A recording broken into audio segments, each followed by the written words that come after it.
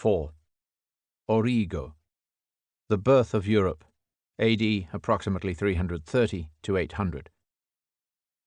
There is a sense of impending doom about most modern attempts to describe the late Roman Empire. The fact of the empire's decline and fall is known in advance to virtually everyone, and it is all but impossible to recreate the perspectives of those long centuries when the eventual outcome was a mystery. Voltaire dismissed the history of the late empire as ridiculous. Gibbon wrote that he had described the triumph of barbarism and religion. Yet contemporaries could hardly have shared the viewpoint of the Enlightenment. True enough, they were very conscious of living through difficult times.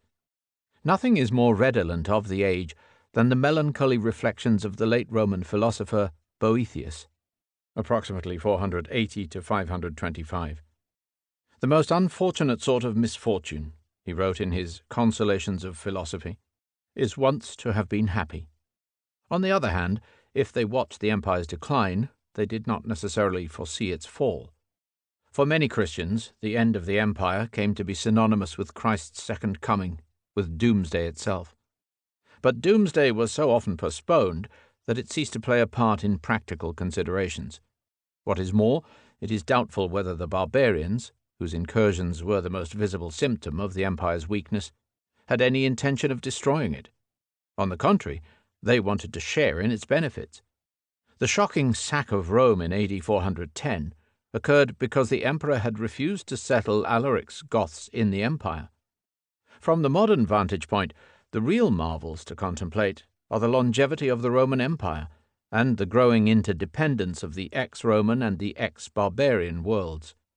In the long run, this was the interaction which gave birth to the entity called Christendom, the foundation of European civilization.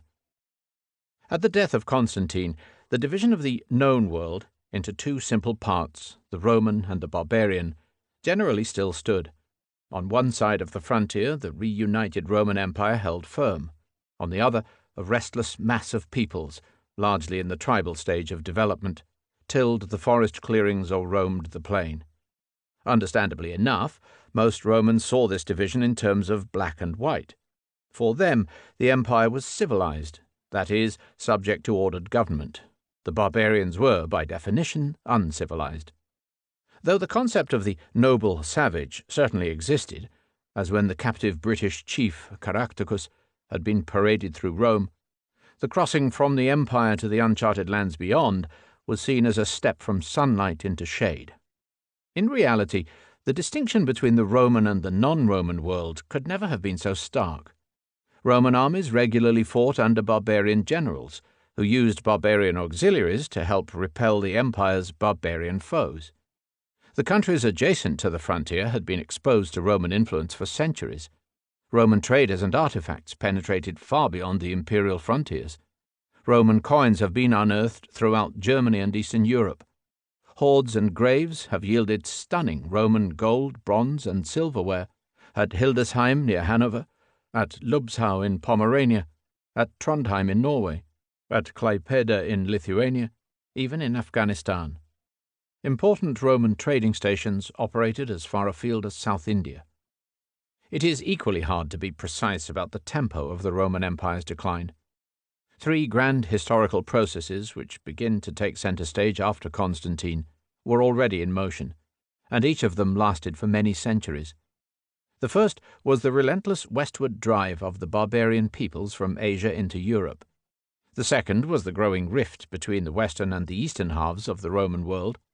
The third was the steady export of Christianity to the pagan peoples. These three processes dominated the period which were later to be dubbed the Dark Ages. A fourth, the rise of Islam, exploded out of distant Arabia in the 7th century, and rapidly set the southern and eastern limits within which the others could interact. For modern listeners, one main problem lies with the traditional Romanocentric and Christianophile perceptions of European historians, whose approach to the Dark Ages has strongly reflected both their classical education and their religious beliefs. Of course, there is no reason why one should not put oneself in the shoes of a Boethius or a Gregory of Tours and empathize with their gloomy judgments. If one does, the sense of impending doom can only be reinforced. On the other hand, there is no reason why one perspective should be accepted to the exclusion of all others. If only the sources were more abundant, one could empathize no less properly with the experiences of the advancing barbarians, of the pagans, or of the Muslim warriors, in which case the prevailing air would probably become one of excitement, of expectation, and of promise. According to Salvian of Marseille, many Romans of good birth and education took refuge among the Goths and the Franks, seeking a Roman humanity among the barbarians, because they could no longer support barbarian inhumanity among the Romans. Migrations and settlement. In the early centuries of the first millennium, few parts of the peninsula were inhabited by the peoples who would later settle there permanently in well-defined national homelands. Much of the population beyond the Roman frontier was on the move. Tribes and federations of tribes, large and small, conducted an unending search for better land. From time to time, the pace of their wanderings would be quickened by dearth or by the violent arrival of nomadic horsemen, in which case, having tarried for decades or even centuries in one location, they would suddenly move on to the next. The irregular rhythms of migration depended on a complex equation involving climatic changes, food supply, demographic growth, local rivalries, distant crises. For the Romans watching anxiously on the frontier, they were entirely unpredictable. Pressures would accumulate imperceptibly until some unforeseen event would snap the restraints. Long intervals of quiescence would alternate with short, intense surges.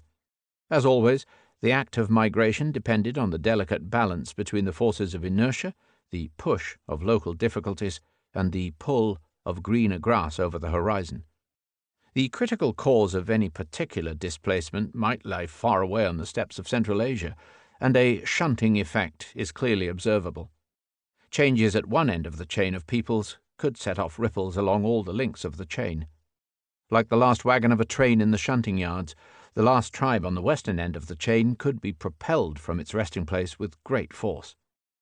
In this regard, the Huns caused ripples in the west long before they themselves appeared. A Hunnic empire had been destroyed by the Chinese approximately 36-35 BC. Thereafter, the Hunnic hordes, and the herds of cattle from which they lived, were based in what is now Turkestan. Their raiding parties could easily cover a couple of thousand miles a month. Mounted on swift Mongolian ponies and armed with bows and arrows, they could ride deep into Europe or the Far East and return in the course of a single summer. Like all the true nomads, they generated a huge motive force on the agricultural or semi-nomadic peoples with whom they came into contact. In the 2nd century AD, their base shifted to the north of the Caspian Sea. In the 4th century, it was shifting towards what is now Ukraine. There, in 375, they encountered the Ostrogoths, a Germanic people who, exceptionally, had been moving in the opposite direction. The resultant clash pushed the Ostrogoths and the neighboring Visigoths into the Roman Empire. Within 50 years, another of the associated tribes, the Alans, appeared in what is now southern Portugal, almost 3,000 miles away. The Huns did not attack the empire themselves until 441. The rate of migration, of course, was extremely slow. The Alans, who crossed the Dnieper approximately 375 and the Rhine in 406, and reached the Atlantic in the 420s, averaged perhaps 5 miles per year. The sudden eruption of the Vandals, who shared part of the Alans' journey, maintained a mean speed of 2 kilometers per week. Tribal columns weighed down with carts, livestock, and supplies could not hope to compete with the nomads. Geographical considerations played a central role.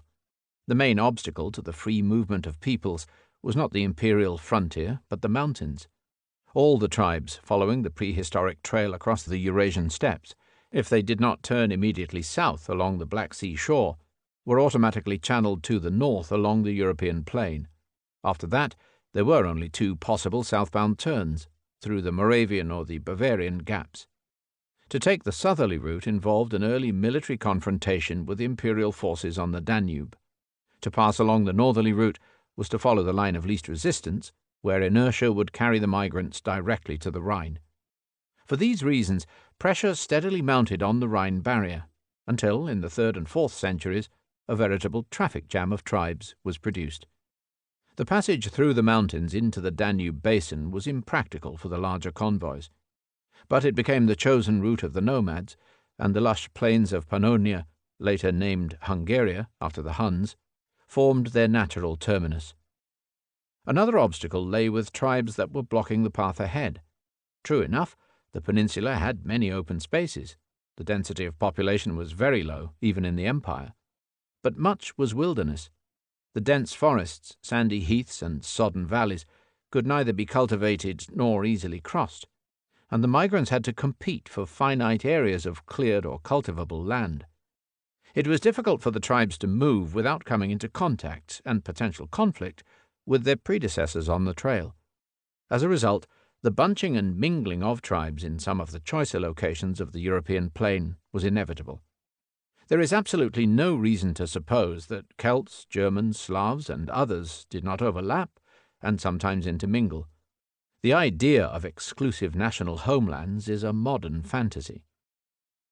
The fluidity of migrant tribal groupings and the chaotic nature of their movements did not suit the purposes of those who tried to make sense of the migrations in later times. Chroniclers and historians were tempted to write in terms of discrete, permanent, and self-conscious tribes where no such entities had necessarily existed. It is far from certain, for example, whether the Angles, Saxons, and Jutes who ended up in England were quite as distinct as the venerable Bede portrayed them.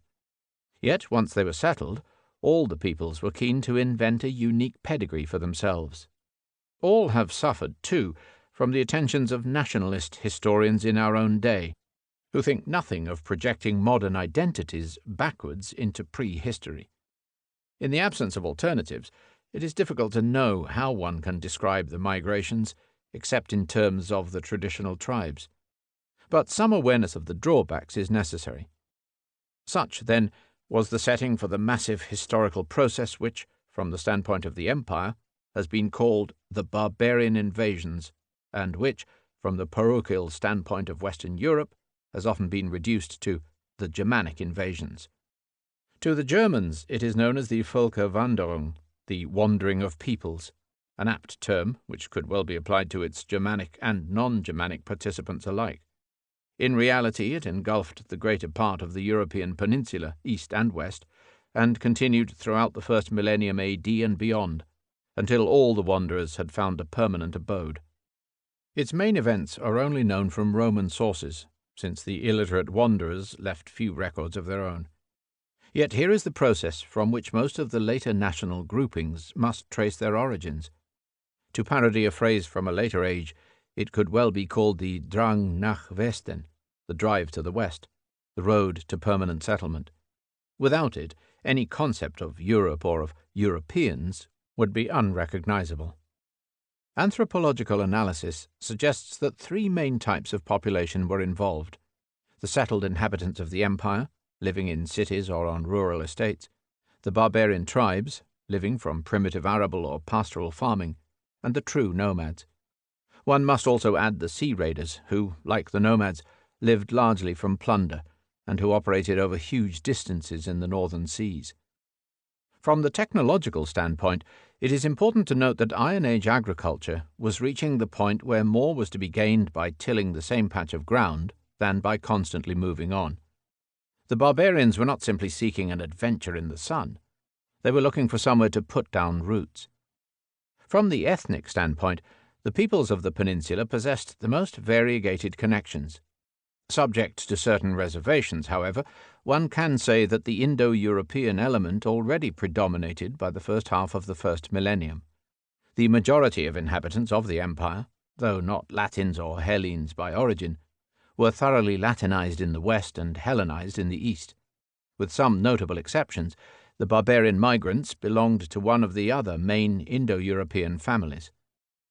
Apart from the nomads, the non-Indo-Europeans would have included members of the Euralian Finnic group, pockets of the original Iberian tribes of Spain, remnants of the pre-Latin population in the remoter parts of Italy, and unassimilated elements among the Illyrians, Dacians, and Thracians of the Balkans. The Jews had spread to all the major cities of the Mediterranean. The Euralian Finnic group of peoples had already split into its component parts. The Finns, or Suomalainen, had trekked across the subarctic taiga from their starting point in Siberia. They occupied the lands between the end of the Baltic and the upper Volga, which would later become the heart of Russia. Ethnically, they were related both to the Huns and the Magyars, and to several smaller units, the Cheremis, Mordvins, Permians, Vogels, and Ostyaks, who stayed behind in the Ural region. More distantly, they were also related to the Altaic group, which includes Turks, Mongols, and Tatars.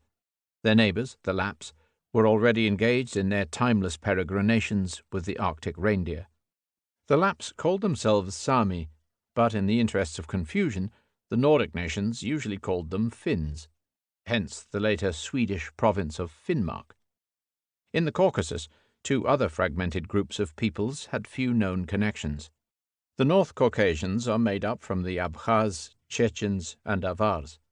The South Caucasians from the Laz, Mingrelians, and Georgians. In the 1920s, an amateur linguist of Scottish origin, who assumed the Russianized name of Nikolai Yakovlevich Mar, invented a theory which linked these Caucasian languages with Basque, Etruscan, and ancient Hebrew, thereby tying up all the loose ends of the European ethnic scene. Unfortunately, though patronized by the greatest of all Georgians, Mar's theory has been comprehensively disproved. The Asian nomads penetrated the peninsula in waves that are spread over most of recorded history. The Huns, who appeared in the 5th century AD, were successors to earlier hordes who had ridden the same steppes, notably the ancient Scythians and the Irano-Sarmatians, whom Ptolemy reported as the overlords of the steppe lands in the 2nd century AD. They were the predecessors of the Avars, the Magyars, and the Mongols, who were all to reach Central Europe. Other nomads restricted their movements to the vicinity of the Black Sea. One branch of the Turkic Bulgars had established a kingdom on the middle Volga. Another branch settled near the mouth of the Danube in the 7th century AD. The Khazars followed traces of the Bulgars, creating a kingdom stretching from the North Caucasus to the Dniester. The Patzinaks, Pechenegs, advanced into the Balkans in the wake of the Khazars. After them, another ephemeral state was built on the Black Sea steppes by the Cumans. The Gypsies, or Romanis, reached Europe from India in the 11th century. One branch of the Turks impinged on the Caucasus about the same time. The main branch conquered the Balkans in the 14th century. Of all these non-Indo-Europeans, few were to leave a lasting mark. The Basques and the Maltese have weathered the centuries, speaking languages unrelated to any of their neighbours. The Jews, too, kept their separate identity. The Finns and Estonians on the Baltic and Magyars in Hungary succeeded in founding modern nations. The Lapps still follow the reindeer. The Tatars, last descendants of the Mongols, have survived in Tatarstan on the Volga, and, despite modern deportations, in the Crimea. Gypsies are still spread all over Europe. The Turks, who won and lost a vast empire, have kept a precarious toehold in Europe in the immediate vicinity of Istanbul. The Balkan Bulgars have so identified with the Slav world that the communist regime could persecute its Turkish minority in the 1980s on the grounds that their victims were not true Turks, but Turkicized Slavs. If Bulgarian officialdom were consistent, it would have to recommend the mass expulsion of all Bulgarians on the grounds that they themselves are not true Slavs, but Slavicized Turkics. Indo-European, it must be emphasized, refers essentially to a linguistic category, and only by extension to the peoples who have used those languages as their native tongue. All the languages which belong to the group can be traced back to a common Proto-Indo-European language spoken somewhere in Eurasia over 5,000 years ago. Since then, the group has spread over a wide area stretching from Iceland to Ceylon, and, through modern colonization, to all continents of the world. It has been said that language is the single most valuable possession of the human race, and there can be no doubt that the Indo-Europeans form one of the most important linguistic communities of human history. The real problem, however, is to determine what, apart from their linguistic heritage, the Indo-Europeans may have in common. The old idea that language is necessarily linked to race has been discredited. Languages can be easily transferred from one racial group to another. Over a period of time, there need be no correlation whatsoever between a people's native language and their racial origins. This can be easily demonstrated from the English-speaking world, where English has been adopted by millions of Afro-Americans and Afro-Caribbeans. In the case of Eurasia, it is by no means clear whether the brown-skinned Indo-element exported their language to their paler European neighbours, or vice versa, or whether both adopted it from a third party. There is a popular tradition in Afghanistan that all Indo-Europeans came from there. By the same token, even if it exists, the so-called European, Caucasian, or Aryan race group does not coincide with the Indo-European languages. The majority of Turks, for example, seem to be Caucasian by race, but are manifestly non-European by language. Certainly, racial purity is a non-starter when applied to the European peoples in historic times. The population of the Roman Empire contained a strong admixture of both North African Negroids and West Asian Semitics. The barbarian tribes were constantly replenishing their genetic stock from captive women and prisoners. Though any visit to Ireland or to Scandinavia can easily demonstrate that racial types are no fiction of the imagination, language, culture, religion, and politics have been more powerful determinants of ethnicity than race. What is true is that any tribal or social grouping which lives together for any length of time needs to adopt a common language. Equally, to protect its sense of identity, it will often erect formal or informal barriers against interbreeding. In some cases, where membership is defined by criteria of kinship backed by religious taboos, miscegenation can be punished by expulsion. In this way, language and kinship do become intimately intertwined. The Celts, who were the avant-garde of the Indo-Europeans on the northern plain, had moved well to the west by Roman times. They had founded some of the most advanced archaeological cultures. They had been associated with the spread of metalworking, and their possession of iron weapons may well explain their dramatic expansion. Celts stormed Rome in 390 BC and Greece in 279 BC, terrifying their victims by their huge stature, their red hair and ferocious temperament, and by their sickening habit of head-hunting. For 20 years, at the close of the 2nd century BC, in the shape of the Cimbri, who set off from Jutland in the company of the Teutons, they caused immense havoc in Gaul and Spain until caught by the consul Marius. Having annihilated the Teutons at Campi Putridi, Marius annihilated the Cimbri at Campi Raudii, near Verona, in 101 BC. One or two setbacks, however, did not stem the tide. The Celtic Boii were known in Bohemia. Other Celts had settled in force in northern Italy, creating Cisalpine Gaul. They occupied the whole of the land to the west and northwest of the Alps, creating Transalpine Gaul. They crossed the Pyrenees, creating, among other things, Galicia, and they moved into the Rhineland. Already in the 8th century BC, they had invaded the offshore islands, thereby creating the British Isles. Hence, when the Roman legions conquered much of Western Europe in the late Republican era, it was the Celts who provided the native resistance. During the Empire, they constituted the basic demographic stock of Romanized Celto-Iberians in Spain, of Gallo-Romans in Gaul, of Romano-Britons in Britain. Many of their tribal names are recognizable in modern places that have entirely lost their Celtic connections.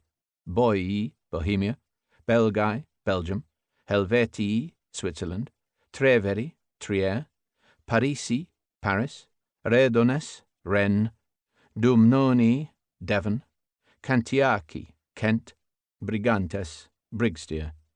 In due course, overwhelmed in many parts by the next influx of Germanic peoples, they set up their permanent strongholds in the far northwest on the Celtic fringe of Britain, in Ireland, western Scotland, Wales, and Cornwall.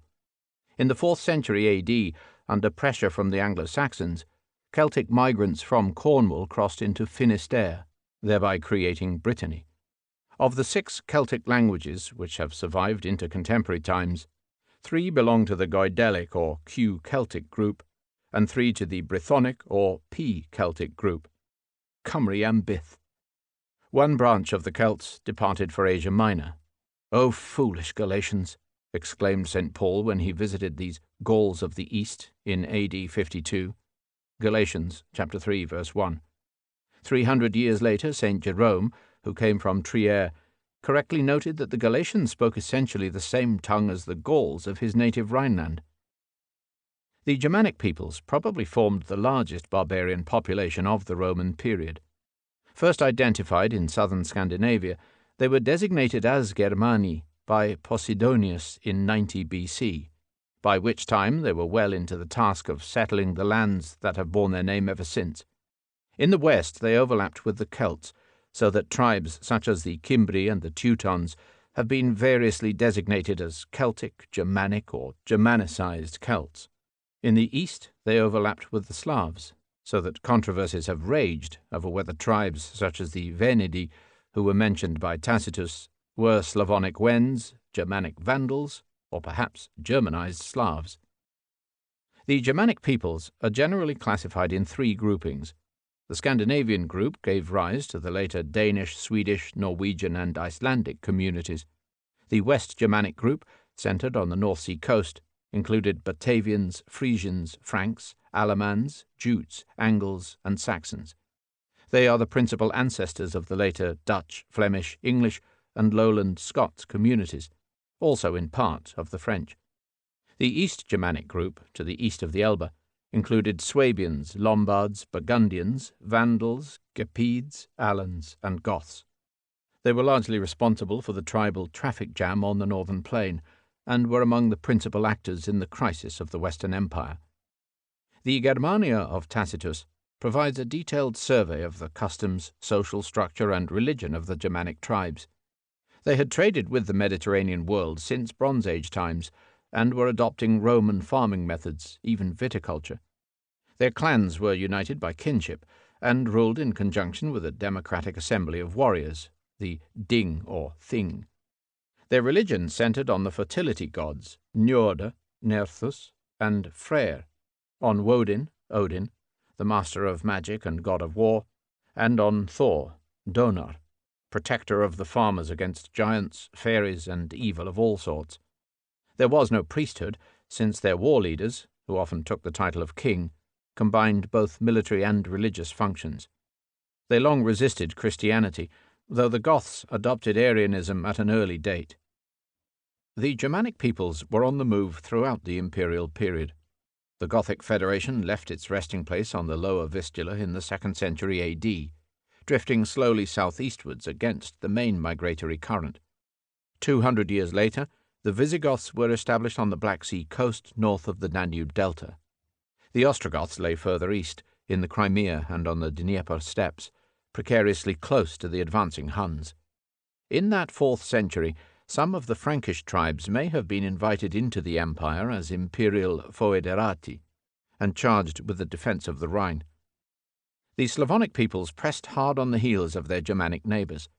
Their prehistory is less well documented, since they had fewer contacts with the empire, and has become the subject of many modern musings. The ancient Slavonic homeland has often been viewed as a fixed reservation. The Polish aboriginal school of prehistorians insists that it extended over the territory between the Oder and the Vistula ab origine, although it is more convincingly designated to a wooded zone further east, on the slopes of the Carpathians. For some inexplicable reason, Western scholars love to relegate the Proto-Slavs to the least likely and least comfortable of locations, in the middle of the Pripyat marshes. Whatever its bounds, the Slavonic homeland straddled the main prehistoric trail. It must have been overrun and probably subordinated by each of the great nomadic incursions. A Scythian chieftain was buried with all his treasures at Vitashkovo on the western Nysa. The memory of these Sarmatians lingered for 2,000 years, so that Polish nobles would claim Sarmatian pedigree. The migrating Goths and Gepides drifted slowly past, to no known ill effect. In the 5th century AD, the passage of the Huns left few traces except for a tantalizing phrase in an Anglo-Saxon poem, the Widsith, which tells how the Hredi, with their sharp swords, must defend their ancient seat from the people of Etla by the Whistler Wood. The Huns' successors, the Avars, created some sort of Slavo-Avaric confederation that first enters the historical record from Byzantine sources in the 6th century. It is doubtful whether the Proto-Slavonic language could have been deeply differentiated until the main migrations began in the middle of the first millennium. It is only known from scholarly reconstructions. Like Greek and Latin, it was marked by highly complex declensions and conjugations and by free word order. The Slavonic tribes are often thought to have developed a characteristic social institution, the zadruga, or joint family, where all the relatives of the chieftain lived together under fierce patriarchal discipline. They worshipped numerous deities such as Triglav, the three-headed one, Svarog, the sun-maker, and Perun, the god of the thunderclap. Interestingly enough, much of their religious vocabulary, from Bog, god, to Raj, paradise, is Sarmato-Iranian in origin, just as many of their words relating to primitive technology, such as dach, roof in Polish, or plug, plough in Russian, is Germanic. Isolated though they were, they had clearly benefited from contact with their neighbours. A taste of the shaky sources and of the skepticism of Western historians may be drawn from the following description of the Slavs, which was compiled, with some poetic license, from the evidence of Procopius and of the Emperor Mauritius. The Sclavonians used one common language. It was harsh and irregular, and were known by the resemblance of their form, which deviated from the swarthy Tartar and approached, without attaining, the lofty stature and fair complexion of the German. 4,600 villages were scattered over the provinces of Russia and Poland, and their huts were hastily built of rough timber. We may, not perhaps without flattery, compare them to the architecture of the beaver.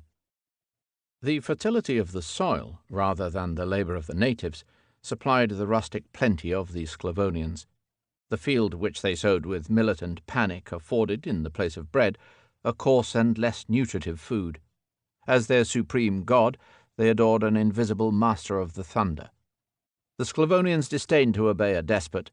Some voluntary respect was yielded to age and valour, but each tribe or village existed as a separate republic, and all must be persuaded where none could be compelled. They fought on foot, almost naked. They swam, they dived, they remained under water, drawing breath through a hollow cane. But these were the achievements of spies or stragglers. The military art was unknown to the Sclavonians. Their name was unknown, and their conquests obscure. The Baltic peoples lived in still greater isolation. The Prussians to the east of the Vistula Delta, the Lithuanians in the valley of the Niemen, and the Lets on the western Dvina, spoke languages that scholars regard as the least evolved of all. They were once thought, erroneously, to form part of the Slavonic group, but are now judged closer to Proto-Indo-European even than Sanskrit. Like all Indo-Europeans, the Balts must surely have migrated from the east at some point in prehistory, but nothing is known of their movements. They settled on the morainic debris of the last ice age, and stayed there among the dark pines and the shimmering lakes. Like the Finns and the Estonians, they seem to have been left alone until the tide of the peoples turned in the opposite direction in the first half of the second millennium. Despite Western conventions, it is important to view the barbarian migrations as a whole. They were not confined to the Germanic peoples, nor to the Roman front line in the west. What appeared in the west as a sudden deluge at the end of the 4th century was just one act in a drama that was far more extensive both geographically and chronologically. The first sign of the coming deluge occurred in 376, when the Ostrogoths, pressed by the Huns, petitioned the Emperor Valens to settle in Moesia. Some of them were allowed to cross the Danube, but were required to surrender both their arms and their children. 2 years later, in August 378, they fought a pitched battle at Hadrianopolis, Edirne, in which the emperor was killed. Thanks to the heavy cavalry of the Goths' allies, the Sarmatian Alans, Rome's invincible legions were decisively beaten. In military history, that demonstration of the power of Sarmatian-style lances and their oversized chargers marks the debut of the most characteristic features of medieval warfare. 4 years after that, it was the turn of the Visigoths. Their king and war leader, Alaric, cannot have been indifferent to the Ostrogoths' success. He was given the title of Magister Militum Illyricum as a sop. But in the course of a 30-year adventure, his imperial office did not restrain him from sacking first Athens, 396, and then Rome, 410. The immediate cause of Alaric's wrath lay in the empire's refusal to accept the Visigoths for settlement in Noricum. Thereafter, he conceived a plan to take them to Africa. But his death at Cosenza caused yet another change of direction. Alaric's successor, Atholf, married the captured stepsister of the Emperor Honorius, whilst his brother Walia gave the Visigoths respite by settling them in Aquitaine. The Visigoth kingdom of Tolosa, Toulouse, was short-lived, but it provided the springboard from which, some time after 507, the Visigoths set out to create their most enduring legacy in Spain. The rampage of the Visigoths provided an opening for 3 more huge invasions. When the legions of Gaul were withdrawn to protect Constantinople from Alaric, the garrison of the Rhine was dangerously thinned. Sometime around 400, the Burgundians took their chance to move into the area at the confluence of Rhine and Main.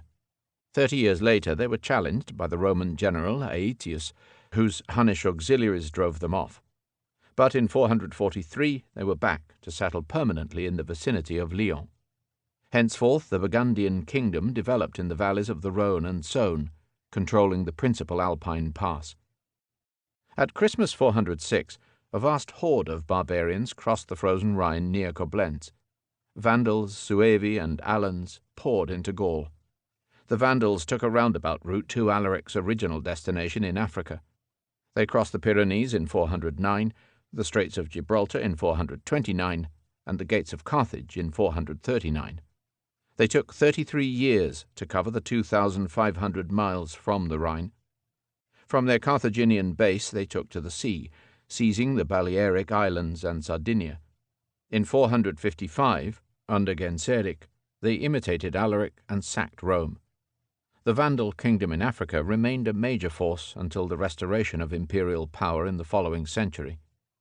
The Vandals parted company with their original companions, the Suevi and the Alans, in Spain. The Suevi created a kingdom in the far northwest in Galicia. The western Alans went for the valley of the Tagus. In Britain, the departure of the legions in 410 gave a signal for the onslaught of the sea raiders. For more than a century, the Roman governors had sought to hold the forts of the Saxon shore. Now the Romano-Britons were left to their own devices. Some Roman troops may possibly have returned for a decade or two after 418, but a vain appeal for assistance was made to Aetius in 446. Soon afterwards, all regular contact between Britain and the Empire was severed. Henceforth, the Anglo-Saxon longships brought not just raiders, but mercenaries and colonists. In 457, Kent was surrendered to Hengest's Jutes, a tribe that had worked its way from Jutland in Denmark via Frisia. The Angles, who left a sign of their earlier abode in the district of Angeln in Schleswig, took over Britain's eastern coastlands. They sailed into the Humber, founding communities which underlay the expansive kingdom of Mercia, meaning the march or frontier. The Saxons, under Ælla, first landed on the south coast, laying the foundation of the kingdom of the South Saxons, Sussex. Others, the Middle Saxons, Middlesex, and the East Saxons, Essex, moved up the valley of the Thames. Thus began the long conquest and settlement of eastern Britain, which resulted in the emergence of England. For 3 centuries and more, hundreds of local chieftains controlled their own minuscule statelets, until, by a process of merger and annexation, the larger groupings emerged. The most powerful of the later Anglo-Saxon principalities, that of the West Saxons, Wessex, did not eliminate its rivals until 940, 500 years after the first Anglo-Saxon raids. In the meantime, the hard-pressed Britons struggled to stem the tide. Their victory under the semi-legendary King Arthur at Mons Badonicus, approximately 500, served to hold the Anglo-Saxons back and to preserve the Celts of the west.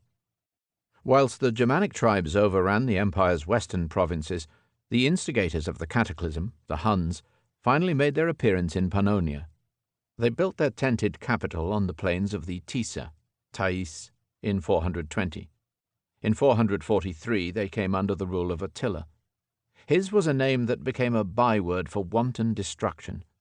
The grass never grew where his horse had trod. For several seasons this scourge of God wreaked havoc in the empire's Danubian provinces. In 451 he rode to the north and west, collecting assorted barbarian allies, including Gypsies and Burgundians. He spared Paris, protected by the prayers of Saint Geneviève. But on the Catalonian plains near Chalon, on grassland well suited to his cavalry, he met bloody defeat at the hands of a coalition formed by Aetius from Theodoric's Visigoths and the Salian Franks under the sea-born Merovech. His retreat beyond the Rhine comprised the last victory achieved in the name of the Western Empire. Attila then turned on Italy. Turin, Padua, and Aquileia suffered the earlier fate of Metz. The succeeding generation could scarce discover the ruins of Aquileia. At Milan, Attila was offended by a mural in the royal palace which showed the princes of Scythia prostrate before the imperial throne. He commanded a painter to reverse the roles. In 452, on the shores of Lake Bolsena, he was somehow persuaded to withdraw by the Patriarch of Rome, Leo I. Suitably enough, having retired to the Tisa with an item of female lute called Ildico, he expired during the nuptial night from a burst artery, suffocated by a torrent of blood which regurgitated into his stomach and lungs. The horsemen of the Hunnic horde dispersed as quickly as they had appeared. Shattered by the treacherous attack of their former allies, they were forced to cede their hold on the Pannonian station to the Gypsies and the Ostrogoths. Attila's death gave the Ostrogoths the chance to assert their independence to the full. Advancing from Pannonia, they launched into a campaign of rapine in the Eastern Empire, which did not cease until Theodoric received the usual prize, together with the titles of Magister Militum and Patricius of Italy. Unfortunately for him, another barbarian warlord was in the field. Having casually deposed the last of the Western emperors, Odoacer had won his position at the head of a mercenary army operating in Sicily, Dalmatia, and even beyond the Alps. A fight to the finish was inevitable.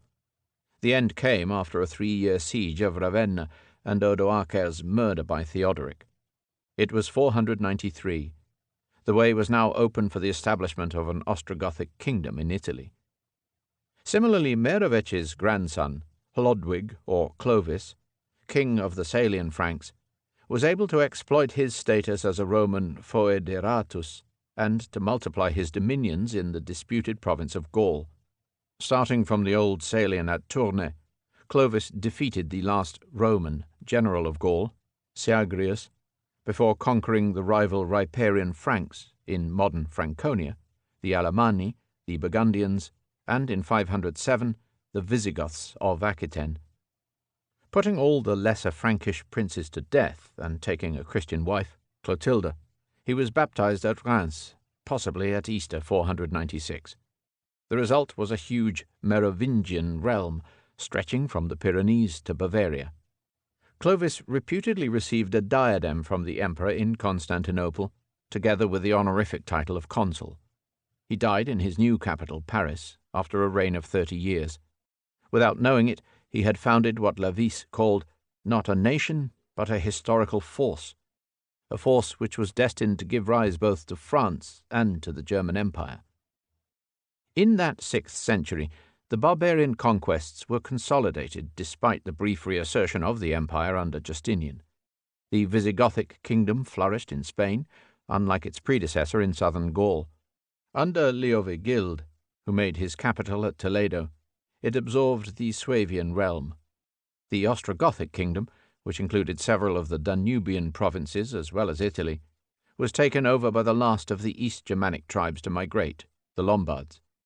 The Lombards, or Langobardi, Longbeards, had spent the century since the dispersal of Huns, mastering the Gepids and the Avars beyond the Danube. But in 568 they turned south and established a new hegemony centered on Pavia.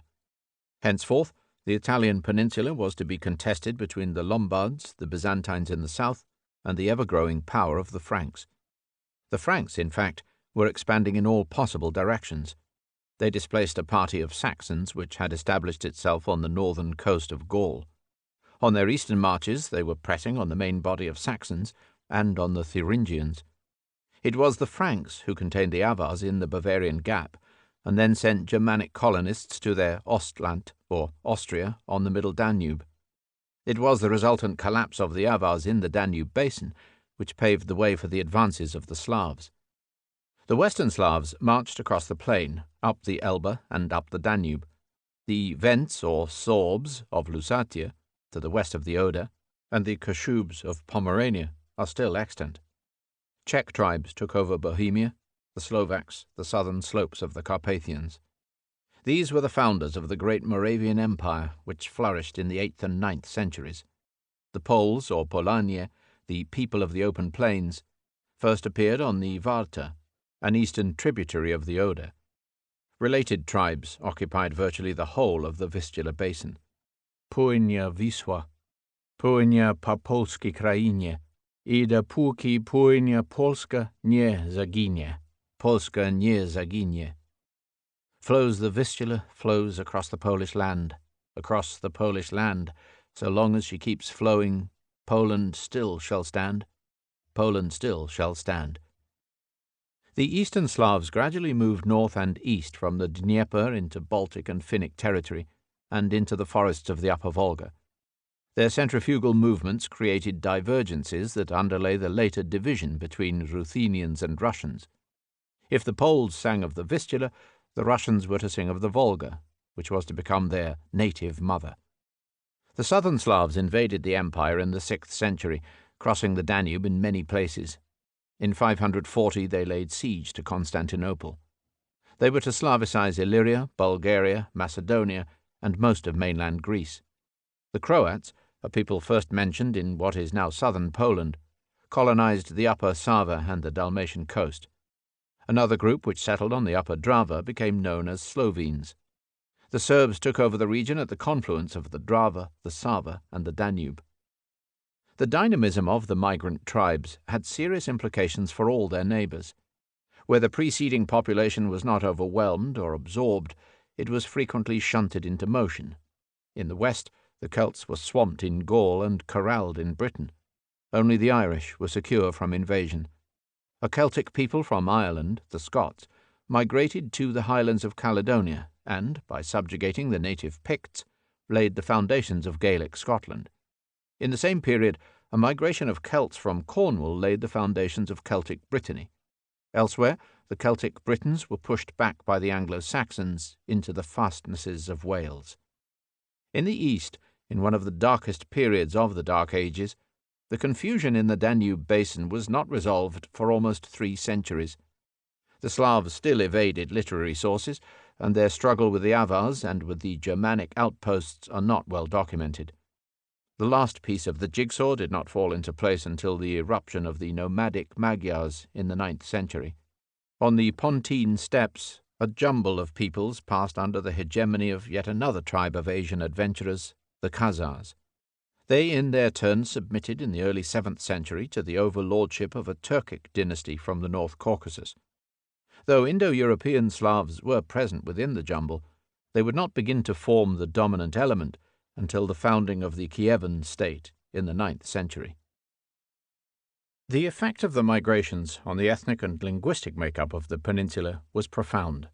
They radically changed the ethnic mix of the population in several countries, and in some parts introduced completely fresh ingredients. If in AD 400 the population of the peninsula had been clearly divided between Romans and barbarians, by 600 or 700 it was inhabited by a far more complex mix of semi-barbarized ex-Romans and semi-Romanized ex-barbarians. In Spain, for example, the Romanized Celto-Iberians received a significant injection of Germanics, with important Moorish and Jewish layers to follow. In Gaul, the Gallo-Romans received a stronger but uneven Germanic overlay, heavy in the northeast, light in the southwest. In Italy, too, the Latinized Celto-Italics and Greeks imbibed a strong Germanic element that was predominant in the north. In Britain, the Romano-British population was either absorbed or displaced, leaving 2 distinct communities, Celtic in the west, Germanic in the east, centre and south. Caledonia, Scotland, was divided between the Germanic lowlanders and the Celtic highlanders. In Germany, the balance between West Germanic and East Germanic tribes shifted decisively in the former's favour, since most of the latter had migrated. The Slavonic peoples took decisive control not only of the largest sector of the northern plain, but also of the Balkans. Within the new Slavonic homelands, however, many non-Slavonic peoples, including the Vlachs, remained. Ethnic changes were inevitably reflected in language. The vulgar Latin, which had been the lingua franca of the late Western Empire, was gradually broken down into a bevy of Baudelarized Neo-Latinate idioms, from Portuguese to Romanian. Latin pater drifted towards padre in Spanish and Italian, towards père in French, towards tata in Romanian. The linguistic transitions were very slow. In the case of French, the vulgar Latin vernacular Romance of Gaul passed through three distinct phases: 8th century, Old French, 11th, Middle French, 14th, before a recognizable variety of modern French was achieved. New grammar and new word forms evolved as the old Latin declensions, conjugations, and inflections were dropped. Bonum, bonam, bonas moved towards bon, bonne, and bonne with an S. Rex became le roi. Amat changed to M, regina to la reine. The earliest text in Romance, the Strasbourg Oath, dates from 843, by which time the kings of France had stopped speaking Germanic Frankish altogether. Britain was one of several ex-Roman provinces where Latin was completely wiped out. Greek persisted in the Eastern Empire, both as the official language and in many places, especially in Asia Minor, as the vernacular.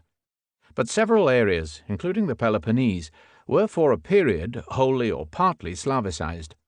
One should be wary of oversimplification, but the thesis advanced by the Bavarian scholar Jakob Falmareyer in Über die Einstehung der Neugriechen merits attention. Falmareyer's work, which caused deep trauma amidst the Greeks of his day, argued that the Greek nation of modern times was largely descended from Hellenized Albanians and Slavs, with hardly a drop of true Greek blood in their veins. This may have been an exaggeration, but it is less absurd than the notion that every modern Greek is a direct descendant of the inhabitants of ancient Greece. No modern European nation can lay reasonable claim to undiluted ethnic purity. The dispersal of the Slavs encouraged the evolution of the three main Slavonic linguistic groups and the wellsprings of a dozen Slavonic languages. By the 8th century, therefore, the ethnic settlement of the peninsula was beginning to achieve a lasting pattern. The 8th century, indeed, was the point when important social crystallizations occurred. Yet 5 more major migrations had to happen before all the basic population of the future Europe was complete. One of these 5 later migrant groups, the Vikings, were sea raiders. 2 more, the Magyars and the Mongols, were nomads. 2 others, the Moors and the Turks, were warriors of a new religion. Europe was conceived from the most diverse elements, and her birth was painfully protracted. The Empire. From Rome to Byzantium, 330 to 867. From 330 onwards, ruled from the Bosporus, the Roman Empire changed its character. The Romanitas, the Latinity of the empire, was inevitably reduced. But political priorities shifted as well. Henceforth, the heartland lay not in Italy, but in the Balkans and in Asia Minor. The provinces which lay nearest to the emperor's concerns were not Gaul or Spain or Africa, but Egypt, Syria, even Armenia. Increasingly, the frontier to be defended at all costs lay not on the Rhine, but on the lower Danube and the Pontic shore. Recognizing the shift, most historians drop the title of Roman Empire in favor of Byzantine Empire. The emperors and their subjects, however, continued to think of themselves as Romans. Constantine had no intention of abandoning anything but a decayed capital city. The growing divergence of East and West was so slow that it was virtually imperceptible to contemporaries. For them, it was far less impressive than the sturdy strands of continuity. What is more, there is no general consensus about the point where Rome was truly supplanted by Byzantium. In its origins, the split can be traced back to Octavius and Mark Antony, whose rivalry had briefly divided the Roman world for the first time. In which case the gradual emergence of Byzantium and the supremacy of the East might be seen as belated compensation for the tragedy of Antony and Cleopatra. Diocletian, who deliberately chose the eastern half of the empire for himself, has been proposed as the first Byzantine emperor. Other obvious contenders for the title would be Constantine, founder of Constantinople, Justinian, and Heraclius. At the other extreme, some historians might withhold the Byzantine label until the empire's last links with the West were severed, in which case one would be talking of the 9th century, or even of the 11th, when the Greek Church of the East finally parted company with the Latin Church of Rome. In this view, Byzantium is not the foil to the Rome of late antiquity, but rather to the Holy Roman Empire of the Middle Ages. This period of transition lasted for half a millennium. In the 4th and 5th centuries, the empire's links with the western provinces were weakened to the point where imperial rule in the West was abandoned. The last remnants of ancient paganism were suppressed. In the 6th century, there was a concerted attempt under Justinian to restore the western connection, but it ended in failure. Then, with the influx of Bulgars and Slavs, the remnants of the empire's Latin-speaking population were overwhelmed. Byzantium was left entirely Greek. In the 7th century, the valuable eastern provinces were overrun by the Arabs, and the territorial base of the empire shrank to something remarkably akin to that of the ancient Greek world prior to Alexander's conquests. In the 8th century, when the Arab tide was ebbing, the empire was shaken by an amazingly protracted religious furore over icons, which was one of the sources of the schism between Eastern and Western Christianity. Protracted wars with the fearsome Bulgars were not damped down before a Bulgar Khan had quaffed his wine from an emperor's skull. The iconoclast controversy came to an end in 842-3. Relations with Bulgars reached an important turning point in 865, when their war leader was baptized by the Patriarch of Constantinople. 500 years of turmoil were coming to a close. At that date, the Roman Empire stood within 2 years of the founding of the great Macedonian dynasty, whose emperors were bringing it to a new apogee. Over the previous 5 centuries, the long procession of external and internal crises had changed the political, social, religious, and cultural life of the empire out of all recognition. By then, if not before, Byzantium had truly succeeded the Roman world in every sense. The 5th century collapse of the empire's western provinces came as the result of long decay. It is doubtful whether the barbarian invasions did more than catalyze a process which was already well advanced. Some, like Gibbon, have stressed the decadent luxury of the ruling class. Others have stressed socio-economic factors, monetary and price inflation, overtaxation, bureaucracy, agricultural decline, which in turn produced what Ferdinand Lott called a regime of castes. Ossification of the social strata was accompanied by a total transformation of human psychology. Here above all was the classic case of imperial overstretch. The empire could not sustain the military effort indefinitely. The imperial armies were so saturated by barbarian soldiers and ex-barbarian generals that the old distinction between Roman and non-Roman became increasingly irrelevant. Yet the moment of truth was slow in coming. In the 4th century, Constantine's successors were at least as alarmed by the Persians as by the Western barbarians. Julian, having spent many years in Gaul restoring the Rhine garrisons, was slain in Mesopotamia. Valentinian I again divided the empire in order to continue Julian's work in Gaul. Theodosius I, son of a general, managed the crisis caused by the Ostrogothic invasion and was the last to restore imperial unity. After his death, the division between East and West was made permanent, and the western provinces were allowed to drift away. Of Honorius, who ruled in Milan, at first under the regency of Stilicho the Vandal, it was said that he knew nothing of Roma, beyond the fact that it was the name of his pet chicken. The last act of the empire in the West, in 476, is instructive. A boy emperor, with the symbolic name of Romulus Augustulus, was the latest puppet to be elevated to the imperial dignity by the squabbling army factions. But a delegation of the Roman Senate, which travelled to Constantinople to obtain the usual agreement from the Eastern Emperor, did not ask for Romulus Augustulus to be confirmed. Instead, they begged the Emperor Zeno to accept the overlordship of the West for himself, whilst granting the title of patrician to Odoacer, the barbarian general who actually controlled Italy at the time.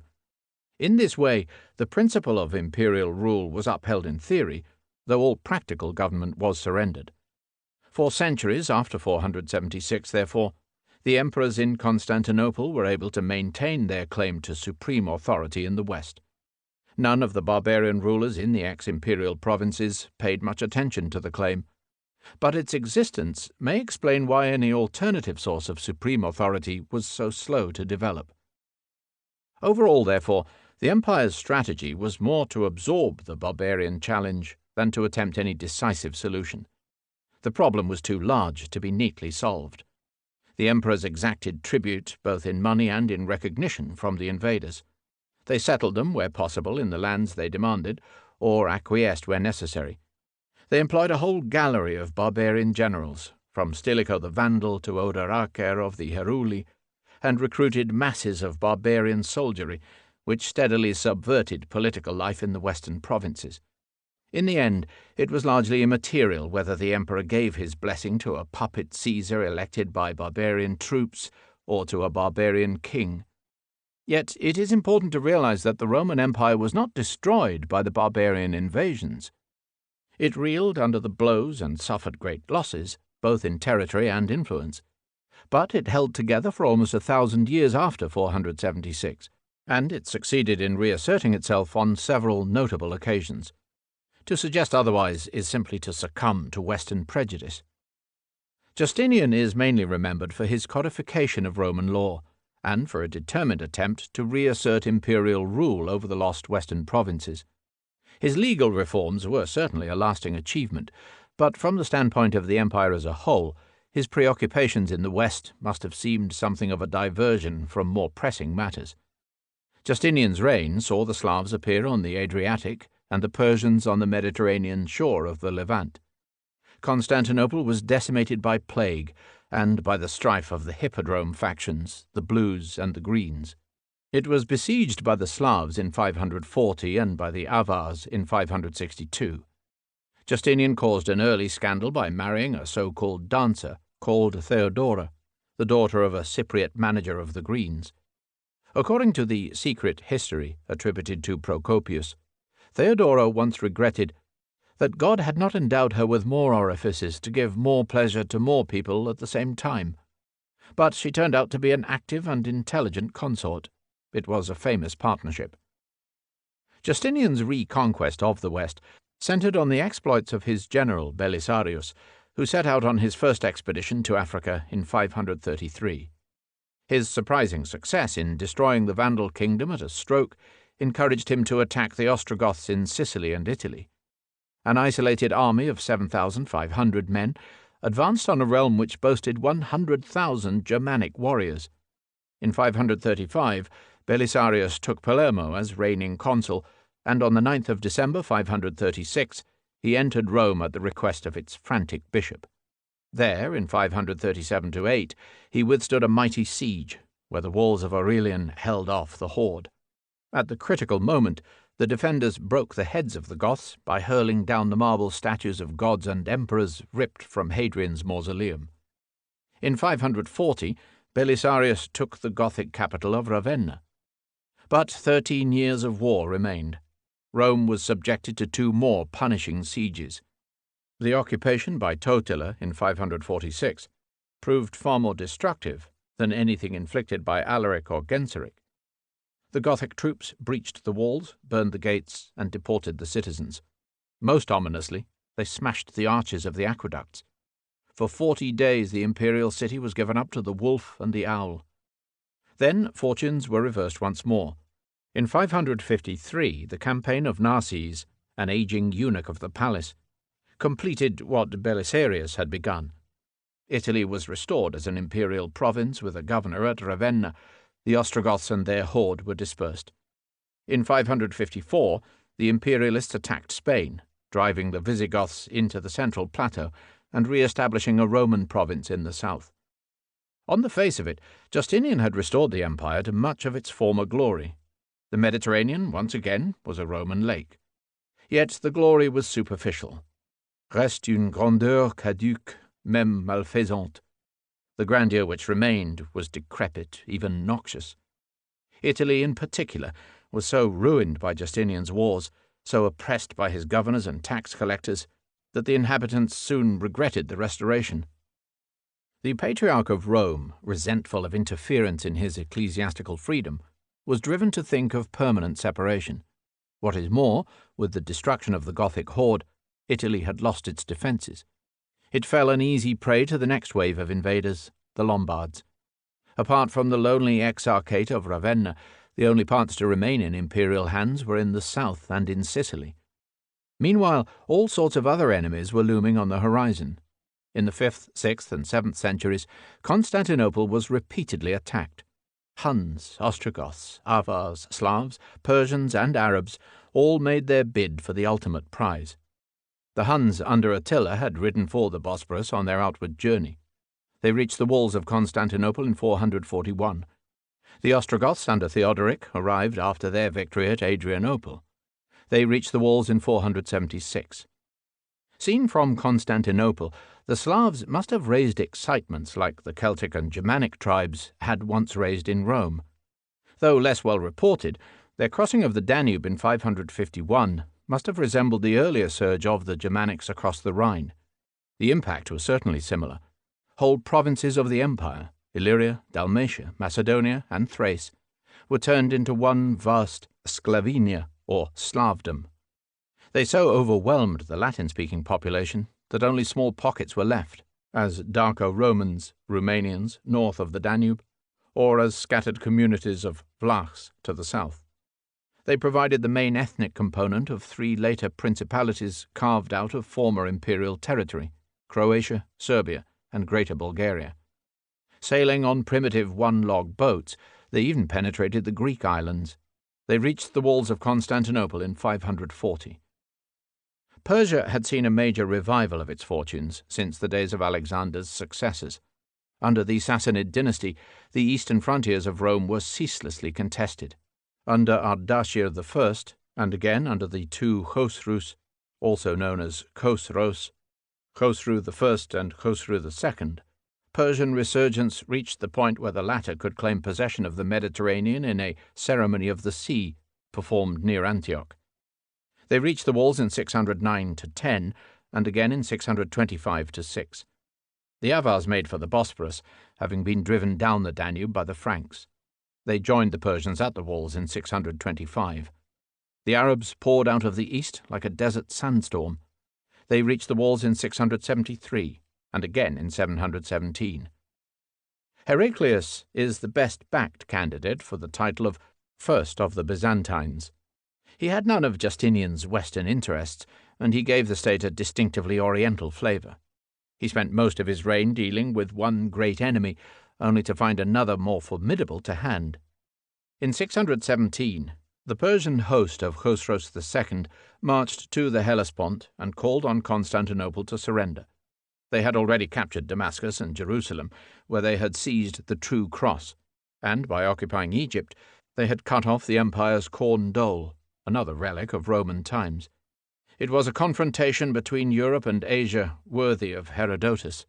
Khosros, greatest of gods and master of the earth, to Heraclius, his vile and insensate slave.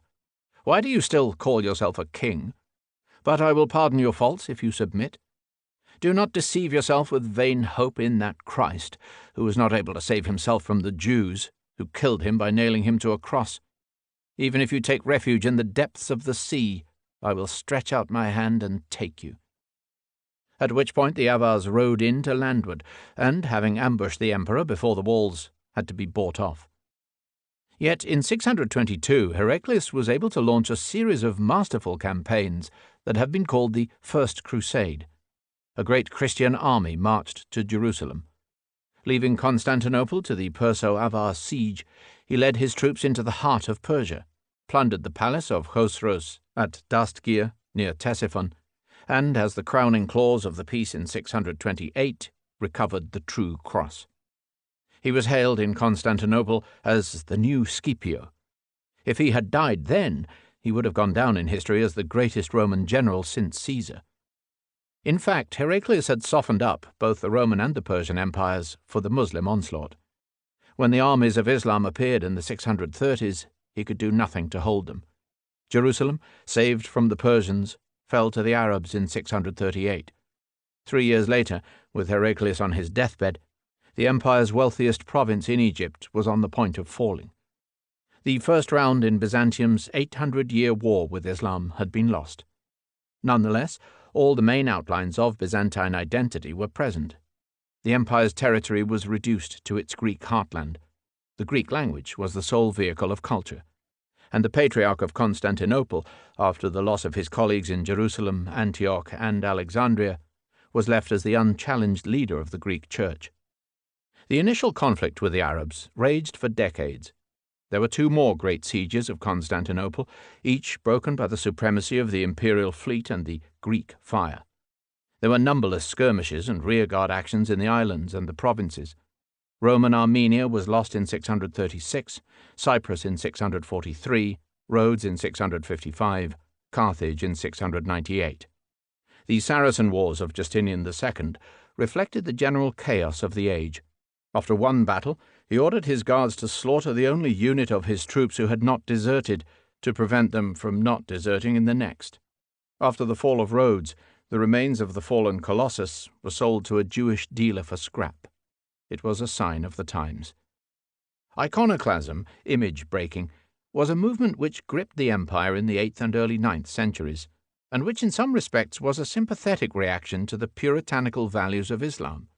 At one level, it involved a purely religious controversy over the place of images in Christian worship.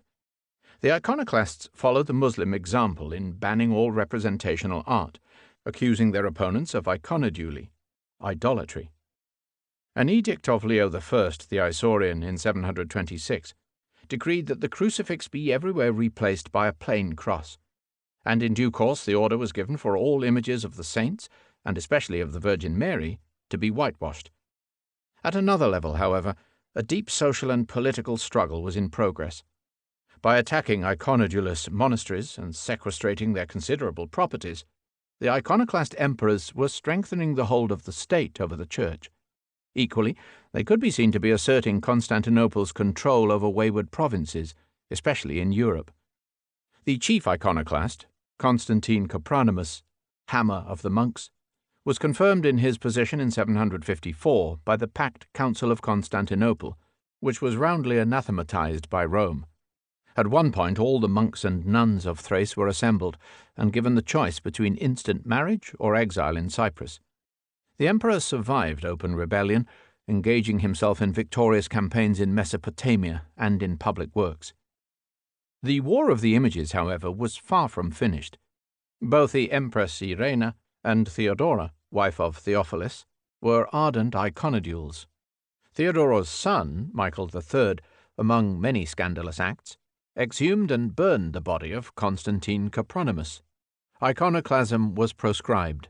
Religious peace had to await the murder of Michael and the emergence of the Macedonian dynasty in 867.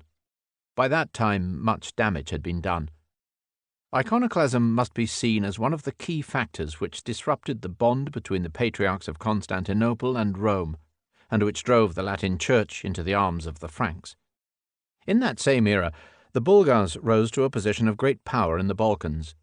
Their ancestral chieftain, Kurat, had been an ally of Heraclius, and some time later they were settled on the Black Sea coast south of the Danube. In 717–18, they helped the empire repel the Arab siege. They conquered 7 Slav tribes of the locality, only to adopt the language and customs of the conquered. In the 9th century, the warlike Krum declared war on the empire and on Christianity. It was he, having slain the Emperor Nicephorus in 811, who toasted his victory in the emperor's skull. He forced Byzantium to build the Great Fence, a new Roman limes. His successor, Boris, though baptized in Constantinople, was balancing his loyalties between the Greek and the Roman churches. Byzantine civilization, as established by the 9th century, possessed several inimitable features which set it apart both from contemporary states in the West and from the earlier Roman Empire. The state and the church were fused into one indivisible whole. The emperor, the autocrator, and the patriarch were seen as the secular and the ecclesiastical pillars of divine authority. The empire defended the Orthodox Church, and the Church praised the empire. This Caesaro-papism had no equal in the West, where secular rule and papal authority had never been joined. The imperial court was the hub of a vast centralized administration run by an army of bureaucrats. Heraclius had taken the Persian title of Basileus, and the despotic nature of the state machine was self-evident in its oriental ceremonies. Byzantium became a byword for total subservience, secretiveness, and intrigue. The shell of some of the old Roman institutions was retained, but was completely subordinated. The Senate was an assembly of office holders, organized in a strict table of ranks. The chief ministers of state under the eparchos, prefect, sympanus, chancellor, and logothete, chief justice, were offset by the chief officers of the court, all eunuchs, under the paracomenus, high chamberlain. By castrating its leading courtiers, the empire protected itself neatly from the possibility of hereditary power in the palace, as often happened in the West. Military defense was divided between a central imperial reserve and a guard of foreign mercenaries, commanded by the domesticos, and a system of themes, or military regions, commanded by its strategos. Byzantium, however, was primarily a naval power. Its navy of 300 biremes, armed with battering rams and the Greek fire, could hold its own against all comers. Despite the great battle with the Arabs off Phoenix in Lycia in 655, Byzantine sea power continued to dominate the Aegean and the Black Sea. The Byzantine state practiced unremitting paternalism in social and economic affairs. Trade was controlled by state officials, who exacted a straight 10% tax on all exports and imports. State regulations governed all aspects of guild and industrial life. State factories, such as the gynecium, the women's silk works, guaranteed full employment within the walls. The imperial gold coinage, 1 nomisma equals 12 milliarensia equals 144 folis, supplied the main international currency of the East. Such was the abundance of the state-run fisheries in the Black Sea that the workers of Constantinople regularly ate caviar. Under its mantle of Greek culture, Byzantium sheltered a multinational community of the most diverse ethnic origins.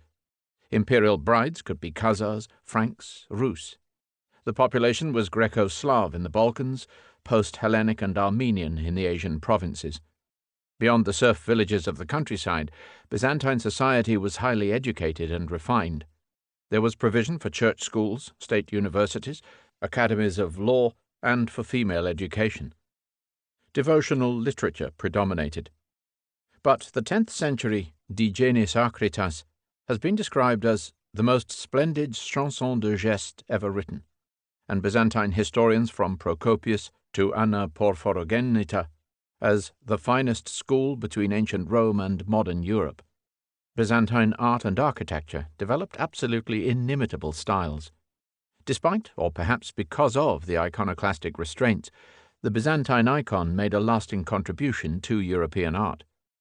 Byzantium remained civilized, while most of the countries of the West were, in terms of formal culture, struggling in outer darkness. The rise of Islam, 622 to 778. On the 20th of September, 622, an obscure Arab mystic called Muhammad reached safety in the city of Medina. He had been driven from his native Mecca. He asked that a temple be built on the spot where his anxious disciples had greeted him. Thus, on day 1 of year 1 of the new religion, the first Mohammedan mosque was erected. For more than a decade, the former camel driver had preached his radical ideas without success, having received a vision of his destiny from the archangel Gabriel in a cave on Mount Hira. Muhammad, in real truth, thou art prophet of the Lord. Later, after this first night of destiny, he had experienced another mystical vision, the night journey to heaven. Riding on a magical steed, he was transported to Solomon's temple in Jerusalem, and thence through the spheres of the sky to the threshold of the unseen infinite. In 624, Muhammad armed 300 of his followers and routed an army sent to suppress them. In 628, he rode unopposed into Mecca on his favourite camel, at the head of 10,000 faithful. He struck down the heathen idols in the shrine of the Kaaba and transformed it into the holiest shrine of his own following. After 4 more years of teaching at Medina, where the main body of the Prophet's wisdom was recorded for the holy book, the Quran, he set out once more on the farewell pilgrimage to Mecca. In the valley of Arafat, he delivered his last message. "Listen to my words, my people, for in the year to come I shall not be with you. Hold your goods, your honor, and your lives as sacred, until the day you return to God. Aid the poor and clothe them. Remember that one day you will appear before the Almighty, and that He will ask you the reason for your actions. It is true that you have certain rights with regard to your women, but they also have rights with regard to you. Treat them well, for they are your support. I have accomplished my mission, and I am leaving you a guide in the shape of the Lord's book and the example of his messenger. You will not fail if you follow this guide." As he fell to the ground, God spoke. "This day have I perfected for you your religion, and completed my favor unto you, and chosen for you as your religion, Islam." Back in Medina, the angel of death entered the Prophet's chamber, and the Prophet said, "O death, execute your orders." It was, according to the Christian calendar, the 7th of June, 632. The desert land of Arabia forms a stepping stone between the mainlands of Africa and Asia. It had always maintained a fierce independence from the surrounding empires. It faced Egypt and Abyssinia to the west, Mesopotamia and Persia to the north, and India to the east. Notwithstanding its arid wastes and Bedouin tribes, it participated in all the great civilizations of the region. The Kaaba at Mecca marked the spot where Adam came after his expulsion from the Garden of Eden, and where Abraham rebuilt the sacred shrine. Mecca itself was a wealthy staging post on the caravan route joining the Mediterranean with East Africa and India. In the early 7th century it was in close contact with the Roman Empire in Egypt and with the rival Sassanid Empire of Persia. It was an unexpected source for a new world religion, but it had many advantages as a secure base for Islam's propagation. Islam, meaning submission, was a universal religion from the start. Although it has always clung to Arabic as the sacred language of the Quran, it appeals to all nations, to all classes, and to both sexes. One of the most basic precepts is that all Muslims are brothers and sisters. In his lifetime, Muhammad denounced the economic privileges of the ruling elite, the subordination of women, and the blood laws of the Semitic tribes. His call for social, economic, and political equality threatened the foundations of traditional societies. His insistence on the rights of the oppressed and of women, and on the duty of charity and compassion, spelled liberation for the masses. Here was a revolutionary creed, whose almost instantaneous military power derived from the fervent devotion of the faithful. It enjoined that soldiers were the equal of their generals, subjects of their rulers, wives of their husbands. Better justice without religion than the tyranny of a devout ruler. Like Christianity, it professed ideals which often outstripped the practices of its adherents, but the force and purity of those ideals is manifest. In the name of Allah, the All-Merciful, the Compassionate, it spread and spread, like wildfire through the deadwood of a wadi. Islam is said to rest on 5 pillars. The first, the Confession of Faith, consists of reciting the formula, La ilaha illallah, Muhammadur Rasulullah. There is no God but Allah, and Muhammad is his messenger. Whoever says these words before witnesses becomes a Muslim. The second, ritual prayer, requires the faithful to wash and to touch the ground with their heads towards Mecca at daybreak, noon, sunset, and evening. The third, called zakat, involves giving alms to the poor. The fourth is fasting. Every sane and healthy Muslim adult must refrain from food, drink, and sexual intercourse from dawn to dusk throughout the month of Ramadan. The fifth, the Hajj, obliges every Muslim to make the pilgrimage to Mecca at least once in his or her lifetime. Above all, the loyal Muslim is enjoined to respect the teachings of the Quran, whose 114 surahs or chapters provide a source of law, a manual of science and philosophy, a collection of myths and stories, and an ethical textbook. The caliphs, that is, the successors of the Prophet, quickly turned a united Arabia into the springboard for a theocratic world empire. In their day they commanded unrivaled power and wealth beyond tally, inspiring science, literature, and arts. Under Abu Bakr, Omar, and Uthman, their armies conquered Syria, Palestine, Persia, and Egypt in lightning succession. A fleet was constructed to protect Alexandria, and the Arabs soon became the leading sea power of the Mediterranean. Under Ali, a cousin and son-in-law of the Prophet, civil and religious dissension broke out. But under the Umayyad dynasty, unity was restored. Muawiyah established the capital in Damascus. Yazid I defeated Ali's rebellious son Hussein, the seminal event in the history of the Shiite sect. Abdul Malik suppressed an anti-caliph in Mecca. Walid I saw the zenith of Umayyad power, before their long rivalry with the Abbasid dynasty ended in the bloodbath on the Zab in 750. Thereafter, under al-Mansur, the victorious, the Abbasids launched a 500-year reign. For a time, their capital in Baghdad was the center of the world. The transfer of Jerusalem from Christian to Muslim hands was an event of immense consequence. The city was, and is, sacred to all three monotheistic religions. But in the centuries since the Roman expulsion of the Jews, the Christians had guarded the holy places for themselves. On a February day in the year AD 638, the Caliph Omar entered Jerusalem riding on a white camel. He was dressed in worn, filthy robes, and the army that followed him was rough and unkempt, but its discipline was perfect. At his side rode the patriarch Sophronius as chief magistrate of the surrendered city. Omar rode straight to the site of the Temple of Solomon, whence his friend Muhammad had ascended into heaven. Watching him stand there, the patriarch remembered the words of Christ and murmured through his tears, "Behold the abomination of desolation, spoken of by Daniel the prophet." Henceforth the holy city was to be held by Islamic authorities. The patriarch became a hostage to fortune. Christian pilgrims could not easily reach their goal, and chose increasingly to visit Rome instead. Christianity's center of gravity shifted dramatically westwards. In that century following the Prophet's death, the armies of Islam marched on relentlessly. Byzantium was unsuccessfully besieged on two occasions, in 673-8 and 717-18. But Kabul, Bokhara, and Samarkand were captured in the east, Carthage and Tangier in the west. In 711, the crossing of the Pillars of Hercules by Al-Tariq, henceforth called Jebel al-Tariq, or Gibraltar, brought the Muslims into Europe, overwhelming Visigothic Spain and breaching the Pyrenees. In 732, on the centenary of Muhammad's death, they reached Tours on the Loire, a few days' ride from Paris, in the heart of the Frankish kingdom.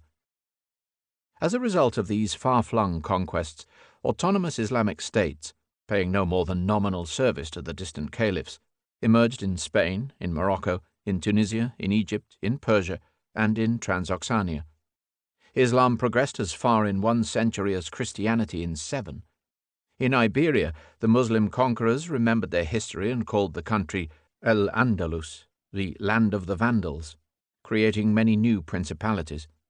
The Emirate of Córdoba, founded shortly after Al-Tariq's arrival, established the most durable Muslim presence on the European continent. Together with its successors, the Almoravid Empire and the Emirate of Granada, it was to last for nearly 8 centuries. At its height under Abd al-Rahman, it covered the greater part of the Iberian Peninsula and claimed the caliphate of all Islam. It brought civilization of the highest order and a major demographic influx of Arabs, Moors, Berbers, and Jews. There were repeated injections of North Africans into Spain from the 8th to the 12th centuries. From that point on, Islam has had a permanent presence in Europe, first in the southwest, in Iberia, and later in the southeast, in the Balkan and Black Sea regions. The interaction of Christians and Muslims has provided one of the most enduring features of Europe's political and cultural life. From the 8th century onwards, there has never been a day when the adhan, the call of the muezzin, could not be heard morning and evening, summoning the faithful to prayer. Allahu Akbar, Ashhadu an la ilaha illallah, Ashhadu anna Muhammadur Rasulallah, Allah Salah, Hayya Allah Fella, Allahu Akbar, Ashashhadu an la ilaha illallah. God is most great. I testify that there is no God but God. I testify that Muhammad is the prophet of God. To prayer, come on, to salvation. God is most great. I testify that there is no God but God. At the dawn call, an extra summons is inserted before the fourth formula, Al-Salah Khair min al-Naum. Prayer is better than sleep. All Muslims who hear the call must repeat its words, except after the fourth and fifth formulas, when they recite, There is no power nor strength but in Allah, and Thou hast spoken truthfully and righteously. Every adult and healthy Muslim is obliged to perform the Salah, or ritual prostrations, 5 times each day. Meanwhile, with the Arabs on the Loire, the Franks steeled themselves to repel the Muslim advance. Charles Martel, mayor of the Merovingian palace, gathered an army which stemmed the tide. The Battle of Poitiers in 732 may well have been exaggerated by Christian apologists. The Arabs may have been obliged to retreat through overextended lines of communication. They were, after all, more than 1,000 miles out from Gibraltar. But it inspired some magnificent passages. The repetition of an equal space would have carried the Saracens to the confines of Poland and the highlands of Scotland. The Rhine is not more impassable than the Nile or the Euphrates, and the Arabian fleet might have sailed without a naval combat into the mouth of the Thames. Perhaps the interpretation of the Quran would now be taught in the schools of Oxford, and her pulpits might demonstrate to a circumcised people the sanctity and truth of the revelation of Muhammad. Thenceforth, in the West, the Muslims were to be held on the line of the Pyrenees. Muslims and Franks were to contest the mountain passes for generations. One such encounter at the Pass of Roncevaux gave rise to the most famous of medieval legends, as celebrated in the Chanson de Geste. 2 Frankish knights, variously known as Roland and Oliver, or Orlando and Rinaldo, are hard pressed by the Muslim army as they try to withdraw their forces to safety on the northern side. Oliver urges his companion to sound the signal horn to bring up reinforcements. Roland, more valiant than wise, fails to comply until the battle is already lost. When he finally blows the horn, bursting the veins in his head, it is heard all over Francia. Roland, swooning on his horse, is struck by mistake in the melee by the blinded Oliver. Sir Compagne, faites le veau de grade. Ya est qu'au Roland, quittant vos celtes amers. Par nulle guise ne m'aviez défié. Dist Oliver, ô vos rois je parle. Je ne vous vais, veillez vous damne Dieu. Ferut vos haye, car le me pardonnez. Roland répond, je n'ai rien de mal. Je vous pardonne ici et devant Dieu. Aïe seulement l'un à l'autre incliné. Par tel amour, à les vues désévrées. Companion, sir, did you intend this stroke? For I am Roland, who loves you so dear, and you have not defied or challenged me. Oliver said, Now I can hear you speak, but see you not. God keep you in his sight. I have struck you? Forgive me, then, I beg. Roland replies, I have come to no harm. You have my pardon here and before God. At this each bows towards the other's breast. See with what love they to their parting come. Alas, sweet Francia, today you will be shorn of your good vassals. In the east, the Christian line was held by the Byzantine forces, but the Muslim presence was felt deep into the Slavonic hinterland. The Muslim world had a growing appetite for slaves, and raw-boned Slavs were a favorite commodity. Jewish traders and Vikings acted as the middlemen and the carriers, especially through Crimea, but later in the Baltic and Central Europe. Such was the association of Slavs with the slave trade that the two words, Slav and slave, have widely been thought to be synonymous. The Arabic word for eunuch, sarkaliba, is also considered to derive from Slav. It is no accident that the first surviving eyewitness report of the Slavonic lands was written by a Moorish Jew, a merchant from Tortosa. Islam's impact on the Christian world cannot be exaggerated. Islam's conquests turned Europe into Christianity's main base.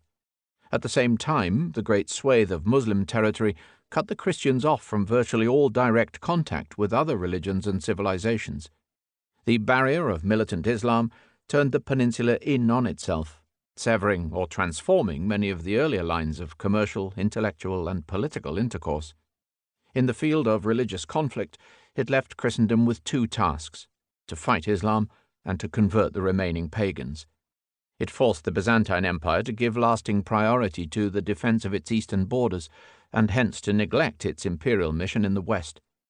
It created the conditions where the other, more distant Christian states had to fend for themselves, and increasingly to adopt measures for local autonomy and economic self-sufficiency. In other words, it gave a major stimulus to feudalism. Above all, by commandeering the Mediterranean Sea, it destroyed the supremacy which the Mediterranean lands had hitherto exercised over the rest of the peninsula. Before Islam, the post-classical world of Greece and Rome, as transmuted by Christianity, had remained essentially intact. After Islam, it was gone forever. Almost by default, the political initiative passed from the Mediterranean to the emerging kingdoms of the north, especially to the most powerful of those kingdoms in Francia. In the course of that 8th century, therefore, when Europe's Christians were digesting the implications of the Islamic conquests, the seeds of a new order were sown. The Bishop of Rome, deprived of support from Byzantium, was forced to turn to the Franks and to embark on the enterprise of the papacy. The Franks saw their chance to back the Pope. Indirectly, Charlemagne was the product of Muhammad. According to Henri Pirenne, whose thesis shattered earlier conceptions as surely as Islam shattered the ancient world, the Frankish Empire would probably never have existed without Islam, and Charlemagne without Muhammad would be inconceivable. The arguments of Pirenne have been diminished on detailed points, especially regarding the alleged break in commercial relations, but they revolutionized the study of the transition from the ancient to the medieval worlds. To talk of Muhammad and Charlemagne, however, is not enough. Islam affected Eastern Europe even more directly than it affected Western Europe. Its appearance set the bounds of a new, compact entity called Christendom, of which Constantinople would be the strongest center for some time to come. It set a challenge to the pagans on the eastern fringes of Christian-Muslim rivalry, who henceforth faced the prospect of choosing between the two dominant religions. Above all, it created the cultural bulwark against which European identity could be defined. Europe, let alone Charlemagne, is inconceivable without Muhammad. Christianity's rivalry with Islam raised moral and psychological problems no less profound than those already existing between Christianity and Judaism. Both Christians and Muslims were taught to regard the other as the infidel.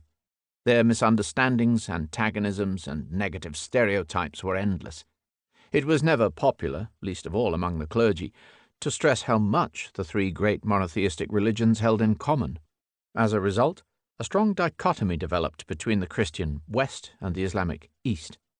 Medieval Europeans commonly referred to Muslims as Saracens, an epithet derived from the Arabic word Sharqun, or Easterner. Among those Westerners who have imagined themselves to be the bearers of a superior civilization, there has been a long tradition of viewing the Muslim East with mindless disdain. The Christian Church in the Age of the General Councils, 325 to 787.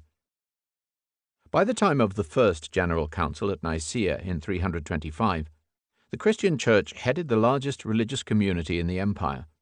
Since the Edict of Milan, it benefited from the policy of toleration, and it had the support of the reigning emperor. But its position was not entirely secure. It was not the established state religion, and it had many enemies in high places. It had made few inroads beyond the empire. Progress, from the Christian point of view, and particularly from that of the Orthodox party, led by Athanasius, was going to be bumpy. Under Constantius II, there was a brief resurgence of Arianism. Not for the last time, Athanasius was banished. In 340, when the Goths were still resident to the north of the Danube Delta, they were converted to Christianity in its Arian form. As a result, when the Ostrogoths and the Visigoths entered the empire and established their kingdoms in Italy, Gaul, Spain, and Africa, they took their Arianism with them. They presented a major obstacle to the spread of Orthodox Christianity among the barbarians. Another change of tack came with the Emperor Julian, a philosopher monarch known in the Christian tradition as the apostate.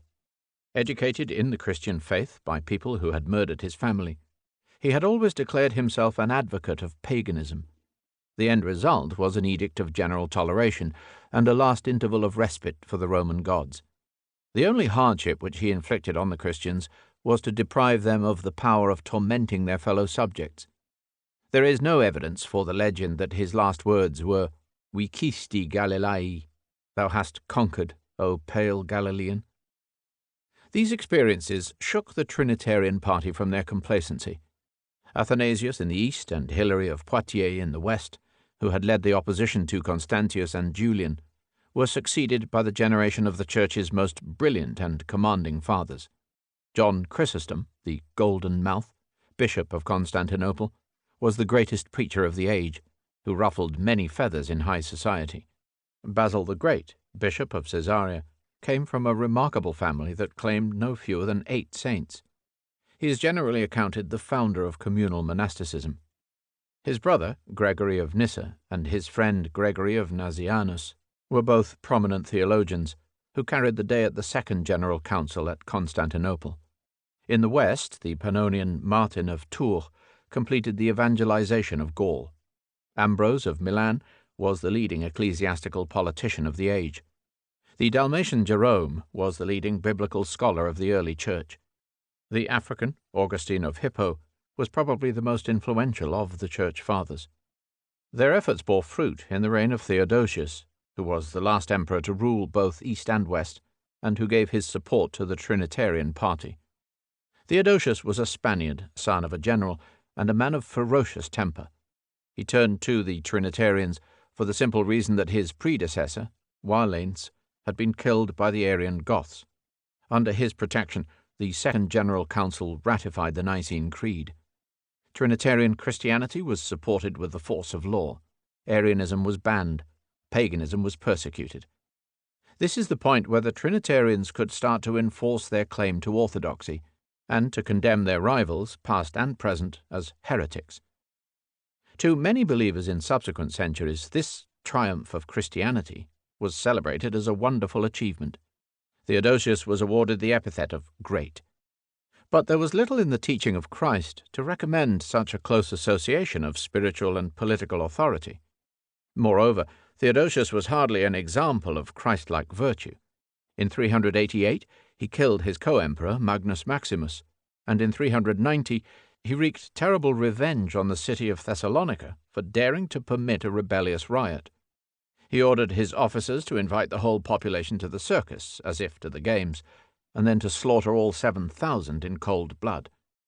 For this crime he was constrained by Ambrose to perform public penance, and he died in Milan, somewhat better apprised of the religion to which he had given such signal services.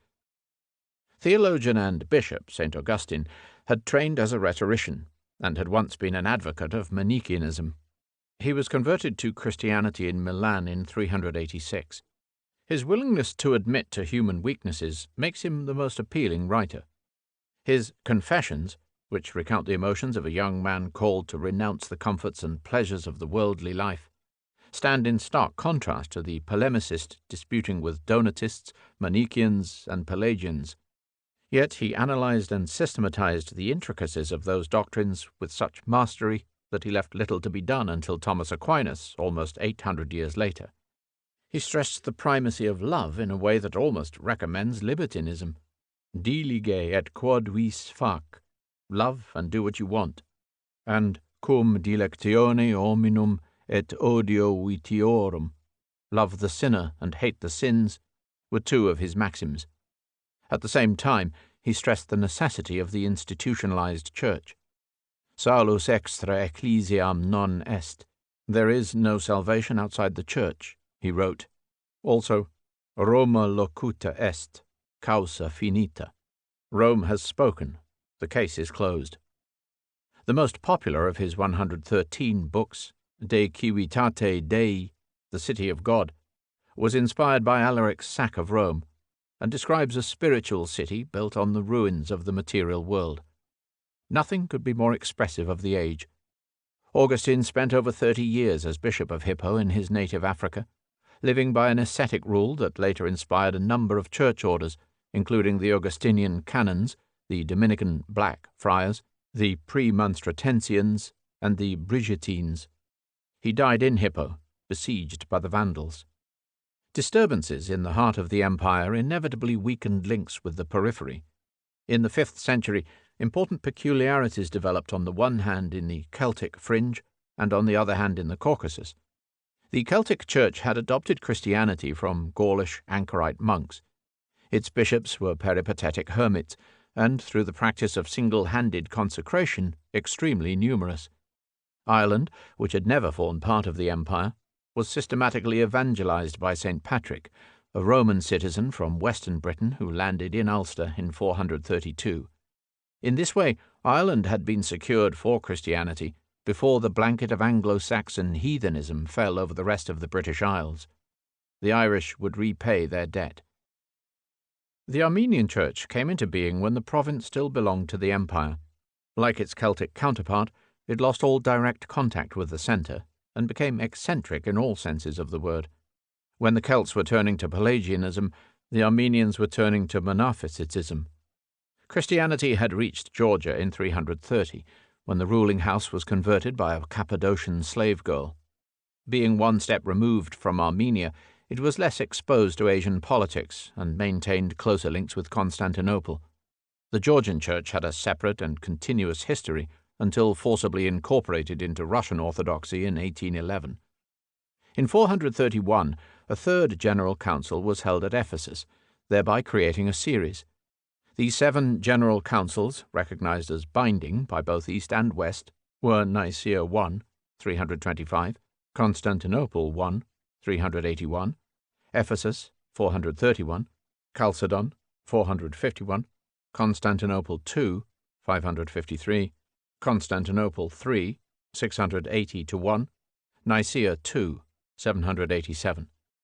The Council of Ephesus condemned the Nestorian heresy. Gibbon called it an ecclesiastical riot. Like its predecessors and successors, it was convened by the emperor in Constantinople, who claimed the highest authority in church affairs. It was entirely dominated by bishops from the East. The bishops in the West accepted the decisions, but with growing reluctance. Doctrinal divergences persisted over the seemingly incurable habit of Christological hair-splitting, over Christ's nature, over Christ's will, over Christ's role in the genesis of the Holy Ghost. Does Christ have one single nature, that is, divine, or a dual nature, both human and divine?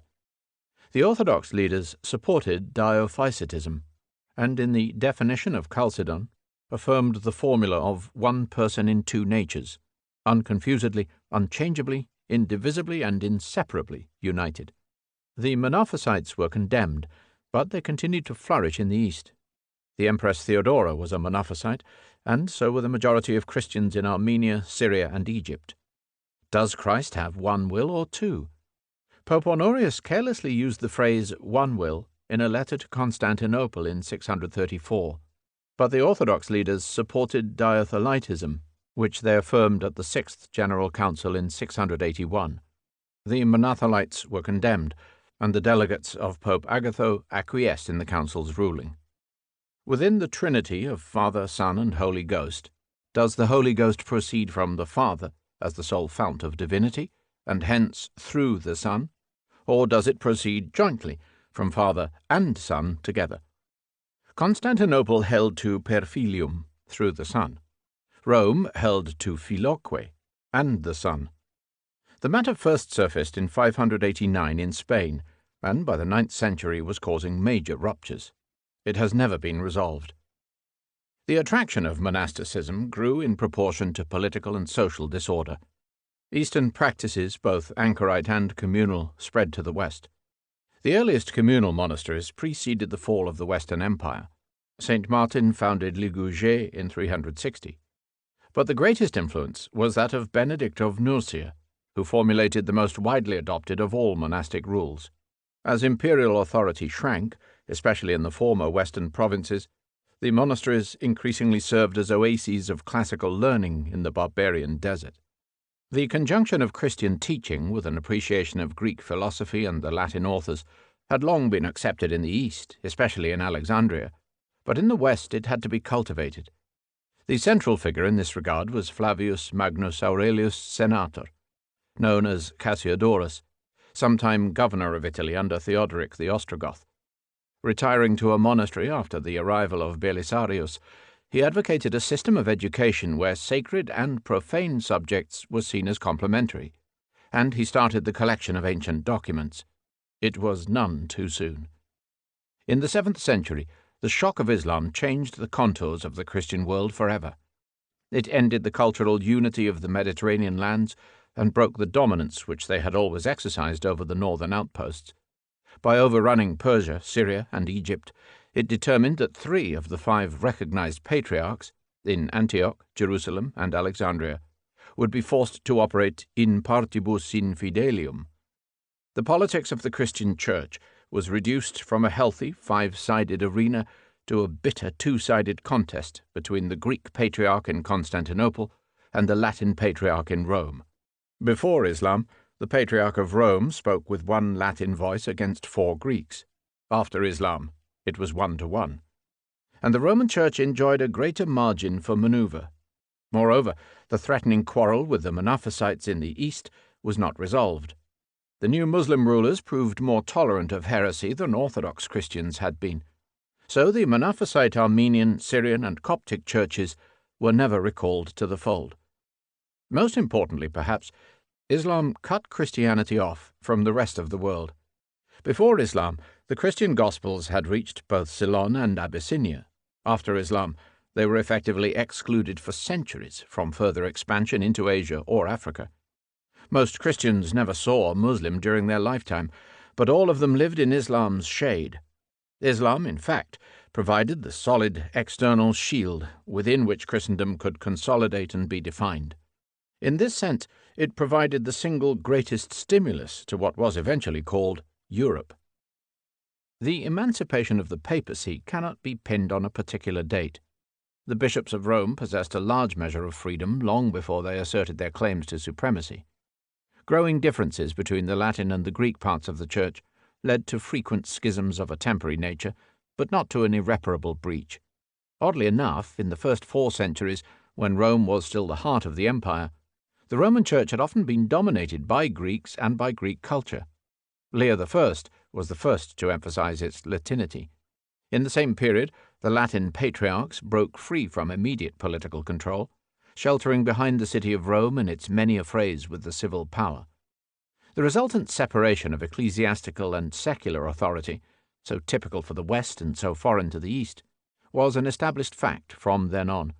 In the 6th century, the patriarchs of Rome had to face first the restoration of imperial power under Justinian, and then the Lombards. 2 of their number, Silverius and Vigilius, found themselves under imperial arrest. The latter was brutally bullied into submission by the imperial authorities on the Monophysite controversy. Gregory I, the first monk to sit on St. Peter's throne, is often regarded as the architect of future papal power through both his administrative skills and his stand on principle. Self-styled servant of the servants of God, he ran the civil affairs of the city of Rome, negotiated a settlement with the Lombard kings, reorganized the church's lands and finances, and restored Roman contacts with Africa, Spain, Gaul, and Britain. His Regula Pastoralis, pastoral care, quickly became the handbook for medieval bishops. He repeatedly protested against his brother of Constantinople using the title of ecumenical patriarch. By the time of his death, the balance was shifting in Rome's favor. Preoccupied by the Muslim onslaught, the emperors lost almost all influence in Italy, though several desperate demonstrations of imperial claims were attempted. As a result of the Monothelite affair, Martin I, the last papal martyr, died in exile in Crimea, having been kidnapped by the Exarch of Ravenna, flogged, and banished by a court in Constantinople. In the 8th century, the emperor could no longer mount even a demonstration of power in the West. In 710, Emperor Justinian II summoned the Roman Patriarch to Constantinople, and Constantine, a Syrian, dutifully obeyed. At their meeting, the last as it proved, between Roman bishop and reigning emperor, the emperor ceremonially kissed the Roman feet, receiving absolution and communion in return. But Constantine was murdered shortly afterwards, and their agreement over Ravenna came to nothing. In 732, Emperor Leo fitted out a fleet to recover Ravenna, which had been conquered by the Lombards, and to arrest Gregory III, who had defied the edict on iconoclasm. But the fleet sank in the Adriatic. Thereafter, for all practical purposes, the Roman patriarchs were totally independent. No subsequent bishop of Rome ever sought the imperial mandate for his election. No imperial officials from Constantinople could ever exert their authority in Rome. In any case, the Patriarchate of Rome already possessed the means to support its independence. As guardian of the Roman pilgrimage, which grew greatly in importance once Islam sealed off the road to Jerusalem, it attracted huge prestige and a ready income. In the decretals, it had a body of legal decisions that would come to service its wide jurisdiction, especially after the codification of canon law. In the patrimony of St. Peter, the Church's landed estates, which would soon be greatly expanded, it possessed a solid basis for temporal power. In its alliances with the Lombards, and then with the Lombards' rivals, the Franks, it had the means to obtain international protection. The unity of the Christian Church still existed in theory. In reality it had gone. The title of Papa had once been affectionately applied to all bishops. Henceforth it was reserved exclusively for the Bishop of Rome. This was the era when the papacy was born.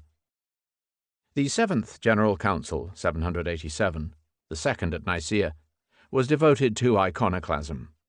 It declared in favour of an opinion sent from Rome by Hadrian I. Images could be venerated, but not with the same adoration due to God. This was to be the last occasion on which Rome and Constantinople were to take common action in matters of faith. The export of Christianity, 395 to 785. From the day that Christ said, "Follow me," Christianity has been an evangelical religion, and from St. Paul's confirmation that it was open to all comers, there were no limits to its potential constituency. But once the empire had adopted Christianity as the state religion, religious conversion became a matter of imperial policy. For Christian rulers, the export of the faith was directed not just at individual souls, but at whole nations. It was a question of strategic ideology. For the would-be converts, too, the acceptance of Christianity involved political considerations. There was much to be gained in terms of literacy and trade. But the decision to import Christianity from Rome, or from Constantinople, or from neither, involved a crucial political choice. Ireland came to note it at an early date, owing to the apparent spread there of Pelagianism. As a result, Germanus of Auxerre, a Gallo-Roman bishop, took a close interest both in the British Isles and in Brittany. One mission headed by Palladius, the first bishop of the believing Irish, who landed at Wicklow in 432, was fruitless. But a second mission by St. Patrick, a British disciple of St. Germanus, had lasting results. At Tara in Meath, he confronted the High King, Laery, kindled the paschal fire on the Hill of Slain, and silenced the Druids. The first episcopal see was established at Armagh in 444. The Frankish conquest of Gaul was closely bound up with the religious divisions of the province. By the 5th century, the Gallo-Roman population had been fully converted to Roman Christianity long since. But the Visigoths, Burgundians, and Alamans, who first overran them, were Arians, whilst the Franks in the north had remained heathen. Clovis did not accept baptism from the hands of Saint Remy, Bishop of Reims, until some point between 496 and 506. But by doing so from one of the Roman bishops, he allied his Merovingian dynasty with the Gallo-Roman populace against their initial barbarian rulers. He is said to have used the Catholic bishops of Aquitaine as a fifth column. The Catholic connection of the Franks, therefore, undoubtedly facilitated the consolidation of their power and laid the foundation for their special relationship with Rome. Much of our knowledge about early Frankish Christianity derives from the Historia Francorum of Gregory of Tours. Yet Gregory's eulogy of the Merovingians cannot hide the fact that Clovis, his new Constantine, was something of a savage. Gregory tells the story of the looted vase of Soissons, which had been smashed to pieces by a Frankish warrior who refused to share the spoil. Clovis waited until the Champ de Mars, the annual parade, of the following spring, where he chided the vase-breaker over the state of his equipment. As the warrior bent down to reach for a weapon, Clovis smashed his skull with a battle-axe, saying, "Thus didst thou to the vase of Soissons." In the 6th century, the Christian world was still reeling from the inroads of the barbarians. One series of countermeasures was undertaken by Irish missionaries. Another was launched by the Emperor Justinian, whose reconquest of Africa, Italy, and Spain were motivated in part by the desire to root out Arianism. A third was the work of Gregory I. The Irish missions, which began in 563 with the arrival of St. Columba on Iona, were directed first at northern Britain and then at the Frankish dominions. 20 years later, St. Columbanus set out with a band of companions from the great monastery at Bangor, bound for Burgundy. He founded several monasteries, including Luxeuil, sojourned at Bregenz on Lake Constance, offended the Merovingian kings by excoriating their loose living, and died at Bobbio, near Genoa. St. Gall missionized what is now Switzerland, giving his name to the great religious centre of St. Gallen. St. Aidan moved from Iona to Holy Island, Lindisfarne, thereby advancing the conversion of England. In all these instances, the Irish monks followed practices that were out of step with Rome. Major problems were to arise in the subsequent period in reconciling the Celtic and the Latin traditions. Iberian Christianity was shaken by the imperial invasion of 554. The Arian Visigoths had lived apart from their subjects, who constantly conspired with the imperials of the south. After decades of convulsion, in which the Visigothic kingdom barely held its own against internal rebellion and external attack, Recared, son of an Arian father and a Roman mother, peacefully accepted Catholicism as an act of policy. The decision was confirmed by the Second Council of Toledo. In Italy, at almost the same moment, the Arian Lombards accepted Catholicism on the occasion of the marriage of their king, Agilulf, with the Catholic Frank, Theodelinda. At the Basilica of Monza, near Milan, which they founded, the iron crown of Lombardy can still be seen with its inscription, Agilulf gratia Dei vir gloriosus res Italiae, affert Sancto Ioanni Baptistae in ecclesia modicae. Conflict between Catholics and Arians persisted until the eventual Catholic victory at Coronate in 689. England is said to have caught the attention of the Roman patriarchs when Gregory I saw fair-headed boys for sale in the slave market. Non angli sed angeli, not angels but angels, he remarked. Shortly afterwards, in 596-7, he dispatched one of his monks, St. Augustine of Canterbury, to convert the heathen English. Within a short period, Ethelbert, King of Kent, was baptized, and sees were set up at Canterbury, Rochester, and London. The complex story of English Christianity forms the life-work of the Venerable Bede, monk of Jarrow in Northumbria, whose History of the English Church and People is one of the monuments of the age. Bede was specially interested in the conflict between the northern and southern missions, with their rival centres at York and Canterbury, and in their eventual reconciliation at the Synod of Whitby. He also records the extensive correspondence of Pope Gregory with Augustine. Augustine's 8th question. May an expectant mother be baptized? How soon after childbirth may she enter church? And how soon after birth may a child be baptized if in danger of death? How soon after childbirth may a husband have relations with his wife? And may a woman enter church at certain periods? And may she receive communion at these times? And may a man enter church after relations with his wife before he has washed? Or receive the sacred mystery of communion? These uncouth English people require guidance on all these matters. Gregory was specially solicitous to adapt heathen practices to Christian usage. We have come to the conclusion that the temples of idols should on no account be destroyed. He is to destroy the idols, but the temples themselves are to be aspersed with holy water, altars set up, and relics enclosed in them. In this way, we hope that the people may abandon idolatry and resort to these places as before. And since they have a custom of sacrificing many oxen to devils, let some other solemnity be substituted in its place. They are no longer to sacrifice beasts to the devil, but they may kill them for food to the praise of God.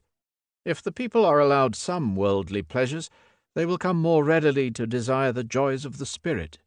For it is impossible to eradicate all errors from obstinate minds at a stroke, and whoever wishes to climb to a mountain top climbs step by step.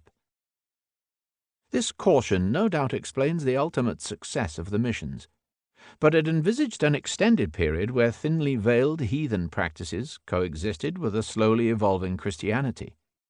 Generally speaking, the Church was successful in its evangelical mission because it managed to appeal to the barbarian outlook. It was able to convince its converts that only through baptism could one become part of the civilized order. The interplay of Christian authors with pagan themes, which is evident, for example, in the Anglo-Saxon poem Beowulf, provided a central feature of cultural life over a very long period. In the East, the emperors were too preoccupied with the Muslim onslaught to show much concern for the souls of their non-Christian subjects and neighbours. For the time being, the great Sclavinia was largely left to its own devices, as were the Bulgars. In the 7th and 8th centuries, Constantinople contented itself with the re-Hellenization and re-Christianization of the Peloponnese and the islands. It is not an episode which commands much comment in modern histories of Greece. Crete remained in Muslim hands until the 10th century. Despite the example of the Franks, the Germanic tribes to the east of the Rhine held Christianity at arm's length for 2 centuries more. The task of conversion was left to English missionaries from the north and to Frankish warriors from the west. St. Wilfred of York, whose Catholic line had been carried at Whitby, began by preaching in Friesland in 678–9. But the central figure was undoubtedly St. Boniface of Crediton, creator of the first German see at Mainz, founder of the great abbey at Fulda, and martyr of the faith at Docum in Friesland. Boniface had many close assistants, among them the well-named Saints Sturm and Lull, who quarrelled over Fulda, St. Willibald of Bavaria, the first known English pilgrim to the Holy Land, his brother St. Winibald of Thuringia, and his sister St. Walburga, abbess of Heidenheim. The peaceable work of the English missionaries was complemented, not to say disgraced, by the merciless campaigns of the Franks in Saxony between 772 and 785. Submission to Christianity was an absolute condition of the Frankish conquest, where butchery and treachery were the normal instruments both of attack and resistance. The sacred grove of Irminsul was axed at the outset, and mass baptisms were performed at nearby Paderborn and again in the Oker and the Elbe.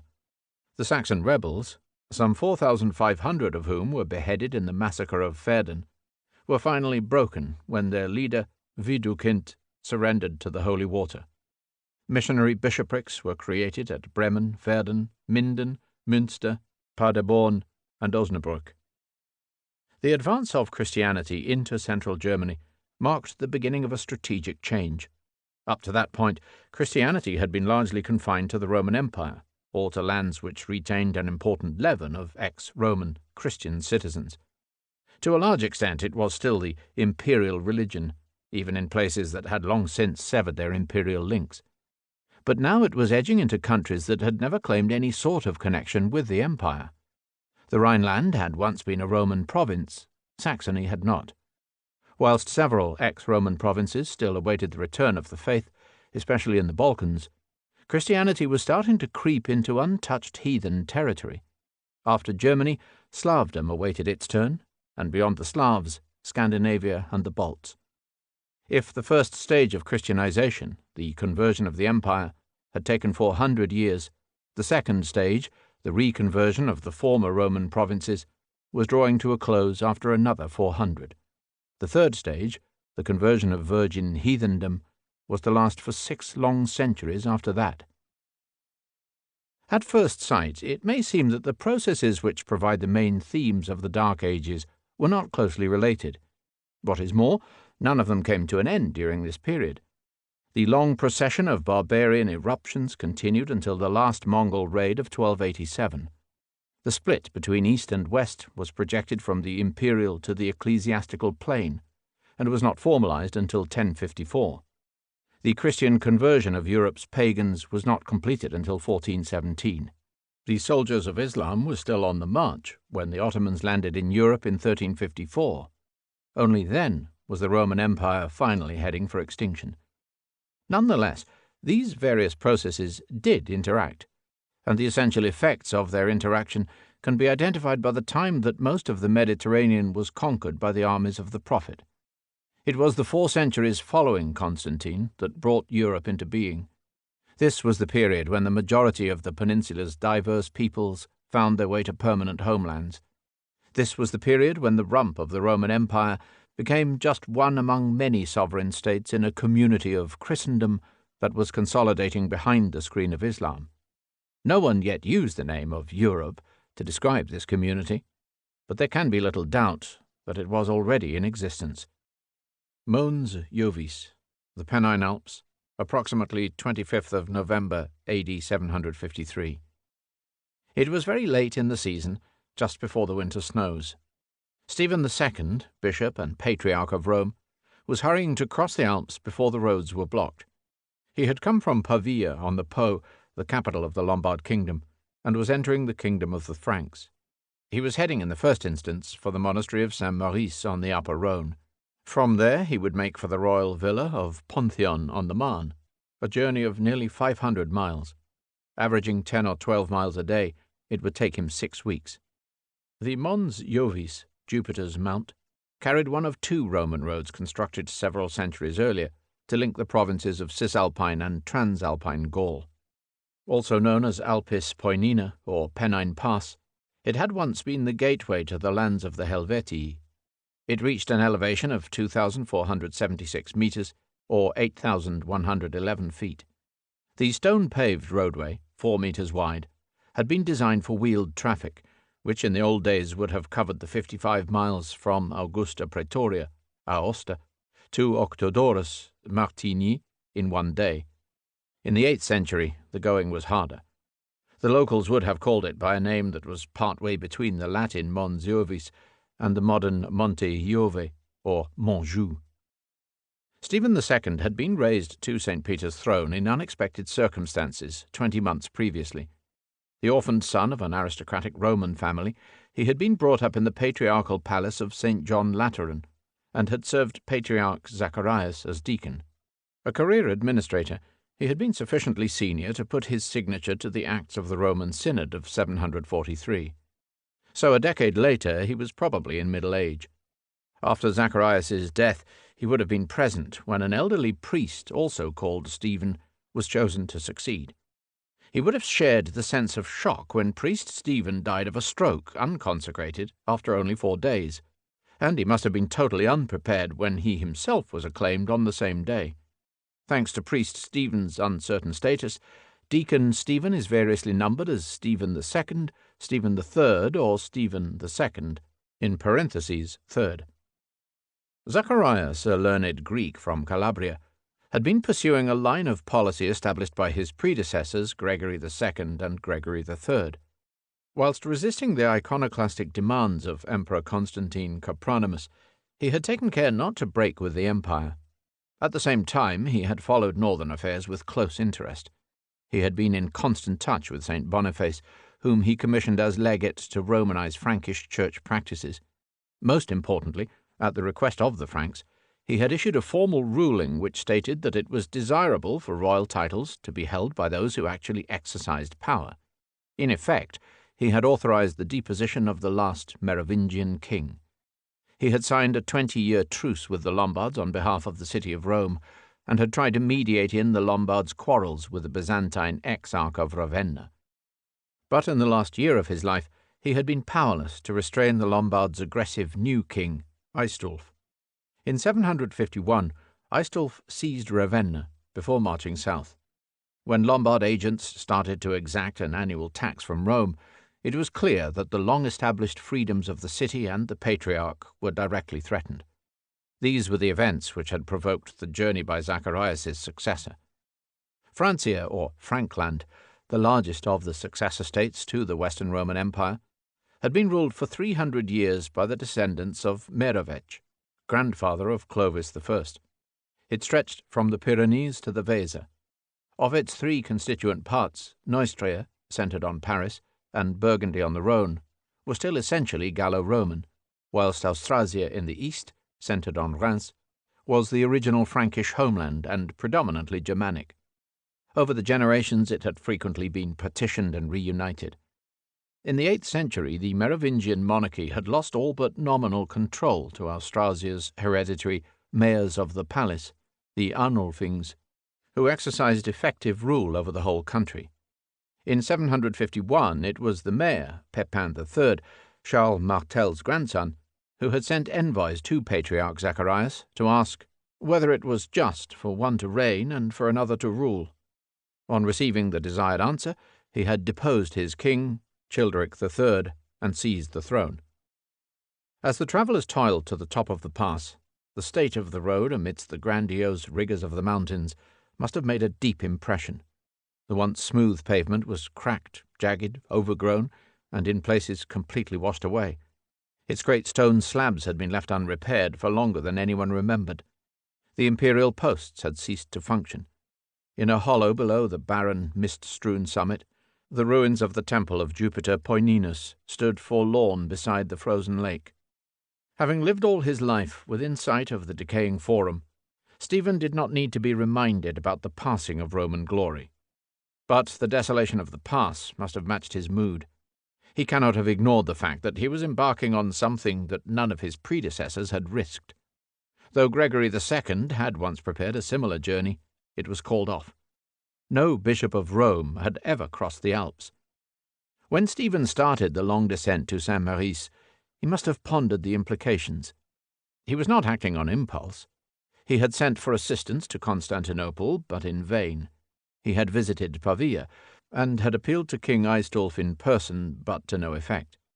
He was turning to the Franks in a final, calculated step to avert disaster. If an anachronistic phrase is permitted, he was calling in the new world to redress the balance of the old. The Christendom in which the Roman Patriarch was seeking to establish a more central role was smaller than it had been in the past, or was destined to be in the future. It had been greatly diminished by the Arab conquests of the previous century, and had not yet spread to the lands in the centre and east of the peninsula. The Byzantine Empire had withstood the Arab siege of 718, but was hemmed into the Balkans and Asia Minor. The Muslims had recently won the whole of the western Mediterranean and most of Iberia. Though driven back from the Loire some 20 years before, they still held much of southern Gaul, where the Gothic cities of Nîmes and Béziers were in a state of revolt. If Stephen had crossed the neighbouring pass of the Alpis Graia some 20 miles to the west, he would have found himself descending into Muslim territory. At that juncture, Latin Christendom was confined to a narrow corridor running from the British Isles to central Italy. Halfway between the Lindisfarne Gospels and the Book of Kells, the Celtic art of illumination was at its peak. In England, the Venerable Bede had died just 18 years back. His mantle in Anglo-Saxon scholarship had passed to Alcuin, who was to make his name in France. The central part of Germany had only just been converted. Its patron, St. Boniface, had passed away only 2 years before, leaving the Abbey of Fulda and its choir school in its infancy.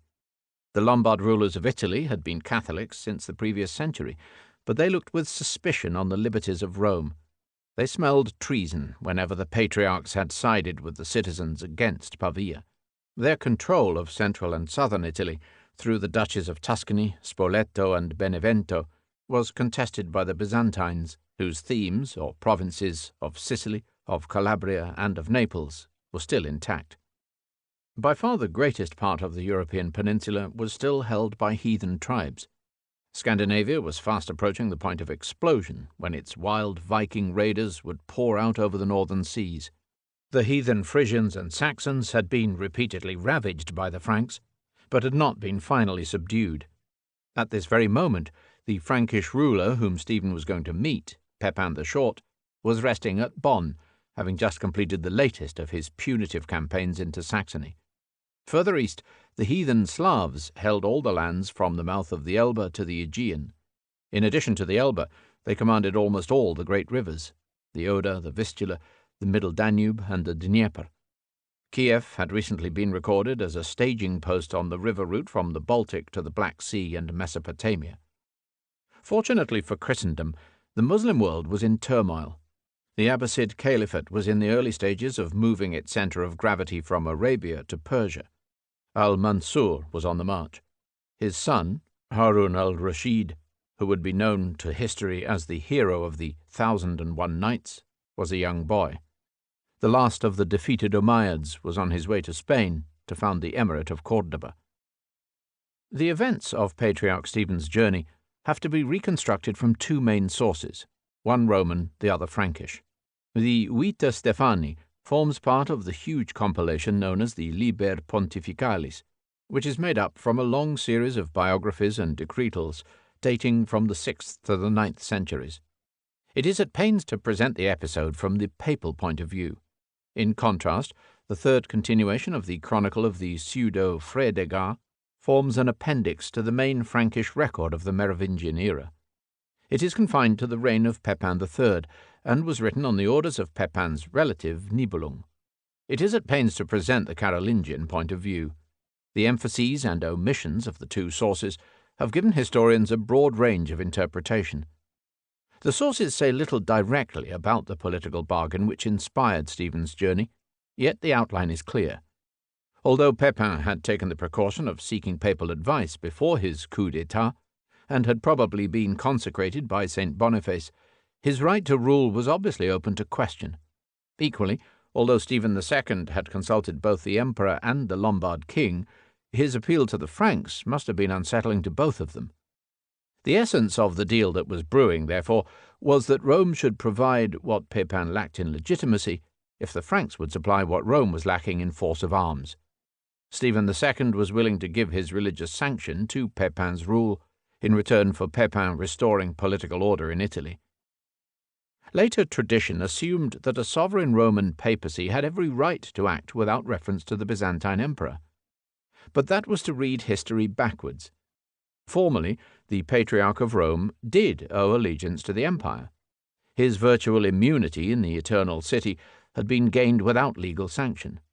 Not that there is reason to suppose that he was deliberately seeking to damage the empire's interests. After all, he had started out in the company of the imperial ambassador, who accompanied him to Pavia for the interview with Aistulf.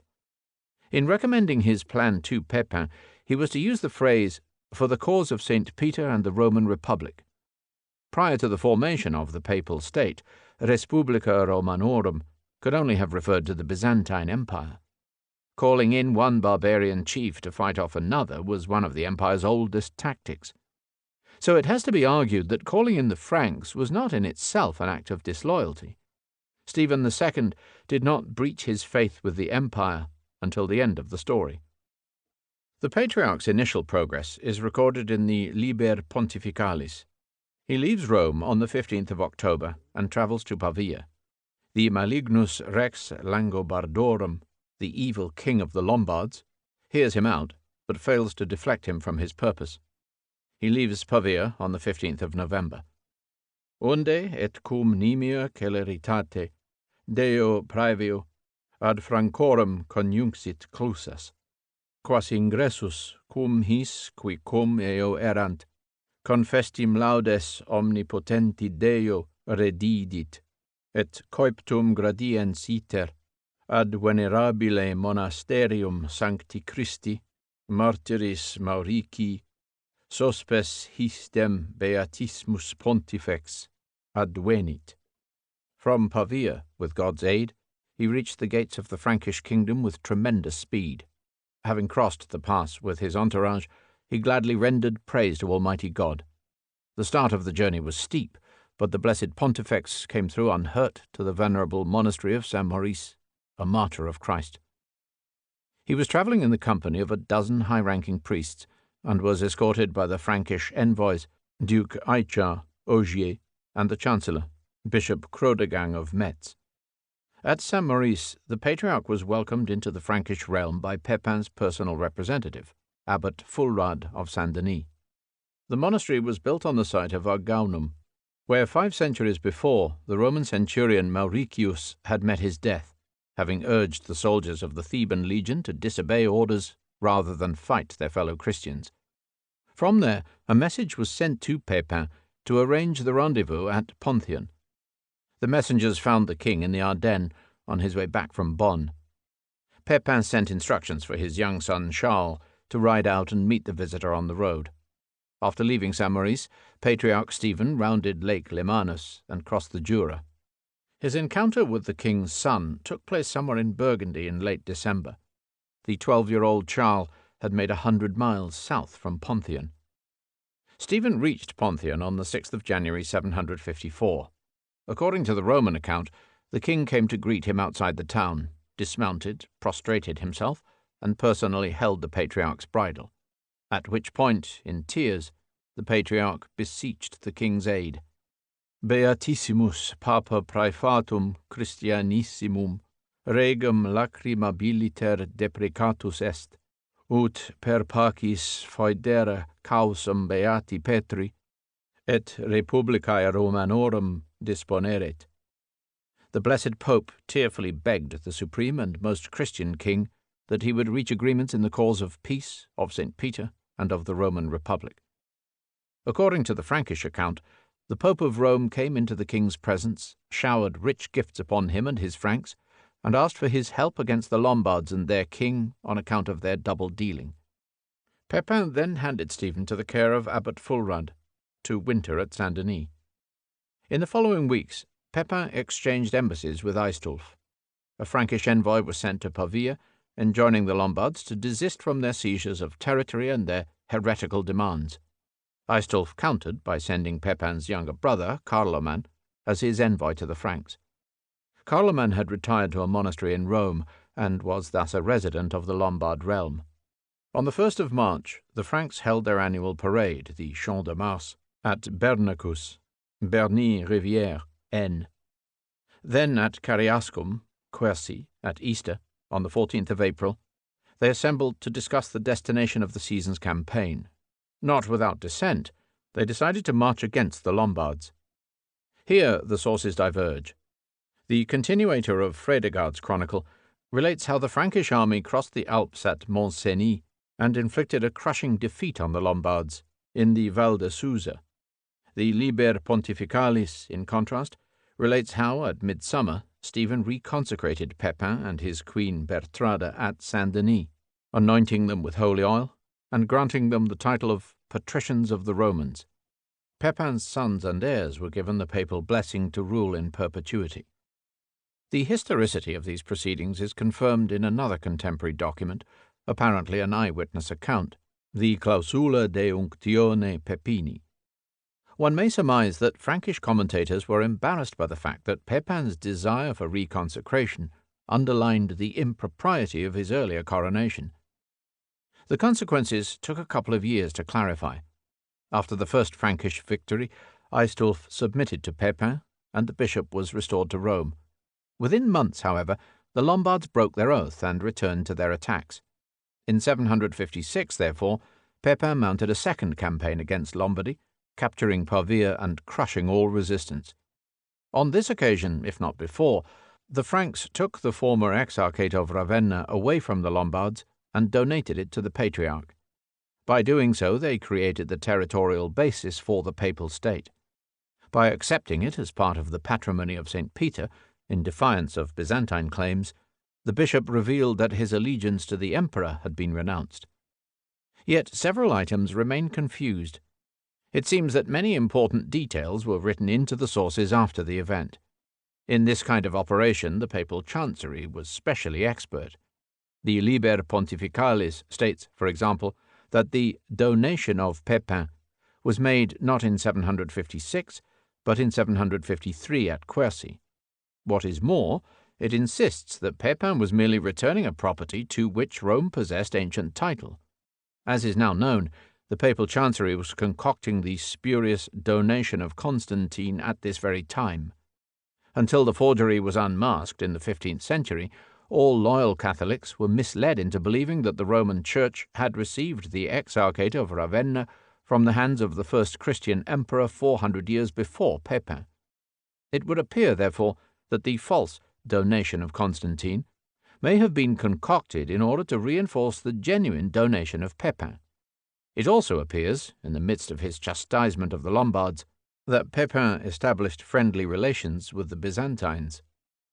The Frankish continuator says that he doesn't know what happened to this friendship, except that it didn't flourish. What happened, of course, was that the Byzantines asked for the return of their exarchate, only to be told that it had recently been given to the Pope. Betrayed by Rome and powerless against the Franks, the Byzantines were left trying to make common cause with the Lombards. As so often in history, the long-term consequences were not foreseen. The Franks were unable to disentangle themselves from Italy. The Bishop of Rome put himself in a position to be recognized as the supreme patriarch, the Pope. The papacy gained the territorial basis for a sovereign state, and the Franco-Papal alliance became a durable feature of the international scene. By daring to cross the Alps, Stephen II had personally forged the link which gave the North a permanent voice in the affairs of the South. Above all, the authority of the empire was critically weakened in the West. The boy who had ridden out to greet Bishop Stephen in Burgundy was left with the idea that he might found an empire of his own. Chaba. In the vast plains of Asia, he began, lived two brave wild tribes. They were called Huns and Magyars. When their people grew numerous, the Huns set out for a new place to settle. After many hardships, they came to a land that was green with pastures, blue with swift-flowing rivers, rich with wooded mountains. But the land was not free. It belonged to the Romans, who called it Pannonia. The bravest of the Huns was a young prince Attila, so they made him their king. He took more and more land and ruled his people with an iron hand. When his wife died, leaving him with two sons, Chaba and Oladar, he boldly demanded the daughter of the Roman emperor for his wife and half the empire for the dowry. Finally, they clashed at Catalaun.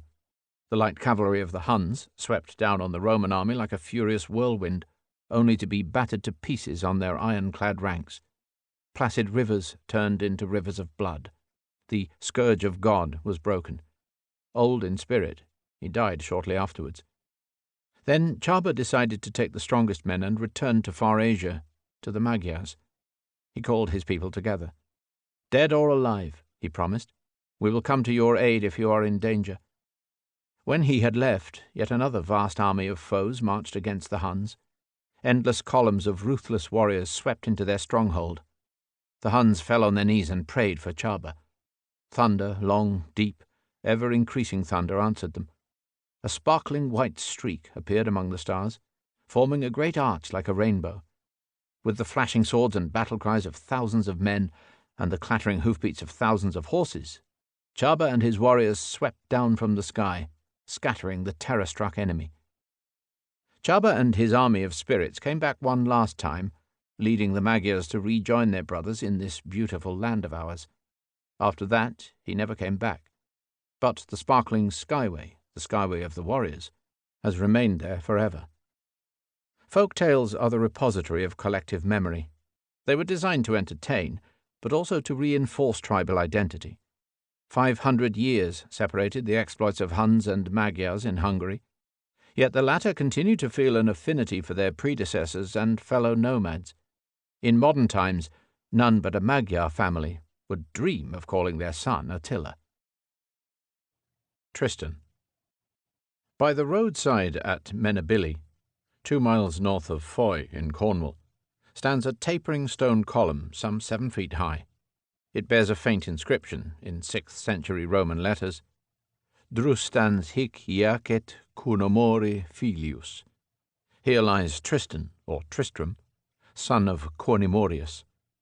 The earthworks of an Iron Age fort, Castle Dor, rise in the vicinity. Excavations within its perimeter have uncovered evidence of its reoccupation in early medieval times.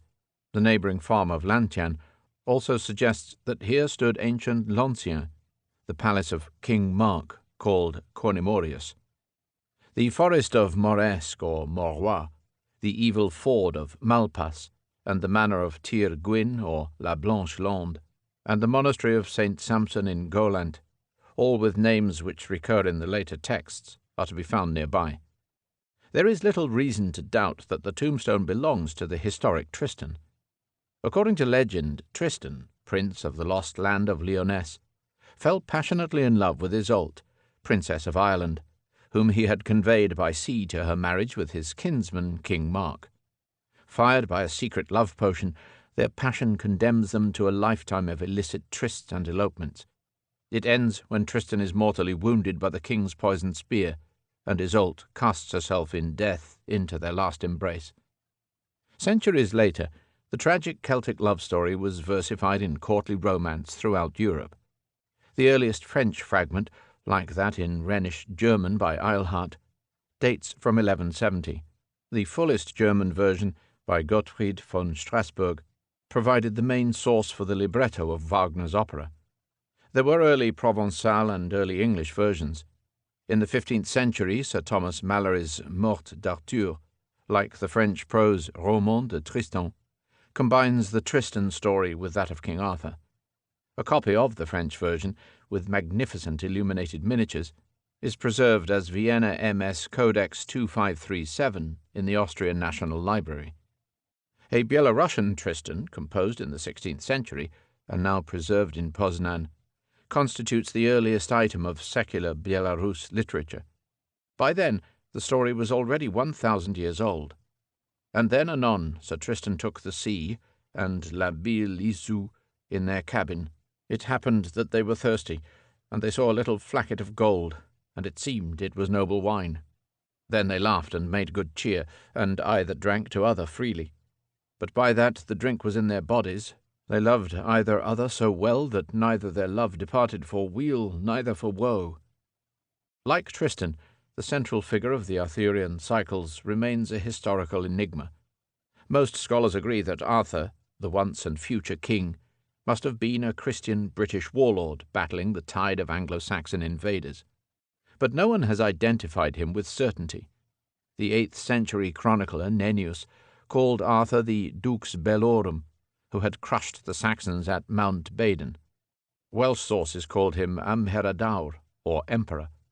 In the 12th century, Geoffrey of Monmouth said that he was born on the stupendous island fortress of Tintagel on the coast of Cornwall, and that he died at Glastonbury by the shrine of the Holy Grail. Modern archaeology, which has discovered a late Roman monastic community at Tintagel, has strengthened the Cornish claims. But another study connects him with a Welsh leader, Owain Llantgwain, king of Gwynedd and Powys, son of the head dragon, also known as the Bear, who died in 520. Somerset tradition holds that the hill fort at Cadbury Castle sheltered Arthur's court at Camelot, whilst Glastonbury was the Avalon where he died. In 1278, King Edward I ordered a tomb at Glastonbury to be opened, and found the caskets of a warrior and a lady. He took them to contain the remains of Arthur and Guinevere. A cross on the tomb, since lost, was said to bear the inscription, Hic iacet sepultus inclitus rex Arturius in insula Avalionae. Here lies buried the famous King Arthur, in the Isle of Avalon. Ancient legends constantly renew their purposes. Just as medieval England's Anglo-Norman kings liked to link themselves with the pre-Saxon rulers of the conquered land, so Romantic Victorians sought to reinforce their sense of modern British unity by pondering the fate of the ancient Britons. Alfred, Lord Tennyson, spent 42 years as poet laureate and 55 working on his much admired and much derided Arthurian epic, The Idylls of the King. It was an extended allegory of the eternal struggle between spirituality and materialism. Their fears are morning shadows huger than the shapes that cast them, not those gloomier which forego the darkness of that battle in the west, where all of high and holy dies away. Futhark. Runes, or matchstick signs, form the basis of an alphabet which was used by the Vikings and which, from its first 6 letters, was known as Futhark. Runes were chiselled into wood or stone, often in long snake-like inscriptions. There were 2 main variants, common or Danish Futhark and Swedo-Norwegian, each with 16 basic signs. Runic inscriptions have been found in great numbers, especially in central Sweden and in Denmark. They record voyages, legal agreements, and deaths, sometimes in skaldic verse. A silver neck ring from Troons in northern Norway tells how the silver was won. Forum drengia Friesland savit, og vix fortum verskiptum. We went to the lands of Frisia, and we it was who split the spoils of war. At Gripsholm in Södermanland, a mother mourns her sons, Ingmar and Harald, who perished on an expedition to the Mediterranean. Per furu drengila fiari et guli, och austarla arnega fu, dausunarla asarklandi. Like men they journeyed for gold, and in the east they feasted the eagle, and in the south they died in Serkland. There is a runic graffito in a gallery at St. Sophia's in Istanbul, and another on one of the lions of St. Mark, brought to Venice from Athens. Runes, however, were not just used for writing. The 16-sign Futhark of the Vikings, which dates from AD approximately 350, had been condensed from the much more extensive Helristninga, or rune hoard, which was used from the Bronze Age onwards for the purposes of occult divination. The Germania of Tacitus describes the reading of the runes. They break off a branch from a fruit tree and slice it into strips. They distinguish these by certain runes and throw them, as fortune will have it, onto a white cloth. Then the state priest, or the family father, after praying to the gods, picks up 3 of them, one at a time, and reads their meaning from the runes carved on them. In later times, among many variants, the 33-sign series found in Anglo-Saxon England and the 18-sign series of Armenen runes found in the German-speaking world had much in common. Runes provide a gateway to the mysterious and strangely beautiful aesthetic world of the Vikings. Or Ogums, were a Celtic counterpart of Scandinavian runes, being used both for writing and for divination, especially in Ireland. Each sign consisted of simple vertical staves cut against a horizontal or slanting baseline. Each was primarily associated with a tree and with a letter corresponding to the tree's name, but also, by alliteration, with birds and animals, with colours, with periods of the year, and with days of the week. Europe's native writing systems were an essential adjunct to pagan religion. Ogham and runes, like the North Italic and the Etruscan, were rooted in times when the divination of nature lay at the heart of all knowledge and understanding. Even so, much of the associated lore and magic has survived the advent of classical and Christian civilization. Lire Tuva. There is no shortage of authorities to confirm that the Lithuanian language is the most archaic of all Indo-European tongues, or that it has better preserved its archaic forms than have other contemporary Indo-European languages.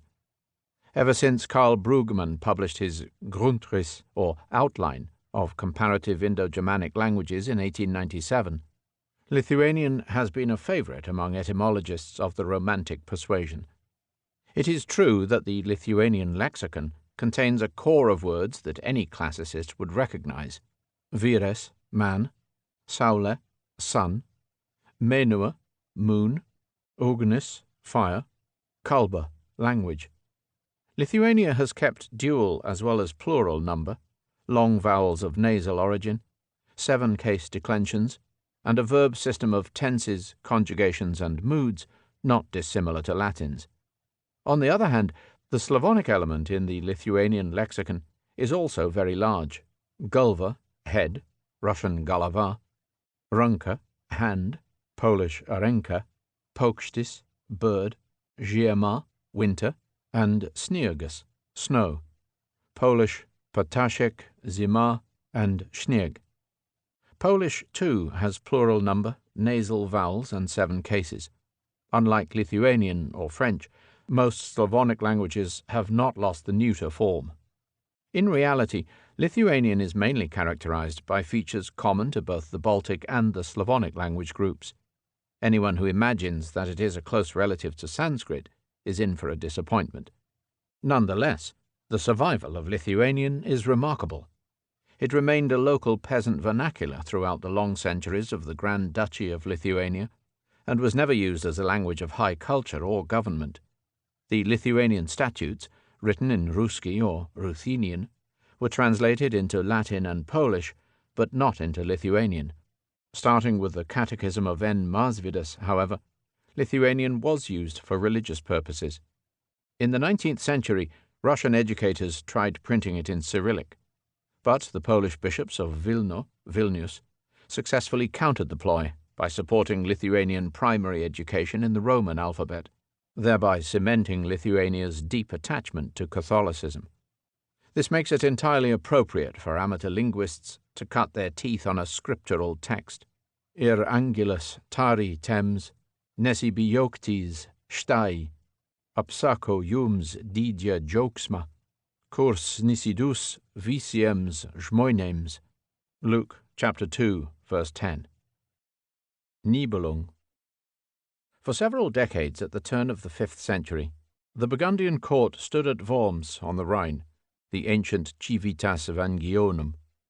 Known as Nibelungs after a former chief, the Burgundians had been brought in as auxiliaries on the imperial frontier.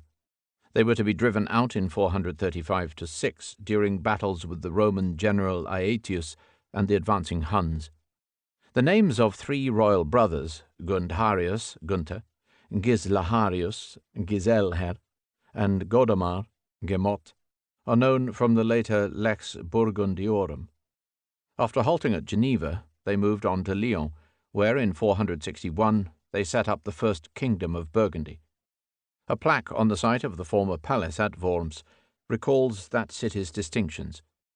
Here was the holy temple area of the Romans, the royal castle of the Nibelungen, the imperial residence of Charlemagne, the court of the Prince-Bishop of Worms, destroyed by the French in the years 1689 and 1745. More than 100 imperial and princely diets took place here. Here, before emperor and empire, stood Martin Luther. Further north, near the present frontier of the Netherlands, stands the Cathedral of St. Victor at Xanten, ad Sanctos.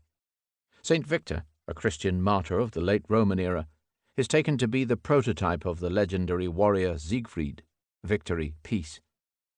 At the time of the Burgundians' sojourn at Worms, the Huns of Attila were still camped on the plains of the middle Danube. They too form one of the many historical elements which, interwoven with the fantasies of myth and saga, form the basis for the most famous Germanic legends. The Nibelungenlied is an epic poem of some 2,300 rhyming stanzas written in Austria in the early 13th century. Of 34 extant manuscripts, MS.A is kept at Munich, MS.B at St. Gall, and MS.C at Donaueschingen. All variants relate the adventures of the Burgundian court following the arrival of the invincible Prince Siegfried, dragon-slayer, guardian of the Nibelung's treasure, and owner of the magic Cape of Darkness. Siegfried saves the country from a Saxon army, overpowers the Icelandic princess Brunhild, who will only submit to a man that can defeat her in athletic contest, and, after ceding Brunhild to King Gunther, wins the hand of Gunther's sister, Kriemhild. The harmony of the two couples cools when Brunhild learns the secret of her defeat. Gunther's retainer, Hagen, discovers Siegfried's one point of weakness, kills him with a spear as he is drinking at a spring, and casts his treasure into the Rhine. Just as the unknown author of the Nibelungenlied transposed these pagan tales into the courtly and Christian idiom of medieval Germany, so Richard Wagner would transpose them, embellished, into the idiom of romantic opera in Das Rheingold, Die Walküre, Siegfried, and Götterdämmerung. The first complete performance of the Ring cycle took place at the Festspielhaus Bayreuth in August 1876. In the second part of the Nibelungenlied, the widowed Kriemhild leaves Germany to marry the heathen Etzel, Attila. In due course, she invites her Burgundian relatives to visit her at Etzelburg, Gran, the modern Esztergom. Her aim is to avenge her beloved Siegfried. After cutting off Hagen's head with Siegfried's faithful sword, she leads all the poem's principal personalities into a bloodbath of common hatred. Modern literary pilgrims can trace the road of the Burgundian party from Worms to Hunland. They go from the Sea of the Three Rivers at Passau, where Kriemhild's brother was bishop, to the seat of Count Rudiger at Bechlaren, Pochlern, and on to the fortress of Melk, to the Roman gate of Treismauer, to Tulln, where Etzel awaited his bride, and to Vienna, where the 17-day wedding banquet was held. Yet at the end, all is sorrow. Hier hat die Meer ein Ende. Dies ist der Nibelunge Not. Here the tale has its end. This is the Nibelung's downfall. Epidemia. By all accounts, many of Attila's warriors were already stricken by a violent illness on the eve of their defeat by Aetius in 451. Some historians have concluded that it was the Huns who added smallpox to Europe's pool of diseases. Others report that smallpox was already raging during the Roman plague of 165 to 80. It was certainly still killing large numbers in the 18th century. It claimed 14,000 in Paris in the epidemic of 1719, which preceded the discovery of vaccination by a couple of years. Even so, it killed Louis XV in 1774 and possibly Joseph II in 1790. From time immemorial, all feared the shadow of pestilence. Russian folklore included the tale of the ghostly pest maiden whom villagers kissed at their peril. In the book of Revelation, there was the fourth horseman on his pale horse, and his name that sat on him was Death. For the long-term historian, as for the epidemiologist, the crucial problem is to know why certain diseases, which exist in mild form for generations, can suddenly explode with devastating virulence. Environmental shifts, a mutant strain, or a fresh human habitat may all be contributing factors. Smallpox, for instance, was well known to medieval Europe without ever being the worst scourge of its kind. Yet on reaching the Americas, it wreaked unparalleled havoc, virtually annihilating Aztec civilization, decimating the Native Americans, turning 20% of mankind into 3%, single-handedly establishing and sustaining slavery. Syphilis, the Americans' revenge, followed a similar career in reverse. In the Americas, it had caused minor skin irritations. In Europe, it killed and disfigured millions. Malaria was exceptional. Endemic since ancient times, when it had claimed Alexander the Great, it was never responsible for sensational epidemics. But it killed steadily and ceaselessly, especially in districts like the Campania marshes near Rome, where the Plasmodium parasite could breed in warm, stagnant water. Cumulatively, it caused the greatest harm to the greatest number. Every deadly disease has had its day, and every age its particular plague. Leprosy reached its peak in the 13th century. The Black Death cut its swathe in the 14th century, and several times later. Syphilis raged during the Renaissance and Reformation, and on into the Enlightenment. Tuberculosis reaped its crop among the Romantics, claiming Chopin, Swarovski, Keats, and countless others. Cholera was the scourge of Europe's early industrial cities, and influenza the unlikely reaper of the early 20th century. AIDS, the leprosy of the late 20th century, arrived to shake the complacency of a scientific age, and to show that plagues were not just a curiosity of the past. Khazaria. Of all the transient realms of the European plain, none has aroused more controversy than that of the Khazars. Yet from AD approximately 630, when it was taken over by the Turkic dynasty of Ashina, to 970, when it was conquered by Prince Sviatoslav of Kiev, it played a vital role in the contacts between East and West. The administrative organization of Khazaria reflected the variety of its subject peoples. The Khazar Khan ruled over 3 principal provinces, 7 dependent kingdoms, and 7 tributary tribes. The chief province, Qualis, was centered on the twin cities of Amol-Atil on the lower Volga, the site of the future Tsaritsyn. Semunda on the river Terek had been the dynasty's earlier refuge after their expulsion from Turkestan. Shakal was centered on the river Don, west of the Volga Bend. It was ruled from a stone city of the same name, built by 9th century Byzantine engineers. Of the dependent kingdoms, by far the most important was Khotsir in Crimea, the Khazars' new headquarters. It had succeeded the realm of the Goths, who in turn had conquered the ancient Hellenistic kingdom of the Bosphorus. It was ruled from Fulai, modern Planirskaya, on the coast, and it possessed a strong Jewish community active in the Black Sea trade.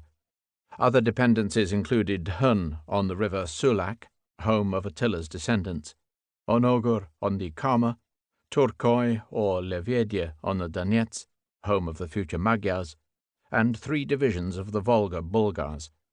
Of the tributary tribes in the northern forest zone, 3 were ethnically Slavic, 3 Finnic, and one unidentified.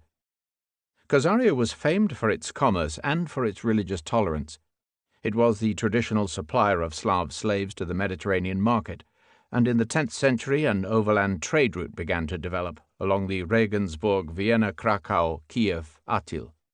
Muslim, Christian, Jewish, and pagan religions all flourished under their own communal judges. The Khazar army was largely drawn from Iranian Muslims from the eastern province, and in 737 the Khan himself adopted Islam. But some time soon afterwards, his successors converted to Judaism and made it the state religion. This conversion, surprisingly, finds no echo in contemporary Byzantine, Arabic, or Jewish sources. But it was already known to the monk Drutmar of Aquitaine, writing at Corvey in Westphalia in 864, "For all the lands of Gog and Magog, who are a Hunnish race and call themselves Ghazari, there is one tribe, a very belligerent one, and all of them profess the Jewish faith." During the period of Arab expansion in the 7th to 9th centuries, Khazaria generally allied itself with Byzantium against the Arabs. During the Viking era, Scandinavians opened up the Baltic-Dnieper route, mastered Kiev, and possibly took over the Khanate as a whole. Jewish historians have naturally shown immense interest in Khazaria's conversion to Judaism. Judah Halevi, writing in Toledo, idealized the Khazar Khan as a hero of the faith. The Karaites of Crimea called the Khazars Mamza, meaning bastard or false Jews. But the Karaite scholar Abram Firkovich claimed that the Khazars had been Karaites. Arthur Kessler, writing in the 1970s, claimed that migrant Jewish Khazars begat the main body of Ashkenazi Jewry in Central Europe. The Khazar puzzle is still not fully solved. Yet Khazaria lives on. In Greece, children do not wait at Christmas time for Santa Claus bringing gifts from Lapland. They wait for St. Basil, coming from Khazaria. Paleo. In the 4th century, a form of uncials, or inch-high letters, made their appearance in the writing of the late Roman Empire. They were generally smaller, rounder, and more suited to the requirements of pen than imperial forms had been. They long coexisted with the traditional Latin script, which used square and later rustic capitals without punctuation or gaps between words. But it was the start of the long process of evolution of Latin writing, which led from the uncial and half-uncial stage, through Caroline minuscule and Gothic, to the humanistic minuscule and italic of the Renaissance period. Paleography, the study of ancient writing, is one of the auxiliary sciences vital to the historian's and archivist's craft. It often provides the only means for judging where, when, and by whom a document was written. Every period, every location, and every scribe reveal their own peculiarities. Greek, Cyrillic, and Arabic scripts passed through similar evolutions to those of Latin. All moved away from early formal styles to the cursive forms of later times. The records of the Ottoman chancelleries, written in an eccentric Turkish variant of Arabic, have the reputation of being unusually hard to decipher. Though the invention of printing, and later of typewriters, greatly facilitated the deciphering of documents, paleography never became redundant. Many letters and diaries continued to be written by hand.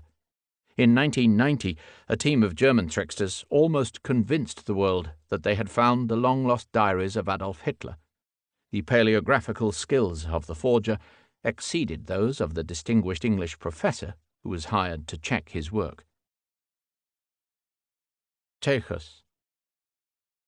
An inscription on the Porta Regium records the reconstruction of the land walls of Constantinople in AD 447.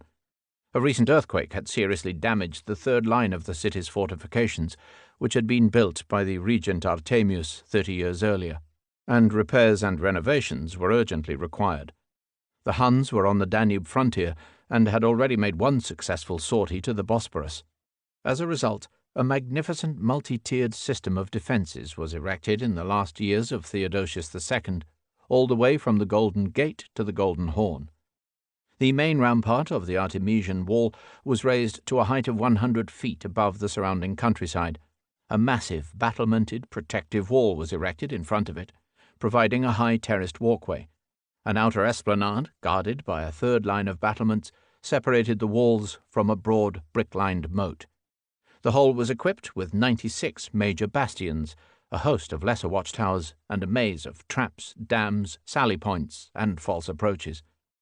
Though numerous extensions and alterations were made to the city's defences at other more vulnerable points, it was the main Theodosian walls, the great Teichus, which withstood the repeated attacks of the barbarians for more than 1,000 years. There is no scene more redolent of Christendom's early centuries than this great fortress of the Christian Empire, magnificently impregnable against the puny attempts of all attackers. The Visigoths came and went empty-handed in 378, the Huns in 441, the Ostrogoths in 476. The Slavs tried and failed in 540, the Persians in 609-10, 617-26, and again in 781, the Avars in 625.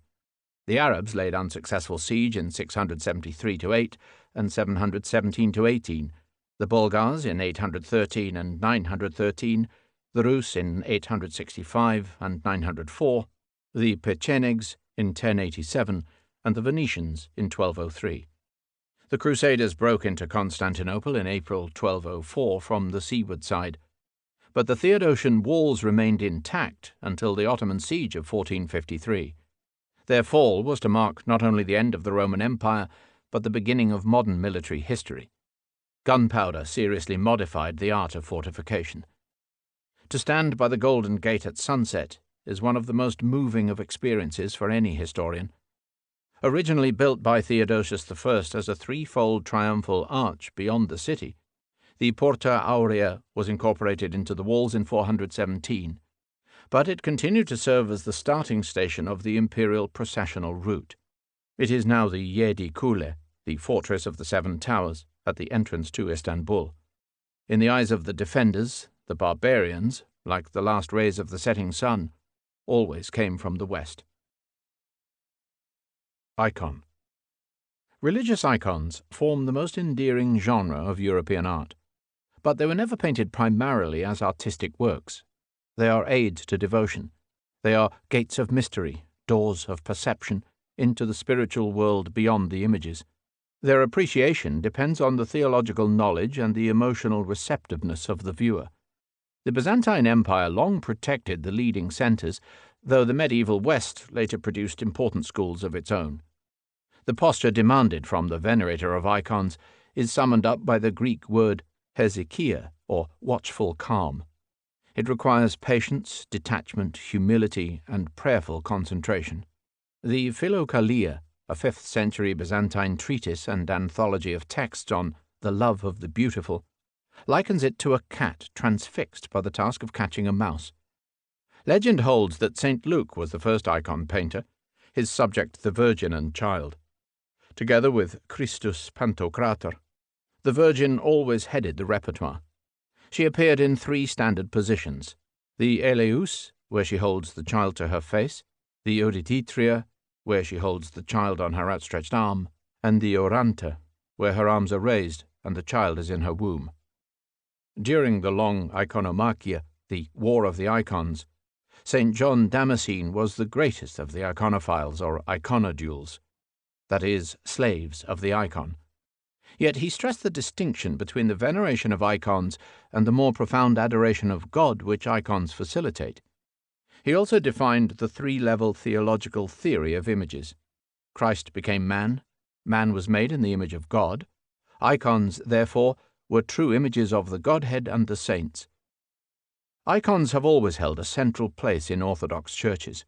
The iconostasis, or icon screen, separates the congregation from the church's sanctuary, reserved for the clergy. It traditionally carried 4 rows of icons, which represent, respectively, the company of saints at the top, the 12 feasts of the church, the 12 apostles, and the 12 prophets. In the center, the double doors are covered by 6 panels, representing the Archangel Gabriel, the Mother of God, and the 4 evangelists. In Greece they are the Gates of Beauty, in Russia the Imperial Gates. They are surmounted by the 3 larger icons of God in Judgment, the Trinity, and the Crucifixion. During an Orthodox service, an icon is often paraded through the church to be kissed by the faithful. Icons are painted on portable wooden boards. The painters use pure egg tempera colors on a white or gilded surface. Stylized postures, gestures, and faces convey the requisite air of reverence. The disregard for perspective is characteristic. Orthodox icon painting passed through several distinct periods. The first Golden Age ended with the iconoclast controversy. Few specimens survive. The second period ended with the Latin conquest of Byzantium in 1204. The late Byzantine period saw the growth of national schools in Bulgaria, Serbia, and Russia. Novgorod, Belarus, and Pskov all possessed their own traditions until the latter-day Russian Orthodox Church imposed an obligatory Muscovite style. Since then, Orthodox iconography has been remarkably insulated from developments in Catholic art. Nonetheless, some important cross-fertilization did take place. A unique composite Veneto-Byzantine style emerged in Crete. A similar blend of Catholic and Orthodox imagery can be observed in Ukrainian Uniate art. Despite the church schism, Orthodox icons continued to be highly valued in the West. All the famous Black Madonnas of Catholic Europe derive from Byzantine sources. So too does the Holy Face of Leon in Picardy, another extraordinary black icon, this time of Christ. Strongly reminiscent of the Shroud of Turin, the Sainte Face is classed as a Mandylion, that is, an image produced without human hands. Though painted on pine boards, it bears an incongruous Slavonic inscription, Obras Gospodin na brus, the image of our Lord on cloth. Probably of Serbian origin. It could be a copy of the Holy Shroud once displayed in Byzantium. At all events, it was obtained by Jacques de Troyes, Archdeacon of Leon, and the future Pope Urban IV from certain pious men at the Serbian monastery in Bari in southern Italy. According to a surviving letter dated the 3rd of July 1249, the archdeacon sent it as a gift to his sister Sibyl, abbess of the Cistercian convent of Montreuil, whence it duly found its way to the cathedral at Leon. Icons are honored in all devout Orthodox households. Maxim Gorky recalled his grandparents' house in Nizhny Novgorod in the 1870s. When my grandmother talked about God, her face regained its youth. I took the heavy locks of her hair in my hands and wound them round my neck. Man can't see God, she said. If he did, he'd go blind. Only the saints can look him full in the face. To see her wipe the dust from the icons and clean the chasuble was very interesting. She would nimbly pick an icon up, smile at it, and say with great feeling, "What a lovely face." Then she would cross herself and kiss the icon. Taxis. In September 641, Constance II was crowned by the Patriarch of Constantinople in the ambo of St. Sophia, the great church. The old Roman practice of acclaiming a new emperor in the hippodrome was abandoned.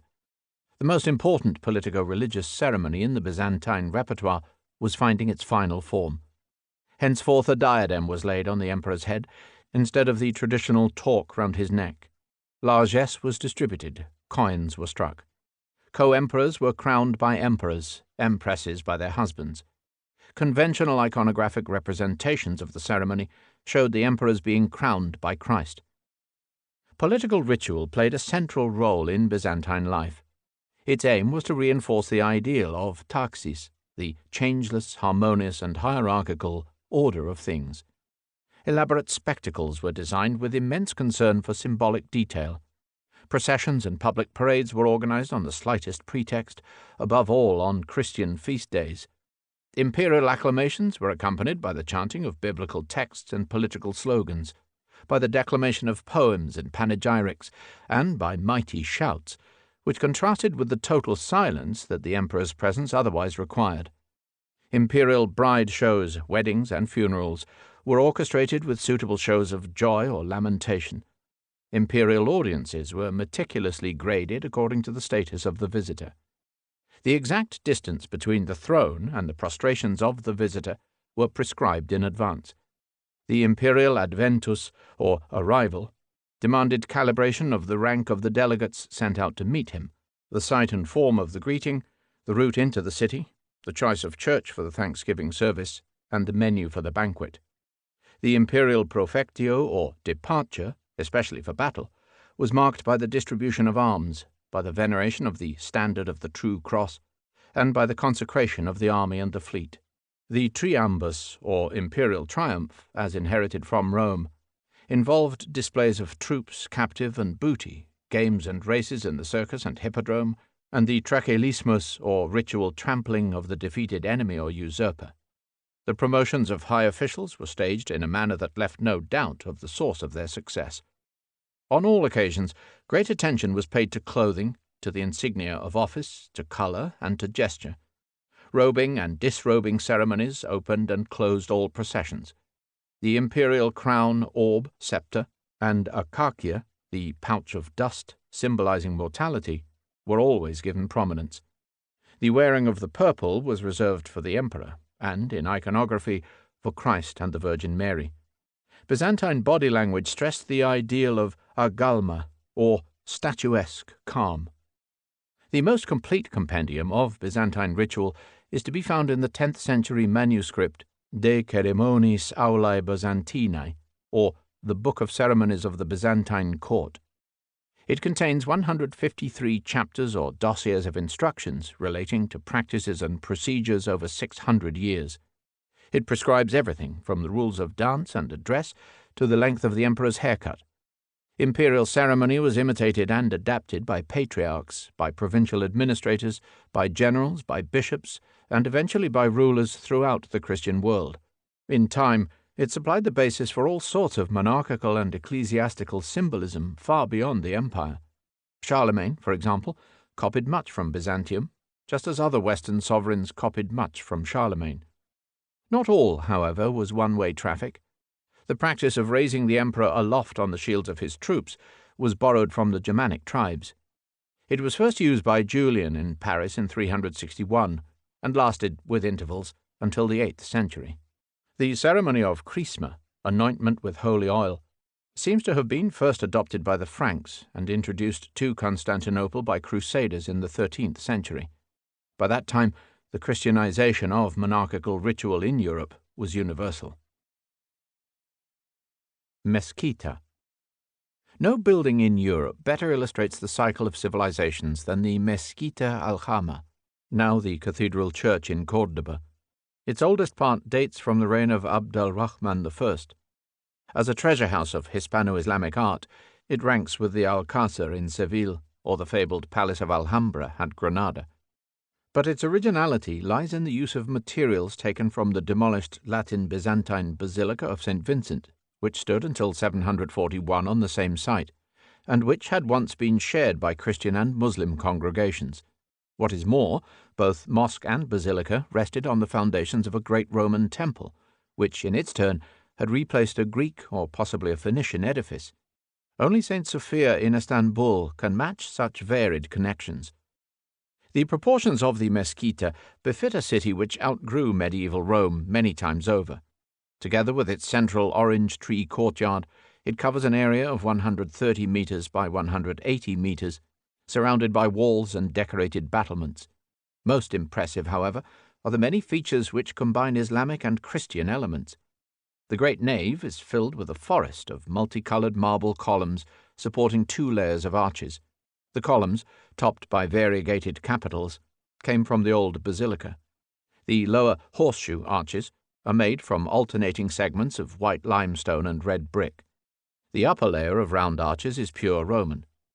The main northern door is covered with metal plates, at the center of which the word Deus alternates with Al-Mulk Lillah.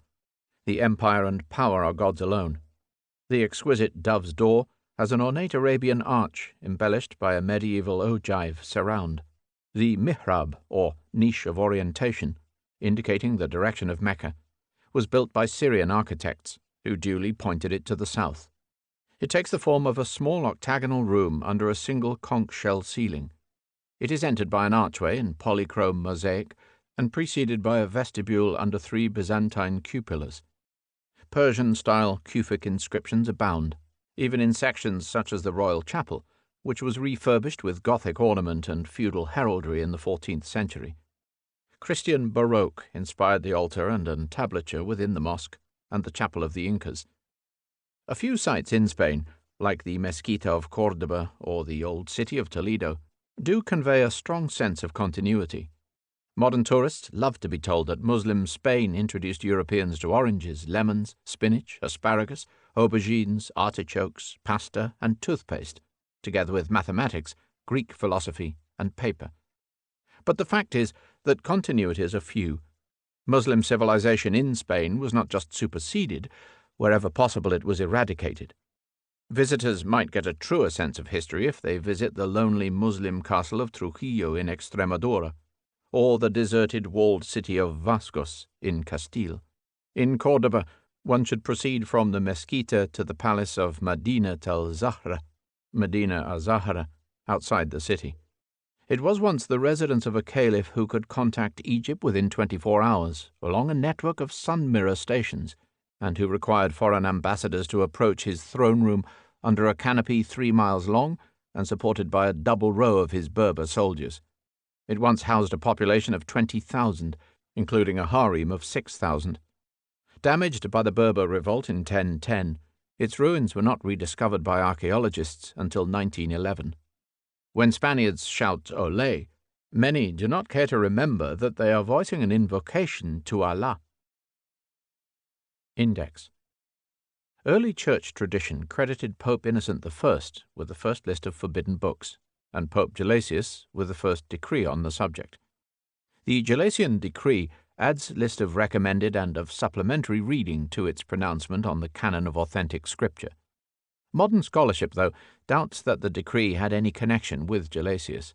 What is certain is that the Church always guarded its right to pronounce on the propriety or impropriety of the written word. From the 5th to the 15th centuries, it placed any number of bans on individual authors, from Arius and Photius to Hus and Pico della Mirandola. A further step was prompted by the advent of printing. Though there is some dispute again about precedents, Pope Innocent VIII either initiated or consolidated the rule that all publications should receive a bishop's license. Thanks to the flood of books produced during the Renaissance and Reformation, the church hierarchy increasingly sought guidance from the Vatican, and the Council of Trent demanded action.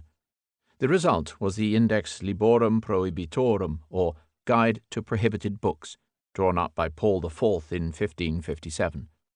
Owing to dissensions in the Vatican, that first version was suppressed, and it was the second version of 1559 which was eventually published. Revised yet again at the request of the Council, the Tridentine Index of 1564 set the norm for subsequent practice. In addition to the list of authors and works which had earned the Church's disapproval, it set out 10 criteria for judging them. Since 1564, Rome's blacklist has been constantly extended. Its rules were modified in 1596, 1664, 1758, 1900, and 1948. Over the years, the index has been subject to much criticism.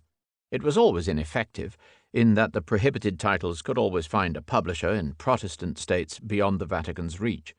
What is more, since forbidden fruits always taste sweeter, the index could seriously be charged with actively promoting what it sought to suppress. Enemies of the Church were always quick to cite it as proof of Catholic intolerance.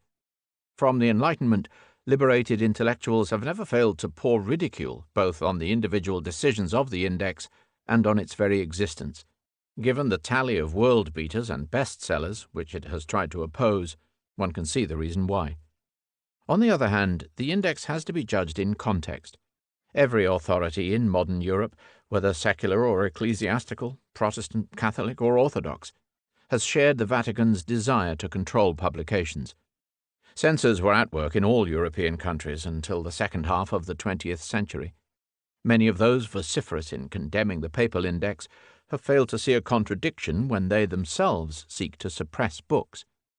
One has only to look at some of the times and places in which the classics of European literature have been banned by authorities other than the Vatican. AD 35. Homer, Opera Omnia, Roman Empire. 1497. Dante, Opera Omnia, City of Florence. 1555. Erasmus, Opera Omnia, Scotland. 1660. Milton, Iconoclastes, England. 1701. Locke, Essay on Human Understanding, Oxford University. 1776, Goethe, Sorrows of Werther, Denmark. 1788 to 1820, Shakespeare, King Lear, Great Britain. 1835, Heine, Opera Omnia, Prussia. 1880, Tolstoy, Anna Karenina and others, Russia. 1931, Marie Stopes, Opera Omnia, Republic of Ireland. 1939, Goethe, Opera Omnia, Spain. 1928 to 60, D.H. Lawrence, Lady Chatterley's Lover, Great Britain. Of course, there is a fundamental liberal position which holds that all publications should be permitted, even when material is manifestly blasphemous, subversive, incitatory, obscene, or untrue. It demands that people tolerate what they abhor. This position was tested in the 1980s by so-called revisionist history, which denies the reality of the Jewish Holocaust, or by the Islamic fatwa pronounced on Salman Rushdie's satanic verses. In practice, many liberals shrink from the application of their own absolute principles. Every society and every generation has to determine its stance in relation to the shifting line between the acceptable and the unacceptable. Nor is it appropriate to compare the Papal Index with contemporary totalitarian censorship. In Nazi Germany 1933 to 45, and in the Soviet world 1917 to 91, all works were officially considered banned until specifically approved. In this regard, the principle of episcopal licensing might be judged more repressive than the index. In 1966, the head of the Vatican's Congregation of the Doctrine of the Faith announced that the prohibition of publications had been suspended. By that time, the index contained some 4,000 titles.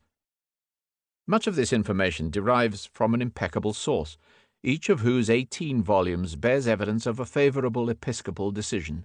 Nihil obstat, there is no impediment, and imprimatur, let it be printed. Rufinus Tyrannius of Aquileia, sometime associate of St. Jerome, made his name on two related scores, as the Latin translator of Greek theological works, especially by Origen, and as author of the earliest book printed by the Oxford University Press.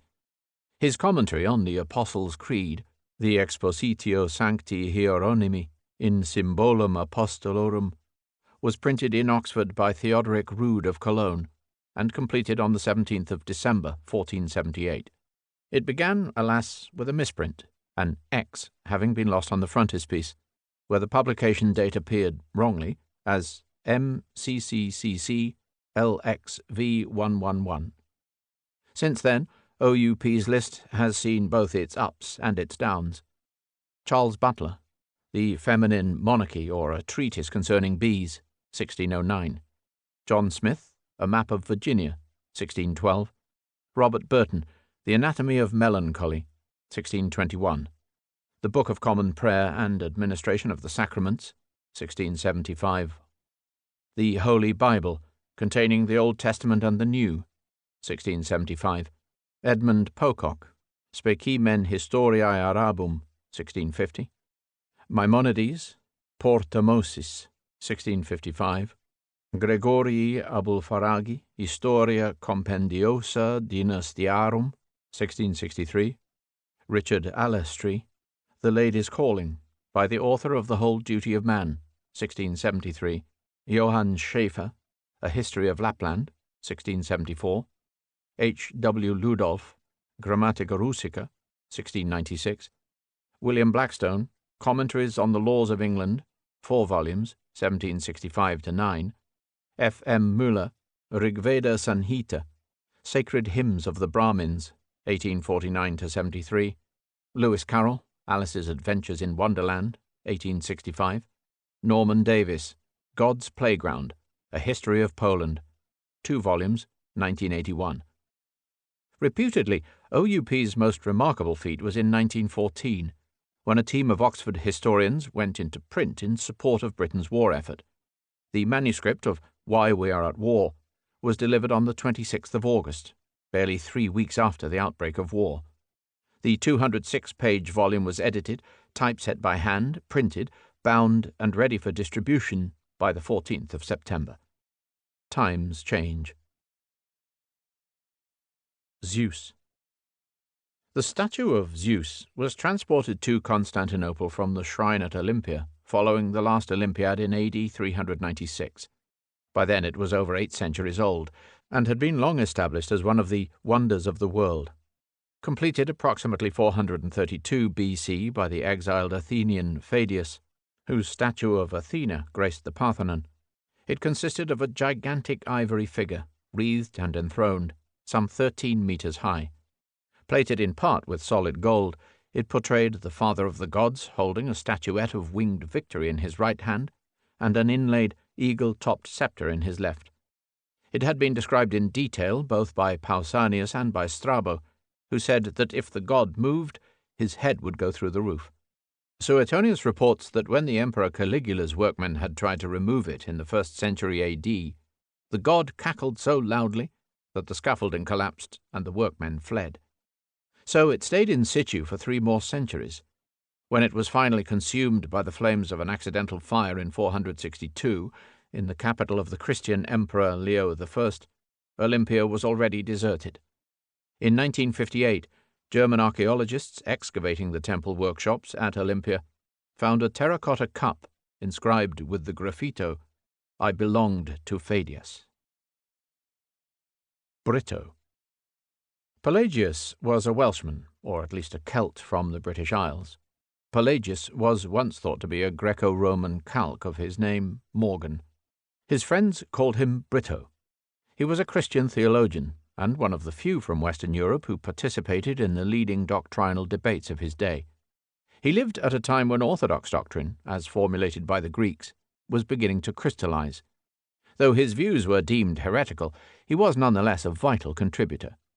He was a contemporary of St. Augustine of Hippo, whom he provoked into formulating what became the definitive statements on such central issues as divine grace, the fall of man, original sin, free will, and predestination.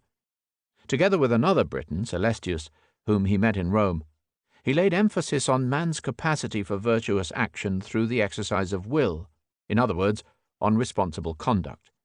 His central concept, known as the power of contrary choice, is contained in the formula si necessitatis est, peccatum non est, si voluntatis vitiari potest.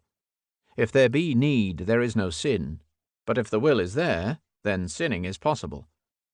He also held that the first step towards salvation must be made by an act of will. These views were rejected, partly because they were thought to minimize God's grace, and partly because they attributed sin to individual failings rather than to human nature. The label of Pelagianism is generally attached to theological standpoints which deny or limit original sin. They figured strongly in the 17th century debates surrounding Arminius and Jansen. In 410, having fled the Gothic siege of Rome, Pelagius and Celestius took refuge in North Africa, where further doctrinal charges were laid against them. One of the councils of Carthage condemned 6 cardinal errors: that Adam would have died even if he had not sinned, that Adam injured himself alone, not the human race, that newborn children, like Adam at birth, are without sin, that the human race does not die through Adam's death or sin, that the law, as well as the gospel, gives entrance to heaven, that there were men without sin even before Christ's coming. Pelagius sailed for Palestine, only to find that Augustine's De Peccatorum Meritis, on the merits of sinners, had singled him out for attack. He survived one inquisition, but he was lost when the sympathies of Pope Zosimus were won over by the African bishops. In an edict of the 30th of April 418, the Emperor Honorius condemned him to confiscation and banishment. The Venerable Bede showed no sympathy for his noxious and abominable teaching. Against the great Augustine see him crawl, this wretched scribbler with his pen of gall. A movement to reconcile Pelagius with Augustine developed round the works of Bishop Honoratus of Arles.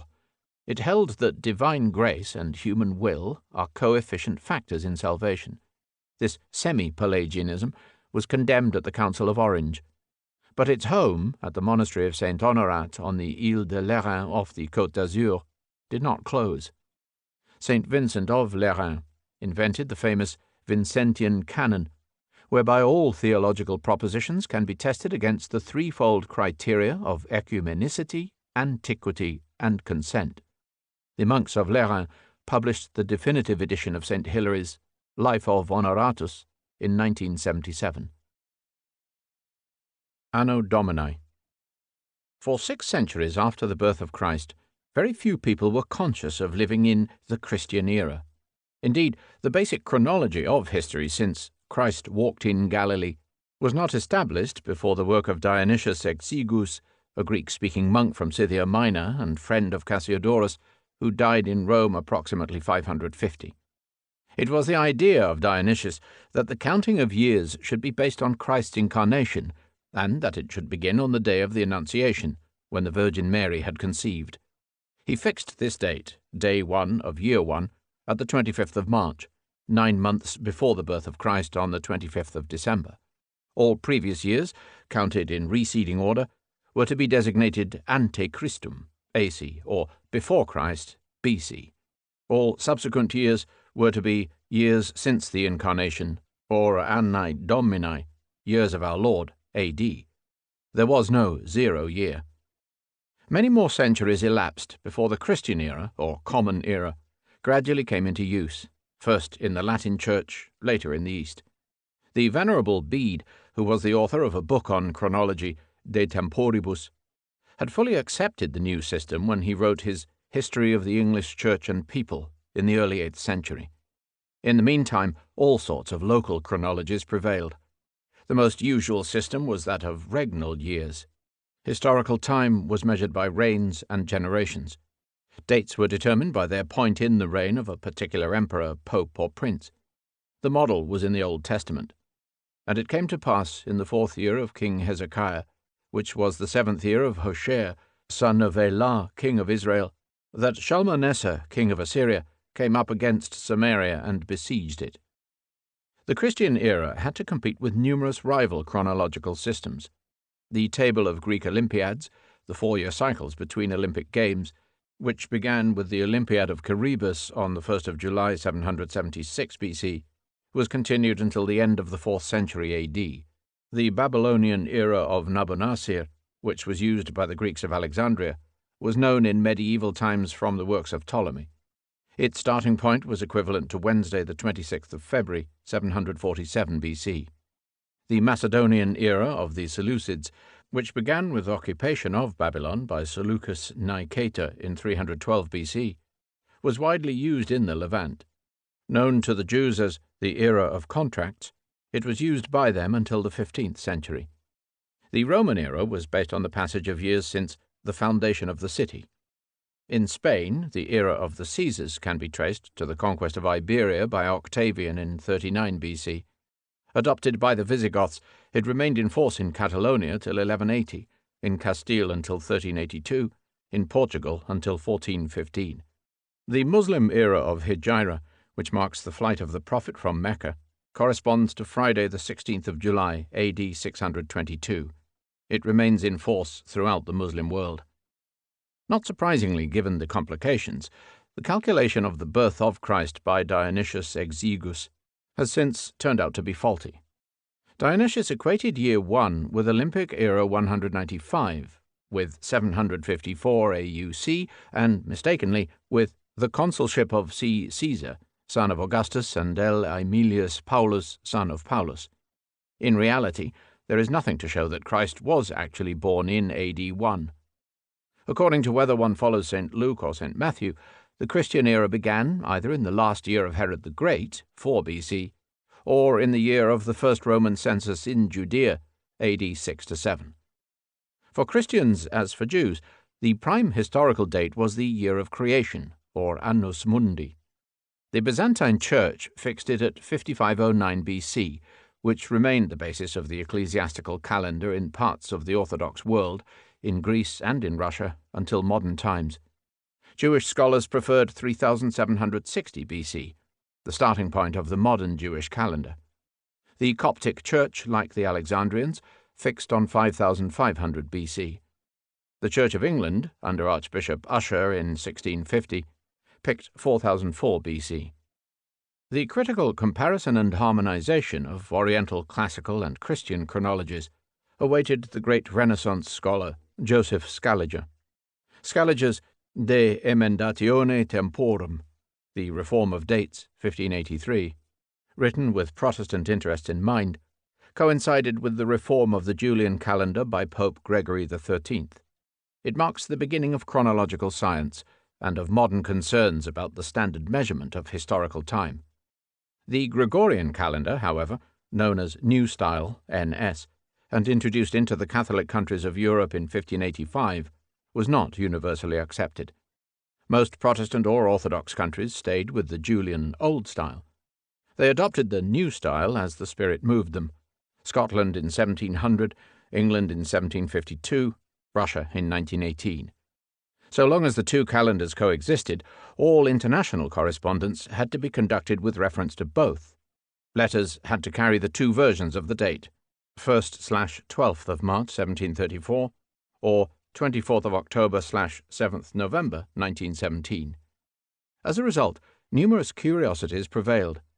Since the discrepancy between the calendars amounted in the 17th century to 10 or 11 days, it was possible to sail across the English Channel from Dover and arrive in Calais in the middle of the following month. Similarly, since the Old Style year began on the 25th of March and the New Style year on the 1st of January, it was possible to leave Calais in one year and to reach Dover in the previous year. Europe did not work in full synchrony until the Bolshevik government abandoned the Old Style. Nothing happened in Russia between the 31st of January 1918, OS, and the 14th of February, NS. From 1918 to 1940, the Soviet communists imitated the French revolutionaries by abolishing the 7-day week, replacing the names of days with numbers, and counting the years of the revolution from 1917. Baume. The Abbey of Baume, says the Guide Michelin, was founded in the 6th century by the Irish monk St. Columban. Its name, of Celtic origin, means grotto, and it was set in one of Europe's most dramatic locations, at the bottom of an immense limestone gorge, the Cirque de Baume, in the depths of the pine woods of the Jura. Like a convent of the same name, 50 miles away on the river Doubs, where the blind Sainte Odile received her sight, it is said to date from the era when Gallo-Roman civilization had been overrun by the pagan Burgundians, and when Christianity was being rebuilt by anchorite communities in the wilderness. It grew into an institution of great wealth and power, possessing several hundred villages and benefices. Eventually, the chapter turned itself into a secularized community of aristocratic canons. It survived until 1790, when revolutionaries dissolved the abbey, smashed most of its monuments, and changed the name of the town from Baume-les-Moines to Baume-les-Messieurs. In the history of Christian monasticism, the Burgundian communities, like Baume, form an important link between the anchorite system of the ancient world, as preserved in Ireland, and the great medieval foundations which appear from the 10th century onwards. After all, it was from Baume that Bernot and his companions set out in 910 to found the great abbey of Cluny. For readers of the Guide Michelin, however, it is a disappointment to find that many of these details of Baume's past are at best unauthenticated legends. There is no hard evidence to connect Baume with St. Columban, and there is no reason to suppose that it was founded in the 6th century.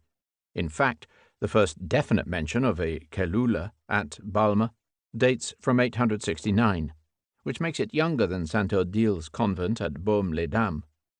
In all probability, the link with St. Columban was invented by the monks of Cluny, who thereby embellished the pedigree of their parent house. Similar doubts surround Baume's most colourful personality, Jean, Seigneur de Watteville, abbot for 40 years during the reign of Louis XIV.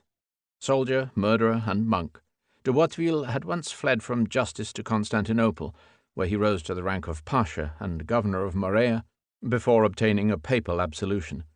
According to St. Simon, he was an example of a sinner redeemed by true repentance. According to the record, he was a habitual turncoat whose treachery facilitated the brutal French conquest of his native province of Franche-Comté. His tombstone reads thus: Italos et Burgundus in armis, Gallus in albis. In curia rectus presbyter, abbas ad est. Here lies an Italian and a Burgundian soldier, a Frenchman, when he took the cowl, an upright man in his office, a priest and abbot. Boehme, therefore, provides the stuff of legend as well as history. People have always had a need to use the past for their own purposes. The writers of scientific monographs are playing a losing game. The past as transmitted to posterity will always be a confused mixture of facts, legends, and downright lies. Cantus. The plain song of the Latin Church, or cantus planus, is often called Gregorian chant, in honor of the Pope who fixed its 8 component modes and collected some 3,000 melodies. Together with the related idiom of Byzantium, it is thought to have derived from Greek and especially Jewish traditions of chanting. In turn, it became the foundation on which European music was built. It was used for the unaccompanied singing of psalms, hymns, and antiphons, customarily in unison and in free rhythm. It had 4 main dialects: Ambrosian, Roman, Galician, and Mozarabic, though the Roman school gradually gained ascendancy. Initially it was not written down, and the early forms cannot be reconstructed with certainty. The notation developed for plain song passed through several stages. The Byzantines, like the Greeks, used a literal system to designate notes, supplemented by neumes or accents to indicate the movement of the melodic line. The Slavic Orthodox preserved the system long after it was superseded elsewhere. In the West, as expounded in the Frankish treatise De Harmonica Institutione by Hucbald of St. Amand, a similar convention had been adopted whereby neumes were placed over the syllables of the Latin text. Notker Balbulus of St. Gall explored tropes, or melodies added to the main chant. In the 11th century, the musicologist Guido d'Arezzo invented a notational system which is the progenitor of the tonic sol fa. Taking the initial syllables of the lines of Ut queant laxis, the hymn to St. John the Baptist, he established the ascending hexachord of Ut, Re, Mi, Fa, Sol, La. The 7th syllable, Si, for Sancte Johannis, was added later. He also devised a spatial stave of up to 10 lines, forerunner of the modern 5-line stave. It had a mobile key signature and carried a square notation of points and rods. It is debatable whether the notes had fixed duration or accentuation.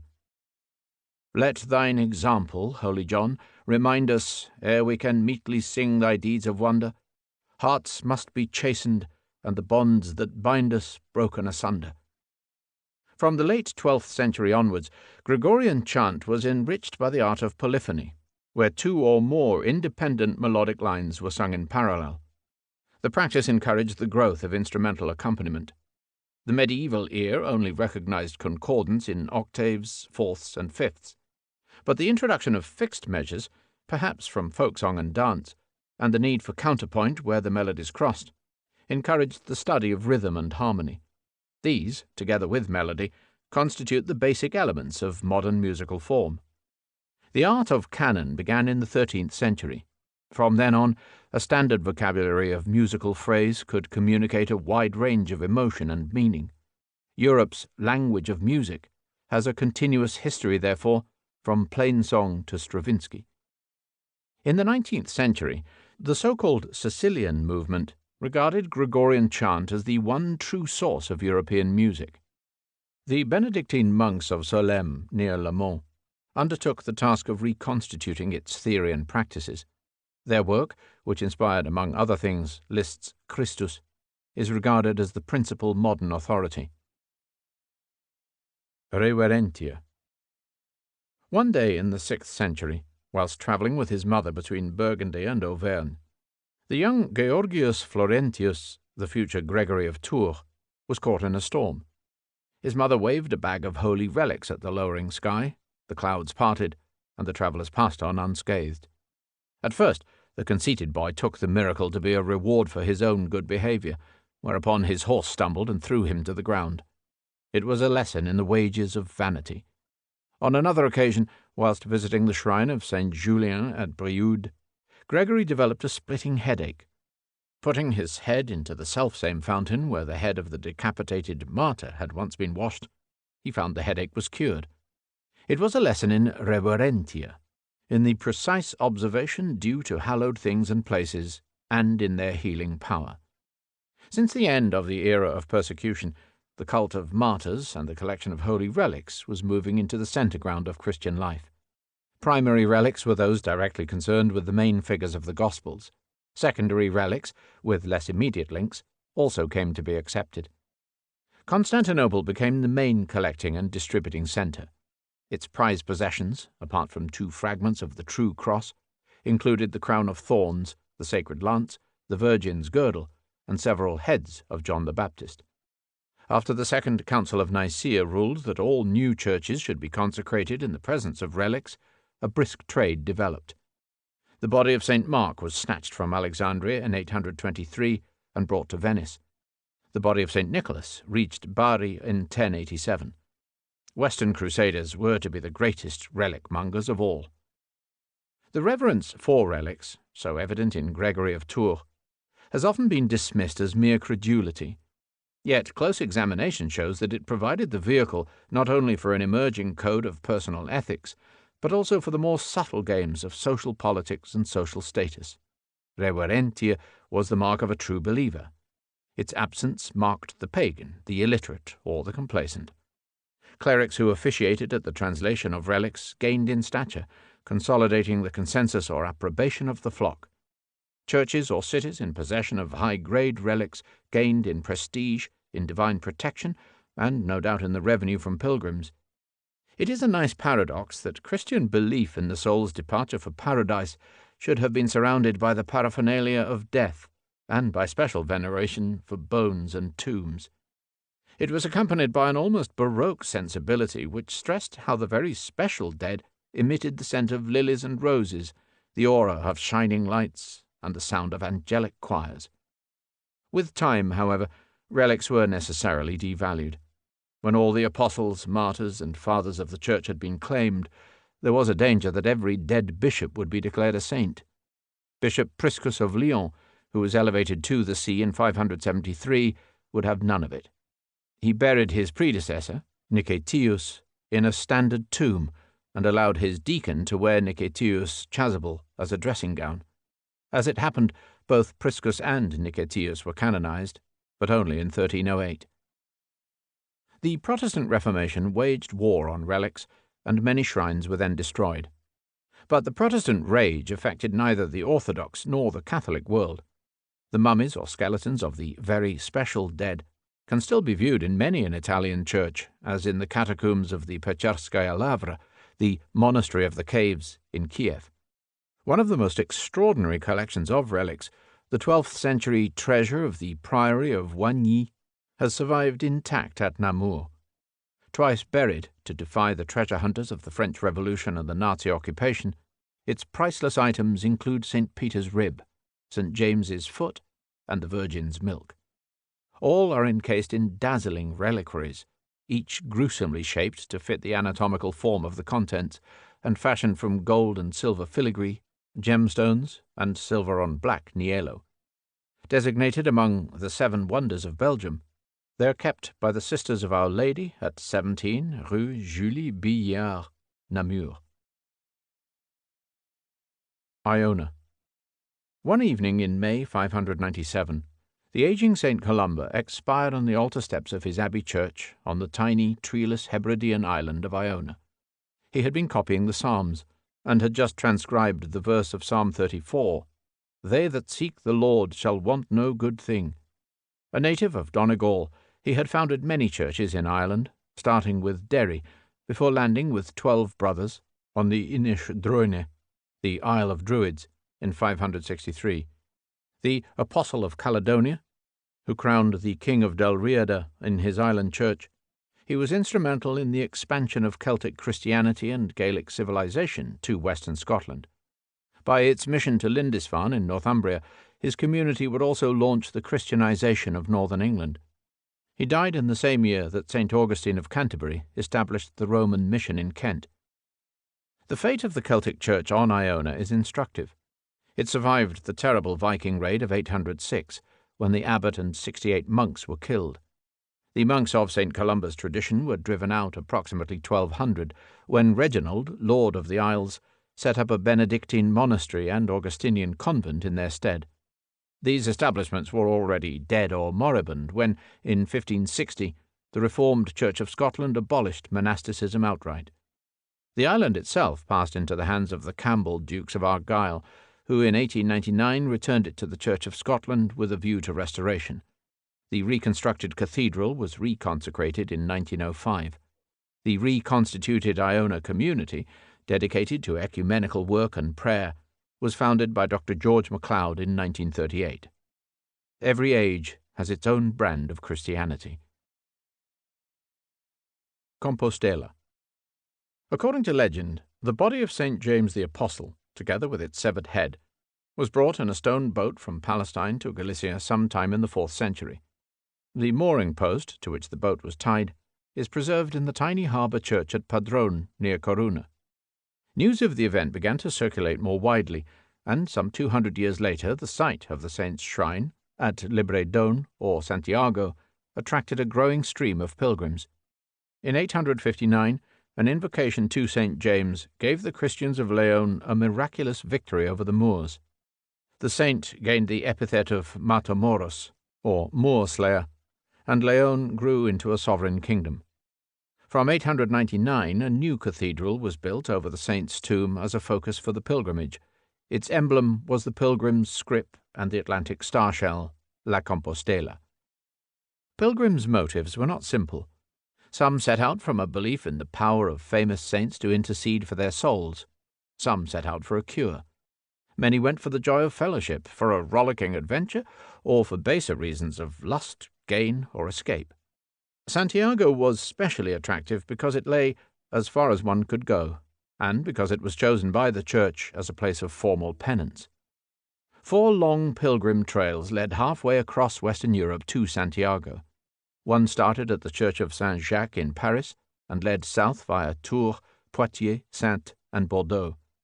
The second started at Sainte-Marie-Madeleine at Vézelay in Burgundy, leading southwest through Bourges and Limoges. The third started at the Cathedral of Notre-Dame at Le Puy-en-Velay in Auvergne. All 3 converged at the pass of Roncesvalles in the Pyrenees. A fourth route left Saint-Trophime in Arles, led westwards to Toulouse, crossed the Pyrenees at the Col de Somport, and met the 3 other routes at Puente la Reina on the River Arga. For the last 250 miles, through the ever wilder scenery of Asturias, Burgos, and León, all pilgrims walked along the same Camino de Santiago until they stood before the Portal de la Gloria. At its height in the 14th and 15th centuries, the pilgrimage to Santiago was a major transcontinental business. English and Irish pilgrims often made first for Tours or sailed to Talmont on the Gironde. The Germans and Swiss came down the Rhône to Lyon en route for Vézelay or Le Puy. Italians sailed to Marseille or direct to Arles. Guidebooks were written. Abbeys and shrines on the way, such as the Abbey of Sainte-Foy at Conques, grew rich from pilgrims' donations. The refuge at Roncesvalles served 30,000 meals a year. Churchyards along the road received the remains of those who could go no further. Historians discuss the factors which made for the unity of Christendom. Santiago de Compostela was certainly one of them. Leper. In 643, King Rotar of Lombardy issued a decree: if any man become a leper, and is expelled from his city or dwelling, let him not donate his possessions to anyone, for on the very day he is expelled, he is considered dead. This in itself is enough to dispel the myth that leprosy came to Europe with the Crusades. The ostracism of lepers is attested throughout the Middle Ages. Byzantium, which possessed at least one Lazar house in the 5th century, shared the same attitudes. Leviticus chapter 13 offered ample biblical support. Lepers were forced to live beyond town limits. They had to wear a long robe of distinctive colour, marked by the letter L, and they had to signal their approach by bell, clapper, or horn, or by shouting, "Unclean, unclean." The 6th century Council of Lyon formally placed them under the care of bishops. In fact, they lived from begging. In 1179, the Third Lateran Council formalized the procedures. Suspect lepers were to be examined before a priest or magistrate, and, if found infected, were to be ritually separated from the community through an act of symbolic burial. A description of this ceremony, the Separatio Leprosorum, was written down at St. Algins in Angers. The penitent leper stood in an open grave with a black cloth over his head. The priest said, "Be dead to the world, be reborn in God." The leper said, "Jesus, my Redeemer, may I be reborn in thee." Then the priest read the proscription. "I forbid you to enter church, monastery, fair, mill, marketplace, or tavern. I forbid you ever to leave your house without your leper's costume, or to walk barefoot. I forbid you to wash or to drink in the stream or fountain. I forbid you to live with any woman other than your own. If you meet and talk with some person on the road, I forbid you to answer before you have moved downwind. I forbid you to touch a well or well cord without your gloves. I forbid you ever to touch children or to give them anything. I forbid you eating or drinking, except with lepers." The leper was then led in procession to the place of exile. Some rulers sanctioned more ferocious methods. In 1318, Philip V of France charged the country's lepers of being in league with the Saracens and of poisoning wells. He ordered them all to be burned, together with Jews who gave them counsel and comfort. In 1371, 1388, 1394, 1402, and 1404, the municipality of Paris vainly called for the leprosy laws to be enforced. The ferocity of their reactions derived from the rooted belief that leprosy was a punishment for sexual depravity. The disease carried a heavy moral stigma, which caused the risk of contagion to be grossly exaggerated. Even so, leprosy affected high and low. It struck down Baldwin IV, King of Jerusalem, and Hugh Dorival, Bishop of London. Physicians had no clue of its bacterial cause, and few suggestions for its relief. Following Avicenna, they stressed its supposed psychological symptoms of craftiness and lust. The leprosarium, or Lazar House, was a common sight beyond city walls. In England, the leper colony at Hambledown, near Canterbury, grew into a sizable settlement. At Burton Lazar, it was located near the healing waters, later used for brewing. Medieval literature used leprosy as a sensational device. In several versions of Tristan and Isolde, the heroine is saved from burning, only to be thrown to the lepers. "Da sprach der Herzoge, ich will sie Minen sichen bringen, die sollen sie alle minen, so stirbet sie lästerlichen." The Duke spoke, "I will bring her to my sick ones. They will all love her, so that she will die dishonourably." By all accounts, leprosy greatly declined in 16th century Europe. Its place was taken by syphilis. But prejudices did not change. In 1933, the OED defined it as a loathsome disease, elephantiasis graecorum. And in 1959, a popular American novelist could be criticized for repeating all the old degrading stereotypes. Leprosy was the medieval counterpart to AIDS. Biblia. The 6th century Codex Argentius is kept in the University Library at Uppsala. It was brought to Sweden from Prague. Written in silver letters on purple parchment, it is probably the finest early copy of the Gothic translation of the Bible by Ulfilas. Wulfila, or Little Wolf, the Aryan grandson of Christian captives, was consecrated Bishop of the Goths during their sojourn on the Danube frontier. His translation of the Bible into Gothic started the long history of vernacular scriptures and of Germanic literature. The Codex Amiatinus, now in the Laurentian Library in Florence, is not quite so old. It was written at Jarrow in Northumbria approximately 690 to 700, during the rule of Abbot Ceolfrid. It is the oldest extant copy of the Vulgate, St. Jerome's translation of the Scriptures into Latin. It was based on an older Vulgate copy by Cassiodorus, and was presented by Abbot Ceolfrid to the papacy, whence in turn it was lodged in the Abbey of Amiata. The vellum on which it was written was made from the skins of 1,500 animals.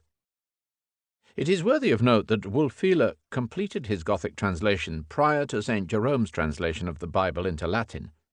Both of them based their translation on older Greek texts, of which there was no single authoritative version. Modern reconstructions of the early Greek scriptures are based on the 4th century Codex Vaticanus from Alexandria, on the 4th century Codex Sinaiticus, brought from Mount Sinai and sold to the British Museum by a Russian Tsar, on the 5th century Codex Alexandrinus, also in the British Library, which came from Constantinople, and the 5th century Codex Ephraimi in the Bibliothèque Nationale in Paris. The task of establishing a totally accurate and reliable text of the Scriptures, suited to each passing generation, has always been impossible, but the attempt has to be made ceaselessly. The Old Testament was written in Hebrew and Aramaic, the New Testament in Hellenistic Greek. The former was put into Greek, as the Septuagint, for the use of the Greek-speaking Jews in Alexandria. So, in theory, a complete Greek text of both Testaments may be thought to have existed from the 1st century AD onwards. Those books which make up the present Bible, in its Catholic and Protestant forms, number almost 100. They could not be collated into a unified pandect of both Testaments until the basic canon was established in the 4th century. In the meantime, numerous variations of every book of the Bible, together with the uncanonical Apocrypha, circulated separately. They are only known to modern scholarship in the fragments found in ancient papyri, in passages quoted by the Fathers, in various pre-Vulgate Old Faith texts, and in the work of ancient Judaic and Christian critics. Among the latter, by far the most important was the wonderful hexapla of Origen, who wrote out 6 Hebrew and Greek versions of the Old Testament in 6 parallel columns. Not even the Vulgate existed in systematic form. As St. Jerome completed successive sections of his work, he sent off each to assorted destinations. They, too, have to be unscrambled from the variegated biblical compilations into which they were inserted. What is more, the work of medieval copyists resembled nothing more than the game of Chinese whispers, where errors are compounded at every stage. It is easy to see why the Greek word biblia, or holy books, originally existed only in the plural. Uniform biblical texts were not attainable until the age of printing. By then, however, Christendom was on the verge of the Reformation, when Protestants would challenge all previous biblical scholarship. Protestant scholars were specially dedicated to vernacular translations, for which they needed authoritative texts of the Hebrew and Greek originals. Hence, a whole new era of bibliology was characterized by Protestant-Catholic rivalry. In 1907, a Vatican commission entrusted the preparation of a definitive edition of the Vulgate to the Benedictines. Work has continued throughout the 20th century. When it may be complete, as one stoical Benedictine remarked, God only knows. 5. Medium. The Middle Age, approximately 750 to 1270. There is an air of immobility about many descriptions of the medieval world. The impression is created by emphasizing the slow pace of technological change, the closed character of feudal society, and the fixed theocratic perceptions of human life. The prime symbols of the period are the armoured knight on his lumbering steed, the serfs tied to the land of their lord's demesne, and cloistered monks and nuns at prayer. They are made to represent physical immobility, social immobility, intellectual immobility. Medium aevum, the Middle Age, was a term first used by devout Christians who saw themselves living in the interval between Christ's first and second coming. Much later it was taken up for different purposes. Renaissance scholars began to talk in the 15th century of the Middle Age as the interval between the decline of antiquity and the revival of classical culture in their own times. For them, the ancient world stood for high civilization.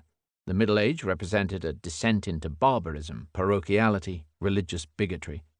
During the Enlightenment, when the virtues of human reason were openly lauded over those of religious belief, medievalism became synonymous with obscurantism and backwardness.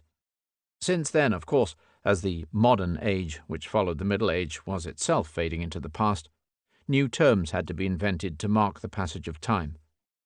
The medieval period has been incorporated into the fourfold convention which divides European history into ancient, medieval, modern, and now contemporary sections.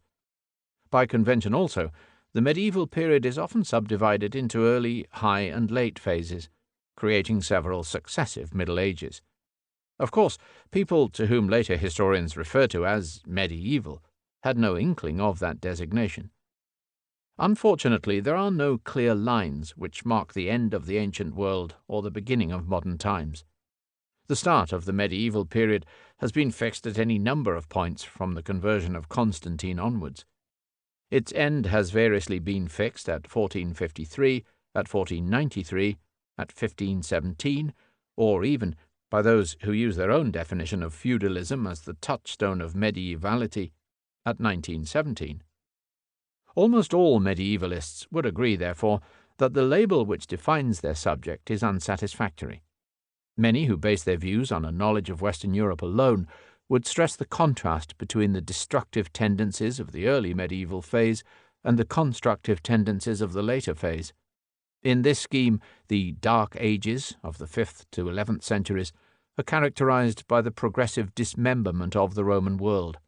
The turning point is reached with the so-called 12th century Renaissance, and the peak of high medieval civilization is reached in the 13th and 14th centuries.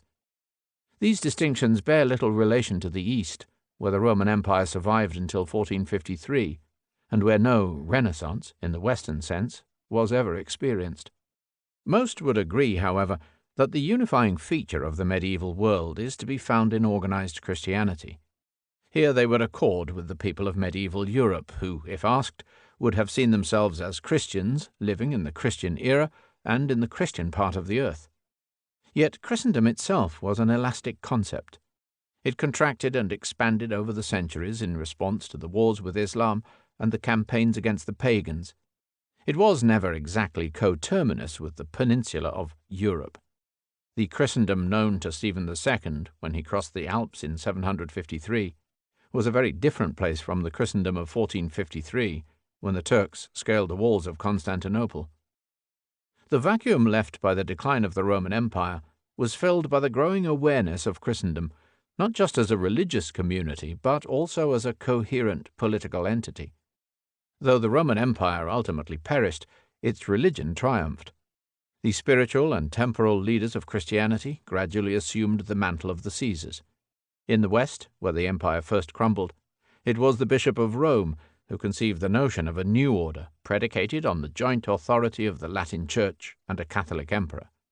The papacy, wrote Thomas Hobbes, is no other than the ghost of the deceased Roman Empire, sitting crowned upon the grave thereof. The chosen instrument of the papacy was found in the new Caesars or Kaisers of Germany. In the East, where the Roman Empire survived far longer, the notion of a substitute order, based on the authority of the Greek Church and of a new Orthodox emperor, had to await the emergence of the Caesars or Tsars of Moscow. In this light, if the central theme of the Middle Ages is taken to be the reorganization of Christendom into new imperial systems, a clear chronological framework emerges. The first step may be seen in the coronation of Charlemagne on Christmas Day in the year 800, the last step in the definitive adoption of the title of Tsar by Ivan III, Grand Duke of Moscow, in 1493. From an early stage, however, the growing community of Christendom was divided against itself. Though the Latin and the Greek churches shared all their basic beliefs, they often regarded each other as aliens. Though impartial observers might see them as two variants of the same faith, like the Sunnis and the Shias of the Muslim world, they were more conscious of their differences than their commonality. In the first millennium they maintained at least a facade of unity. In the second millennium they abandoned the facade. The old crack opened wide after the schism of 1054. Here was proof that even the foundations of Christendom were subject to movement. 750 to 1054. From the 8th century onwards, faltering thoughts about a new political order were stimulated by continuing depredations from beyond the fringe of Christendom. The foundation of the empire of Charlemagne in 800, of the Holy Roman Empire from 962, and eventually of the Tsardom of Moscow, can only be understood in conjunction with the activities of the Vikings, the Magyars, the Mongols, and the Turks. The Vikings, or Northmen, ravaged the northern coasts for more than 200 years. They were the product of overpopulation in the remote fjords of Scandinavia, whose rowmen, took to their longships for plunder, trade, mercenary service, and sheer adventure. From approximately 700, parties of Vikings would raid isolated settlements in the British Isles or Frisia before sailing home at the end of each season. They ransacked Lindisfarne in 793 and Iona in 795. From the middle of the 9th century, however, huge Viking camps were set up to act as bases for more protracted campaigns of pillage. In several instances, these camps led to permanent settlement. The Danish Vikings, for example, created one such great army at the mouth of the Seine, from which they repeatedly looted the defenceless cities of northern France. They captured ports such as Rouen and Nantes, whilst sailing off to Portugal, to the Balearic Islands, even to Provence and Tuscany. In 851 they invaded England, fanning out through the eastern half of the country. From 866 the Danelaw was established from Northumbria to East Anglia. The struggle between the Anglo-Saxons and the Danes dominated the next 150 years of England's history. In 911, tradition holds that the Northmen of the Seine were permanently settled under Rollo, thereby creating Normandy. The Norwegian Vikings concentrated on the outer islands. They occupied the Orkneys and Shetlands in the 8th century, the Faroes, the Hebrides, and Eastern Ireland in the 9th. Their major colony, Iceland, was settled from 874. Dublin was founded in 988. They discovered Greenland, and in all probability, under Eric the Red, they sailed on to North America, which they called Vinland. The Swedish Vikings operated throughout the Baltic. They established fortified camps at Volyn on the Oder, at Trousseau on the Vistula, and at Novgorod, whence they penetrated the rivers of the Bay of Riga and the Gulf of Finland. In the 9th century they took hold of the overland route between the Baltic and the Black Sea. Known as the Varangians, they controlled the Dnieper and appeared in Constantinople. In the final period, adventurers of Viking origin, who had acquired a veneer of the culture of their adopted countries, created a number of new political states. Rurik the Varangian and his sons organized the first durable principality of the Eastern Slavs at Novgorod and Kiev, approximately 860 to 80. Canute the Dane, or Canute the Great, was lord of a vast North Sea empire, joining England with Denmark. Robert Guiscard, the Norman, sailed to southern Italy in 1059. William the Bastard, Duke of Normandy, conquered the Kingdom of England in 1066. Norman rule was destined to last longer in Sicily and in England than in Normandy itself. The Magyars were the last of the nomads to colonize Central Europe. Descendants of the Ugrian branch of the Finno-Ugrian peoples, their earliest known cradle land lay east of the Urals in the valleys of the Irtysh and Ob. They parted company with their Finnic kinsfolk in the 3rd millennium BC. Thenceforth they occupied successive stations on the southern steppes, gradually adapting themselves to the nomadic life, first in Magna Ungaria, between the Kama and Ural rivers, later in Lebedia, north of the Sea of Azov, and finally in the land of Itelkurs, or Mesopotamia, between the Dnieper and Dniester. On the steppes of the 1st millennium, the Magyars were the neighbours of the Scythians, Sarmatians, Alans, Bulgars, Khazars, Uzi, and Pechenegs. They were already divided into their 7 tribes: Nyek, Kurtjamat, Tarian, Yenu, Kir, Kasi, and Magyar, the last name being later applied to them all. Byzantine sources speak of their trading in slaves through the Black Sea ports. The Magyars' decisive move was made at the end of the 9th century. The steppe peoples had been in commotion for several decades. The Arabs dispersed the Uzi and stole their cattle. The Uzi did the same to the Pechenegs. In 894, the Pechenegs made common cause with the Bulgarian Tsar, and together they fell on the Magyars. The time had come for what the Magyars themselves call the Honfoglerlash, the occupation of the fatherland. Overwhelmed by their neighbours, they decided to migrate to the west. For the first time, their horsemen, who in recent years had lent their services both to the Franks and the Byzantines, did not return to Itelkurs. Instead, with Arpad at their head, they led the long trains of their people over the Veretsky Pass in the Carpathians. It was the spring of 895 at the latest. Perhaps 20,000 warriors and 400,000 tribesfolk, had come to found the land of the Magyars on the plains of Hungaria. The Mongols, or Tartars, commanded the greatest of all the nomadic empires. Centered on the arid steppes of Central Asia, their fortunes waxed and waned, but they directly impinged on the affairs of the West on two separate occasions. Genghis Khan, starting from Karakoram, conquered a territory which stretched from the Pacific to the Black Sea, from Korea to Crimea. The renewer of the Mongol Empire, Timur or Tamerlane, starting from Samarkand, mastered an area somewhat more to the south, from Delhi to the Aegean. Indirectly, it was the Mongols who set another Central Asian people in motion. The Turks originated in Turkestan, whence they were displaced in the 8th century and where related peoples still live. They were destined to appear on the horizons of the West, first with the Seljuk Turks in the 11th century, and then with the Ottoman Turks in the 13th. The story of their epic wanderings encompasses the whole span in which the West separated Charlemagne from the end of the Crusades.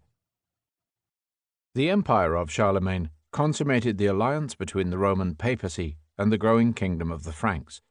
It was an ephemeral affair, barely surviving its founder's death and disappearing completely within a century.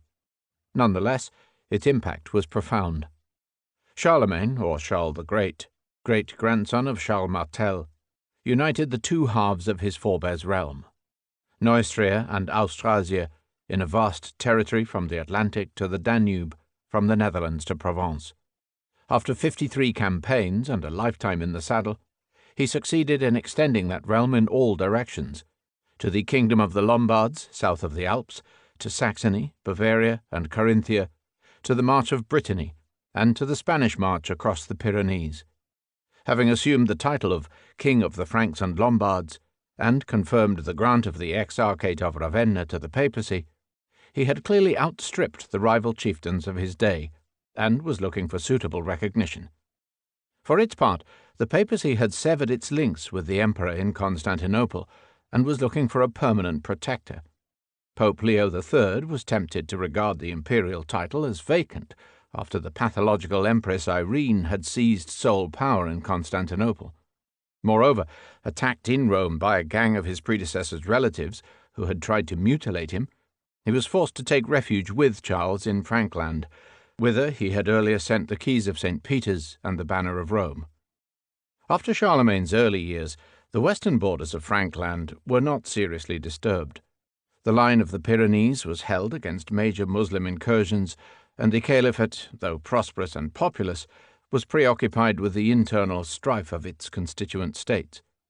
The Frankish position was strengthened by allies among the Christian princes who clung tenaciously to the coastland of northern Iberia, first in the kingdom of Asturias, and then in the later kingdoms of Leon, Castile, and Navarre.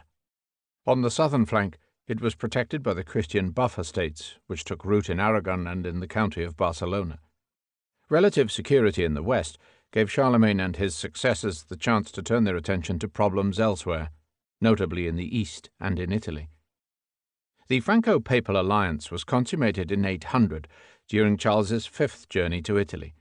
A council of notables had absolved Leo of all crimes, and during Christmas Mass, as Charles rose from prayer before St. Peter's tomb, the Pope slipped an imperial crown on his head. The congregation acclaimed him Caesar and Augustus, and the Pope knelt in homage before him. Einhard, Charlemagne's biographer, claims that the coronation occurred spontaneously. In all probability it was carefully rehearsed. In terms of tradition, it was entirely irregular. Pope Leo had no recognized right to confer the imperial title, and Charlemagne had no right to receive it. But it happened. Henceforth there was a Catholic emperor in the west, independent of the Byzantine Empire. The barbaric Frankish kingdom was upgraded, dependent on the Pope for its new status. Charlemagne's kingdom and empire were governed by an itinerant court that journeyed incessantly from one domain to the next, by a number of subordinate courts established in Neustria, Aquitaine, and Lombardy, and by a network of perhaps 300 comitates, or counties, each headed by an imperial lieutenant or count. The work of the emperor's court was supervised by a staff of clerics, initially by the arch-chaplain Fulrad, and later by the emperor's favourite counsellor, the Northumbrian monk Alcuin. Local bishops were often used to supervise the counts, and missi dominici, royal legates, toured the realm on fixed circuits. Law and order, and all appointments, were administered in the name of the king. A central silver coinage was introduced, with 240 denarii to the pound. An international executive class, united by royal favour and often by marriage, made its appearance. A series of capitularies, or collected edicts, strove to encourage uniform rules for both church and state. The tithe was made obligatory. Murder of a priest was made punishable by death. The clergy could only be judged by a court presided over jointly by count and bishop. Pagan cremations were banned. It may have appeared that a new, centralized political order was in the making. In reality, local customs and leaders retained much of their force. Charlemagne's court was certainly the focus of continental power and influence. An entry in the royal annals for 798 reveals its far-flung contacts. A legate came from King Alfonso of Galicia and Asturias, Friar by name, who handed over a tent of marvellous beauty. But at Easter time the Nordludi across the Elbe rose in rebellion and seized the royal legates residing amongst them to dispense justice. The king collected an army and defeated them in battle and took hostages, and proceeding to his palace at Aachen, he received a Greek delegation sent from Constantinople. In this year the star called Mars was not to be seen anywhere in the heavens from July to July. The Balearic Isles were plundered by Moors and Saracens. King Alfonso, who had plundered Lisbon, sent his legates, Friar and Basilicus, in winter-time to the Lord King with breastplates, mules, and Moorish prisoners as evidence of his victory. Then Christmas and Easter were celebrated in this place by the king. It was in the court of Charles the Great that the ancient term of Europe was revived. The Carolingians needed a label to describe that section of the world which they dominated, as distinct from the pagan lands, from Byzantium, or from Christendom as a whole. This first Europe, therefore, was an ephemeral Western concept which lasted no longer than Charles himself.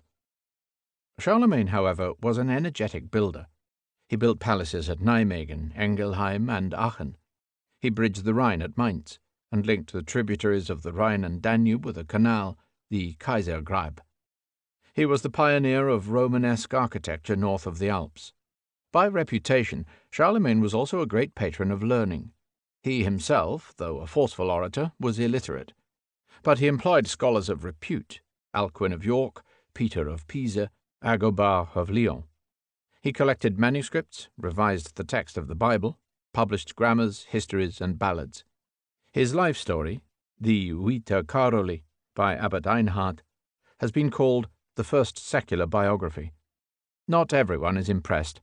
One historian has blamed Charlemagne for saddling us with a literary tradition of derivative book learning which hangs today like a millstone round the neck of our educational system.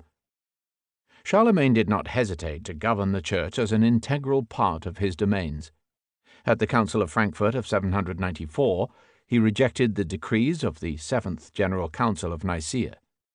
Bishoprics and abbeys were regarded as feudal benefices and subject to the law of treason. Whilst forbidding his bishops to engage in battle, he spread the gospel by fire and sword. Whether he grasped the Sermon on the Mount is a moot point. His services to Christianity were eventually rewarded by canonization, though the process was obstructed for 351 years by reports that his sexual conquests were no less extensive than his territorial ones. Charlemagne died on the 28th of January, 814. On his tomb in Aachen, since lost, a portrait was placed and an inscription. Beneath this tomb lies the body of Charles, great and orthodox emperor, who nobly increased the kingdom of the Franks and reigned prosperously for 47 years. He died in his 70s, in the year of our Lord 814, in the 7th indiction on the 5th of the calends of February. Charlemagne's lifeblood had been the cement of the realm. His inheritance was immediately disputed by his son and grandsons. Repeated partitions ensured its early disintegration. In 817, the Partition of Aachen provoked civil war. In 843, following protracted family slaughter, the Treaty of Verdun produced a three-way split between the surviving grandsons. Charles the Bold received the western Romance sector, Neustria, Aquitaine, Western Burgundy, and the Spanish March. Luther I, King of Italy, received the title of Emperor, together with the Middle Kingdom, consisting of Austrasia, Eastern Burgundy, Provence, and Italy. Louis the German received the bulk of the eastern, solidly Germanic sector. The Treaty of Verdun created the core of both the future Germany and the future France. The Middle Kingdom was left a bone of eternal contention between them. Charlemagne's ultimate legacy was not just the example of fragile unity, but equally the prospect of unending strife. The feuding of the Carolingians, or Karlings, created an opportunity which the Vikings were quick to exploit. The summer of 841 saw them sailing up the Seine to plunder Rouen. In 843-4, following the Treaty of Verdun, they wintered on the island of Noirmoutier. In 854 the new city of Hamburg was burned, and Paris was sacked, while Charles the Bald took refuge on Montmartre. In 847 the ancient city of Bordeaux was taken hostage for years. In 852 an ominous precedent was set when Charles the Bald, having trapped the Viking host in their camp at Jeufosse near the Seine estuary, paid them off with gold and permanent grants of land. He was rewarded by repeated raids, which Orléans alone was able to resist. In 864, by the Edict of Pitre, Charles the Bald at last gave orders for all localities to build fortifications, and for a task force of cavalry to be on hand. But relief was still far off. Year after year the internecine wars of the Carolingians were studded with royal deaths, with temporary partitions, and with Viking raids of ever greater insolence. From 867 to 878, the Danes were preoccupied in England. In 880 they ravaged the valley of the Elbe. In 885-6, 40,000 Vikings poured out of 700 longships drawn up on the present-day Champ de Mars, and laid siege to Paris for 11 months.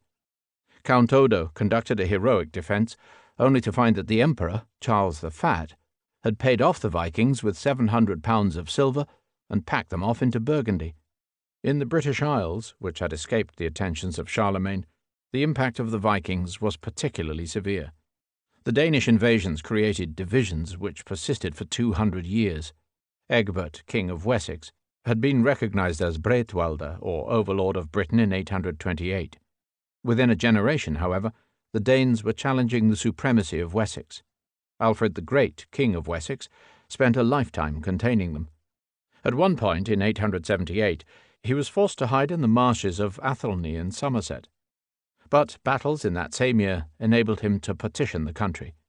The Treaty of Wedmore created the Danelaw, a vast area subject to Danish rule. From then on, until the fateful year of 1066, England was to be disputed by the English House of Wessex and the Danes. In the 10th century, after the expulsion of Eric Bloodaxe, the last Danish king of York, Viking raids were resumed with a vengeance. In 994, London was beset by a combined force of Danes and Norwegians. From 1017 to 35, Canute ruled over a vast North Sea empire linking England with Scandinavia. The old Anglo-Saxon kingdom enjoyed a brief respite under Edward the Confessor, founder of Westminster Abbey. Edward's death in 1066 prompted a war between three rival claimants: Harold Hadrover of Norway, Harold Godwinson of Wessex, and William the Bastard, Duke of Normandy. Whilst the English battled the Danes, the rest of the British Isles witnessed a long, complex struggle between Vikings and Celts. Fluctuating federations of Northmen fought fluctuating leagues of Celtic princes. In Ireland, the Celts held the interior against fortified Viking settlements on the coast. After a century of mayhem, they finally gained the upper hand under the much-sung Vriam Boru, who left the kingdom to be disputed between the O'Briens, the O'Neills, and the O'Connors. There followed an era when the Irish again ruled the whole of Ireland unchallenged for 150 years. An Ard Ri, or High King of Erin, held authority over the lesser kings of the fifths of Meath, Munster, Leinster, Ulster, and Connaught. The ancient Brehon laws, which had originated in prehistoric times, were written down to provide a firm framework of administrative practice and social custom, and the traditional life of the Finne, or clans, held sway under its assemblies, its judges, and the growing influence of an increasingly institutionalized church. In Wales, the Celtic principalities were trapped between Vikings on the coasts and unrelenting English pressure on the inland borders. From the 8th century onwards, they were held behind the great dyke built by Offa, King of Mercia, and were largely cut off from their kinsmen in Strathclyde and Cornwall. They found champions and temporary overlords in the much-sung Rhodri Mawr and Griffith ap Llywelyn. In the north of Britain, the Gaelic King of Kintyre, Kenneth MacAlpin, was the first to join Picts with Scots, and thereby to launch the concept of a united Scotland. After that, a three-sided contest emerged between the Gaels of the Highlands, the English of the Lowlands, and the Norsemen of the Outer Isles. It was in 1040 that Macbeth, Lord of Moray, who is said to have made a pilgrimage to Rome, determined to murder Duncan, King of the Scots. Tomorrow and tomorrow and tomorrow creeps in this petty pace from day to day, to the last syllable of recorded time, and all our yesterdays have lighted fools the way to dusty death. Out, out, brief candle, life's but a walking shadow, a poor player that struts and frets his hour upon the stage and then is heard no more. It is a tale told by an idiot, full of sound and fury, signifying nothing. The history of Britain's Celts was recorded by their bards and by chroniclers such as Marianus Scotus. It was of little interest to the English, like William Shakespeare, until a much later date. In the midst of the chaos, 5 Frankish kingdoms were steadily drifting apart, as each was left to fend for itself. In Neustria, royal authority declined to the point where hereditary fiefs began to emerge in each of the main counties: in Toulouse, in Flanders, in Poitou, in Anjou, in Gascony, Burgundy, and Auvergne. These were the kernels of the later French provinces. In 911, Charles the Simple, King of France, lifted the Viking threat by signing the Treaty of Saint-Clair-sur-Epte with the veteran Sea King Ralph or Rollo. The origins of Normandy seem to have lain in a French version of the Danelaw in England. In the Eastern Kingdom, Arnulf of Carinthia cleared Germany of Norsemen, but only by importing the Magyars. A kingdom of Upper Burgundy had crystallized round the court of Count Rudolf at St. Moritz, and a kingdom of Lower Burgundy under Count Boso at Arles. In Italy, where Moorish Saracens from Sicily played Vikings, successive invasions by the Byzantines in 874–95, the Neustrians in 877, and the Austrasians in 894–6, left all political authority in shreds. By 900, Count Berengar of Friuli was left in sole possession through a process of sanguinary elimination. Western historians have often described those final decades of the 9th century as the darkest hour of the Dark Ages. In those Western lands, disorder begat feudalism. One cannot easily distinguish causes from effects, but the fragmentation of political authority and the defenselessness of the localities encouraged a series of political, legal, social, economic, and military developments, which together form what later theoreticians have called the feudal regime. In reality, feudalism was not a uniform system. Problems of definition and variation abound. One of the most influential modern summaries of the subject had to be called Qu'est-ce que la féodalité? Feudalism, in the technical sense, may be regarded as a body of institutions creating and regulating the obligations of obedience and service on the part of one free man, the vassal, towards another free man, the lord, and the obligations of protection and maintenance on the part of the lord with regard to his vassal. The key elements were heavy cavalry, vassalage, enfeoffment, immunity, private castles, and chivalry. Heavy cavalry, a sort which demanded oversized cataphracts or great horses to carry armoured knights, came to the west from Persia and Byzantium. Charles Martel has been credited not only with their introduction, but also with secularizing large amounts of church land to support their upkeep. For this reason, he has been called the founder of European feudalism. The stirrup was invented about the same time. By helping the horseman to stand firmly on his mount and to carry a lance backed by the full momentum of horse and rider, the stirrup changed cavalry warfare from light, mobile skirmishing into heavyweight offence. The main problem, therefore, was to provide a social framework wherein a sizable class of knights could permanently support both the psychological demands of their service and training and the enormous cost of their horses, their equipment, and their retinue. The upkeep of the knightly class, Cavalerie, Chevalier, Rittern, Schlachter, where landowning and the cavalry tradition went hand in hand, provided the central rationale of feudal society. Vassalage grew out of the late Roman practice of commendatio, commendation, where a patron would seal an offer of protection by clasping the hands of his clients. In Carolingian times, the lord began to be tied to his vassals or subordinates by an oath of fealty, and by the act of homage sealed with a kiss. The two men embraced, the vassal knelt, and was invested with the symbols of his new status: a banner, a lance, a charter of agreement, a clod of earth. Thereafter they were bound for life in a mutual contract of reciprocal duties and obligations. The vassal was sworn to serve, the lord to protect and to maintain. Beraz de Mons Didier, devant Karl est venu, à ses pieds s'agenouille, c'est ses hommes devenus. L'empereur est la baise, si la relève sous, par une blanche anisagne, li est ses filles rendues. Bérard Montdidier came before Charlemagne, knelt at his feet, and became his man. The emperor kissed him when he had raised him up, and gave him his word by means of a white banner. The feodum, or fief, whence feudalism takes its name, grew out of the earlier practice of beneficium, or benefit, where a patron would make a gift of land in vague expectation of some future advantage. In Carolingian times, such land grants began to be made explicitly as the fee for military service. In due course, the feudal tariff was refined and extended. It was originally calculated in terms of knight service, that is, the number of knights to be provided in return for a given area of land. But it was stretched to include castle guard and escort duties, judicial service in the Lord's Court, concilium or advice rendered in the Lord's Council, and various forms of auxilium or assistance. The lords came to interpret assistance in the sense of financial reliefs, including a down payment equivalent to 1 year's income, plus the aids in 4 kinds, which were payable for the lord's ransom, for the knighting of his eldest son, for the dowry of his eldest daughter, and for crusade. They also reserved their rights of custodia, wardship of minors, of gîte, lodging, of mariage, permission to marry, and of retrait, buying out of the contract.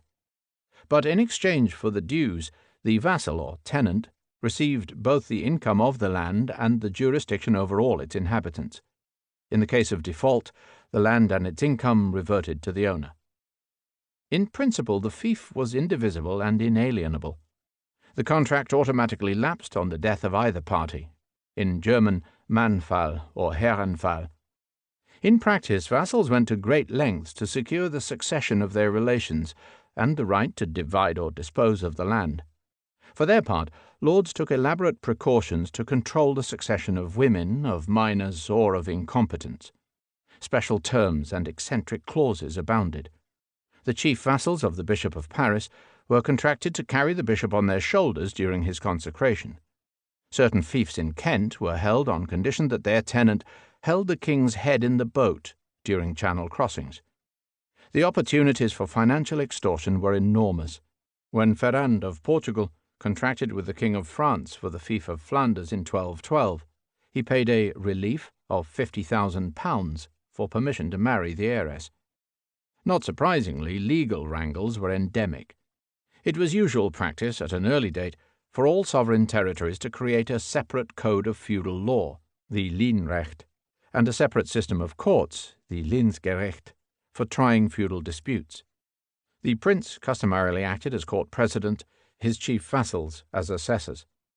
Feudalism is generally judged to have come into operation when the practice of enfeoffment, or infeudation, became hereditary, and when it was merged with vassalage into one coherent whole.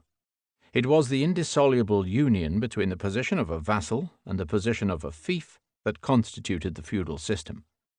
In the last resort, however, vassalage and enfeoffment were incompatible. As vassals, the members of a knightly family were sworn to pursue the interests of their lord. As possessors of a fief, they were driven to pursue their own interests, hence the characteristic tensions and treacheries of feudal society. Feudal society consisted of a dense network of contractual relationships which linked the highest to the lowest in the realm. At the highest level, enfeoffment involved a contract between the sovereign and his tenants-in-chief, that is, with the barons holding the principal provinces of the kingdom. But through sub-infeudation, the tenants-in-chief could enfeoff tenants of their own, and sub-tenants could then enfeoff further tenants, and so on, right down the line. Most men who were vassals in relation to their superiors acted as lords in relation to their inferiors. Feudal contracts were recorded for posterity in charters and indentures, though few from the early period survive. In the name of the Trinity, Amen. I, Louis, by the grace of God, King of the French, hereby make known to all present and those to come, that in our presence Count Henry of Champagne conceded the fief of Savigny to Bartholomew, Bishop of Beauvais, and to his successors. And for that fief the said bishop has made promise and engagement for one night, and justice and service to Count Henry, and has agreed that bishops to come will do likewise. Done at Mantes in the year of the Incarnate Word 1167, and given by the hand of Hugh the Chancellor. At the local level, the fiefs of princes and barons were reflected in the arrangements of manorial estates. In this case, the lord of the manor granted a plot of land to each of his serf families in exchange for service in the form of unpaid labour on his demesne. Enserfment, being a bargain between free and unfree, lacked many of the reciprocities of enfeoffment. But in so far that it implied a contract trading land for service and protection for loyalty, it was based on similar principles. It was not to be confused with common slavery. In some parts of Europe, in northern Italy for instance, serfs swore an oath of loyalty to their master, like knights to their liege lord. Given this network of contractual relationships, feudal society became extremely hierarchical. The Treaty of Verdun in 843 had stated the principle that every man shall have a lord. In theory at least, the only persons to possess absolute independence were the Pope and the Emperor, and they were vassals of God. Attempts to describe this state of affairs have led to concepts such as the feudal ladder or the feudal pyramid, where the ruler of a country sits gaily atop neat layers of tenants and subtenants, right down to the serfs at the bottom. Such models mislead by their artificial neatness and symmetry. In reality, feudal society was built on a confused mass of conflicting dependencies and loyalties, riddled with exceptions and exemptions, where the once clear lines of service were fouled up by generations of contested privileges, disputed rights, and half-forgotten obligations. It was certainly hierarchical, but it was anything but neat and regular. The extent of the survival of allodium, freehold land, was also very uneven. In some regions, such as the future Switzerland, freehold was common. In others, such as northern France, it virtually disappeared. Most usually there was a terrible tangle of feudal and freehold estates, and of families holding part of their land in fief and part in full ownership. To the feudal mind, freehold was an aberration. It was sometimes called feodum solis, a fief of the sun. Psychologically, however, the consequences were simple. Almost everyone was conditioned by their position in the social order, hemmed in by their legal and emotional ties of dependence. Those ties gave them a measure of security and an unquestioned framework of identity, but they also made individuals vulnerable to exploitation, repression, and involuntary ignorance. What characterizes medieval, in contrast to modern society, is its lack of individual freedom. One might also presume that a feeling of powerlessness over their personal lives added to medieval people's preoccupation with religion, in particular to their strong belief in the afterlife, and to their morbid cult of death. Immunitas, or immunity, concerned the granting of exemptions from taxes or from other impositions due to the central authority. In the early days, the Church was the chief beneficiary, but immunities of various sorts were gradually granted to a wide variety of individuals, institutions, and corporations. They stemmed from a recognition that rulers could no longer cope with all their responsibilities, and they fostered the fragmentation of political, jurisdictional, and economic authority. The result was a patchwork of authorities, where each locality was governed not by any uniform obligations, but by the specific terms of the charters and liberties granted to the particular abbeys, districts, or cities. Particularism was a hallmark of the feudal order. Stone castles, together with heavy cavalry, were one of the factors which eventually contained the damage inflicted by Viking, Saracen, and Magyar raiders. An impregnable fortress, perched on crag or coast, provided the inhabitants of the district with a place of refuge, and dominated the land over which its garrison could sally forth. Castle building began in the 9th and 10th centuries, when royal and princely authority had reached its lowest ebb, and castles, once built, could be used to defy the king or prince long after the raiders had departed. In this way, private castles became the bastions of local and feudal power, permanent obstacles to the resurgence of a centralized state. Many centuries later, when statesmen such as Cardinal Richelieu set out to break the feudal nobility, their first task lay in the razing of castles. Chivalry, which derives from chevalerie, knightly class, refers in its narrowest sense to the code of honor by which every knight was bound. It encompasses moral values such as honesty, loyalty, modesty, gallantry, fortitude. It commanded the knight to protect the church, to succor the weak, to respect women, to love his country, to obey his lord, to fight the infidel, to uphold truth and justice, and to keep his word. By extension, chivalry referred to all the customs and practices associated with knighthood, and hence to their titles, orders, ceremonies, heraldry, vocabulary. In its widest sense, however, it refers to the prevailing ethos of feudal society as a whole, which was so completely dominated by the knights and all they stood for. With Christianity, it is one of the twin pillars of the medieval mind. Although many elements of nascent feudalism were present in Carolingian times, their full fusion into a coherent social order did not really begin until later. The classic age of feudalism is generally located in the 10th to 13th centuries. The leading scholar of the subject distinguishes two feudal ages, the first from the 9th to the mid-11th centuries, where small-scale, caste-based arrangements prevailed between warlords and peasants, and a second feudal age from the mid-11th to the mid-13th century, which saw the flowering of feudal culture and the growth of hereditary nobility. Chivalry, in particular, was slow to emerge. Its attitudes were not fully manifest until the era of the 12th century Renaissance. Feudalism, rooted in the Carolingian debacle, remained essentially a Western phenomenon. The Byzantine Empire made provision for hereditary land grants to soldiers, and the system of pomistye in early Eastern Slavdom seems to have involved similar practices. But the state feudalism of the East, if that is what it was, lacked many of the basic ingredients.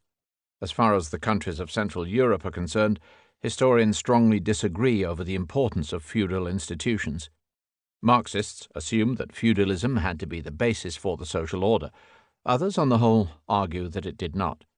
Everything depends on what definition of feudalism is used. Feudalism deeply affected the life of the Church. It greatly weakened central ecclesiastical authority. It gave great power to local potentates and put the clergy at their mercy. Counts and princes became accustomed to making and unmaking bishops at will. Lesser feudatories controlled the lesser clerics. Bishops were in danger of becoming barons in mitres. Kings looked on prelates as officials bound to do them service, and patrons sold church benefices to the highest bidder. Not even the papacy was exempt. With limited means of their own, the popes stood to become puppets either of Roman noblemen, of Italian princes, or, at a later stage, of a reviving empire.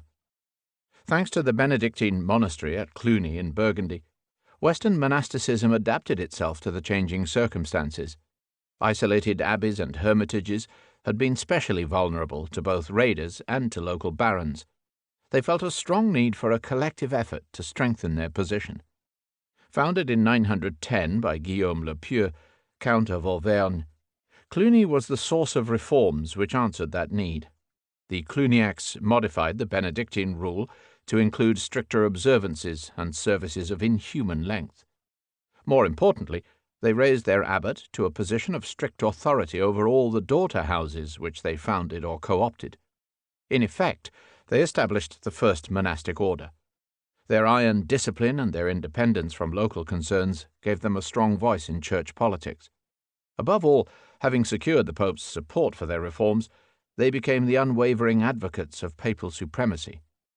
Between 910 and 1157, 7 long-lived abbots of Cluny, Berno, Odo, Aymar, Majolus, Odilo, St. Hugh, and Peter the Venerable created a network of 314 monasteries from Spain to Poland.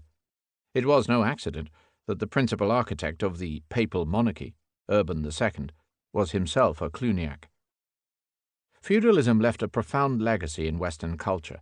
It molded speech and manners. It conditioned attitudes to property, to the rule of law, and to relations between the state and the individual. By its emphasis on contract and on the balance between rights and obligations, it generated lasting concern for mutual trust and for keeping one's word.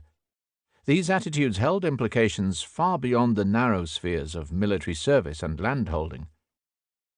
The military dispositions of the feudal order were put to the test when the fearsome Magyars rode onto the stage at the end of the 9th century.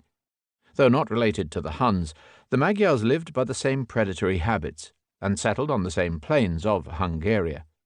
For 60 years, from 895 to 955, their annual raiding parties stormed through the former Carolingian Empire.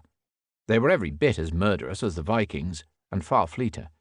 They were masters of blackmail, exacting vast sums in tribute or in ransom. In 899, they shattered the host of Italy on the river Brenta. In 904, they overwhelmed Moravia. In 907, Bavaria. In 922, Saxony.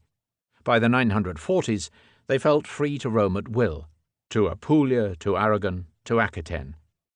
They finally met their match when the princes and nobles of Germany united to challenge the latest invasion of Bavaria in 955. There, on the Lechfeld, near Augsburg on the 10th to the 12th of August, Otto of Saxony led the Germans to a famous victory in 3 days of slaughter. The Magyars were tamed. The remnants straggled back and turned to the arts of tending their herds and ploughing the plain. For some reason it has been the fashion among some historians to minimize the impact of the Magyars, who were not a creative factor in the West. All this means is that the Magyars did not reach Cambridge. They were, indeed, a destructive force, but they furnished the stimulus for developments of profound importance. By destroying Greater Moravia, they recast the ethnic and political patterns of the Danube basin and determined the future profile of all Central Europe. Their presence was a vital element in the formation not only of Hungary, but of Bohemia, of Poland, of Croatia and Serbia, of Austria, and of the German Empire. They created the living barrier which separated the Slavs of the north from the Slavs of the south. They opened the way for German colonists to move down the Danube and to consolidate their hold on Austria. They drove the princes of Germany to unite and to accept the victor of the Lechfeld as their emperor. One account relates how the German troops raised Otto of Saxony on their shields at the end of the battle and declaimed him emperor on the spot. This may not have been the Magyars' intention, but for 7 tribes of refugee nomads to have crossed the Carpathians and within one lifetime to have provoked the rise of 6 or 7 durable fixtures on the map of Europe was no mean achievement. Only armchair historians, sitting in a backwater of an offshore island, might judge such developments trivial. Of course, the elevation of Otto I of Saxony, who was formally crowned emperor in Rome in 962, cannot be attributed exclusively to his victory on the Lechfeld. His father, Henry the Fowler, had already turned Saxony into a formidable power. From his palace at Memleben in the Harz Mountains, he had initiated the eastern marches, building walled towns and planting German settlers against the incursions of Danes, Slavs, and Magyars. Quedlinburg, Meissen, and Merseburg all date from that reign. So Otto was building on firm foundations. The marches were consolidated with ecclesiastical help. The Archbishopric of Magdeburg, the bishoprics of Brandenburg and Havelberg, and the new port of Hamburg could now be safely planted. 3 campaigns in Italy, in 951-2, 961-5, and 966-72 ensured that the imperial link between Germany and Italy was restored. A series of civil wars and of judicious matrimonial alliances saw the wayward duchies of Franconia, Lotharingia, Swabia, and Bavaria reintegrated. Henceforth, the restored empire was destined to have a continuous existence until its destruction by Napoleon. The leadership of the House of Saxony naturally turned its centre of gravity to the east, although its economic life was still dominated by the Rhineland. Its king-making capital stayed in Aachen, and its possession of Lotharingia, the old Middle Kingdom, gave it a permanent stake in Western affairs. The Salian dynasty, which followed the Saxons from 1024 to 1125, were of Frankish origin. But they no longer ruled the empire of the Franks. They ruled a creature which would grow into the Holy Roman Empire of the German nation, the launchpad of Germany. In 972, at the end of his last campaign in Italy, Otto I took a momentous step. Having conquered the Byzantines' Italian territories, he offered to return them in exchange for the mutual recognition of titles. He was to defer to the Empire of the Romans if they would recognize his own equal imperial status. The agreement was sealed by the marriage of Otto's son to Theophano, daughter of the previous Byzantine emperor, Romanus II. From then on, there were to be two empires. The dream of one universal empire was lost forever. True enough, Theophano's son, Otto III, did entertain visions of a wider realm. He made a pilgrimage to Aachen to open Charlemagne's tomb, and he paid an official visit to his eastern Polish neighbours. But his ideas attracted support neither in Germany nor in Constantinople, and he left no heirs. His successor, Henry II, the last of the Saxon line, was soon grappling with all the problems which became the empire's normal burden: civil wars in Germany, frontier wars against the Slavs, expeditions into Italy, sporadic conflict with France. Otto I had viewed the papacy with autocratic disdain. He ordered that no pope should be consecrated before swearing allegiance to the empire. Having hanged the tribunes and prefect of Rome, he imposed John XIII as a prelude to his own coronation. For the time being, the Latin pope was scarcely more independent than the Greek patriarch. Generally speaking, the Saxon emperors left the feuding rulers of West Francia to their own devices. In the 10th century, the heirs of the Carolingians were locked in a complicated struggle of rivalry and mutual dependence with the descendants of Robert, Count of Paris, notably with Hugues le Grand, Duke of the French, a habitual kingmaker. In the process, they lost their stake in Lotharingia, and hence of the old Frankish heartland. In 987, when the last Carolingian king died without heir, the struggle was resolved in favour of the duke's son, Hugues Capet, founder of a dynasty that would reign for nearly 400 years. Henceforth, the Kingdom of France was destined to have a continuous existence. The leadership of the House of Capet inevitably turned the centre of gravity to the west. Of course, the memory of Charlemagne and the claims to Lotharingia remained, but the kingdom had lost its essentially Frankish character.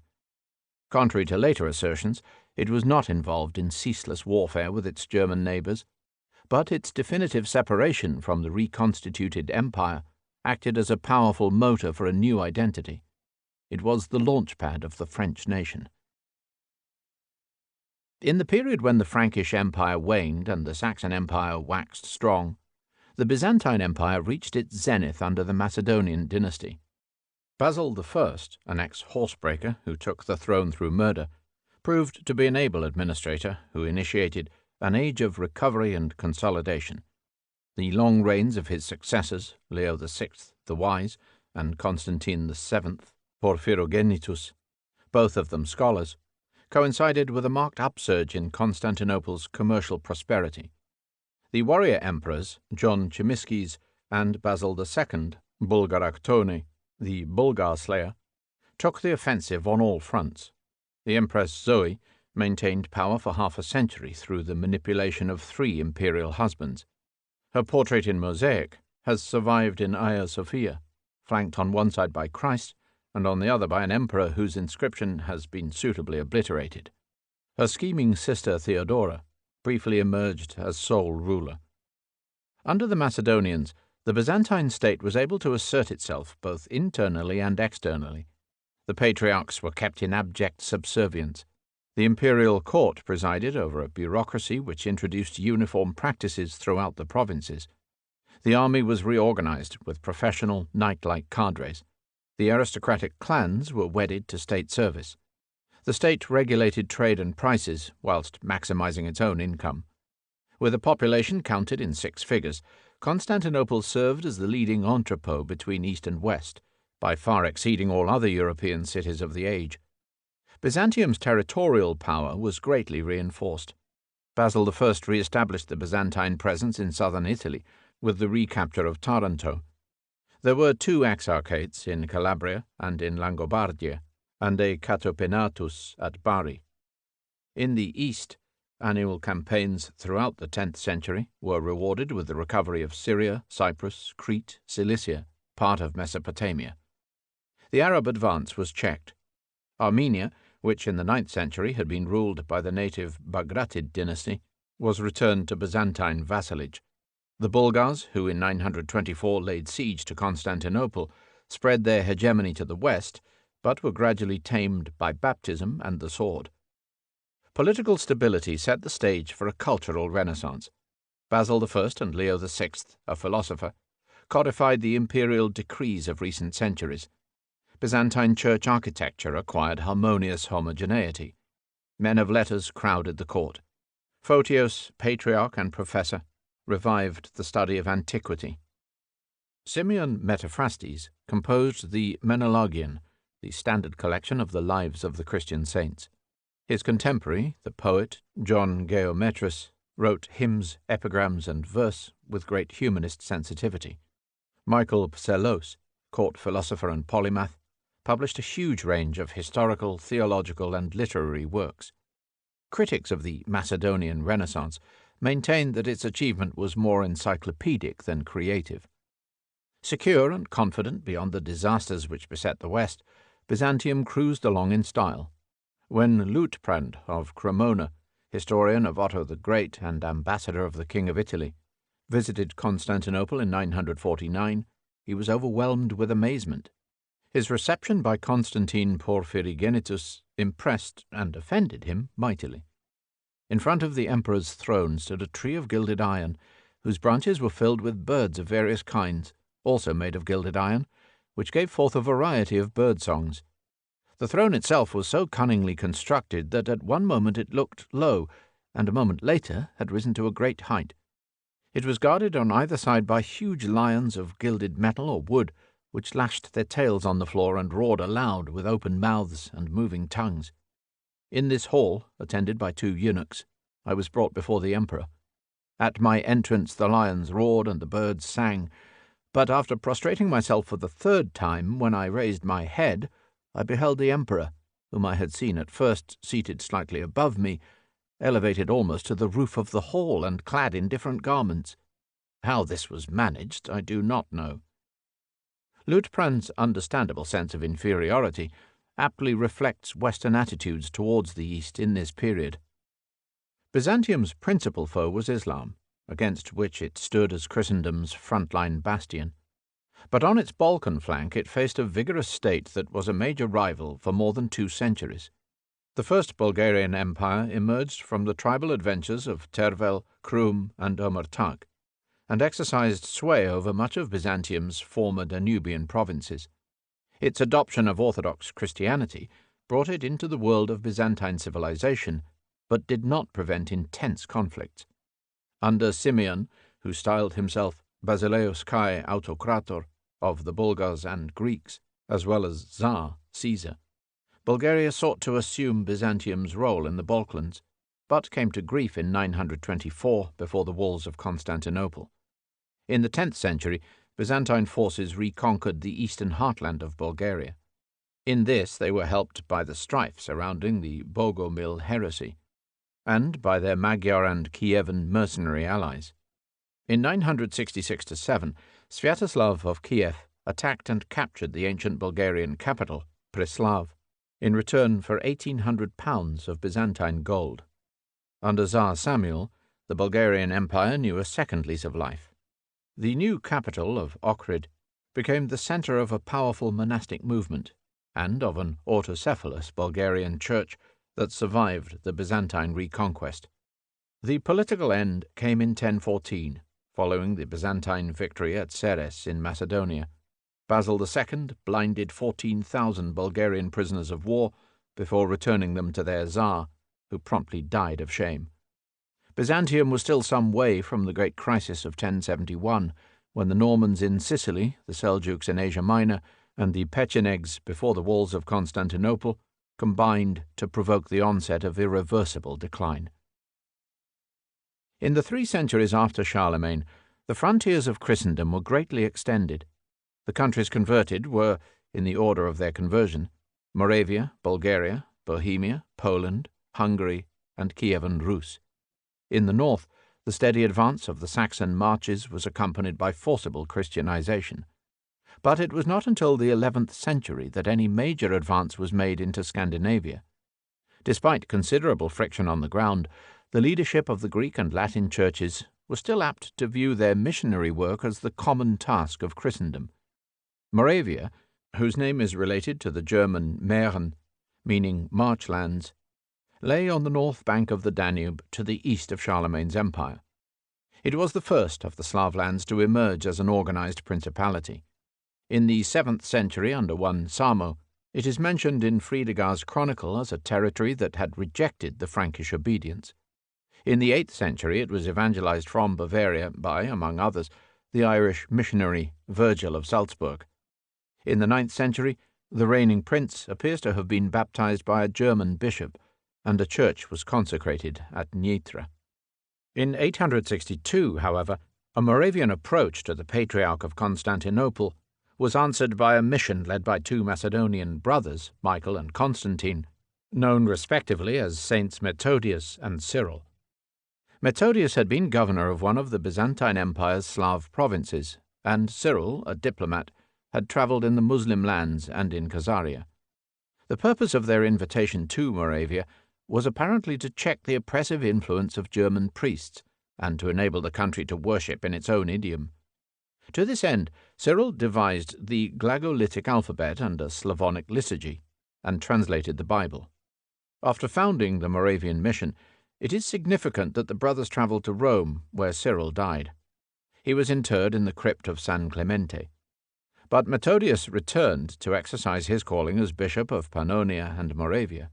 He died in 885, probably at Velehrad, near modern Bratislava. There was clearly much wrangling in Moravia between Latin and Greek clergy, yet Cyril and Methodius, the apostles of the Slavs, enjoyed the patronage both of the Roman Pope and of the Byzantine Patriarch, thereby setting a rare ecumenical example. Their names are revered by Czechs, Croats, and Serbs, and especially by the Bulgars, among whom the remnants of the mission eventually took refuge. 20 years after the death of Methodius, Moravia was destroyed by the Magyars, but the memory of the co-patrons of Europe has lingered on. In Bulgaria, the rivalry of the Latin and the Greek churches was ultimately resolved in favour of the Greeks. In the mid-9th century, the ruler of Bulgaria, Boris X, was toying with a Frankish alliance, and in 862 he met with Louis the German at Tulln on the Danube. But the scheme misfired, and peace with Byzantium in 865 caused Boris to accept baptism from the Patriarch of Constantinople. Boris, however, continued to intrigue with Rome, and a long letter containing 106 questions on Roman practice and theology evoked the famous Responsa of Pope Nicholas II. A further Byzantine advance then led to the Bulgarian mission of St. Clement Slavinsky and the final drive to bring Bulgaria into the Orthodox fold. Clement, a fellow Macedonian, had accompanied Cyril and Methodius to Moravia, and was Cyril's principal continuator in his work on the Slavonic liturgy. He was probably the true systematizer both of the Old Church Slavonic liturgical language and of the Cyrillic alphabet. He was the first bishop of the Bulgarian Church, and is buried in the monastery of St. Pantaleon at Ohrid. After 893, when pagan opposition to Christianity was crushed, the court of Tsar Simeon at Preslav hosted a veritable explosion of ecclesiastical learning for which Old Church Slavonic was now the vehicle. The autocephalous Bulgarian Church had 7 sees: Ohrid, Pliska, Preska, Nesibar, Serdica, Sofia, Belgrade, and Preslav. Bohemia, like Bulgaria, balanced for many years between Latin and Greek influences. In the 9th century, the loyalties of the princes of Bohemia were pulled in 2 opposite directions, to the Franks and to the Moravians. Bořivoj and his consort Ludmila, founders of the Hrádčany chapel on the castle hill in Prague, were baptized into the Moravian Slavonic rite. Bořivoj's successor, Spitigner, was baptized at Regensburg in Bavaria into the Latin rite. Václav, better known as Saint Wenceslas, whose life and death are celebrated in equal measure in Latin and in Slavonic sources, reigned briefly at the height of the Magyar onslaught. He was murdered by his brother, Boleslas I, who was seeking a closer association with Saxony. In due course, as a martyr to growing German influence, he became the national saint of the Czechs. When the bishopric of Prague was founded in 967, it was subordinated to the Metropolitan of Mainz, thereby reflecting the power of the new Ottonian Empire. Saint Wojciech, or Adalbert, was its 2nd bishop. Yet for more than a century, under the protection of the Přemyslid dynasty, the Slavonic rite survived in Bohemia alongside the Latin one. At the monastery of Sázanár in particular, a rich school of Slavonic learning flourished, with contacts both in Kiev and in Croatia. In 1091, as an act of defiance, King Vladislav II submitted himself to a 2nd Slavonic coronation by the last abbot of Sázanár. Thereafter, Latinization was virtually complete. Bohemia, a fief of the empire and a client province of the German Church, was the Slav country most firmly drawn into the German orbit. Poland, Bohemia's eastern neighbor, edged toward Christendom in a similarly complex and prolonged process. In the 9th century, when the Vyshlanie, or Vistulanian tribe, owed allegiance to Moravia, the earliest Christian contacts were made with the mission of Cyril and Methodius. The chief of the Vistulanians appears to have accepted baptism in the Slavonic rite in 875, and traces of several Christian churches from that period have been discovered. The region of the Upper Vistula, including Krakow, remained part of Bohemia until 990, and did not finally sever its connections with the Czech world until 1086. Poland's early links with the Slavonic rite have not been emphasized, but it is arguable, as in Bohemia, that they persisted into the 12th century. Most of the tribes to the north, who would form the core of the First Polish Kingdom, followed a different course. They remained pagan to the middle of the 10th century, after which they were drawn directly into the sphere of the Latin Church. The fullest description of Slavdom in its final pagan days was composed by a Moorish Jew, Ibrahim ibn Yaqub, who was sent by the Caliph of Cordova on an embassy to Central Europe approximately 965. He visited Prague and possibly Krakow. The lands of the Slavs stretch from the Syrian Sea to the ocean in the north. At present there are 4 kings, the kings of the Bulgars, Bolesław, king of Faraga, Bohema and Karako, Meshko, king of the north, and Narkon on the border of the west. In general, the Slavs are violent and inclined to aggression. If not for the disharmony among them, no people could match their strength. They are specially energetic in agriculture. Their trade on land reaches to the Ruthenians and to Constantinople. Their women, when married, do not commit adultery. But a girl, when she falls in love with some man or other, will go to him and quench her lust. If a husband marries a girl and finds her to be a virgin, he says to her, "If there were something good in you, you would certainly have found someone to take your virginity." Then he sends her back. The lands of the Slavs are coldest of all. When the nights are moonlit and the days clear, the most severe frosts occur. When people breathe, icicles form on their beards, as if made of glass. They have no bathhouses as such, but they build a stone stove on which, when it is heated, they pour water. They hold a bunch of grass in their hands and waft the steam around. Then their pores open, and all excess matter escapes from their bodies. This hut is called al-Izba. Their kings travel in great carriages on 4 wheels. From the corners of the carriage a cradle is slung on chains so that the passenger is not shaken. The Slavs wage war with the Byzantines, with the Franks and Langobards, and with other peoples.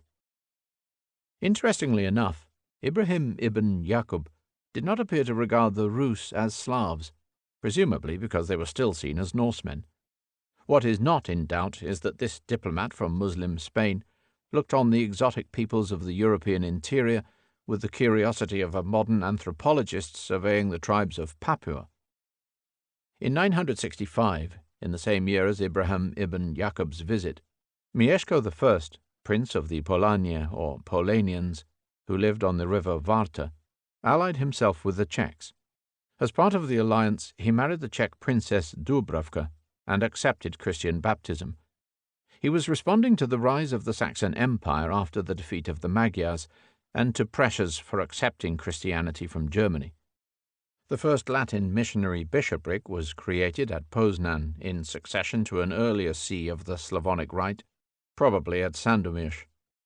Dependence on the German Empire had been avoided. The ecclesiastical province of Polonia was launched some 30 years later, in conjunction with a rapidly consolidating Polish state. When the Emperor Otto III visited the newly created metropolitan see at Gniezno in AD 1000, and embraced the Polish prince as his friend and ally, the Wielkopolska, Great Poland, of Mieszko, had already been joined to the Małopolska, Little Poland, of the south. Benedictine monasteries had been established at Międzyrzec and at Tinec. Bolesław Hrabry, the Brave, who stormed Prague in 1003 and notched his sword on the Golden Gate of Kiev in 1018, was rewarded by the Pope with Poland's first royal crown. In 1037, a great pagan revolt marked the death throes of the old order. Thereafter, the royal capital moved to Krakow, and the well-established Piast dynasty slowly turned Poland into the prime bastion of Catholicism in the east. Hungary followed very closely in the path of Poland. Its first Christian contacts were with Byzantium. A captive Greek monk, Ierothos, was consecrated Bishop of Turkey approximately 950. But the Battle of the Lechfeld brought German influence in its wake. The Magyar prince, Géza, was baptized with all his family into the Latin Rite in 975. Géza's son, István, consolidated the imperial link by marrying a Bavarian princess and by accepting a royal crown from Rome.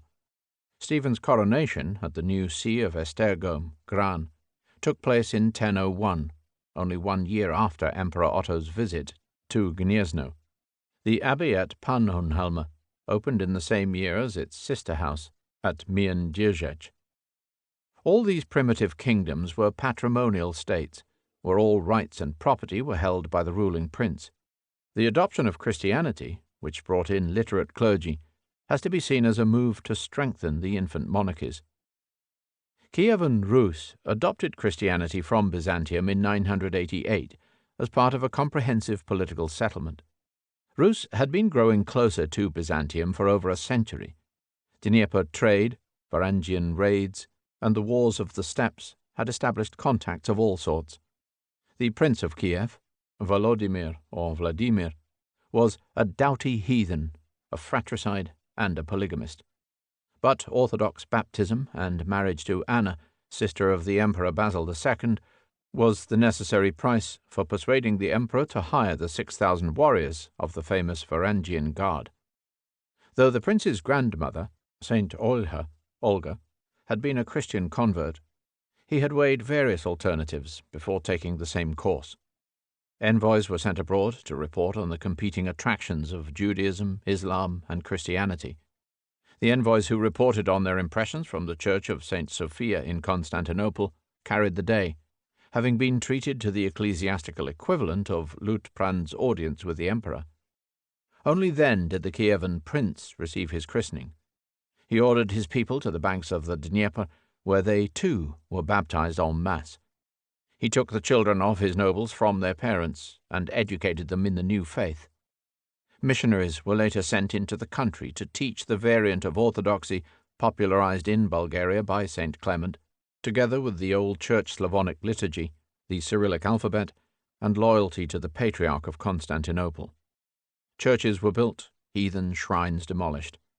Christianity reached Novgorod, Minsk, and Polotsk in the early 11th century.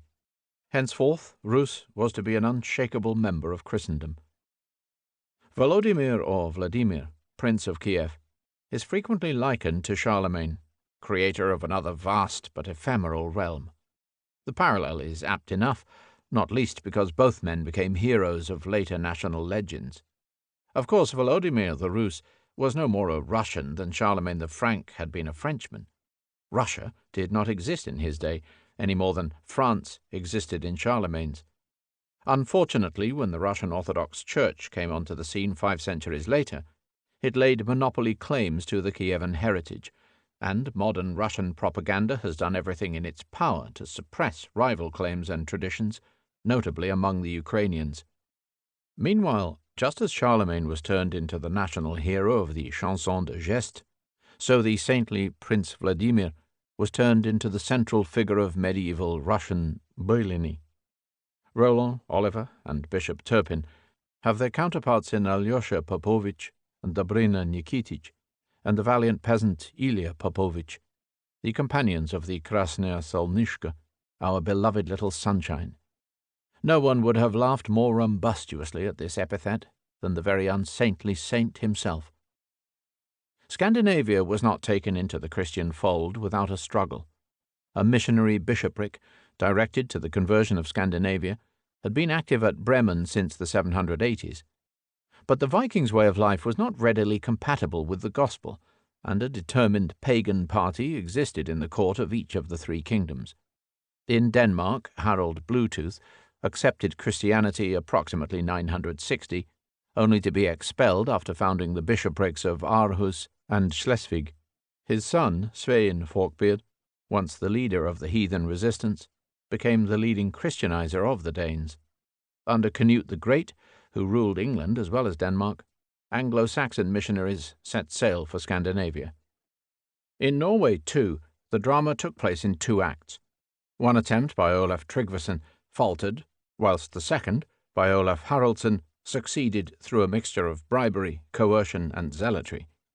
This second Olaf, who was killed defending his country against the Danes, was buried in the cathedral at Nidaros, Trondheim, and in due course was canonized as the national saint.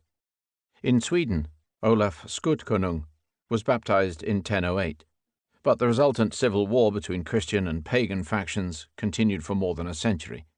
Like St. Olaf, St. Eric of Sweden, who died in battle, and St. Canute IV of Denmark, who was assassinated, came to be revered as martyrs of the faith.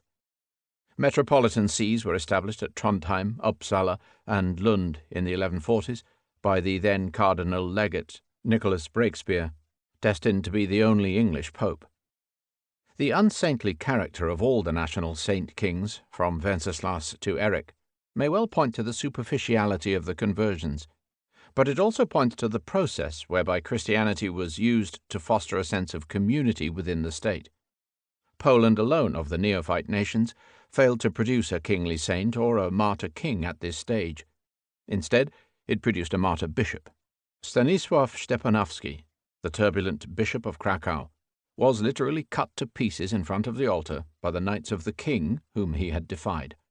His death, which set an uncanny precedent for the better-known martyrdom of St. Thomas a Becket in England, indicated the growing power of the Latin Church and the consequent conflicts between church and state. In later days, it was taken to symbolize the dismemberment of the sinful Polish kingdom into warring feudal fiefs.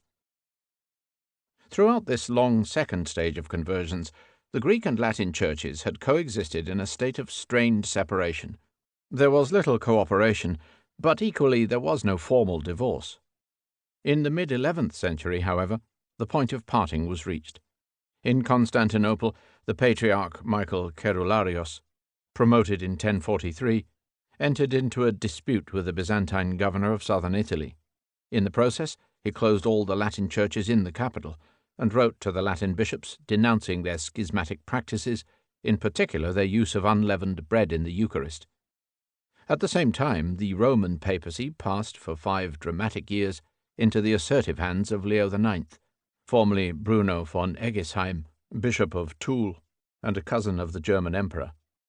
Pope Leo was driven by a strong belief in his own mission, and was no more inclined to brook the pettiness of the Greek patriarch than to tolerate the abuses of the bishops and kings in the West. In January 1054, he dispatched a legation to Constantinople under Cardinal Humbert de Moyen-Moutier, and ordered them to obtain confirmation of his claims to papal supremacy. Not surprisingly, disaster ensued. The Patriarch refused to recognize the legate's powers and pressed on with the publication of an aggressive manifesto, notwithstanding news of Pope Leo's death. On the 16th of July, the legates replied by excommunicating the Patriarch in a bull which they placed on the hallowed altar of St. Sophia itself. The insult was unforgivable. A synod of the Greek Church was convened to condemn the Latin heresies in creed and in practice, and to excommunicate the papal legates. It was the point of no return. The schism between East and West, Christendom's major scandal, has never been repaired. From 1054 onwards, there were not only 2 supposedly universal Christian empires, there were 2 supposedly universal and orthodox Christian churches. 300 years earlier, the principal line of division in Europe lay between the Christian lands of the south and the heathen lands of the north. From now on, it lay between the Catholic lands of the west and the Orthodox lands of the east. 1054 to 1268. Whereas in the age of the Vikings and Magyars, it was the west and centre of Europe that had borne the brunt of the turmoil, it was the east that sustained the havoc when first the Seljuk Turks and then the Mongols appeared on the scene. Indeed, from the second half of the 11th century onwards, Latin Christendom entered an era of reform and revitalization. In that same period, the Eastern Empire entered a stage of irreversible decline. As shown by the Crusades, the 2 movements were not unrelated. At the time of the schism between East and West, the Byzantine Empire was preoccupied with a series of petty upheavals caused by wars on the frontier and strife in the palace. Indeed, the revolts of generals, the ambitions of the Patriarch, and the intrigues of the empresses proved no less disruptive than the Normans in Italy, the Pechenegs on the Danube, and the Seljuk Turks in Armenia. The death of the aging Theodora in 1057, which ended the Macedonian dynasty, distracted the empire at the moment it faced its greatest challenge. The Seljuks had crossed the Oxus in 1031, gaining mastery over Persia in the 1040s, Armenia in the 1060s, and Jerusalem in 1070. They came within a hair's breadth of capturing Baghdad. Their sultans, Tughul Bey, the reviver of Islam, and Alp Arslan, infused the fighting spirit which mobilized a motley following. Their entourage included Persian administrators, Greek advisers, and a rich company of philosophers, mathematicians, and poets. Awake, for morning in the bowl of night has flung the stone that puts the stars to flight, and lo, the hunter of the east has caught the Sultan's turret in a noose of light. Here with a loaf of bread beneath the bough, a flask of wine, a book of verse, and thou beside me, singing in the wilderness, and wilderness is paradise enow. 'Tis all a checkerboard of nights and days, where destiny with men for pieces plays. Hither and thither moves, and mates and slays, and one by one back in the closet lays.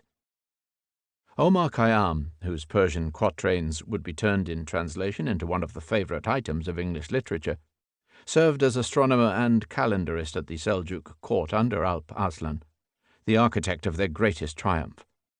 On the 19th of August, 1071, at Manzikert near Lake Van, the Seljuks turned a border contest into an imperial rout. The Byzantine army was utterly destroyed. The emperor, Romanus IV Diogenes, was captured. The empire's heartland in Asia Minor was overrun, serving thenceforth as the base for the Turkish emirate of Rum. The empire's population and economic resources were drastically reduced. Byzantium never fully recovered.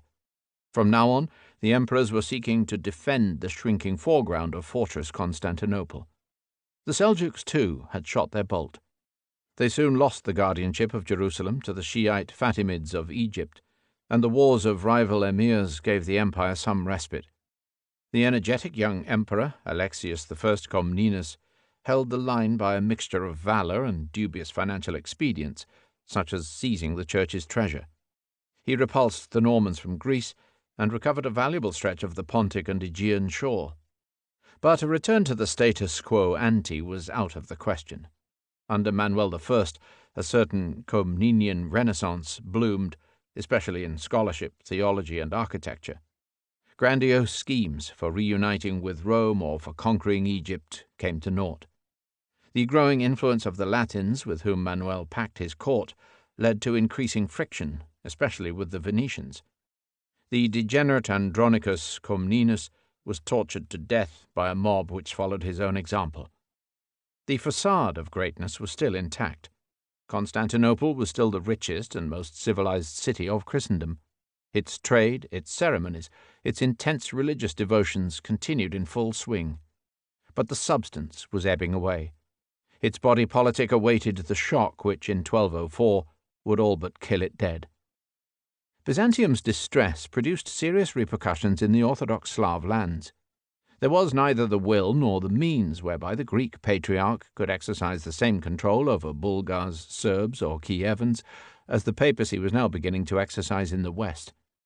In the century after Manzikert, the Balkans descended once more into turmoil.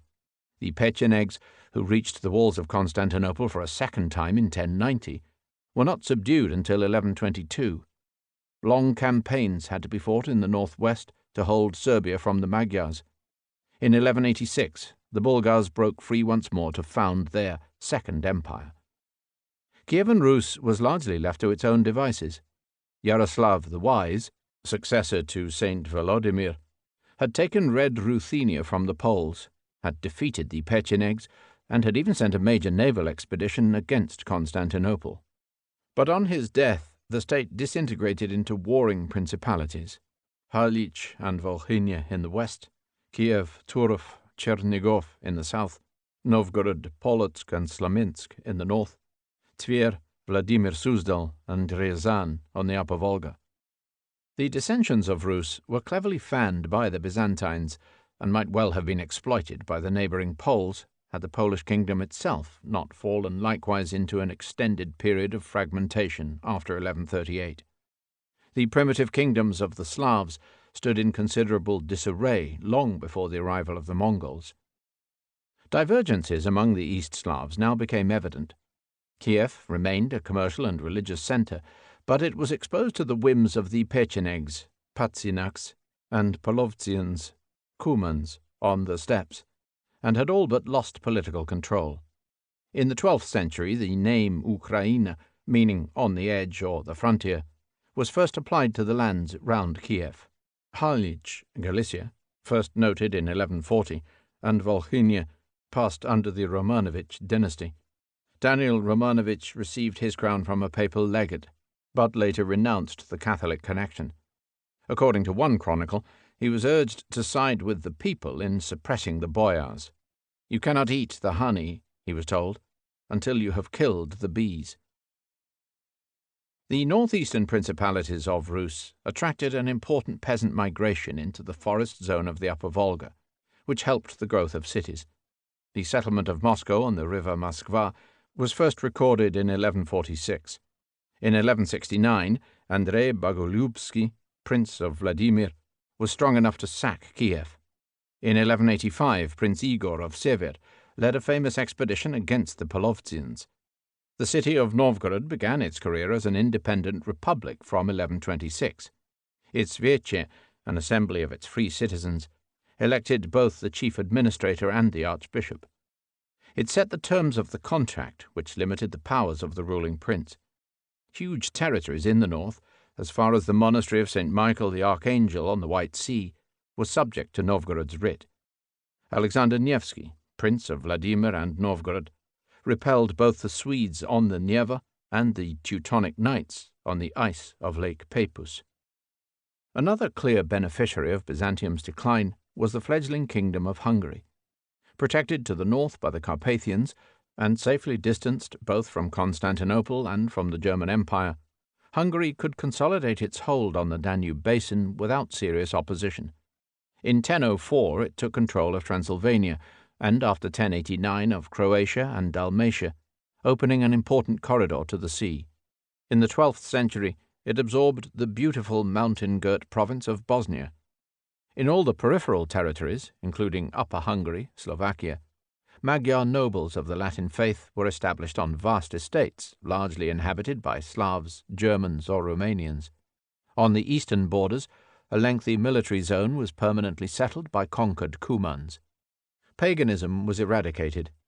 Under the soldier king, St. Ladislas or Laszlo, and his nephew, Coloman I or Kalman, both of whom had close family ties with Constantinople, the pioneering tasks of St. Stephen were concluded.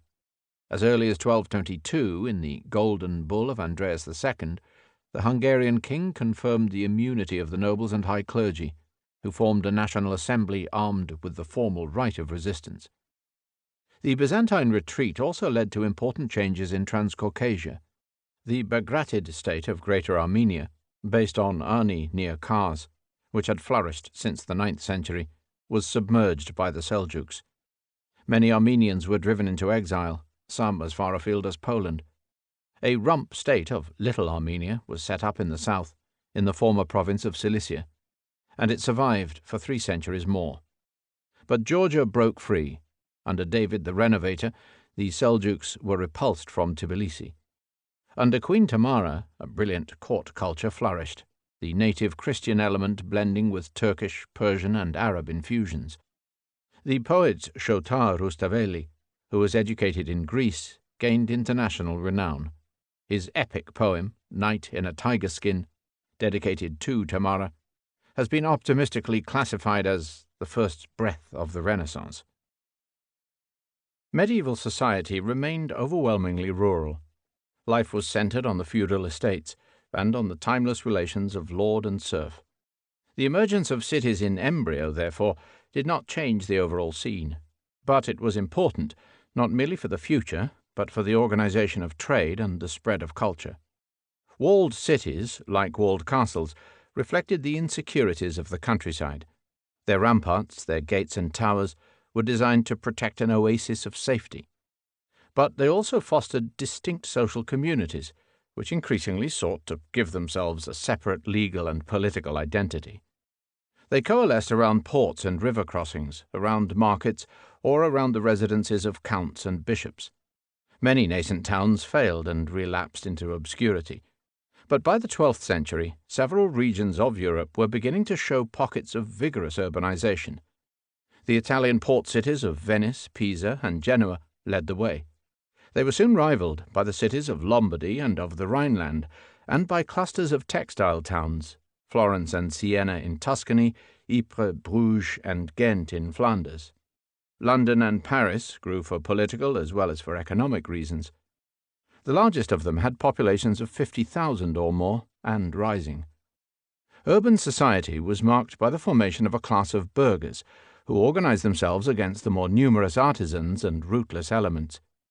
The important thing was that most of these city dwellers in the West freed themselves from the feudal relations prevailing beyond the city walls. Freedom became the legal status of the bourgeoisie, no longer a personal privilege, but a territorial one, inherent in the urban soil. Slavery on the Muslim model, however, was common, especially in Italy. Special charters were issued to cope with the influx of Jews brought in by Mediterranean trade. Trade patterns were determined by a handful of well-tried routes. Venice and Genoa took over from Constantinople as the organizers of trade with the Levant. The North Sea routes were built up in response to the demand for English wool. Lombardy and the Rhineland stood at either end of the Transalpine corridor. From 1180, the Counts of Champagne established an early form of free trade zone, whose fairs became the clearinghouse of international commerce. In the second half of the 11th century, in many parts of Western Europe, a series of seemingly unconnected innovations set long-lasting processes in motion. Institutions were starting to gel. Temporary expedients turned themselves into plans for a long-term future. On the 14th of April, 1059, Pope Nicholas II decreed that papal elections should be conducted by the College of Cardinals. The move was designed to assert the independence of the papacy and to avoid the scenes of the previous year, when two rival popes had been appointed by two rival factions. For centuries, the traditional appointment of popes by the people and clergy of Rome had left them at the mercy of local politics. More recently, the German emperors had assumed the practice of nominating candidates. Now the papacy was taking the necessary steps to free itself from external control. The Roman Curia, the papal court and government, was first mentioned shortly afterwards. In August 1059, at Melfi, in Apulia, Robert Guiscard, fourth of 12 sons of Tancred d'Hauteville, was invested by the Pope with the Duchy of Apulia and Calabria, together with the future Duchy of Sicily. In return, if he could seize the allocated lands, Duke Robert was to pay the Pope a fee of 12 pence per ploughland. At the time, the treaty represented just another twist in the papacy's tortuous diplomacy. Ever since their arrival in Calabria in 1017, the Norman adventurers had been opposed by Rome. Indeed, in the middle of the schism with Byzantium in 1054, having marched south with a German army, Pope Leo IX had been the Normans' prisoner. But now Nicholas II decided to do business with them. What he could not have foreseen was that the d'Hautevilles would put their plan so promptly into practice. They crossed the Straits of Messina in 1060 and started the systematic conquest of Sicily from the Saracens. Within a decade, they had both captured Palermo and driven the Byzantines from their last Italian foothold at Bari. In due course, the Norman conquests in the south were united into one Kingdom of the Two Sicilies, which survived until the days of Garibaldi. Before the conquest of Sicily was complete, the papacy decided to back another Norman adventurer. In 1066, William the Bastard, Duke of Normandy, was sent the banner of St. Peter to bless his expedition against England. From Rome's point of view, this was another move to build up a body of papal supporters who were independent of the empire. From William's point of view, it was a means of persuading his troops to fight.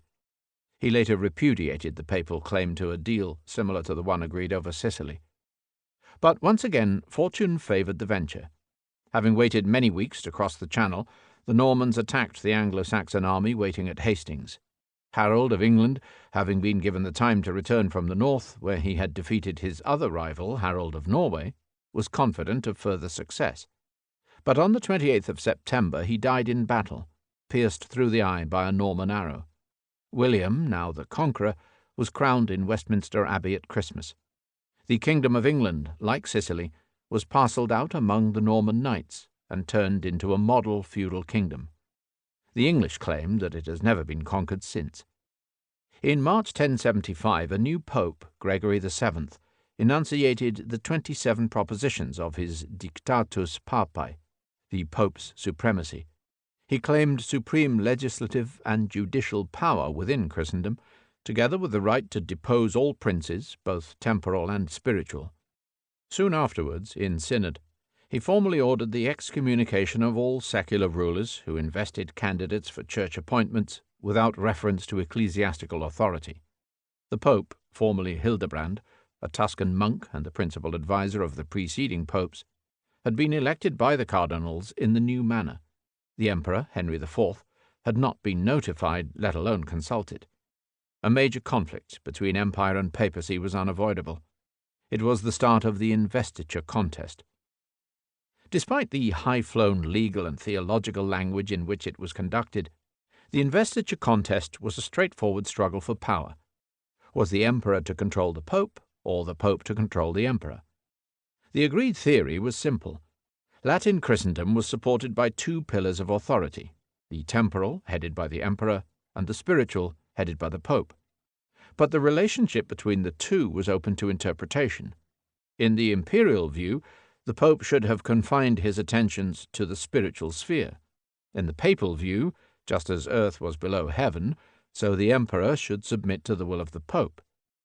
The propositions of Hildebrand's Dictatus were uncompromising. 2.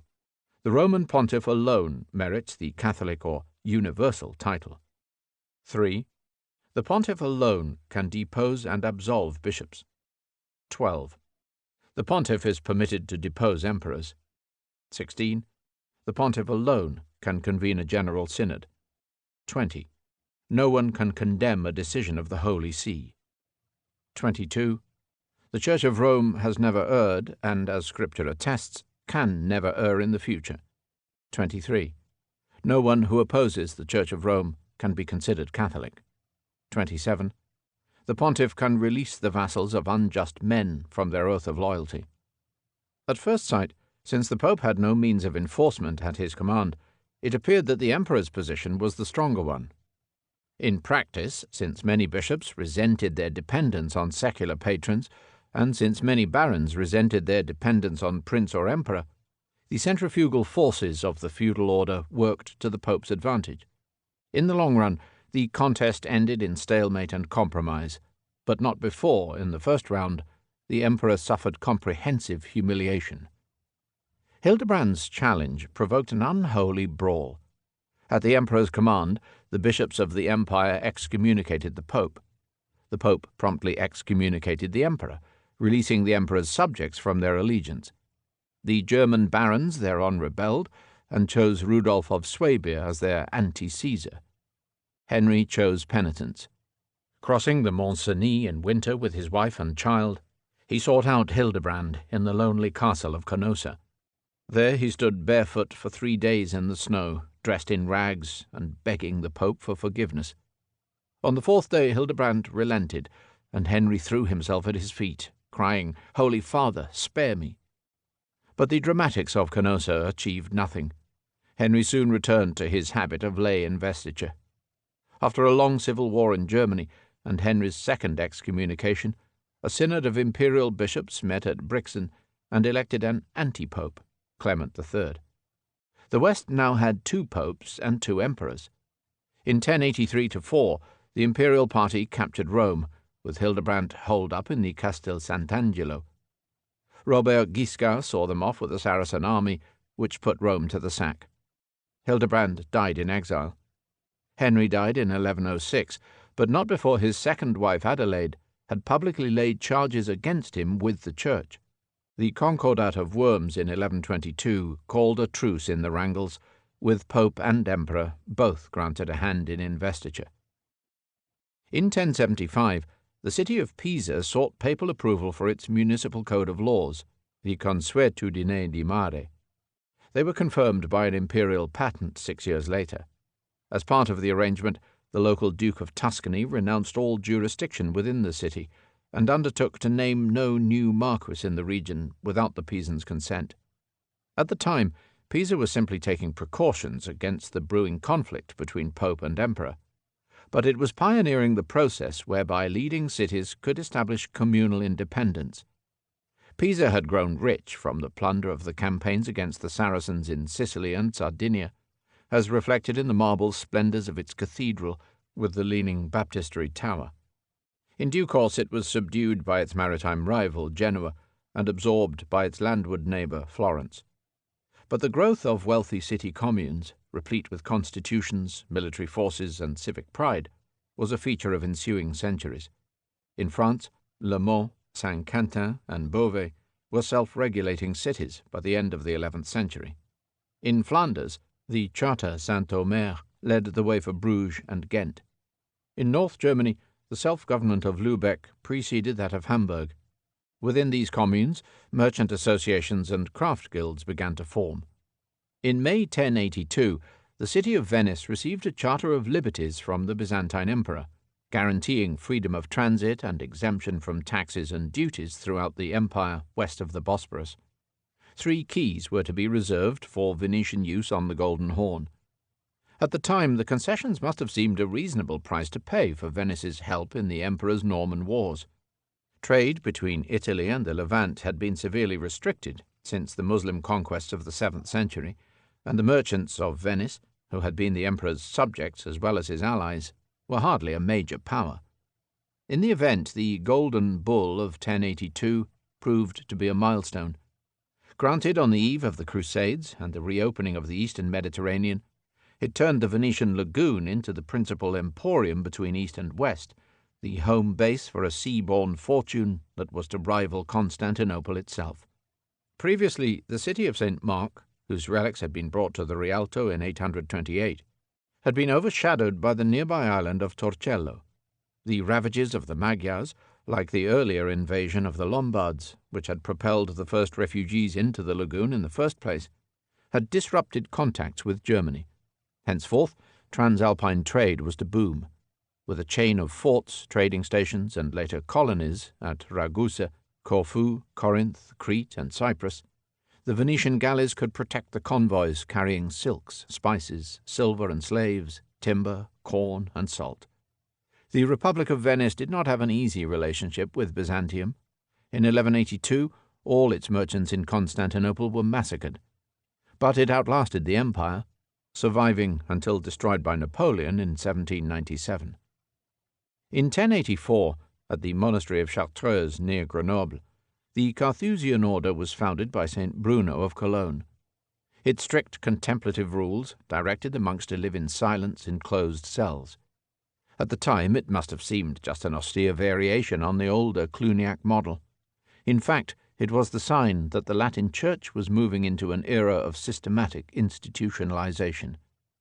In 1098, at Citeaux in Burgundy, the long career of the Cistercian order was launched. It owed its main development to Saint Bernard of Clairvaux. Elsewhere, secular clerics, or regular canons, entered organized communities governed by the three vows of chastity, poverty, and obedience.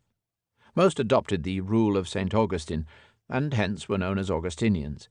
One such group, the Premonstratensians, or Norbertines, founded by Saint Norbert at Prémontré, near Laon in 1120, spread widely in Eastern as well as Western Europe. In those same years, the monks at Cluny were building a church which for 5 centuries remained the largest in Western Christendom. In the summer of 1085, Alfonso VI of Castile-Leon captured the Muslim city of Toledo. At the time, it appeared to be just one more incident on the Christian-Muslim frontier. Alfonso was in league with the emir of Seville and was keeping the emir's daughter as his concubine.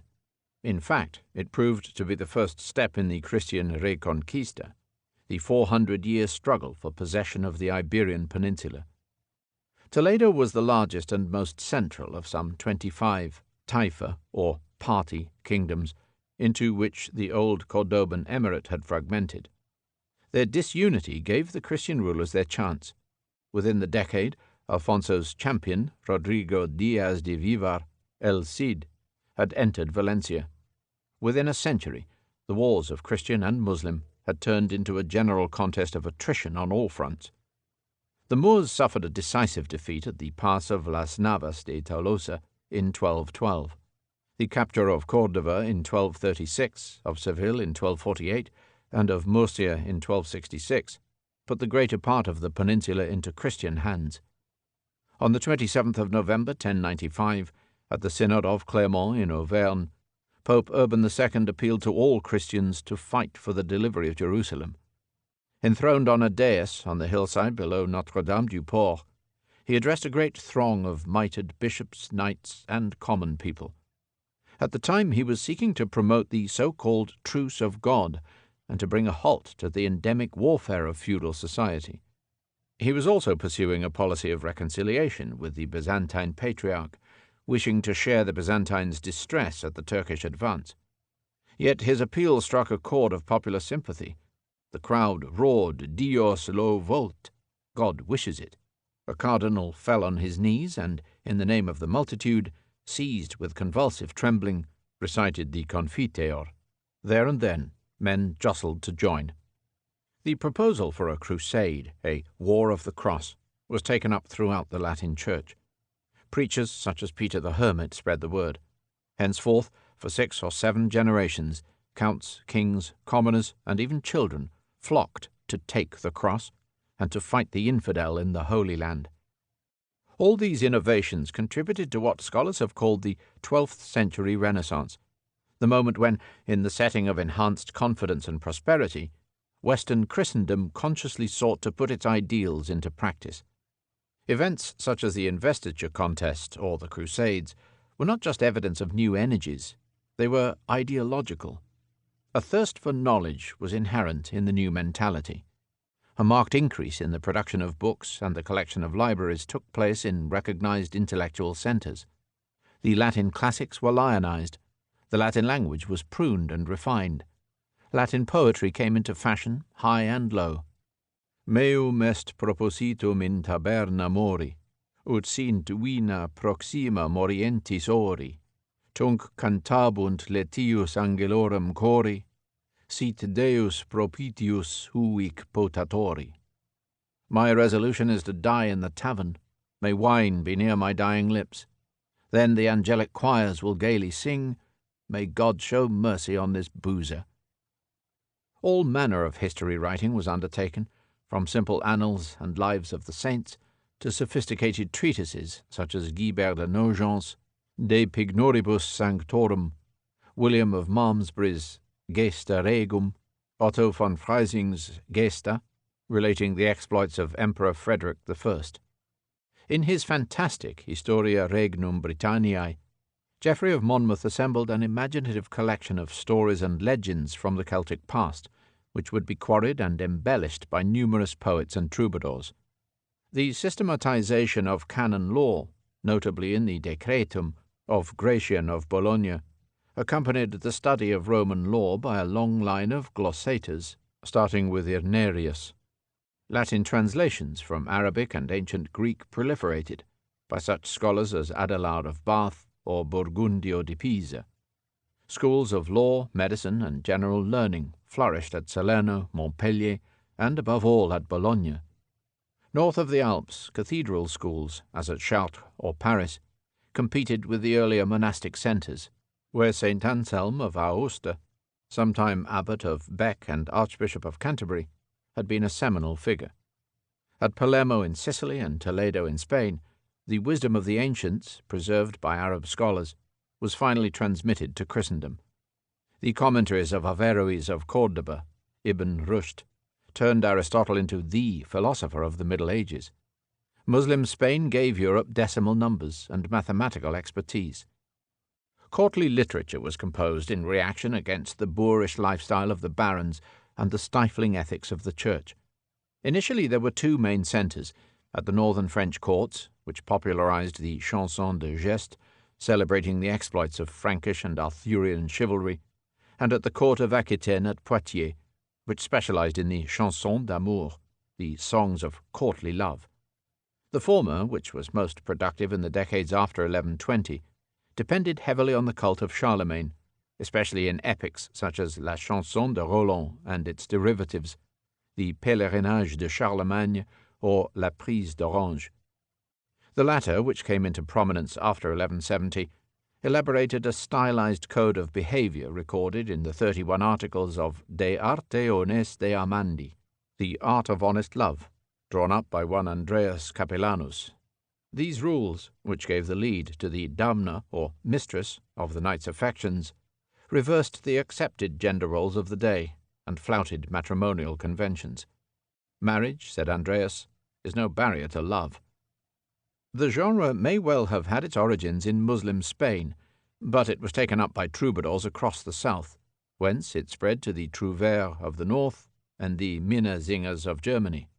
Love, wrote one of the authors of Tristan, is stronger than laws. The acknowledged master of courtly romance, however, was Chrétien de Troyes, a native of Champagne, author of the Arthurian trilogy, Yvain ou le Chevalier au Lion, Lancelot ou le Chevalier à la Charrette, and Perceval ou le Comte du Graal. The German Empire's struggle with the papacy had always been complicated by Italian politics, but in the 12th and 13th centuries the problems became hopelessly entangled, and all parties to the conflict were seriously weakened. Apart from the Hildebrandine ideology of the popes, the German emperors had to contend with the centrifugal tendencies of the tribal duchies, especially Saxony, with the dynastic rivalries within Germany, especially that of the Guelphs and the Hohenstaufen, with the sturdy independence of the Lombard cities, with the wayward city of Rome, and with the distant kingdom of the Sicilies. The road to imperial power, therefore, was strewn with hurdles. Contenders had first to win the support of the German nobles and bishops, and to win election as king in Germany. After that, there was a similar challenge to win the crown of Italy. Only then could they move into the endgame and seek imperial coronation by the Pope.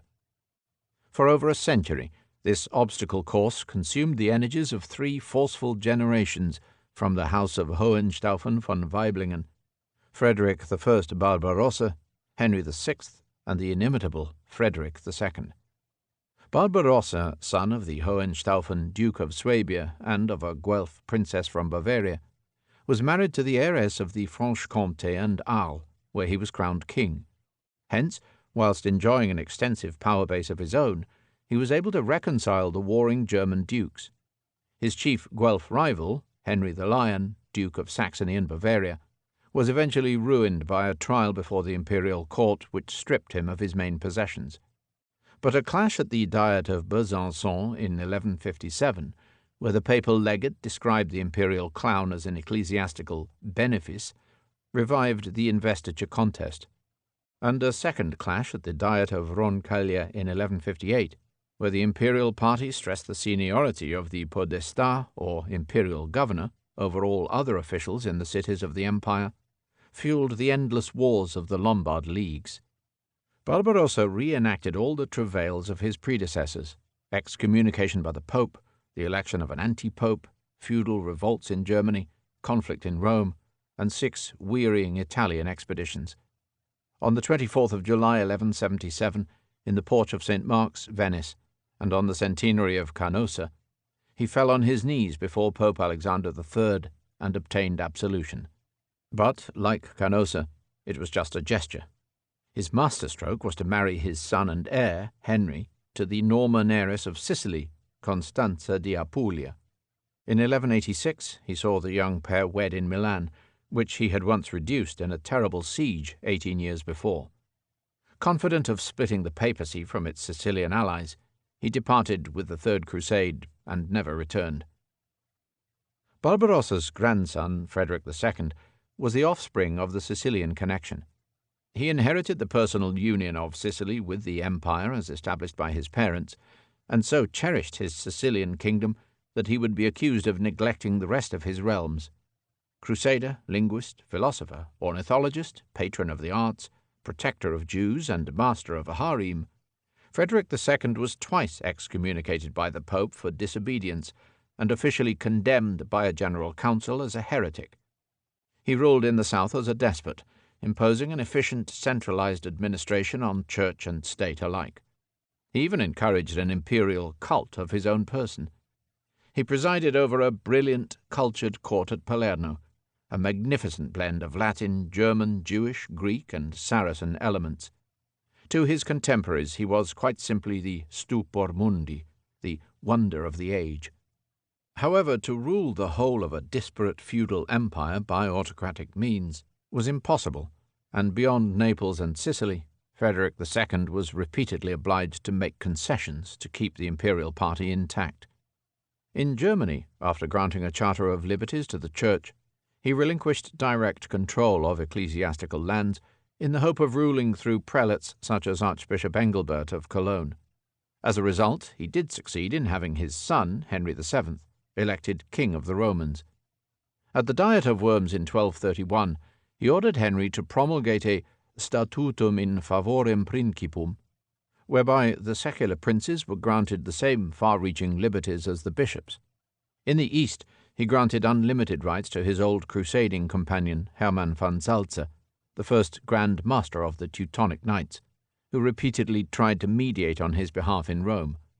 In northern Italy, his attempts to consolidate a dominant Ghibelline party were constantly thwarted by the spoiling tactics of the popes, especially Gregory IX, and the League of Lombard cities. Frederick was living in a maelstrom that was not entirely of his own making. A papal ward in his youth, he had only been given Sicily on papal lease, and he was only raised to the empire at the end of a 20-year baronial war in Germany, where the Pope took against the previous incumbent and papal client, Otto of Brunswick. He was not present at the fateful Battle of Bouvines in Flanders, when the French crushed Otto's anti-papal coalition.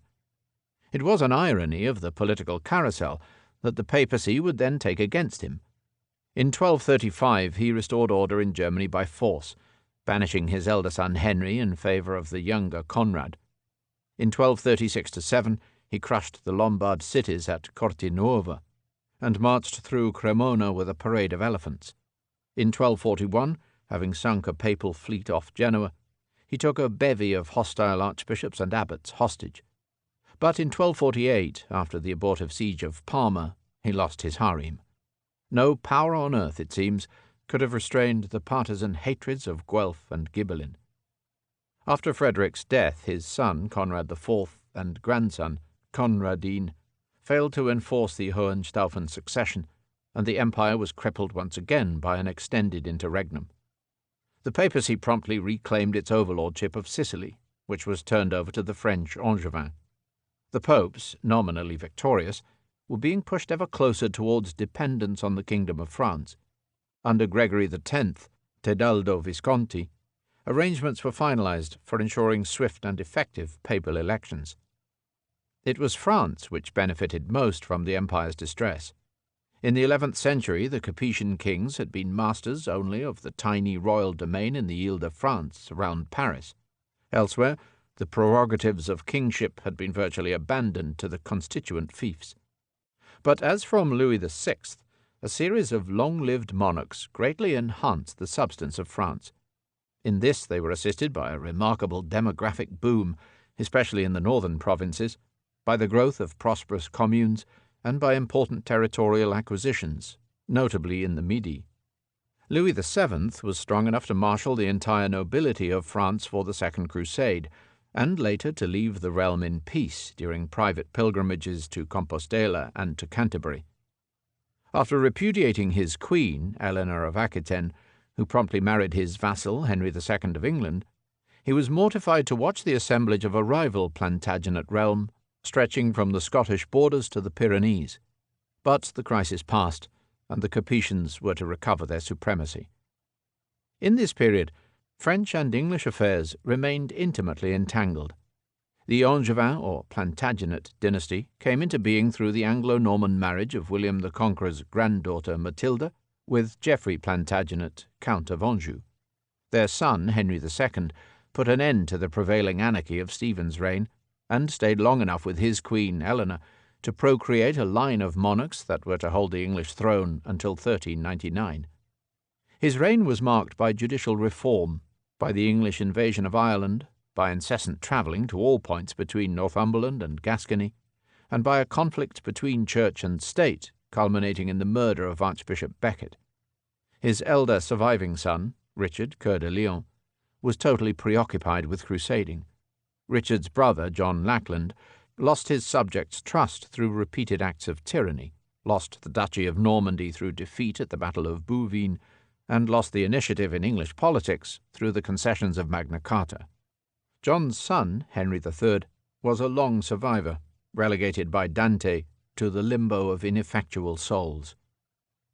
Those early Plantagenet decades also saw the initial English incursions into Ireland. A band of Anglo-Norman adventurers led by Richard Strongbow, Earl of Pembroke, conspired to support the deposed King of Leinster.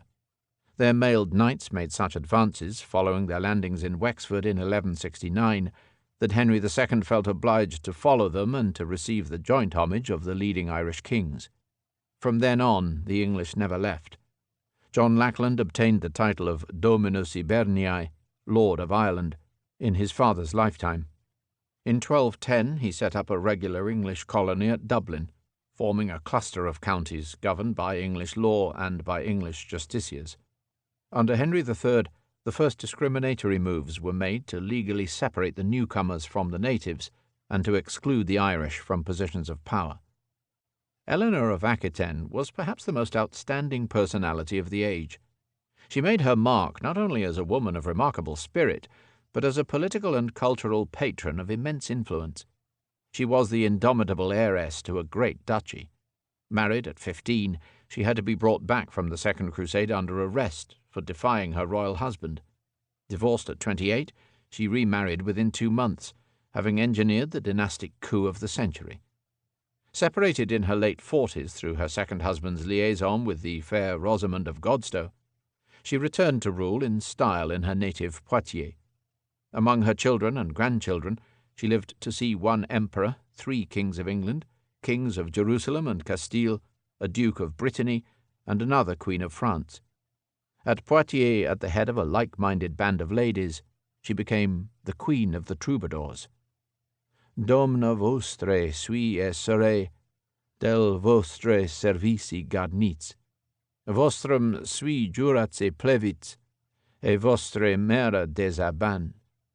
Et vos ets lo meus joie primaire, et si serez vos lo derrière, tan comme la vida mère durance. Lady, I'm yours, and yours shall be, vowed to your service constantly. This is the oath of fealty I pledged to you this long time past. As my first joy was all in you, so shall my last be found there too, so long as life in me shall last. Hostile French comment tried to blacken Eleanor's reputation with tales of poisoning and incest, but she stands as the central figure in the cultural history of a land which her enemies were about to destroy. For Aquitaine formed the central sector of a distinct cultural and linguistic region now known as Occitania.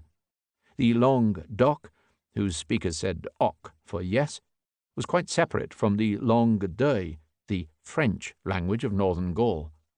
It was spoken right across the Midi from Catalonia to Provence.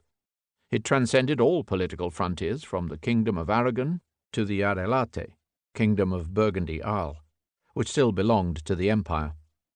In the 12th and early 13th centuries, on the eve of the French advance, it was the scene of one of Europe's most brilliant civilizations. Philippe Auguste gave the French monarchy its decisive impetus.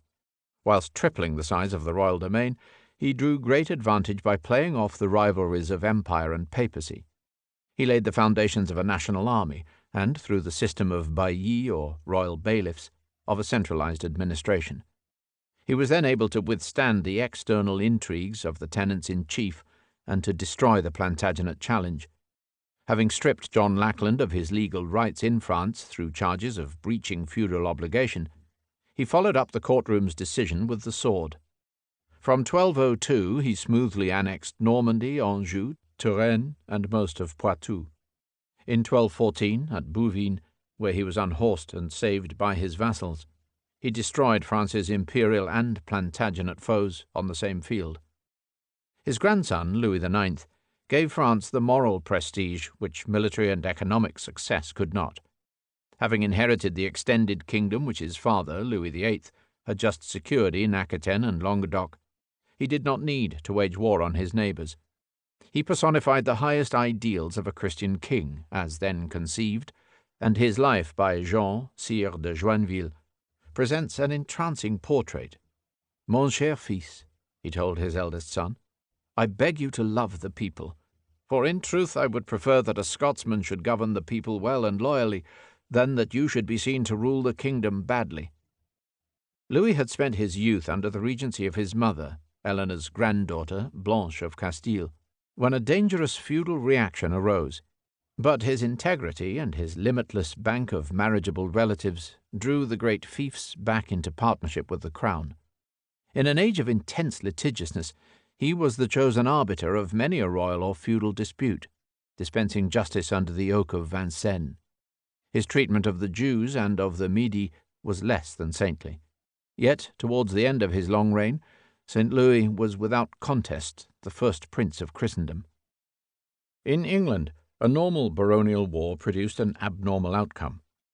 Henry III Plantagenet, Lackland's son, had made himself unpopular with his barons by giving preference to his Poitevin, Savoyard, and Lusignan relatives, by an unsuccessful French war, and by extravagant building projects such as the renovation of Westminster Abbey. In 1258, a reforming faction emerged under the leadership of Simon de Montfort, Earl of Leicester, son of the Albigensian crusader.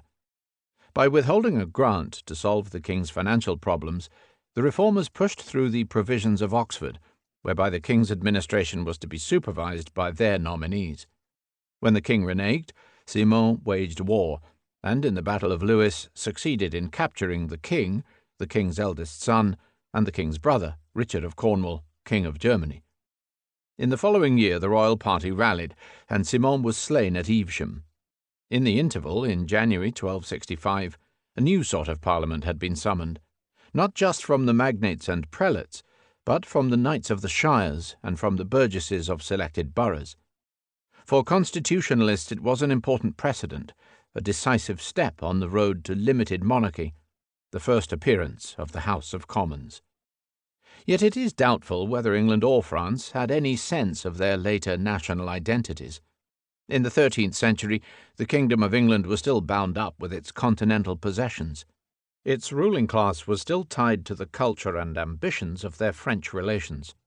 France itself had only just acquired the territorial base from the Channel to the Mediterranean, on which its future fortunes would be forged. There were many things about England which were considerably more French than many parts of the new France. The obsession with the recovery of the Holy Land lasted for 200 years and ended in failure. Between 1096 and 1291, there were 7 major crusades and numerous minor ones. The First Crusade, 1096-9, led by the barons Godefroy de Bouillon, Raymond de Saint-Gilles, Count of Toulouse, and Hugues de Vermandois, brother of the King of France, succeeded in capturing Jerusalem, massacring its inhabitants, and establishing a Latin kingdom in Palestine. The Second Crusade, 1147-9, preached by Saint Bernard and led jointly by Louis VII of France and Conrad III of Germany, achieved little except the incidental seizure of Lisbon from the Moors by an English fleet. The Third Crusade, 1189-92, mounted by the Emperor Frederick Barbarossa, Philippe Auguste of France, and Richard Coeur de Lion of England, failed to retake Jerusalem. The Fourth Crusade, 1202-4, diverted by the ambitions of the Doge of Venice, succeeded in capturing Constantinople, massacring its inhabitants, and establishing a Latin empire in Byzantium, which was not the point of the exercise. The Fifth, 1218-21, Sixth, 1248-54, and Seventh, 1270, crusades ended up in Egypt or in Tunis, where St. Louis of France himself died of the plague. When the last Christian stronghold in the Holy Land fell at Acre in 1291, there was no coherent response. The conduct of the Crusaders was shocking, not only to modern sensibilities, but equally to contemporaries. Saint Bernard himself was moved to denounce it. They ravaged the countries through which they marched, Bohemia, Hungary, Bulgaria, and Byzantium.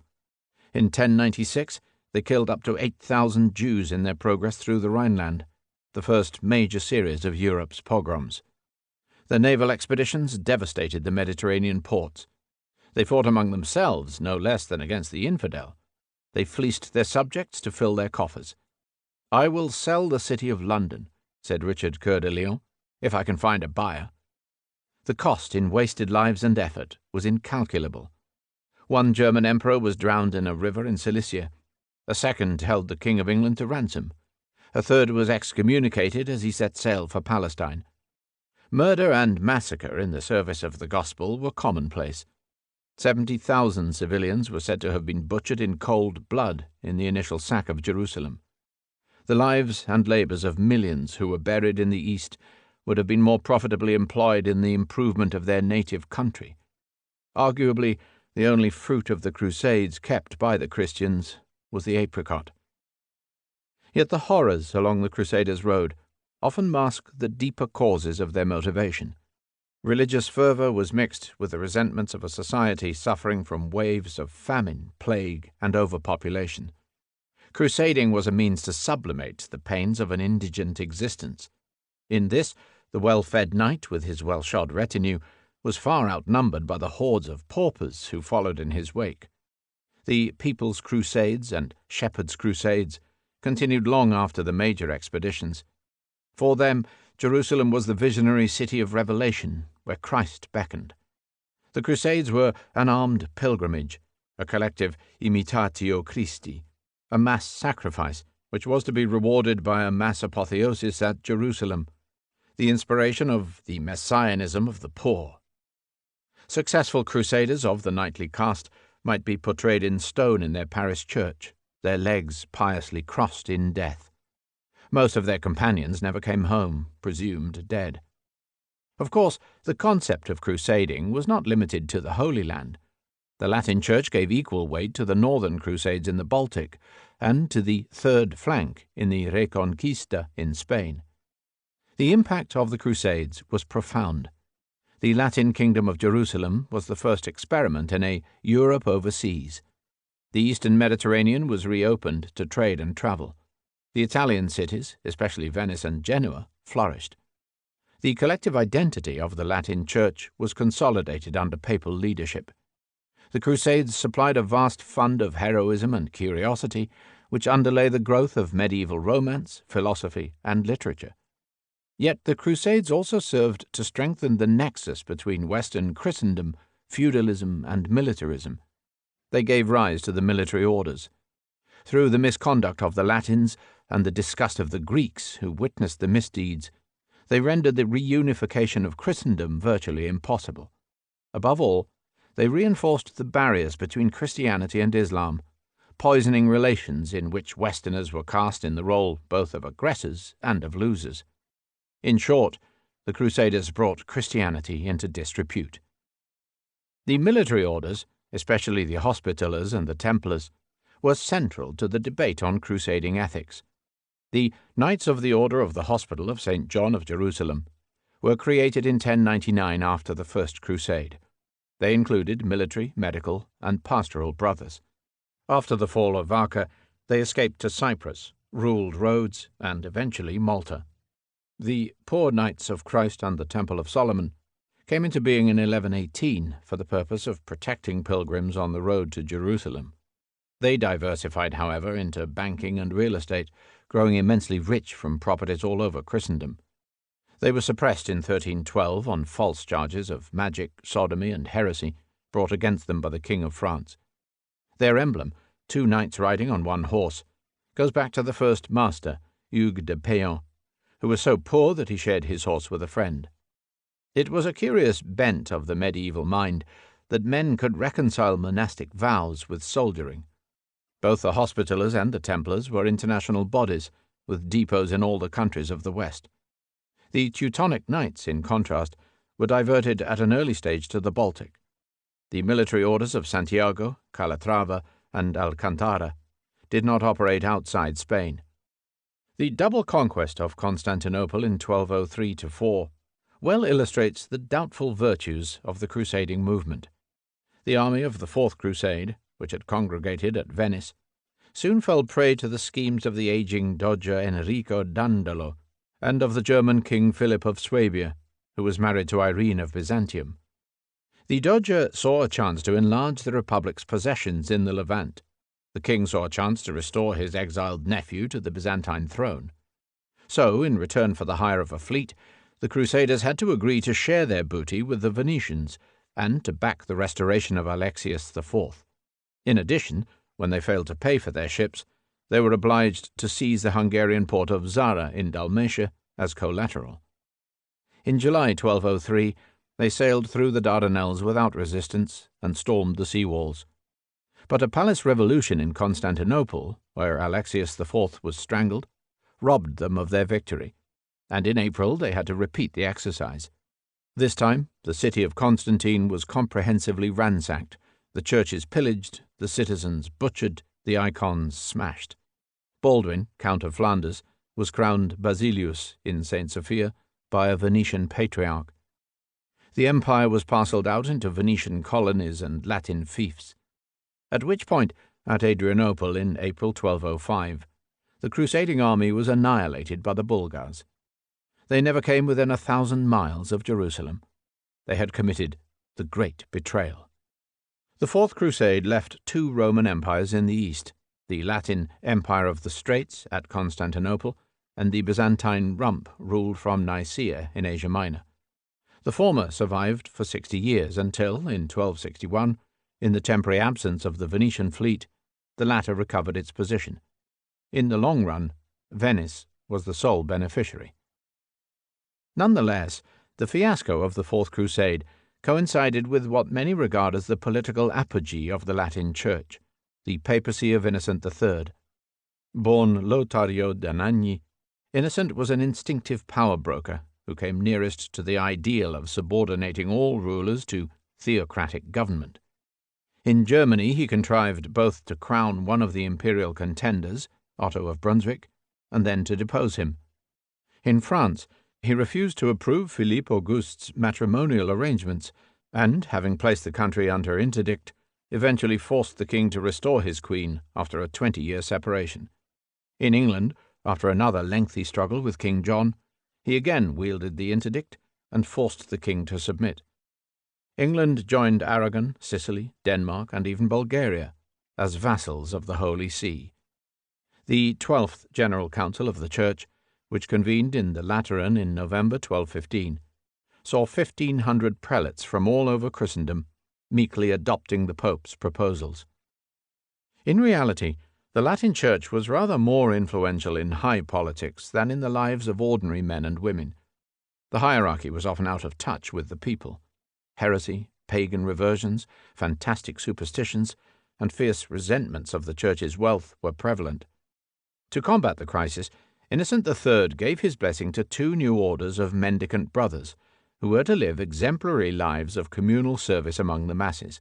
The Order of Preachers, O.P., the Black Friars, or Dominicans, was founded by a Castilian, Saint Dominic Guzman, who fixed their rule in 2 general chapters in 1220-1. Ever since, they have been specially devoted both to evangelizing and to study. The Order of Friars Minor, OFM, the Minorites or Grey Friars, was founded by St. Francis of Assisi and received their papal charter in 1223. Ever since, they have been specially devoted to moral teaching. Both Dominicans and Franciscans accepted men and women and were sworn to corporate and individual poverty. Until further developments were halted in 1274, they were joined by other mendicants, including the Poor Clares, the Carmelites or White Friars, and the Austin Friars. Unlike the monks, whose piety was sometimes suspect, the jovial friar was as popular with the laity as he was unpopular with the high clergy. St. Francis is undoubtedly the most endearing figure of medieval Christianity. Born the son of a rich merchant of Assisi in Umbria, he changed his clothes for those of a beggar and renounced his inheritance. He was the husband of Lady Poverty. He lived for a time as a hermit in a cave above Assisi, but in 1219 accompanied a crusading expedition to Egypt. He had more direct influence on the foundation of the Poor Clares than of the Franciscans. In 1224, when he was praying on Monte Verna, his body was impressed with the stigmata, scars corresponding to the wounds of the crucified Christ. His legendary ability to commune with nature is conveyed in his Canticle to the Sun and in the later Fioretti, the little flowers of St. Francis and his companions. He was the author of hymns and prayers which go to the heart of the Christian ethos.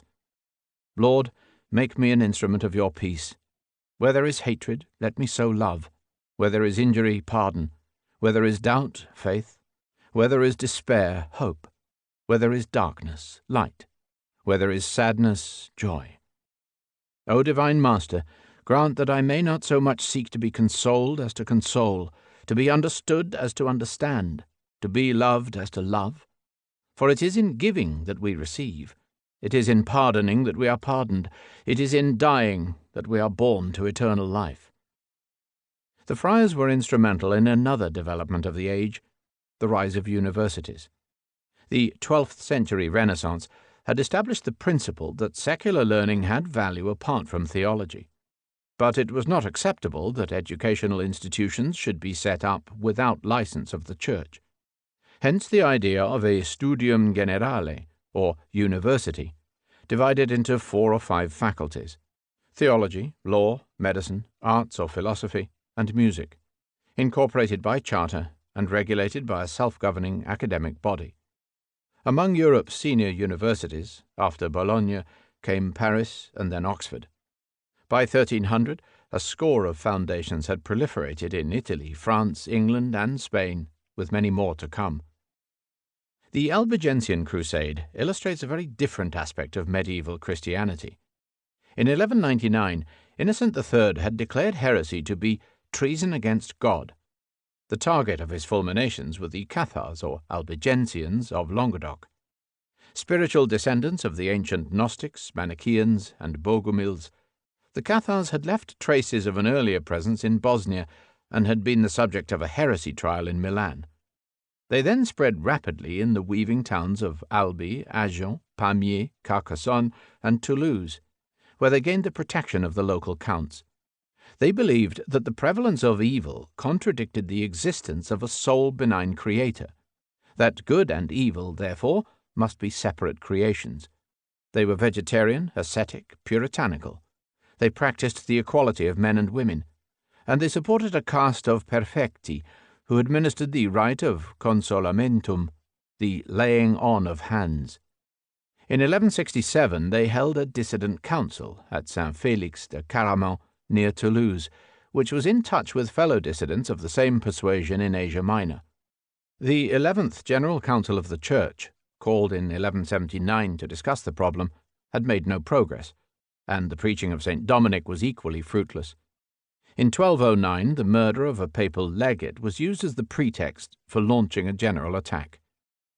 Innocent III pronounced a crusade on the same terms as the Crusades against Islam, the remission of sins and unrestricted loot. In the first phase, between 1209 and 1218, 12,000 knights from France and Burgundy, under Simon de Montfort the Elder, battled the heretics under the Raymonds VI and VII of Toulouse. In the second phase, from 1225 to 1271, the armies of the King of France entered the fray. The Cathars faced the choice between abjuration or death. Many chose death. The Holy Inquisition, led by a Cathar defector, Robert the Bugger, spread a veritable reign of torture and terror.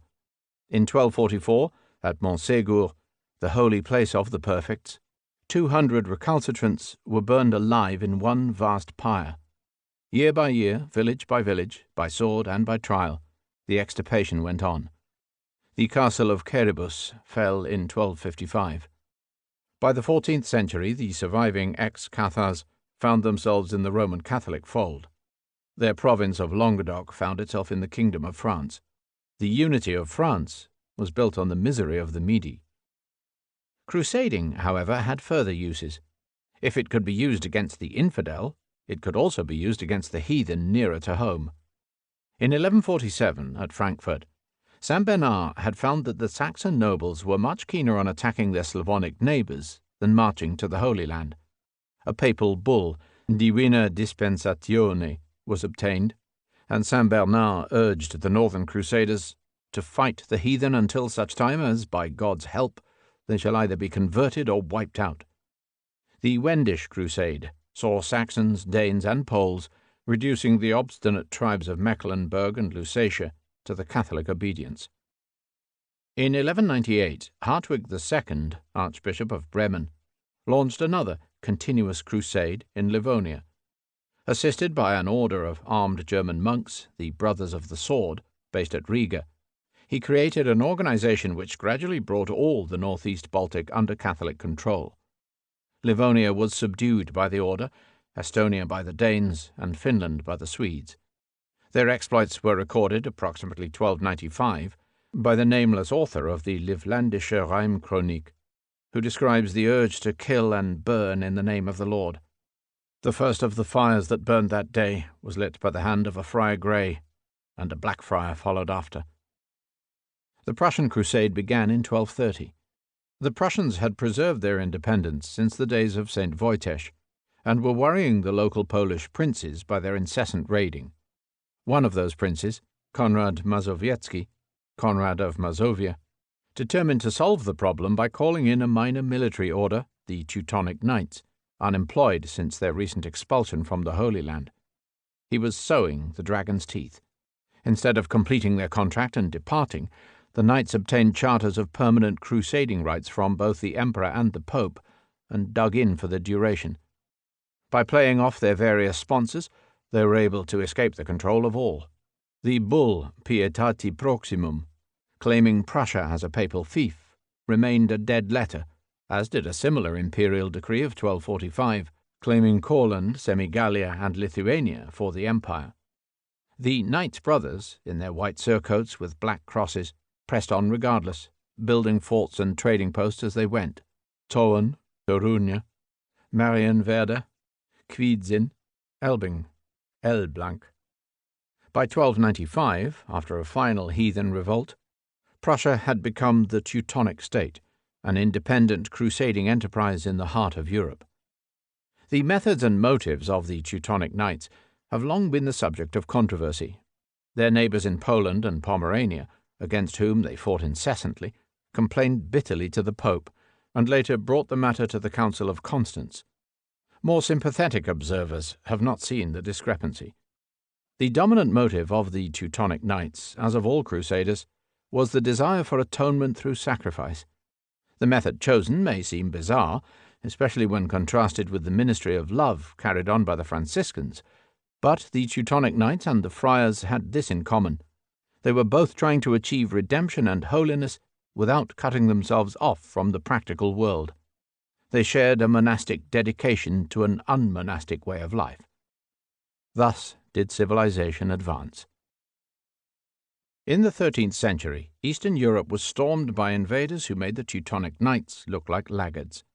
The Mongols of Genghis Khan swept out of the Asian steppes like a whirlwind, first in 1207, when Juji, son of Genghis, subjugated southern Siberia, and then in 1223, when they ravaged Transcaucasia and destroyed a Kievan army on the Kalka River. In 1236-7, Batu Khan, grandson of Genghis, crossed the Urals, ravaged the principalities of Ryazan and Vladimir, and razed Moscow. He took Kiev by siege in 1240, before moving off to the west. In 1241, Galicia was ravaged, and Krakow razed. On the 9th of April, 1241, the Polish princes under Henry the Bearded were cut to pieces on the field of Legenice in Silesia. As proof of their victory, the Mongols were said to have collected 9 sackfuls of right ears from the bodies of the slain. Another column of the horde swept on to Hungary, where a similar fate awaited the Magyar princes under Bela IV on the river Tisa. Batu then returned eastwards, setting up his camp at Sarai near the mouth of the Volga. Similar trails of destruction were blazed again in 1259 and in 1287. The Mongol invasions transformed the face of several countries. The horsemen of Batu Khan settled down on the Volga for good. The state of the Golden Horde, which they created between Volga and Don, supplanted that of the Volga Bulgars, whose sumptuous capital they razed. The Khanates of Kazan and Astrakhan, which were eventually to be annexed by Muscovy in 1552-6, put an Asiatic population in place that is the basis of modern Tatarstan. The Tatars of Crimea established a thriving state from their seat at Bakshish Sarai that lived for centuries from their chombus, or raiding parties. Their presence provoked the rise of the later Cossack communities of the Dnieper and Don, and long delayed the settlement of adjoining Ukraine. Poland and Hungary, denuded of much population, were left to recover as best they could. In both cases, since a ready supply of colonists was available in the German Empire, the Mongol invasions accelerated an existing process of migration and colonization. In this period, German and Flemish settlers moved into Silesia and Pomerania, and also into Transylvania.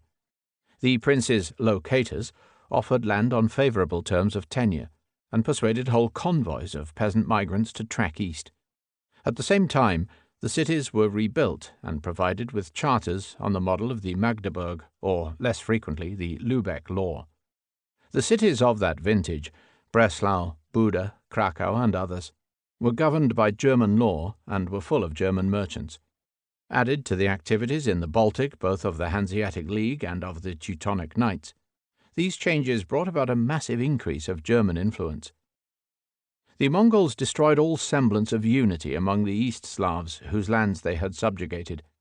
Some of the princes of Rus were eventually able to escape by turning to their Lithuanian neighbours, but those in the east were forced, quite literally, to bend the neck. Summoned at regular intervals to the camp of the Khan, they were obliged to walk between blazing bonfires, to stoop beneath the proffered yoke, and to prostrate themselves before their master. It was a ritual humiliation whose purpose was not forgotten. Their people were condemned to pay tribute, collected by resident Mongol baskiki, or governors. But the Orthodox Church was not oppressed. It was the period of the Tatar yoke. There is a description of the province of Russia at this time in the travels of the Venetian Marco Polo, whose father had visited the Crimea on a trading venture in 1260. The province is of vast extent, and borders upon that northern tract which has been described as the region of darkness. Its inhabitants are Christians, and follow the Greek ritual. The men are extremely well favoured, tall, and of fair complexion. The women are also of a good size, with light hair which they are accustomed to wear long. The country pays tribute to the king of the Western Tartars. Within it are collected in great abundance the furs of ermines, sables, martens, foxes, together with much wax. It contains several silver mines. It is an exceedingly cold region, and I have been assured that it extends even as far as the Northern Ocean, where peregrine falcons are taken in vast numbers. Contrary to former assumptions, economic life in the Middle Ages was not stagnant. There is a school of thought which holds that an agricultural revolution in Northern Europe at this time was equally decisive in its historical effects as the so-called Industrial Revolution of the 19th century. The argument centers on new sources of power, such as the watermill and the windmill, on expanded mining activities, on the impact of the iron plough and horsepower, and on crop rotation and improved nutrition. New techniques sometimes took centuries to be widely applied, but the chain effect over time was decisive. Agriculture moved into the heavier but more fertile soils of the valleys.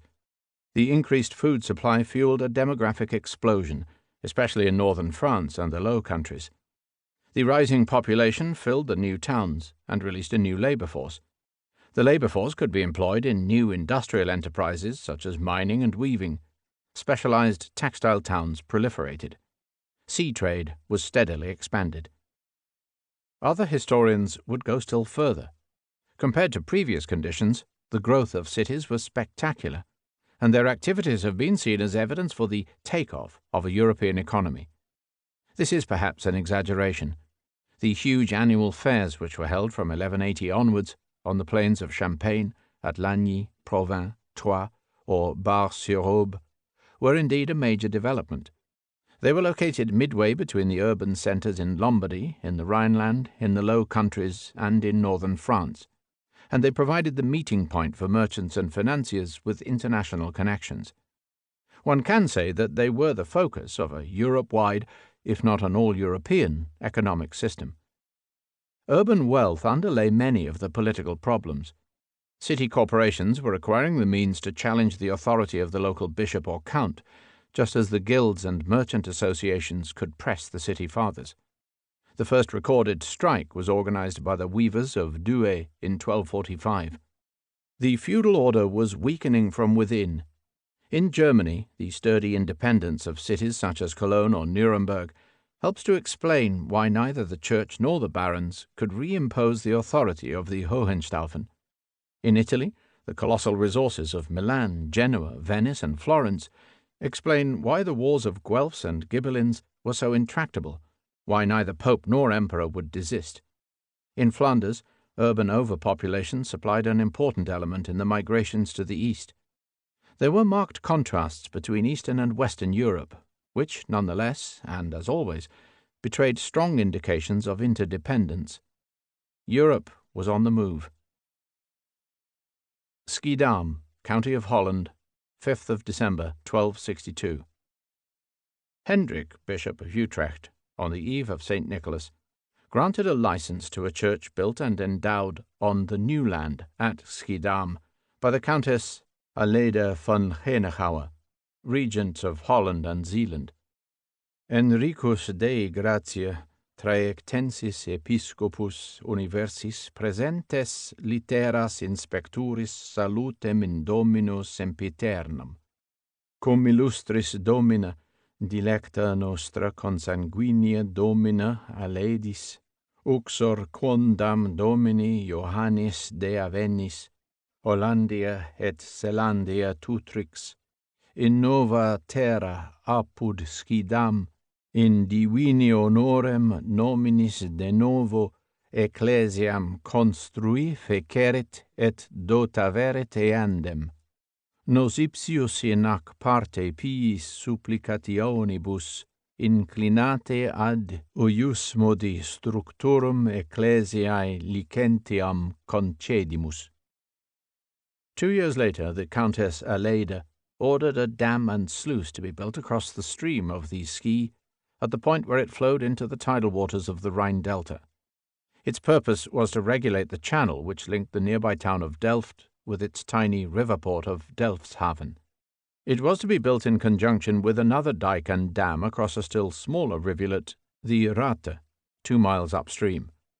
3 years after that, on the 11th of August 1270, the young Count Floris V granted privileges to the burghers of Rotterdam.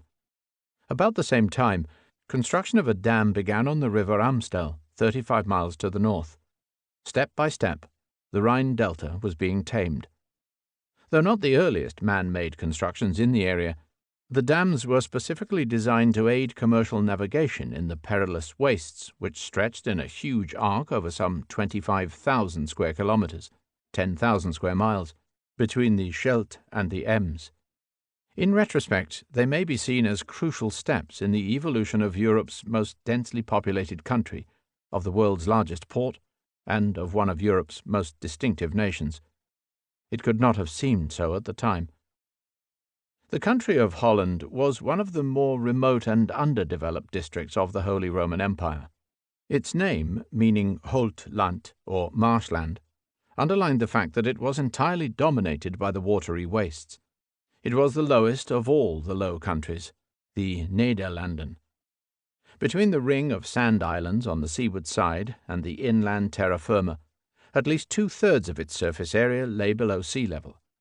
It consisted for the most part of mudflats, salt marsh, flood banks, brackish lakes, and treacherous wadde or shallows. Travel was usually by boat, except in the winter, when the shallow waters froze solid to form roads across the ice. The Rhine Delta was the most recent and most mobile of Europe's landforms.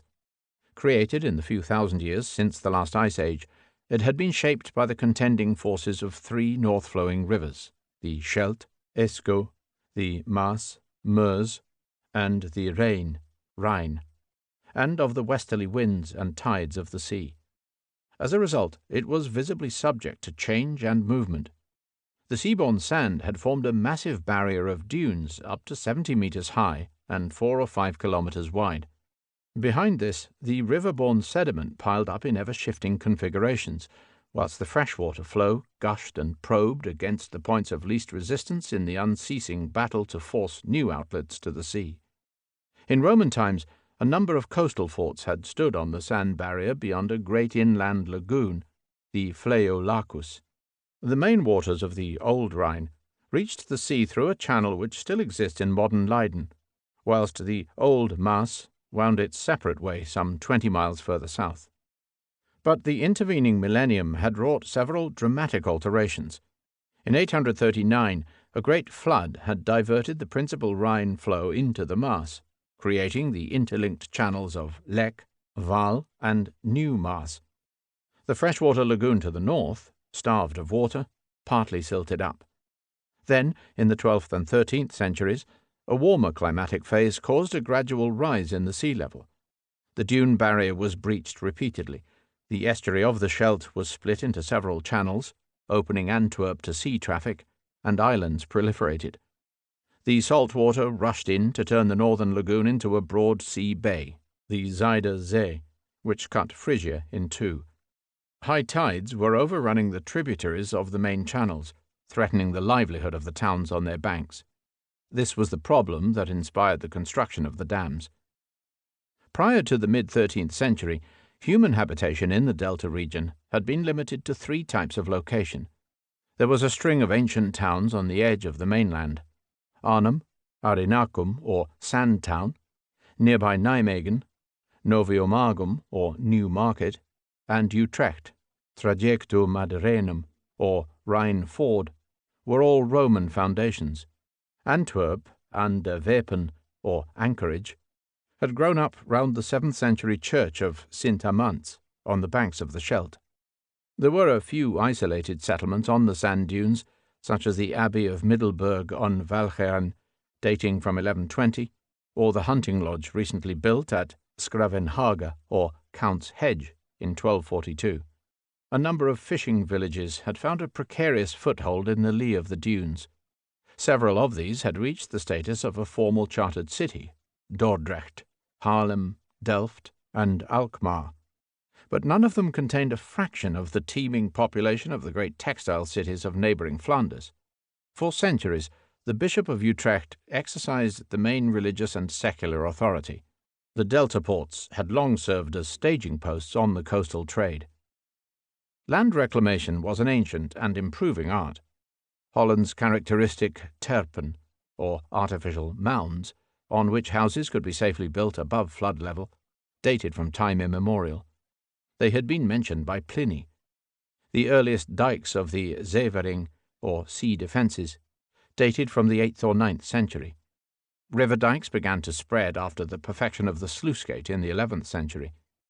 The construction of polders, or enclosed stake fields, depended on a sophisticated system of drainage which was not mastered until around 1150. The dikes had to be built, with back-breaking labour, round lines of stakes driven deep into the soft ground, then filled with rubble and stones and planted with anchor grass. Once enclosed, the field had to be repeatedly flooded with fresh water over 10 or 15 years, and repeatedly drained to disperse the salt. Only then could the rich alluvial soil begin to repay the efforts. But its fertility was proverbial. As well as the meat, wool, and leather of sheep and cattle that grazed on the sea turf pastures, it provided both the life support system for dense colonization and an abundance of produce for export to the neighboring towns. In the 13th century, the polderization of Holland was in its infancy. It could only nibble at the very edge of the marshes. Before the introduction of wind-driven water balers, there was no efficient means of draining large enclosures.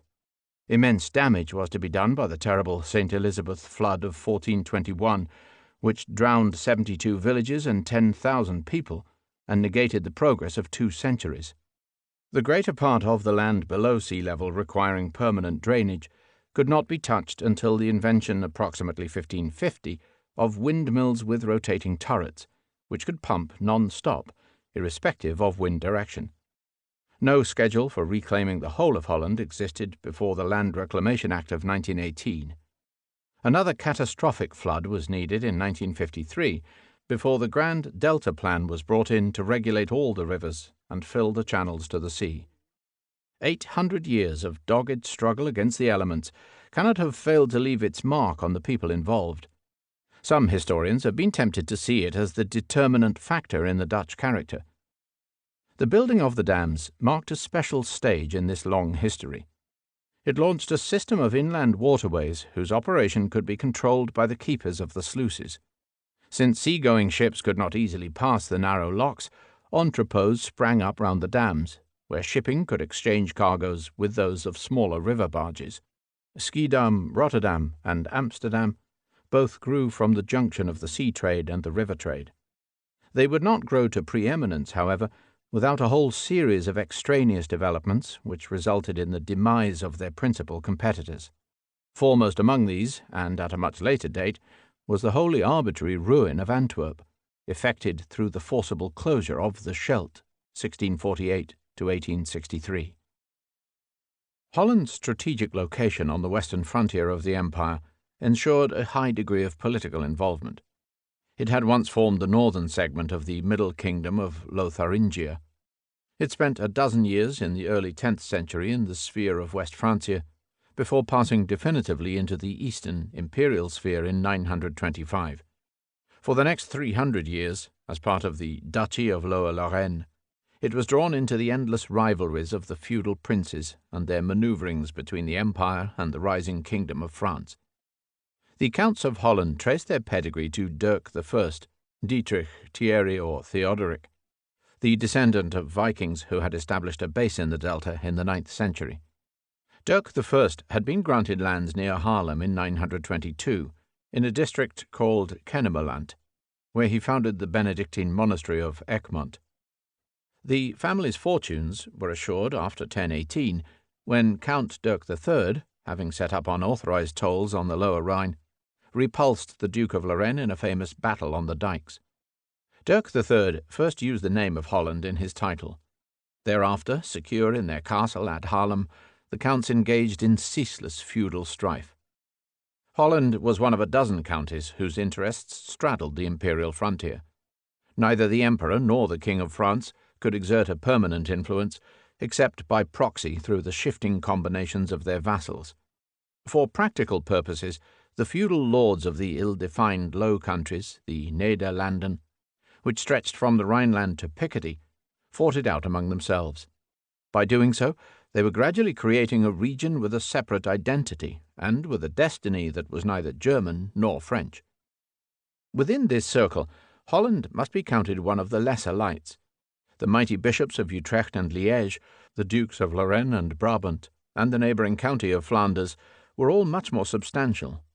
Holland's successful contest with Flanders over the control of the islands of Zeeland had run for centuries until the Peace of Brussels in 1253. Her subjugation of the fierce inhabitants of Frisia or Friesland, who remained pagan until Charlemagne's time, had been concluded more by the inundations of the sea than by successful conquest. Together with the excess population of the crowded Flemish cities, distressed Frieslanders supplied one of the largest contingents of emigrants who were colonizing the lands of Germany's eastern marches. Nonetheless, the counts of Holland were men of considerable political substance. William I fought at Bouvines on the imperial side and was taken prisoner by the French. Like his forebear, who had taken Lisbon from the Saracens, he was a devoted crusader. He died in Egypt after participating in the siege of Damietta. William II aspired to the supreme imperial dignity. Succeeding as a minor, he was raised a son of the Church by his guardian, the Bishop of Utrecht, and found himself propelled into the higher realms of Pope Innocent IV's attempts to depose the Hohenstaufen. In 1247 he was crowned at Aachen under ecclesiastical sponsorship as king or anti-king of the Romans. Married to a Guelph duchess and allied to the powerful confederation of Rhineland cities, he briefly won the upper hand in Germany's internecine politics. In January 1256, he went home to Holland to deal with a local problem in Frisia, before proceeding to his coronation as emperor in Rome. A crack in the ice, through which armoured horse and armoured rider sank on impact, put an end to a promising career. But for the accident, the Hollander would probably have become Holy Roman Emperor.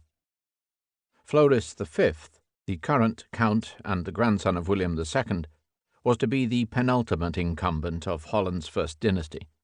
He was the ruler who finally put an end to the Frisian troubles, and who won the acclaim of his lowliest subjects.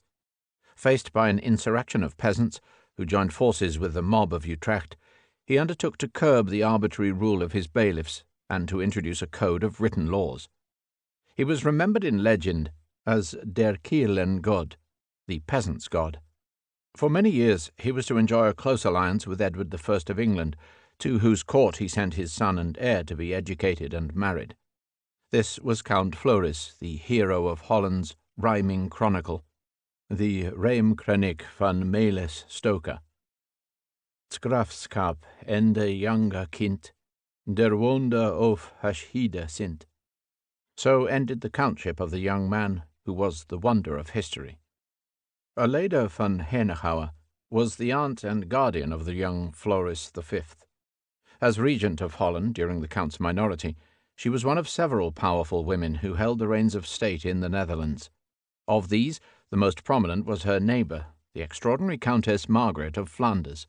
Known as Zwarte Griet, or Black Meg, Countess Margaret was caught up in all the feudal fortunes and misfortunes that one could imagine. She was the youngest daughter of Count Baldwin IX, the leader of the Fourth Crusade, who took over the Latin Empire of the East. Like her sister Joanna, she had been born in Constantinople, whence she had been brought home after her father's death, and, together with Joanna, made a pawn of the politics of Innocent III. As a child, she watched her sister married off to Fernando of Portugal, nephew of the King of France, while she herself was given as a child bride to Bouchard d'Avesnes, Lord of Hainaut. After the Battle of Bouvines, which sent Fernando to the dungeons of the Louvre, she saw her sister married for a second time to Thomas of Savoy, while she herself, on the Pope's insistence, was divorced and remarried to a French knight, Guy de Dampierre. By the time in 1244 that she succeeded Joanna as Countess both of Hainaut and of Flanders, she was mother of 5 sons by 2 marriages, and already one of the prime survivors of her day. She could not prevent her 2 eldest sons fighting over her inheritance, and was obliged to accept a famous mediation of St. Louis, who awarded Hainaut to Jean d'Avesnes and Flanders to Guillaume de Dampierre. She would outlive them all. Flanders, which was torn by the rivalry of Bruges and Ghent, was nonetheless the richest prize in Netherlands politics. Its fate could not be a matter of indifference to Holland.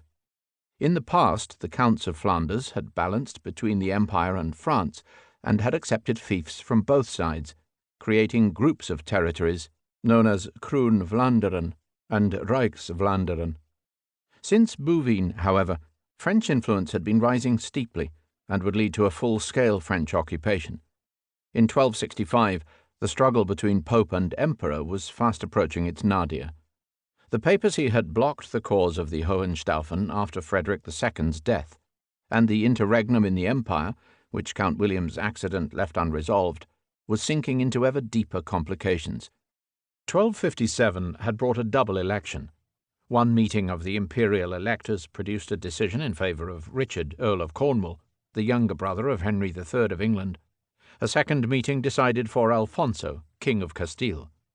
In contrast to Alfonso, who stayed at home in Toledo, Earl Richard did proceed to his coronation as King of the Romans, but neither of the rival candidates could exercise any authority over Germany as a whole. Richard of Cornwall was one of the wealthiest and best-connected men of his age. His possession of the Cornish stannaries was worth a second earldom, while his management of the mint and of England's reformed coinage brought him a fabulous cash income.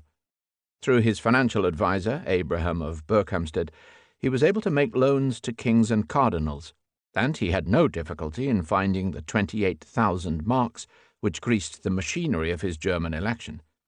Lord of Corfe and of Wallingford and Berkhamsted, he had dabbled with the baronial opposition in England, and was known as one of the very few barons who actually spoke English. As titular Count of Poitou, he held strong interests in Gascony, where he had served as royal governor. He had led a crusade to Acre, but had used the expedition as an occasion for making the personal acquaintance of his 2 brothers-in-law, first of St. Louis in Paris, and then of Frederick II in Sicily. He had good relations with the Low Countries, whence Floris V had hastened to London to pay him homage in person. He was due to take as his 3rd wife, after Isabella Marshal and Sanchia of Provence, Beatrice, Countess of Falkenberg in Brabant. For most of 1265, however, Earl Richard's fortunes were at a low ebb. 3 visits to Germany had given him no benefit. What is more, having been caught up in his brother's baronial war and captured by de Montfort's men, he was now a prisoner in Kenilworth Castle. His inglorious adventures after the Battle of Lewes, where he hid in a windmill, gave birth to one of England's earliest political satires. The King of Allemagne wende do full well. He seized the mill for a castell. With hair-sharp swords he ground the steel. He wend that the sails were mangonel to help Windsor. Richard, though thou ever be tricken shalt thou never more. At that juncture, the royal party was well and truly hated in England. Simon de Montfort, the Protector Gentis Angliae, was seen as a popular champion against oppression. Il est appelé de Montfort, il est helmont et si est fort, si a de grande chevalerie. Se voir, et je m'accorde, il aime droit et est le tort, si avera la mesterie. He is called de Montfort. He is our protector, Mund, and is so strong, for, and has such great chivalry. Look here, I quite agree. He loves right and hates wrong. Thus he will have the mastery. When Simon was killed at Evesham on the 4th of August 1265, his companions in the emplacement on Green Hill died with him to a man. He was mourned as a saint and a martyr. That year also saw a papal election. Clement IV was a Frenchman who, as Guy Foulques, had once had a wife and children and had served as legal consultant to St. Louis. Rome and parts of northern Italy were still so sympathetic to the Hohenstaufen that Clement, who had been away on legation to England, was obliged to travel home disguised as a monk and to take up residence in Perugia. From there he arranged for Charles of Anjou to be invested with the kingdom of Sicily and Naples, and for finance to be found for the brutal campaigns that were to put an end first to the emperor's bastard son Manfred, and then to Manfred's nephew, the young Conradin. From Perugia he sent a bull to the abbey of Egmont in Holland, confirming its ancient rights and immunities. Like the Civil War in England, the imperial interregnum in Germany reduced the country to chaos. Every floodgate of anarchy was opened. Prelates and barons extended their domains by war. Robber knights infested the roads and the rivers. The misery of the weak, the tyranny and violence of the strong, were such as had not been seen for centuries. The Roman Empire ought now to have been suffered to expire. Less traditional historians do not see the empire's distress quite so drastically. The absence of an emperor gave the signal for the rise of several regional and city-states, which were destined to play a prominent role in European history. The Netherlands, among others, prospered in the shadow of the empire's weakness. Holland, however, was the main focus neither of politics of the Netherlands nor of the Dutch language.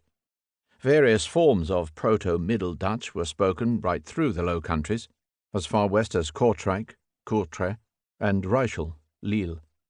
French was dominant in Hainaut, Liège, and Namur, and in the speech of the nobility in general. Low German overlapped on the eastern borders in Gelders. But the greatest pool of Dutch speakers was undoubtedly contained in the cities of Flanders. Dialectical nuances between Vlaams and Hollandish were not marked. Holland itself was still engaged in assimilating Frisian, Frankish, and Saxon elements. Frisian in particular, which was the closest of the Germanic idioms to English, was still strong in North Holland and the islands.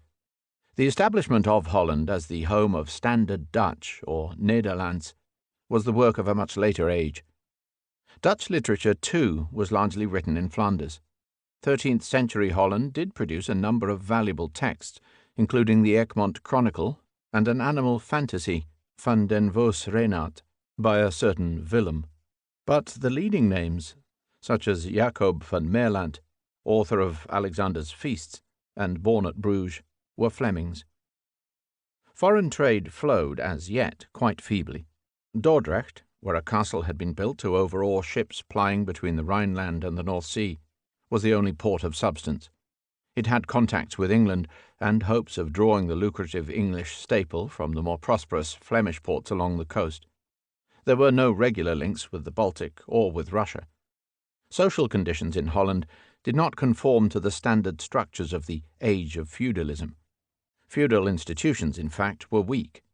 Serfdom was rare beyond the estates of the church, and settlements of free peasants and independent fisherfolk were common. The nobles, though well integrated into the practices and mores of knighthood and land ownership, were not subordinated in any systematic way to feudal superiors.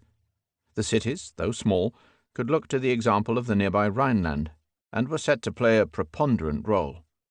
Religious life in Holland was also somewhat untypical. The Bishop of Utrecht was losing much of his former power, and did not exercise the same degree of secular and legal authority that flourished in the neighbouring diocese of Liège. Despite a number of new foundations, neither the friars nor the new monastic orders had impressed their presence very strongly. Frisia was a notorious refuge of pagan survivals. Rebellious mystic sects were an established fact. Any description of Holland's early history belies the popular misconception that Europe's later nations must already have existed in embryo in the medieval period. The 13th century marks the midpoint of the span which separates our contemporary age from the so-called birth of Europe amidst the ruins of the classical world. One might have expected that the national communities, which came to dominate the end of the story, would at least be discernible, albeit in a half-formed stage of development. Yet this was not so. In the case of the Low Countries, familiar terms such as Holland, Dutch, and Netherlands all possessed different connotations from those which they later acquired. The modern myth about the permanent union of a nation and its soil was plainly irrelevant. In the 13th century, Holland was not the core of a developing Dutch nation. Indeed, much of the soil which 300 and 400 years later would form the central territorial base of Dutch national consciousness had not yet been deposited. Most of Europe in 1265 displayed the same lack of recognizable national communities. In the middle of the Christian Reconquista, the Iberian states of Portugal, Castile, and Aragon had little awareness of a common Spain. In the year of Dante's birth, the defeat of the Hohenstaufen was putting an end to the dream of a united Italy. In the midst of the Mongol invasions and the age of fragmentation, a united Poland was no more than a memory. There was no longer any Rus, let alone a sense of Russia. A kingdom of England did exist on the ruins of the Plantagenet Empire, but it still had stronger connections with the continent in Gascony and Aquitaine than with Wales or Ireland. Its French-speaking Anglo-Norman aristocracy did not yet share a common culture with the English people, and the baronial opposition was led by continental adventurers like de Montfort. There was no concept of Britishness whatsoever. The Kingdom of Scotland was still disputing its territory with the Norwegians, who had just invaded the Northern Isles. Under St. Louis, the Kingdom of France now stretched from the Channel to the Mediterranean. But it was an amalgam of the most diverse elements that would have to disintegrate before they could be reconstituted for a second time as a more cohesive whole. As the interregnum showed, the German Empire had collapsed in all but name. It was hopelessly rent by the competing interests of its German and its Italian territories on either side of the Alps. There was no such country as Switzerland, and the Habsburgs were yet to move to Austria. The Prussia of the Teutonic Knights was in the earliest decades of its career, but it bore no resemblance to the later Prussia of the Hohenzollerns, who in 1265 were still ensconced in their native castle in Swabia. In Scandinavia, Norway had broken away from Danish control, but the break was not due to last. The Swedes, like the Lithuanians, were embroiled in multinational conquests in the east. Bohemia under Ottokar II was at the pinnacle of its glory, having just annexed Austria and Styria. Hungary was in a state of collapse following the 2 Mongol raids and was facing the end of the native Arpad dynasty. The Byzantine Empire, Europe's oldest polity, had recovered Constantinople 4 years before and had driven out the Latin usurpers to their toeholds in Greece. None of these entities was destined to survive into modern times. It would be problematical, therefore, to talk of national states at any point in the 13th century.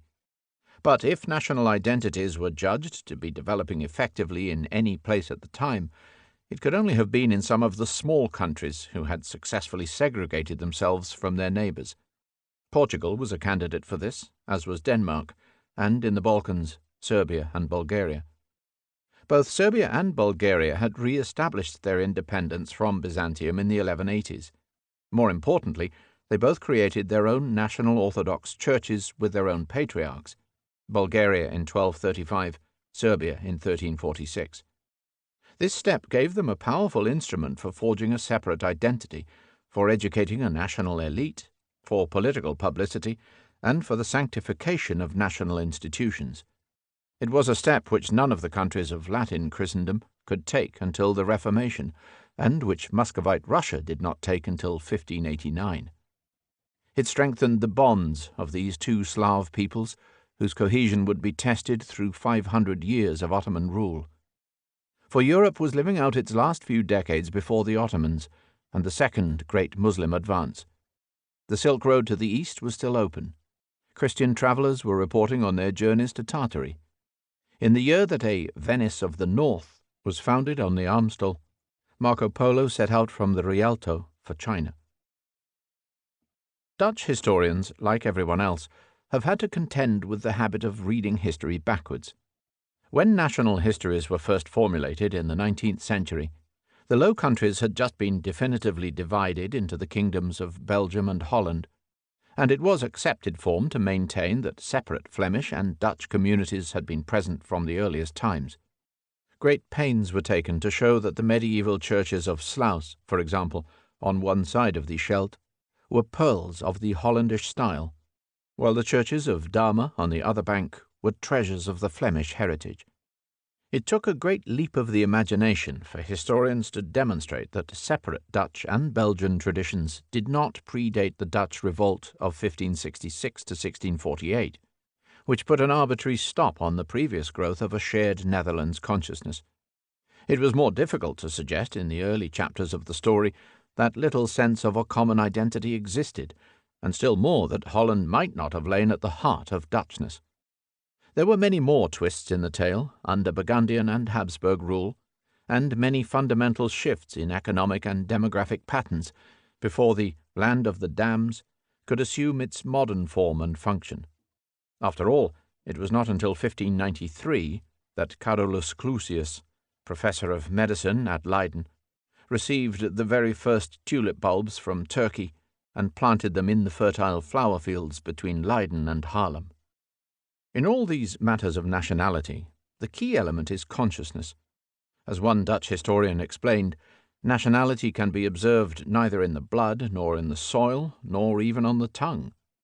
Nationality exists in the minds of men, its only conceivable habitat.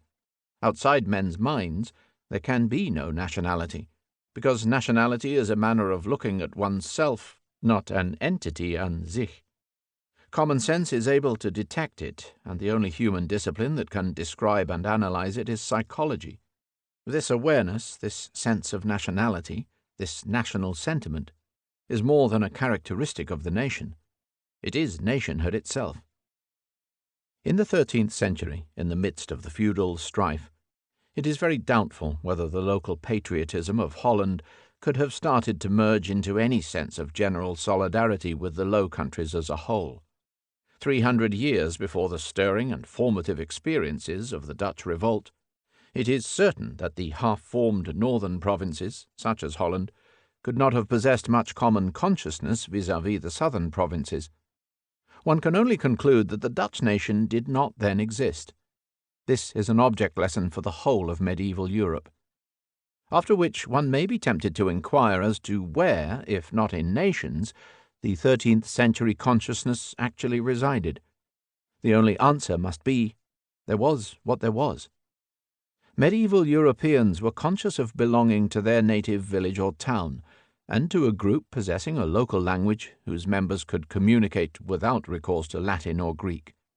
They were aware of belonging to a body of men and women who acknowledged the same feudal lord, to a social estate which shared the same privileges, above all, to the great corporation of Christendom.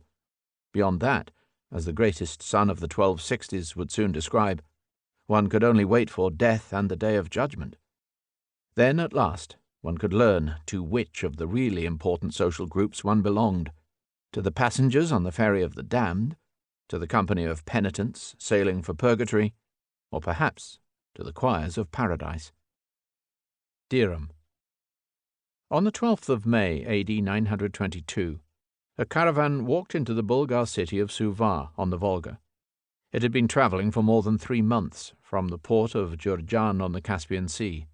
It was led by an Arab merchant, Ibn Fadlan, who wrote an account of his travels. It is one small incident in the history of commercial contacts between Eastern Europe and the Arab states of Central Asia over 5 centuries. Ibn Fadlan was coming to buy furs, and there is no doubt that he was carrying a plentiful supply of dirhams to pay for his purchases. The dirham was a coin of pure silver, weighing 2.97 grams, and worth 1/10 of a dinar. It was minted both in North Africa and in Central Asia under various dynasties. It was standard currency in Eastern Europe in the era before local mints existed. Hoards of dirhams have been found all over European Russia, Ukraine, Belarus, the Baltic states, Sweden, and northern Poland. The largest of them contained over 50,000 coins. Buried by their owners in times of insecurity, they sometimes remained uncollected until found by modern archaeologists and treasure hunters. They can be dated quite precisely from the date of the newest coin in any particular lot. Analysis of Dirum hordes indicates 4 recognizable periods.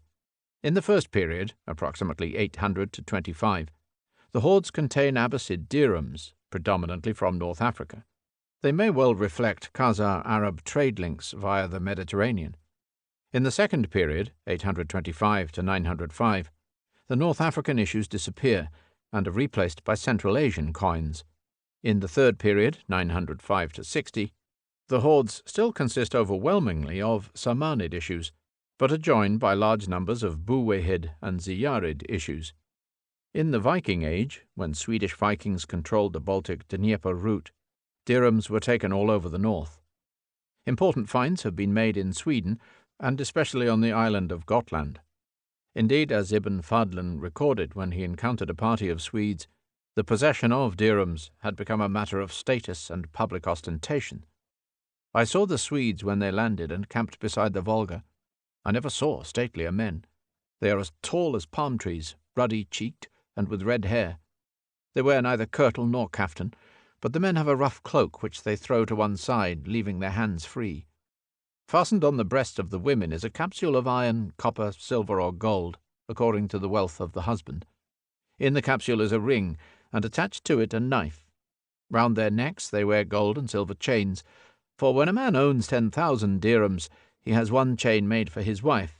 For 20,000, she has 2 chains. Thus, an extra chain is added to the wife's neck for each 10,000 dirhams that the husband possesses.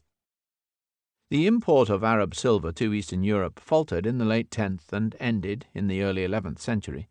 The latest Samanid dirham found in Sweden dates from 969, in Russia from 1015. This used to be attributed to a silver crisis in Central Asia, but other factors were at work. The end of the re-export of Arab silver from Rus to Sweden coincides with the appearance of silver deniers from Western Europe. By the end of the 11th century, Arab coins had been totally supplanted. The details may be obscure, but the numismatic evidence clearly supports developments known from other sources, namely the reorientation of the Baltic trade and the rise of Novgorod. Ting. The custom among Germanic tribes of holding popular assemblies was described by Tacitus, and there is little doubt that they had existed since prehistoric times. The earliest such assembly to enter the historical record, in the 9th century legend of Ansgar, was the Ting, which met at Birka, on the island of Björkar in Sweden. A similar assembly met at a similar period in Denmark. Iceland's national assembly, the Althing, came into being in AD 930 under the Law Rock by the lake at Thingvellir. Thereafter it met annually after 10 weeks of summer, and was attended by the island's 36 clan chiefs and by their chosen delegates, or Ting men, who elected the law speaker. It appointed judges, passed laws, and made executive decisions, adopting the principle of majority voting from 1130. Each year it was preceded by the Maytime farthings, or regional assemblies, of the island's 4 quarters, and was followed by the Leith, a meeting when the populace was informed of decisions taken. It was the centrepiece of Iceland's free state, which continued until the Old Treaty of 1264 and the Norwegian takeover. The Manx assembly on the Isle of Man, the Tynwald, like that of the Faroes, dates from a similar early period. Nordic democracy put special emphasis on local assemblies. Every Swedish province had its ting, like Iceland's farthings, in each of the country's 12 jurisdictions. Denmark had 3 landlings, and Norway its lagtings. At the lowest level in Iceland, a system of hipa, or farmers' gatherings, functioned from the 11th to the 19th centuries. These traditions greatly modified the ambitions of Nordic kingship and obstructed Scandinavian political union. When the Nordic countries did eventually enter the Union of Kalmar, it was for dynastic reasons that did not last. The Charter of Rights, which was forced on the Danish king Erik Glipping in 1282, and the Swedish equivalent of 1319, were more extensive than England's Magna Carta. All had their roots in a much older political culture. Nor was the influence of Nordic democracy confined to Scandinavia. It had an impact everywhere the Vikings went, in England, in Scotland, in Russian Novgorod, and very probably in Poland, where the same legal right of rebellion took root. Although the Scandinavian countries were due to experience an era of absolute monarchy, the tradition of local democracy may help to explain the strength of constitutionalism and representative government in modern times. Brie. Returning from his campaign against the Lombards in 774, Charlemagne halted on the Plateau de Brie, close to the Abbey of Meaux. The monks served him a Lenten plate of cheese. They insisted that he eat it whole, without removing the crust. Delighted, he promptly ordered 2 batches of Brie to be sent to Aachen every year. Charlemagne's secretary, Einhard, recorded a similar incident 4 years later during the Saracen Wars. Stopping in the district of Rouergue in the Midi, the king took an instant liking to the local blue cheese of ewe's milk that was known and matured since Roman times in the limestone caves at Roquefort. Charlemagne's fine cheeses were matched by a cellar of fine wines. He owned many ouvres, or enclosures, in the Burgundian vineyard at Alox-Corton, whose choicest Grand Cru white, smelling of cinnamon and tasting of gunflint, is still marketed as Corton Charlemagne. Brie de Meaux, one of France's 500 listed cheeses, dates from the era of early monastic farming. After renneting and airing, the curd is shoveled into a flat, straw-based mould and left to drain on a sloping stone shelf. Decanted after 24 hours, it is salted, dried, frequently turned, and matured in cellars for 4 to 7 weeks. The final product measures 37 by 3.5 centimeters, weighs 3 kilograms, and will have taken up 23 litres of full cream milk, preferably from a herd of Normandy cows. It has a golden roseate crust, a firm straw-coloured body, and a succulent ivory âme or centre, literally the soul. It should be eaten between thin slices of crusty bread. For centuries, Brie was shipped along the river Marne to Paris, where the street sellers shouted, "Fromage de Brie!"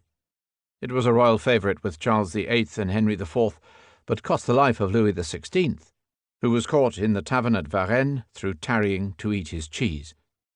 Brie was made internationally famous at the Congress of Vienna, where Metternich pronounced it Le Prince des Fromages, the only prince which Talleyrand would never betray. The cap of the European community is all but killing traditional farmhouse cheese. In 1985, some 6,000 tons of Brie ANOC, Appellation Nationale d'Origine Contrôlée, were produced, as against over 18,000 tons of horrific industrial Brie. In August 1792, when many of the monks of Meaux were killed during the Revolutionary Terror, one brother, the Abbé Gaubert, fled to Normandy en route for England. He stopped long enough in a village near Vimoutiers, Orne, to show a farmer's wife what he knew about cheese-making. The village was called Camembert. Madonna. Our Lady of Montserrat is a statue of indeterminate age, though the monastery which houses her shrine on the Sawtooth Mountain in Catalonia was founded in 975. The small wooden figure, which was carved in a seated position, possibly in Byzantium, is crowned and holds an orb on one side and the Christ child on the other. The child, also crowned, raises the right hand in blessing, whilst proffering a pine cone in the left. The Madonna's face, whose elongated features bear a look of utter serenity, is black. In 1384, an icon of the Virgin Mother and Child was brought to the Pauline monastery of Jasna Góra, the Bright Mountain, near the township of Częstochowa in western Poland. It was donated by the Prince of Opole in Silesia. Legend was to hold that it had been painted by St. Luke on boards from the Holy Family's table in Nazareth. More likely, it was copied from a Byzantine original. The head is covered by a dark cape edged with gold and spangled with fleur-de-lis, and it is crowned beneath a halo. The eyes are half closed, as if by tears, and a countenance of utter sorrow is emphasized by 2 long slashes or sabre cuts, which radiate from the right cheek. The face, like that of La Moreneta, is black. There is a black Madonna at Notre-Dame de Rocamadour, centerpiece of a group of shrines built in the 12th century into the cliffs of the Gorge d'Alzou in central France. The figure is said to have been carved by Saint Amadour or Amateur, whom legend links with Zacchaeus the publican, a disciple of Christ. Another tiny icon of a Black Madonna, of Byzantine origin, graces the altar of the crypt of Notre-Dame-du-Port in Clermont. In Russia, the Black Virgin of Kazan has long been ascribed miracle-working powers. First discovered in 1579, buried in a field, the icon was installed in the Bogroditsky convent in Kazan shortly after the city's conquest by Ivan the Terrible. One copy was taken to Moscow in 1612 to mark the expulsion of the Poles from the Kremlin. Another was brought to St. Petersburg in 1710 to mark the benediction of Russia's new capital. A grandiose neoclassical cathedral, completed by Alexander I, was built to house St. Petersburg's Virgin, which few people knew to be a copy. In 1904, the original icon was stolen from Kazan. It duly appeared in Western Europe and was acquired by the Orthodox Church of the USA, thus avoiding the fate of many famous Russian icons, which were either destroyed during the Bolshevik Revolution or deposited in state art galleries. Montserrat, Czestochowa, Rocamadour, and Kazan are but 4 of the countless Marian shrines across Europe.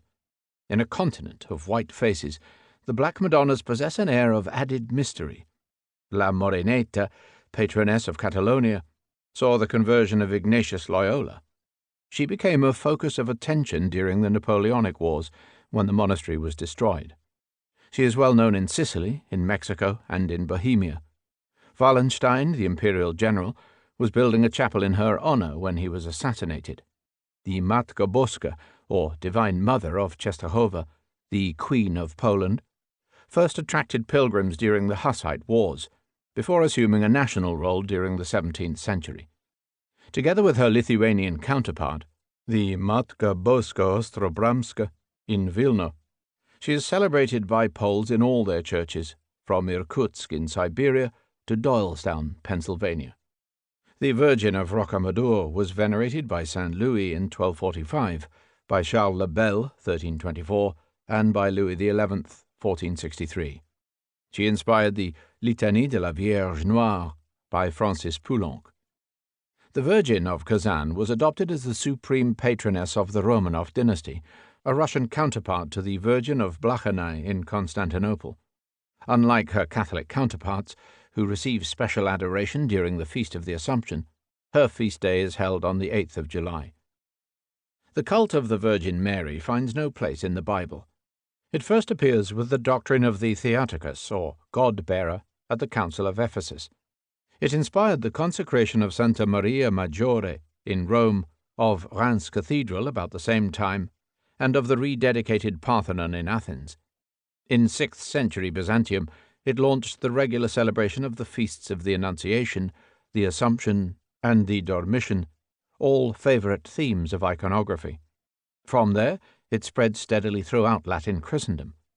In St. Mary, it presented a divine image of womanhood, the Mater Misericordiae, the Magna Mater, the spotless Queen of Heaven, the Mother of God, an ideal foil for the older Christian fixation with Eve, the sinner, and with Mary Magdalene, the repentant whore. It was vehemently denounced by Protestants as by modern feminists, but it did not find formal acceptance until the dogma of Immaculate Conception in 1854. Demands for recognition of the co-redemptress were rejected at the Second Vatican Council. Yet the Blessed Virgin does not cease to inspire. She is the foremost subject of Christian art, the recurrent source of mystical visions, and the recipient of ceaseless prayers. The 15 decades of the Rosary are recited in her honor.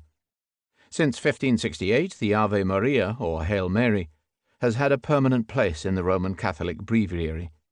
Hail Mary, full of grace, the Lord is with thee. Blessed art thou among women, and blessed is the fruit of thy womb. Holy Mary, Mother of God, pray for us sinners, now and at the hour of our death.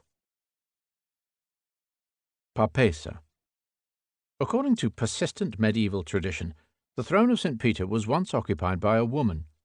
In the commonest version, Pope Leo IV, who died in AD 855, was succeeded by one Ioannis Anglicus. Leo's successor had greatly impressed the Curia with learned lectures, having studied in Athens. but 2 years later caused a grave scandal by dying in childbirth in a Roman street. This account can be traced to the work of Martinus Polonus of Trapau O.P., who presented the events as proven fact. His Chronicon Sumorum Pontificum Imperatorumque was a widely used work of reference. A different version made Pope Joan the successor to Victor III, who had died in 1087. In this case, she revealed her sex by giving birth while mounting a horse. She was promptly tied to the horse's tail and stoned to death.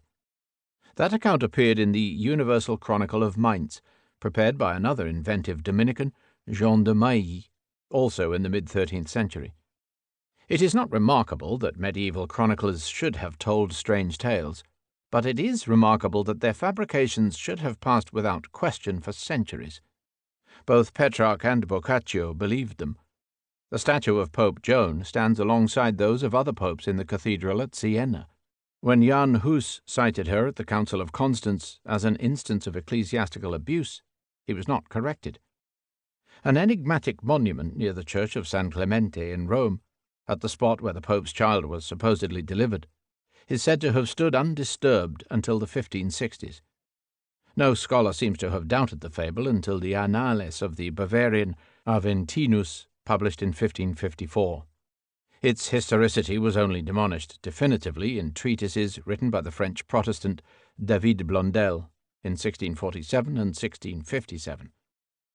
Textbooks of medieval history treat Pope Joan, if at all, as a minor curiosity. In fact, she signals a mode of gender image that differed markedly from that of a later age. There must have been something inherently credible in the fable for it to have persisted so long. Joan herself may not have been historical, but the fable certainly was. Agobard. By all the omens, 810 was going to be Charlemagne's worst year. There were 2 eclipses of the sun and 2 of the moon, all observable in Frankland. And sure enough, the emperor's pet elephant, a gift from the caliph, died. There was a widespread outbreak of cattle plague, and the Duke of Benevento rebelled. All this and more was faithfully recorded by Agobard, Bishop of Lyons. What is more, Agobard found that the common people were drawing superstitious conclusions. They believed that their cattle were dying from a poisonous dust spread by the Duke of Benevento's spies. They also believed that Frankland was being invaded by cloud-borne ships, navigated by aerial sailors. The invaders were said to be beating down the harvest of the Franks with hailstones launched from the sky, before carrying it off to the faraway land of Magonia. Agobard was not easily swayed by such stories, which, after investigation, he duly refuted. Yet he did appear to believe that the Catholic Church was being invaded by Jews. When his collected works were discovered in 1605, it turned out that he had devoted no fewer than 5 treatises to the Jewish peril. Agobard's most remarkable departure, however, was to demand the establishment of a universal Christian law for a universal Christian commonwealth. "If God has suffered so that all be reconciled in his body," he wrote, "is not the incredible diversity of laws in opposition to this divine work of unity?" Agobard was the first European centralist. Pfalz. Aachen takes its name from the Roman spa of Aquisgranium, waters of Apollo Granus. Its warm, healing waters explain Charlemagne's choice for the site of his favourite residence, the Kaiserpfalz. The French name, Aix-la-Chapelle, marks the famous chapel, now part of Aachen Cathedral, which Charlemagne added to his palace. Charlemagne's chapel was completed in 805.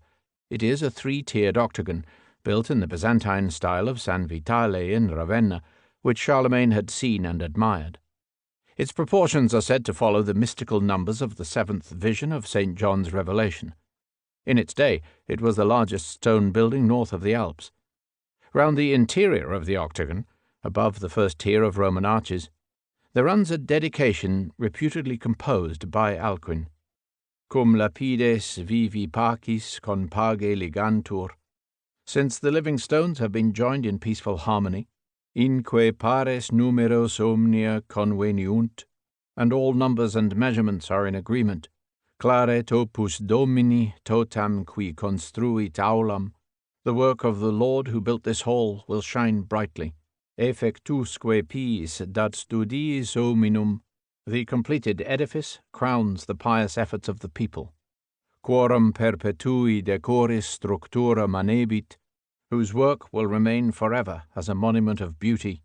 Si perfector auctor protegat atque regat, if the author of all things protects and rules over it. Sic Deus hoc tutum stabili fundamine templum. May God, therefore, watch over this temple. Quod Carolus princeps condidit esse velit, which Charles the Prince has founded on a solid base. The decoration of the chapel is heavy with the imperial symbolism which Charlemagne and his successors had revived in a new and naive Christian setting. A mosaic inside the dome represents the adoration of the Lamb. The ambo, or pulpit, is encrusted with fragments of Roman pottery, glass, and an eagle cameo. Egyptian columns in green and rose porphyry support the second tier of arches. The palla d'oro, or altar panel, portrays the Passion in classical Roman relief and in solid gold. The Lutherkreuz, or Cross of Lothar, is a magnificent Christian ornament of beaten gold encrusted with antique gems. It is surmounted by a central portrait cameo of the Emperor Augustus. The imperial throne, cut from simple slabs of white marble, looks down from the first-floor gallery as it did during all the 32 coronations of 700 years. The message is clear. The empire which Charlemagne launched thought of itself both as holy and as Roman. In the 12th century, on the orders of Frederick Barbarossa, the chapel was turned into Charlemagne's shrine. In 1165, the body of the newly canonized saint was transferred to a casket of solid gold. It was surrounded by a collection of suitable relics, the loincloth of Christ, the Virgin's girdle, a splinter of Charlemagne's skull, all placed in precious reliquaries.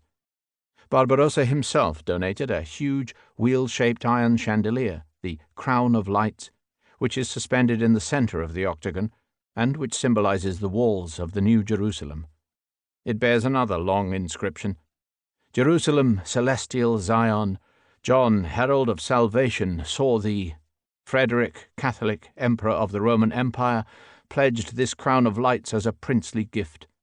Now, O Holy Virgin, he dedicates it to thee.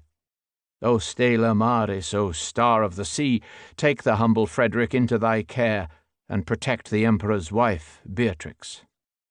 Today the Imperial Chapel at Aachen is ranked among the foremost wonders of Romanesque art. But it is more than that. It provides a history lesson more vivid than any book can offer. As visitors enter, they pass through the Wolf's Door, so called after the legend of the wolf who cheated the devil for possession of the chapel. It is a dull mind that is not gripped by the powerful fusion of the barbarian and the classical, of the Christian and the pagan, which provided the spiritual drive of the age. Here is Western Europe's greatest memorial to a time when Romanesque was a novelty, and when the center of civilization still lay in the East. Kral. Charlemagne ravaged the Slavs on at least 4 fronts.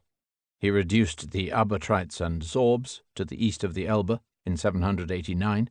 He forced the Czechs of Bohemia to pay tribute in 805-6, and the Corinthian Slavs of the Sava and Drava likewise. In respect for the great conqueror, the Slavs adopted his name as their word for king. Karol has become Kral in Czech, Król in Polish, Karol in Russian. The Franks gave the Slavs their first model of Christian kingship. Kral even means king in Turkish. In the West, Charlemagne was adopted as the presiding monarch of numerous medieval legends, the supreme hero of the chanson de geste. Already in the 9th century, a monk of St. Gall composed a largely fabulous chronicle, De Gestis Caroli Magni. Soon Charlemagne was to be portrayed by the troubadours as the ubiquitous champion of Christendom, swinging his sacred sword, Joyeuse, smiting the infidel, riding at the head of his companions, Roland Ganelon, Nem of Bavaria, Ogier the Dane, Guillaume of Toulouse, Turpin, the battling Archbishop of Reims.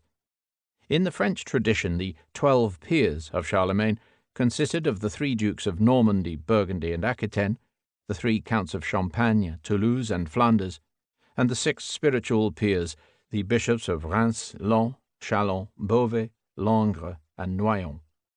In the German legends, Charlemagne was often said to be sleeping, waiting for the call to wake and save his beloved subjects from their ills. In the Bavarian tale, he is seated on a chair in the Untersberg, as on his throne in the chapel at Aachen. The end of the world will be nigh when his beard has grown thrice round the table before him. In the German language, Charlemagne's name has been given to the constellation of the Great Bear, the Karlswagen.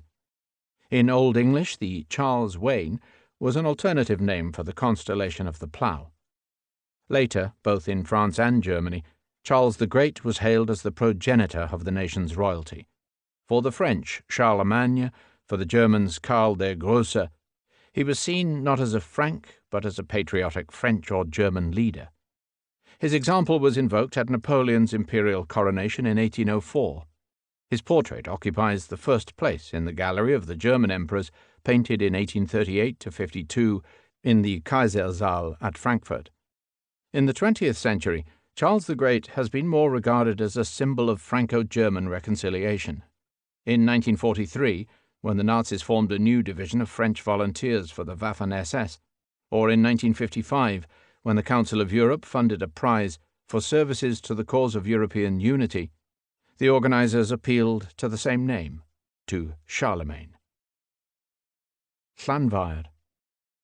Apart from being wonderfully expressive, the place names of medieval Wales provide a point of entry into the study of historical developments, such as land settlement, which took place before the era of documentary records. They are informative as well as curious.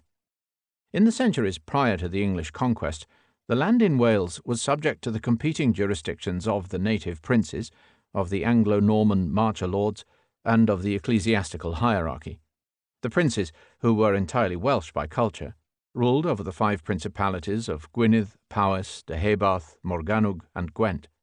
The marcher lords, with a mixture of English and French connections, dominated the east and the south. The bishops, who were educated in Church Latin, were based on the 4 dioceses of Bangor, St. Asaph, St. David's, and Llandaff. By analysing the interplay of Welsh and non-Welsh names, with the intersection of secular and ecclesiastical authority, historians can build up a picture of how, when, by whom, and for what purposes settlements were founded or extended. Some places in Wales, for example, have names which only exist in the Welsh form, and which are clearly ecclesiastical in origin. The commonest of them all is Llanfair, meaning St. Mary's. Others in this category would be Bettws y Coed, Chapel in the Wood, or Eglwys Fair, St. Mary's Church. More common are place names which are obviously ecclesiastical in origin, but which have bilingual forms, such as Llanbedr, Lampeter, St. Peter's, Caergybi, Holyhead in Anglesey, or Llanbedr Fynydd, Peterston super Montem in Glamorgan. Then there are the places with bilingual names of secular origin.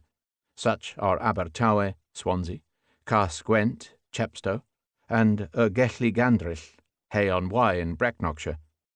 Modern Hay derives from the medieval Norman La Haye Taillé, clipped hedge.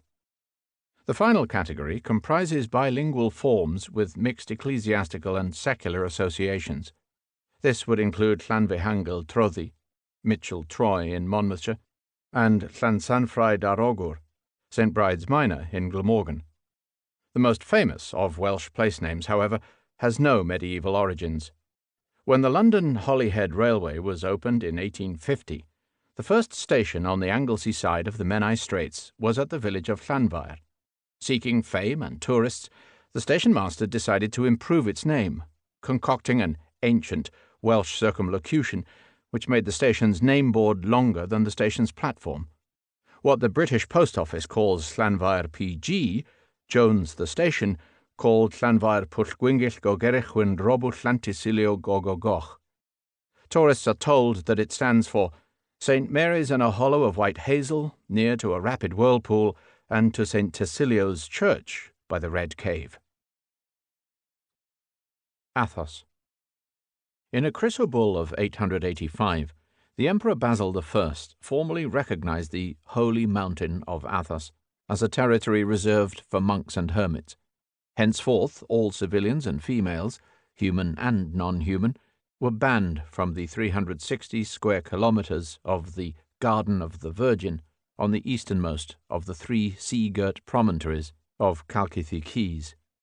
The first prominent monastery, the Great Lavre, was founded in 936. The basic typicon, or charter, dates from 972. The peninsula of Mount Athos, which rises to 2,033 meters, was to be ruled by a protos, or primate, and by a council of abbots meeting in the central town of Caries. From the outset, Athonite monasticism had to compromise between the communal and the anchorite traditions. 13 of the 20 great monasteries built between the 10th and the 16th centuries were purely cenobitic, having all activities in common, whilst 7 were idiorhythmic, allowing monks to eat and work individually. These include the 3 oldest, the Great Lavre, Vatopedi, and the Georgian-founded Iveron. Each of the monasteries is linked to a network of outlying farms, chapels, and anchorite cells. The ultimate sanctuary of the hermits is to be found in the vertigo-defying settlement of Corulia, at the precipitous end of the peninsula, where the warren of individual huts is approached along a maze of cliff paths, stone steps, and chain ladders. Over the centuries, Athos came under threat from a succession of invaders, including Arab pirates, Lac shepherds, and Catalan raiders. In the period of the Latin Empire, concerted attempts were made to convert the monks to Catholicism, hence their trenchant opposition to all later movements for East-West union. After that, they found ready patrons in the princes of Serbia, Bulgaria, and Wallachia. When Salonika was captured by the Turks in 1430, the monks secured their privileges from the Sultan. In the 18th century, Athos was the center of an important pan-Orthodox movement linked to the Patriarch of Constantinople. The academy at Vatopedi was a seat of international learning. In the 19th century, Athos was targeted by St. Petersburg as an instrument of Russian influence. As many as 5,000 Russian monks took up residence, especially in the Roussicon of St. Panteleimon and in the Skete of St. Andrew.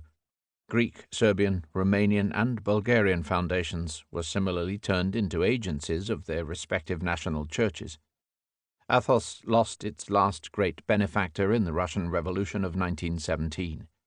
Its present constitution was introduced by treaty with Greece in 1926.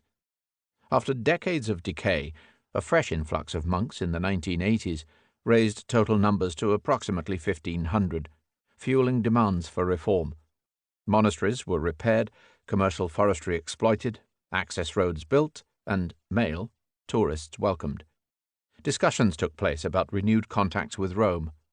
A monk of Athos published his complaints for an international audience. "The Athonites are famous factionists and gossips," an observer commented. "After all, it is the heart of what remains of the Byzantine world." Bogumil. In 975, the Emperor John Themistokes transplanted a community of Armenian heretics to the district of Philippopolis, Plovdiv, in Bulgarian Thrace. They were Paulicians, remnants of a much larger movement broken by the Byzantines some time earlier. At the same time, the Orthodox Church was showing concern about the followers of an obscure Bulgarian priest, Bogumil, whose errors suspiciously resembled those of the Paulicians. They too were dualists, heirs to a tradition that went back to the Gnostics and the non-Christian Manichaeans.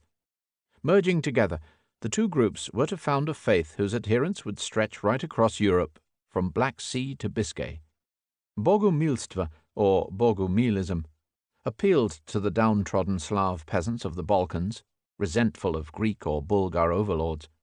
It was to develop in 2 forms, the main Bulgarian variety and the lesser Dragovitsan variety, so named after a village on the borders of Macedonia, where a thoroughgoing dualist doctrine of Paulician origin took root.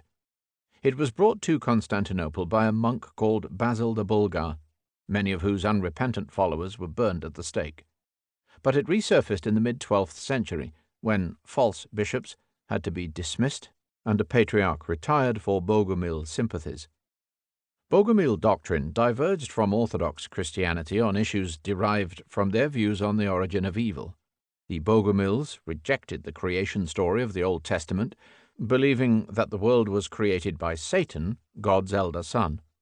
They also rejected Christ's miracles, except as allegorical stories, the sacraments, icons, feast days, and the entire liturgy and ritual of orthodoxy. They specially detested the cross, since it was the instrument of Christ's murder. According to one account, they believed that God had tempered his wrath by allowing Satan to keep what was already created, and that he sent Jesus, his second son, to cure the resultant ills. Jesus, the embodiment of the Word, entered the Virgin through her ear, took flesh there, and emerged by the same door. The Virgin did not notice, but found him as an infant in a cave in Bethlehem. He lived and taught, and, by seeming to die, was able to descend into hell and blind Satan. Bogomil practices appeared very strange to contemporaries. Bogomils read only selected parts of the Bible, especially the Psalms, the Prophets, the Gospels, the Epistles, and Revelation. The only prayer was Our Father, which they recited 120 times a day. They practiced fasting, discouraged marriage, and trained an elite caste of the elect. One branch, the followers of Cyril the Barefoot, practiced nudism in an attempt to regain the Garden of Eden. Another, following the preacher Theodosius, indulged in orgies, deliberately experiencing sin in order to qualify for repentance. In political matters, all Bogomils presented a front of passive but obdurate nonconformity. Though Bogomilism was eradicated in Byzantium and Bulgaria during the 13th century, it had spread by then to the west and was taking root in fresh parts of the Balkans. In the 14th century, it even penetrated the holy mountain of Athos. But its greatest success was to occur in the principalities of Bosnia and Herzegovina, whose rulers chose to propagate the Bogomil faith as an antidote to the pretensions of their Hungarian Catholic and Serbian Orthodox neighbors. It was in 1199 that the Ban of Bosnia and his court first declared themselves Patarines, as the Bosnian Bogomils were called, and, despite many twists of religious fortune, Bosnia remained predominantly Patarine until the Ottoman conquest of 1463. At this point, the Bosnian nobility converted promptly to Islam, thereby avoiding the Catholic and Orthodox trap once again. Scholars once believed that the Slavs were predisposed to Bogomilism through the dualist beliefs of Slav paganism. Hetmold of Lübeck reported in the 12th century that the North German Slavs worshipped a good god and a bad god. If so, the phenomenon was purely local. Pagan Slavs were more likely to have been affected by Bogomilism than vice versa. The same can be said of Balkan folklore. Dualists of the Bogomil type attracted many labels. Among them, apart from Bogomils, Dragovicens, and Patarines, were the Fundaites, or scrip-bearers, Babuni in Serbia, Runcarii, or Poplicani in northern France, and Baugres textores, or tisserans, or weavers, Albigensians, and Cathars in Languedoc. Bogomilism has been called a hopeless faith.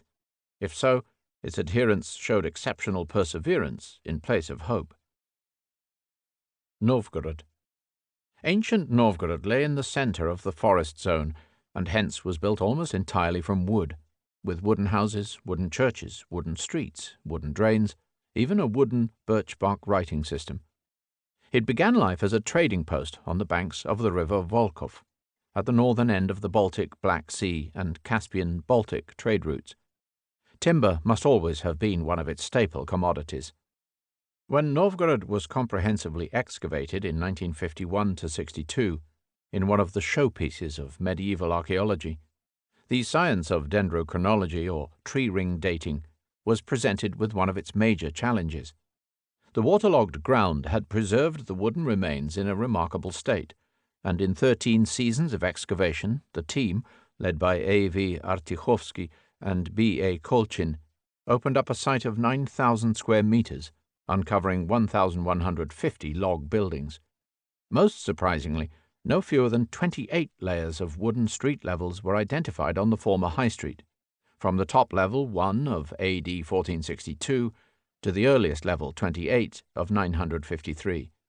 On average, The roadway had been renewed once every 18 years over 5 centuries, simply by laying a new layer of pine logs over the old ones damaged by cartwheels and sledge runners. Extensive coin hoards, too from 8th century Central Asia, showed that Novgorod's far-flung trading contacts had never been seriously interrupted, even by the Mongol invasions. Of 400 birch-bark letters, all but one Finnish specimen were written in an early form of Russian. In number 17, which was found at level 5, the bailiff from an estate outside the city writes to his lord, "Mikhail makes obeisance to his lord, Timothy. The ground is prepared, and we must sow. Come, sir, for everyone is ready, but we cannot have rye without your command." In a fragment of number 37, found between levels 12 and 13, there is a proposal of marriage. "From Nikita to Ulyanitsa. Marry me. I want you, and you me, and Ignatio will act as witness." Walking the wooden streets of Old Novgorod, whose inhabitants were slaughtered by the agents of Moscow, some people wonder how the world would have changed if Russia could have grown under the leadership of this peaceable republic. A Novgorodian Russia would clearly have been very different from the Muscovite Russia which triumphed over its rivals. But such thoughts are unhistorical. In any case, medieval archaeology offers no clue. Eirik. Sometime before 1075, King Svein Ulfson, nephew of Canute the Great, received a man called Audun, who had sailed from Greenland to Denmark to present him with a polar bear. The episode is recalled in a saga called Audun's Story. Shortly afterwards, the king received the German priest, Adam of Bremen, who was collecting information for his monumental history of the Archbishopric of Hamburg, under whose jurisdiction Scandinavia then fell. According to Adam, the king told him that there was another island in that ocean which had been discovered by many, and was called Vinland, because vines grow wild there and yield excellent wine, and, moreover, self-grown grain grows there in abundance. It is the earliest European reference to North America. Archaeological evidence, notably from northern Newfoundland, confirms the fact that Norsemen did indeed found transatlantic settlements. The exploration of the glacial sea extended over several centuries. Iceland was known to the Irish in the 8th century. Norse settlement began there approximately 870. Greenland was known some 80 years before it received its earliest colonists, approximately 985-6, the date which is also given to the first sighting of Vinland. The central figure in the explorations was the adventurer Eirik the Red. Eirik left his home at Gjerderen in Norway after a series of murders, but he then started a feud in Iceland when his slaves engineered a landslide to demolish a neighbour's farm. Outlawed by the Icelandic Assembly at Thorness, he sailed away to found a colony on the western coast of an island which he called Greenland, so that others would be tempted to go there. This was 15 years before Iceland officially adopted Christianity in AD 1000. Eirik's younger son, Leif Erikson the Lucky, sailed on from Greenland approximately 1001 to test reports of land to the west, and returned with descriptions of Hetluland, Slabland, probably Baffin Island, Markland, forest land, probably Labrador, and the elusive Vinland, the land of grapes. It was Tikir the German, a member of Leif's crew, who found the vines, and it was Thorfinn Karlsefni, the wealthy second husband of Eirik's daughter-in-law, Gutrid, who twice organized expeditions to site permanent settlers on the American shore.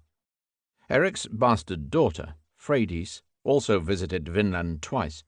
On the first occasion, she was said to have repulsed an Indian attack by baring her breasts.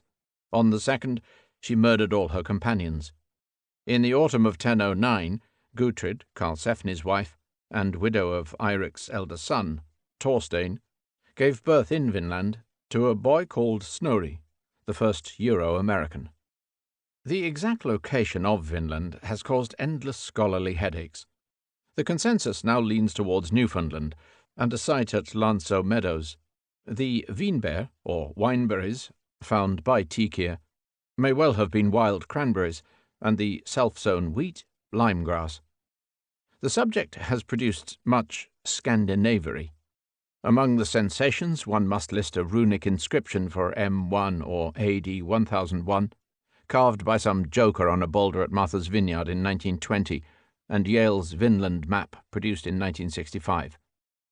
The main sources remain the Norse sagas, especially the Grenlandia saga, Eirik's saga, and the Íslendingabók, a history of the Icelanders commissioned by a bishop who was the great-grandson of Snorri Karlsefnisson. Except for Iceland, the outermost Norse colonies did not last. Vinland was abandoned after a few decades. Greenland, once prosperous from the trade in walrus ivory, furs, and snowy falcons, declined in the 14th century. Rickets and a deteriorating climate took their toll. The last ship from Greenland reached Iceland in 1410.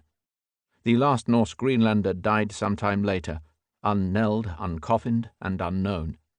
His frozen remains, or those of one of his last companions, were discovered near the Greenland shore in 1586 by the Elizabethan explorer John Davies. Like Eirik the Red and Leif Erikson exactly 600 years before, Davies was sailing to the far northwest in search of his fortune in mysterious lands beyond the Great Passage. Missa. The Christian liturgy has never been static. The divine office of hymns, psalms, lessons, homilies, responsories, canticles, and collects began to crystallize from the 5th century. The canonical hours, which enabled monks to spread out their recital of the 150 psalms, once recited daily, were instituted by St. Benedict. Prudentius, Bishop of Troyes, is credited with an early breviary or summary of approved liturgical texts. The most solemn of the Christian sacraments, the Mass or Missa, assumed definitive form slightly later. Variously known as the Eucharist or Rite of Thanksgiving, as the Communion, or as the commemoration of the Lord's Supper, it was customarily separated from the rest of the divine office. The earliest Missal, or order of the Mass, dates from the 10th century. The central act of communion occurs when the priest consecrates bread and wine, the body and blood of Christ, and offers them to the communicants. From the 13th century to 1965, the Roman Church restricted the chalice of wine to the priestly celebrant. But now, as originally, it offers communion in both kinds. The theological implications of the Eucharist, notably the Thomist doctrine of transubstantiation, caused immense controversy during the Reformation. The custom of setting key parts of the Mass to music had far-reaching consequences. The propers, or items whose words vary according to the occasion, were usually recited or chanted. They include the introit, the gradual, the offertory, and the communion anthem. But the ordinaries, whose text was invariable, opened the way for elaborate musical inventions. The ordinaries include the Kyrie eleison, Lord have mercy, an ancient imprecation borrowed from sun worship, the Gloria in excelsis Deo, glory to God on high, a hymn usually omitted during Lent, the Credo, or Nicene Creed, the Sanctus, Holy, Holy, Holy, an adorational hymn which prefaces the Communion, the Agnus Dei, O Lamb of God, who takest away the sins of the world, and finally the dismissal, Ite, missa est, go in peace, the Mass is ended. Setting the ordinaries for 2 or more voices, and then for choirs with instrumental accompaniment, presented the principal challenge of medieval polyphony. A complete Mass cycle was composed by Guillaume de Machaut, and similar compositions were common by the Renaissance. The supreme masters were undoubtedly Palestrina and his contemporary William Byrd, a Catholic in Anglican service. Palestrina's highly original Missa Papae Marcellae followed the instructions of the Council of Trent in giving maximum clarity to the words. The impact of the Mass on musical history was incalculable. Just as incantation had transformed the spiritual and aesthetic effect of the liturgy, so the choral and instrumental arrangements of the Mass profoundly influenced Europe's evolving musical tradition. The liturgical text forms the portal through which music enters into the cultural history of the Western Christian world. The stupendous Mass in B minor of J.S. Bach initiated a stage where musical performances of the Mass could be divorced from religious ceremony. Haydn wrote 14 such Masses, among them the Drum Mass and the Wind Band Mass. Mozart wrote 18, including the sublime, unfinished Requiem. Beethoven's Missa Solemnis in D may be regarded as the zenith of the series, to be followed in romantic style by those of Liszt, Gounod, Bruckner, and Janacek. In the 20th century, the Mass survived both the dilution of Christian belief and the disintegration of traditional musical form. Frederick Delius composed a choral Mass of Life based on anti-religious texts by Nietzsche. Stravinsky's Mass for chorus and wind instruments experiments with neo-polyphonic techniques modelled on Machaut. Yet sung and unsung Masses can be heard every day in Catholic and Orthodox churches around the world. Both the religious tradition and the musical genres descended from it are very much alive. Fiesta. In AD 1000, the Doge of Venice took the title of Duke of Dalmatia after capturing the strongholds of the Adriatic pirates at Curzola and Lagosta. It was Venice's first step to becoming a naval power. The ceremony of the Sposalizio del Mar, the wedding of the Doge and the sea, where a regatta of bedecked gondolas parades down the Grand Canal, began that same year. It used to be the centerpiece of Venice's annual Ascension Day fair, the Sensa, but now forms part of the Regata Storica in September. The European calendar is packed with festivals that feature every sort of procession, masked parade, dance, fair, or games. Many of them, such as the Blumen Corso in Haarlem, the Midsommar in Sweden, or the beer-swilling Oktoberfest in Munich, celebrate the passing of the seasons. The days of Fasching, which occur throughout Germany and Austria, like the fire-burning Dożynki in Poland, are pagan survivals. France's Fête des Vignerons are the wine-growers' equivalent of harvest festivals. Many others have religious connections. The Carnaval, or Farewell to the Flesh, held on Mardi Gras, or Pancake Tuesday, is best known in Nice. It marks the last day before the fast of Lent. The Easter Semana Santa in Seville sees penitents parade in high-pointed black hats. Corpus Christi is another day for general Christian witness, as are Whitsun and the Feast of the Blessed Virgin. At Sainte-Marie de la Mer near Arles, Gypsies from many countries carry their icon of the Virgin into the sea. The procession of the Holy Blood at Bruges and the Omerhang in Brussels honour local relics. Many fiestas take the form of public contests.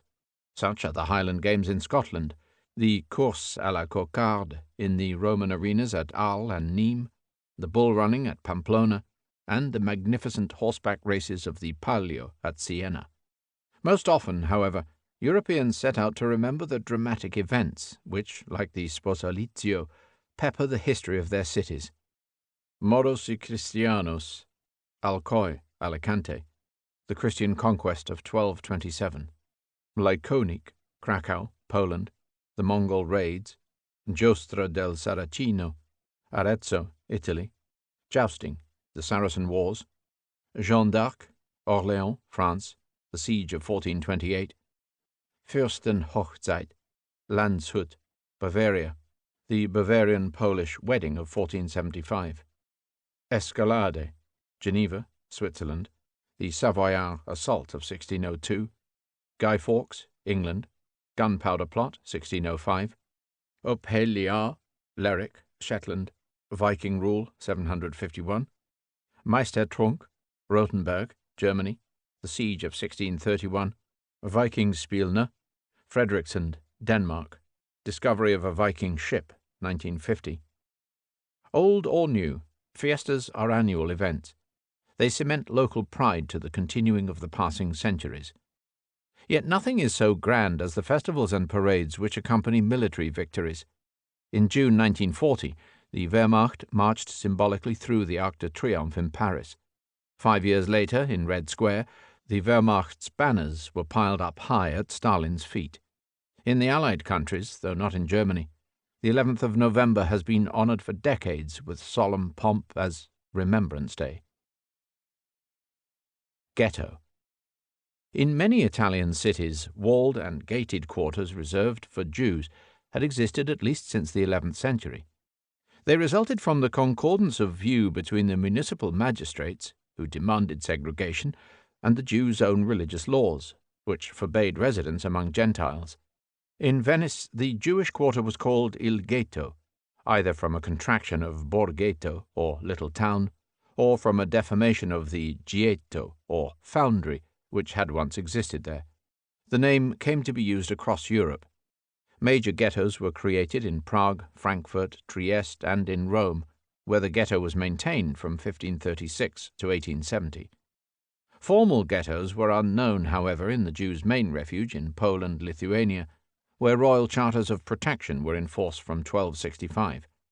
Several Polish cities, including Warsaw, enforced statutes de non tolerandis Judaeis, which excluded Jews from districts under municipal jurisdiction. Nobles, peasants, and officers of the crown were similarly excluded. The effect was to channel Jewish residents onto noble-owned land in the immediate vicinity of the city gates. Small Jewish Städten, or townlets, also grew up under noble patronage alongside manorial centres in the countryside. The Jews of Poland-Lithuania possessed both local autonomy and, in their Council of the Four Lands, their own central parliament. No Jews were permitted to reside in Russia prior to the partitions of Poland. After the partitions, Catherine II turned Russia's ex-Polish provinces into the core of a huge Jewish Pale of settlement. But closed ghettos of the Western type did not reach Eastern Europe until the Nazi advance of 1939–41. To escape from the ghetto was no simple matter. Would-be escapees had to defy the laws and customs both of the Gentile and of the Jewish communities, and to risk dire penalties. Until modern times, formal conversion was often the only practical way out. Hansa. As German colonists and crusaders moved eastwards along the Baltic shore, it was natural that commercial interests would follow. Equally, in a region emerging from the Viking Age, it was only to be expected that merchants established in Baltic and North Sea ports would band together for protection. The first such Hansa, or commercial association, was established at Visby on the island of Gotland in 1161 under the name of the United Gotland Travellers of the Holy Roman Empire. Within a century, a far-flung confederation of Am See-Staaten, or free cities of the sea, had developed from the Atlantic to the Gulf of Finland. The Bund van der Duderschen Hanse, or Hanseatic League, rose to the peak of its influence in the course of the 14th century. It comprised a series of constituent leagues whose delegates met regularly to coordinate policy. The most important of these was the Wendish-Saxon quarter, based on Hamburg, Bremen, Lübeck, Wismar, and Rostock. The Westphalian group was headed by Cologne, the Livonian group by Visby, later by Reval. The three main groups formed the Drittel, or triangle, at the core of the organization. Each of the member cities possessed dependent towns, known as Vororte, or suburbs, whilst the League as a whole established a chain of contore, or foreign offices, from which all members could benefit. 5 key offices were maintained: at Bruges, the main terminus of the Transalpine trade route to Venice, at the Peterhof in Novgorod, at the Steel Yard in London, at the German Bridge in Bergen, and at the annual herring market at Falsterbo in Scania. Hansa membership was confined neither to Germany nor the littoral. At various times, over 200 cities belonged to the network. They stretched from Dinant in the west to Oslo in the north and Narva in the east. Major inland members included Brunswick, Magdeburg, Breslau, and Krakow. The Hanseatic League possessed no formal constitution and no central government, but a body of law and custom accumulated, and from 1373 the free imperial city of Lübeck was confirmed as the home of the Court of Appeal and as the most frequent meeting place for the League's triennial Hansetage, or General Assemblies. The law of Lübeck was adopted by many member cities. In its early days, the League aimed to consolidate the legal rights of anchorage, storage, residence, and local immunity, which its members required to conduct their business. It was also concerned to stabilize currency and to facilitate the means of payment. The English word sterling derives from Easterling, an epithet widely applied to Hansa merchants. Yet the pursuit of mercantile interests soon involved politics. The League's original weapon lay in the Verhansung, or commercial boycott of its enemies. But it was gradually obliged to levy taxes and to raise naval forces, first to suppress pirates, and then to contest the policies of established kingdoms, especially Denmark. An alliance between Norway, Sweden, and the Hansa was provoked by the Danish sacking of Visby in 1361. In that first Danish war, the League was heavily defeated. But in the Second War of 1368-9, the troops of the League captured Helsingborg, destroyed Copenhagen, and occupied the Sound. By the Treaty of Stralsund, Denmark was forced to concede that no Danish king could be crowned without the League's approval and the confirmation of its privileges. Thereafter, the slow decline of the Hanseatic League was the result both of economic and of political factors. The Baltic herring shoals mysteriously relocated to the North Sea in the 15th century. In the same period, Northern Europe's centre of commercial gravity was shifting to the Netherlands. The Hansa met increasing difficulty in asserting itself against aggressive modern states such as England, Prussia, and Muscovy. The closing of the Peterhof in Novgorod in 1494 was a sign of the times, as was the closing of the Steelyard in London in 1598. The Hansa received little support from the fragmented authority of the Holy Roman Empire. During the 30 Years' War, it was reduced to an active membership of 3, Lübeck, Hamburg, and Bremen, who held their last General Assembly in 1669. From then on, the Hansa name was connected only with the independence of those 3 cities, which stayed apart from the German customs union until 1889. The legacy of the Hansa long outlived its demise. Over the centuries, it had created a way of life whose solid virtues were cemented into every stone of its bustling and elegant cities. To be Hanseatic was to belong to an inimitable international civilization based on shared values and priorities. Great cities such as Hamburg, Danzig, Gdansk, or Riga were not to share a common political destiny, but they retained a strong sense of their common origins. These citizens of Hamburg still take pride in registering their cars under the ancient municipal formula of HH, Hansestadt Hamburg. Bremeners display HB, Lübeckers HL, Rostockers HRO. Nazi ideology naturally made great efforts to appropriate the Hanseatic tradition. In a famous Grothe-Meyer painting of 1942, for example, a medieval wagon train sets out along the Elbe from Hamburg as if to conquer Germany's Lebensraum in the east. But this was a gross distortion. In German history, the Hanseatic tradition stands in stark contrast to the Prussianism, nationalism, and imperialism which supplanted it. In European history, it shines as a beacon for all who seek a future based on sturdy local autonomy, international cooperation, and mutual prosperity. Marston. Old Marston happens to be the nearest medieval parish to where this book is being written. It has had a continuous history for nearly 900 years. A chapel on the site was granted to the Austin Priory of St. Friedesweide in Oxford in 1122, and it was raised to the status of a parish in the following century. In 1451, a papal bull joined it to the neighbouring parish of Headington, in an arrangement which lasted until 1637.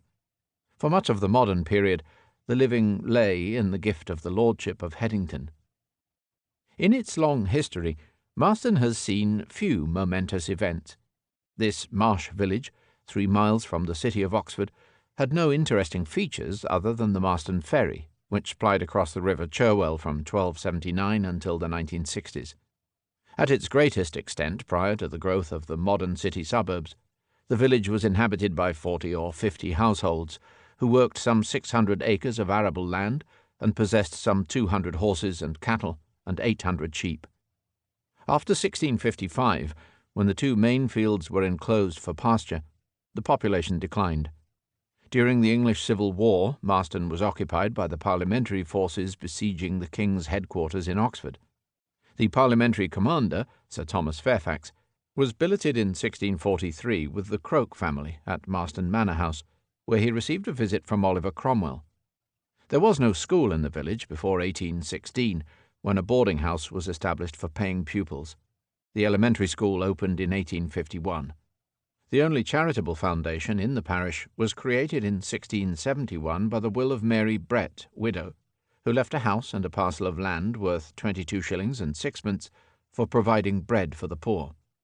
The only inhabitant of the parish to achieve national fame was a fox terrier bitch called Trump, who was purchased in the hamlet of Elsfield in 1815. Trump's new master, the sporting parson, Reverend Jack Russell, used her to found the canine breed that bears his name. The parish church of St. Nicholas, Marston, built in late Perpendicular Gothic, is described as unpretentious. There is a low west tower with battlemented parapet. Only tiny portions of the original fabric survive. Most of the stonework dates from the 15th century, as restored in 1883. The plain oak furnishing of the interior is largely Elizabethan or Jacobean. A list of officiating clergy from approximately 1210 to 1991 hangs on a board in the nave. Despite the interval between 1529 and 1637, when Marston was served by non-resident curates, the list conveys a strong sense of continuity. The name of the earliest recorded priest is Osbert, son of Hereward. John de Bradley died in the Black Death. Robert Keane was the first priest to use a surname. Thomas Filder, a Dominican, was the last Catholic priest before the Reformation. John Allen, an appointee of Archbishop Laud, served the reconstituted parish for 48 years. So too did his Edwardian successor, John Hamilton Mortimer. All over Europe, tens of thousands of church parishes form a network of territorial authority, which is often much older and more continuous than that of the civil power. They answer to the bishop as opposed to the crown. In England, they predated the counties.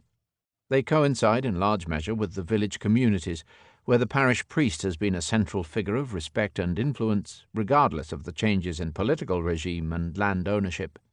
In recent times, the parish council has provided an element of local democracy and, together with the parish pump and the parish hall, a focus for social life. Parish registers of births, marriages and deaths, which in England have been kept since the reign of Elizabeth I, are one of the major sources of genealogical and demographic information. They provide the natural gateway into local history. Above all, the parish is the cornerstone of the ordered life of Europe's countryside. The villagers' ceaseless toil against the seasons has survived serfdom, plagues, famines, wars, poverty, and the cap. Far from the madding crowd's ignoble strife, their sober wishes never learned to stray. Along the cool, sequestered vale of life, they kept the noiseless tenor of their way. Moors. In the late 11th century, when a Byzantine princess arrived in Venice to marry the Doge, it was found that she ate her food with a golden fork. She was reprimanded by the bishop for antisocial behavior. People in the medieval West took meat with their fingers from a common dish. The fork came into general use only during the Renaissance, and only for lifting morsels to one's own plate. The table set of knife, fork, and spoon was an 18th century innovation. European manners can be thoroughly studied from the stream of manuals written to teach people how to behave. The earliest such manuals, such as De Institutione Novitarum by Hugh St. Victor, were addressed to clerics. The 13th century Bavarian Hofzucht, courtly manners, attributed to Tannhäuser, was directed at boorish courtiers, as was John Russell's 15th century Book of Courtesy. The most influential publication of the genre, the De Civilitate Morum Puerilium by Erasmus, ran into 130 editions. It was reprinted in Russia when Peter the Great sought to civilize his court 200 years later. Il Cortegiano, and a similar Latin treatise by Łukasz Gornicki, enjoyed long-standing international fame. Thereafter, numerous guides to the conduct of high society, especially on the French model, were used to spread the cultivation of manners into ever-widening social circles.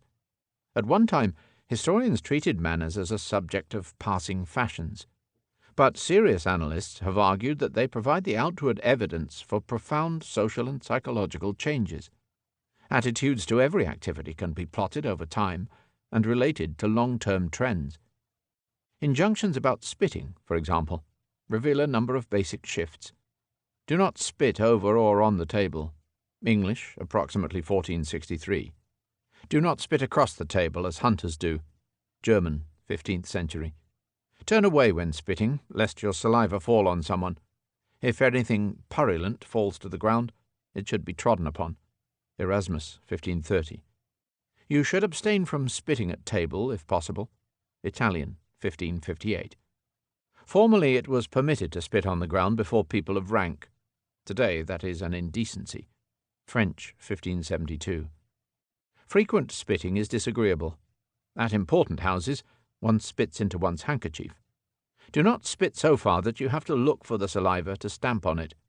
Liège, 1714. It is very ill-mannered to swallow what should be spat. After spitting into your handkerchief, you should fold it once, without looking at it, and put it in your pocket. La Salle, 1729. It is unpardonably gross for children to spit in the faces of their playmates. La Salle, 1774. Spitting is at all times a disgusting habit. Besides being coarse and atrocious, it is very bad for the health. English, 1859. Have you noticed that today we hide what our fathers did not hesitate to display openly? The spittoon is a piece of furniture no longer found in modern households. Cabanès, 1910. It emerges that the need to spit was not challenged until the 18th century, although the constraints about where, when, and how to spit had grown steadily. In the 19th century, spitting fell into disrepute, perhaps through fear of tuberculosis. Yet a certain hypocrisy separated the rules of good manners and the widespread use of the spittoon, a vessel required by the habit of tobacco chewing. Only in the 20th century did a total ban become effective. No spitting notices were retained on London buses until the 1960s. By that time, certain rock groups were urging their fans to spit as a mark of social defiance. Spitting may yet return to respectability. Just as the civilizing process is seen gradually to build up self-restraint within society as a whole, so the training of infants builds up self-restraint within adults. Thus the socio-historical process of centuries, in which the standard of what is shameful and offensive is slowly raised, is reenacted in abbreviated form in the life of the individual human being. One could speak, as a parallel to the laws of biogenesis, of a fundamental law of sociogenesis and psychogenesis. Critics of this civilizing theory might object to such a narrow definition of civilization. Some might think it a peculiarly German theory, all tidy habits and empty heads. Many would insist that the art of savoir-vivre demands rather more than the ability to control one's spittle, sphincter, and silverware. The civilization curves of Norbert Elias and his theory of unilinear progress will not convince anyone. But all would admit to the gulf which separates so-called Western civilized man from medieval modes of behavior, where modern concepts of hygiene, of individual respect, of privacy, and of personal space were virtually absent. One has only to ponder some other assorted medieval injunctions. It is bad manners to wear a helmet when serving ladies. Don't blow your nose with the fingers you hold the meat with. If you have to scrape the back of your throat, do so politely with your coat. Farts may be concealed by coughing. Before you sit down, make sure that your seat has not been fouled. It is impolite to greet someone who is urinating or defecating. When you eat, do not forget the poor. God will reward you. El Cid. The knight Rodrigo Diaz died in Valencia in 1099. In history he had spent a lifetime fighting both for the Moors and against them, but in legend he was elevated by the Arabic epithet of Al-Sayyid or El Cid, the master, and he was turned into the spotless champion of the Christian cause, the national hero of Castile. The legend was already flourishing a century later in the epic romance of El Canto del Millo Cid. The transformation of historical figures into the special status of national heroes is a much more complicated process than the mere glorification of famous men or women. It is part of the search for a collective identity that can only be defined in distinction to hostile neighbours or oppressors. In England, whose history is peculiarly lacking in external invaders, the only possible candidate was Robin Hood, the shadowy outlaw who defended the common people against the Anglo-Norman barons. Among England's neighbours, the national heroes, whether Llewellyn ap Griffith, William Wallace the Braveheart, Hugh O'Neill, or Joan of Arc, could only be figures who fought the English. In later British history, British national heroes could only be military figures who, like Admiral Nelson or the Duke of Wellington, saved the empire from its foreign foes. In Albania, George Castriota, known as Skanderberg, was seen, like El Cid, as the symbol of resistance to the Ottomans, although he too had both joined and deserted the Ottoman and the Muslim cause. The cult of national heroes became obligatory when Romanticism collided with nationalism in the 19th century. Nations who lacked an established ancient champion adopted more recent ones. Kosciuszko, Kossuth, and Shamil fought against the Russians, Andreas Hofer in Tyrol against the French, Janoschik, the Robin Hood of the Tatras, against the Austrians. On the northern side of the Tatras, Janoschik is the hero of the Polish Highlanders, on the southern side, the national hero of Slovakia. It is fair comment on the state of European identity to recall that, as yet, there is no national hero or heroine of Europe. Šativa. The art and craft of paper-making was first recorded in Europe in 1144, in the small Moorish town of Šativa, now San Felipe, near Valencia. It had taken 1,000 years to cross Eurasia from China via Samarkand and Cairo. Important technical developments, including dipping moulds and watermarks, were pioneered a century later in Italy, most probably at Fabriano, near Ancona. The first known watermark was a large F for Fabriano. From there, paper spread far and wide, gradually replacing the older writing materials of papyrus, parchment, and pergamon. Early paper mills were built at Ambert in Auvergne, 1326, Troyes, 1338, Nuremberg, 1390, Leira in Portugal, 1411, Hertford in England, mid-14th century, Constantinople, 1453, Krakow, 1491, and Moscow, 1565. The demand for paper was greatly increased by the arrival of printing. Standard paper sizes were introduced in Bologna in 1389, imperial, 22 by 30 inches, royal, medium, and chancery. Book pages were made by folding sheets double, folio, twice, quarto, or 3 times, octavo. In 1783, the Montgolfier brothers, who owned a paperworks at Annonay, constructed their hot air balloon from paper. But paper's supreme contribution lay in the dissemination of knowledge. "Hail to the inventor of paper," wrote Herder, "who did more for literature than all the monarchs on earth." Handcrafted paper still has its enthusiasts today. There is an international association of paper historians, with their journal based in Germany, and a score of paper museums.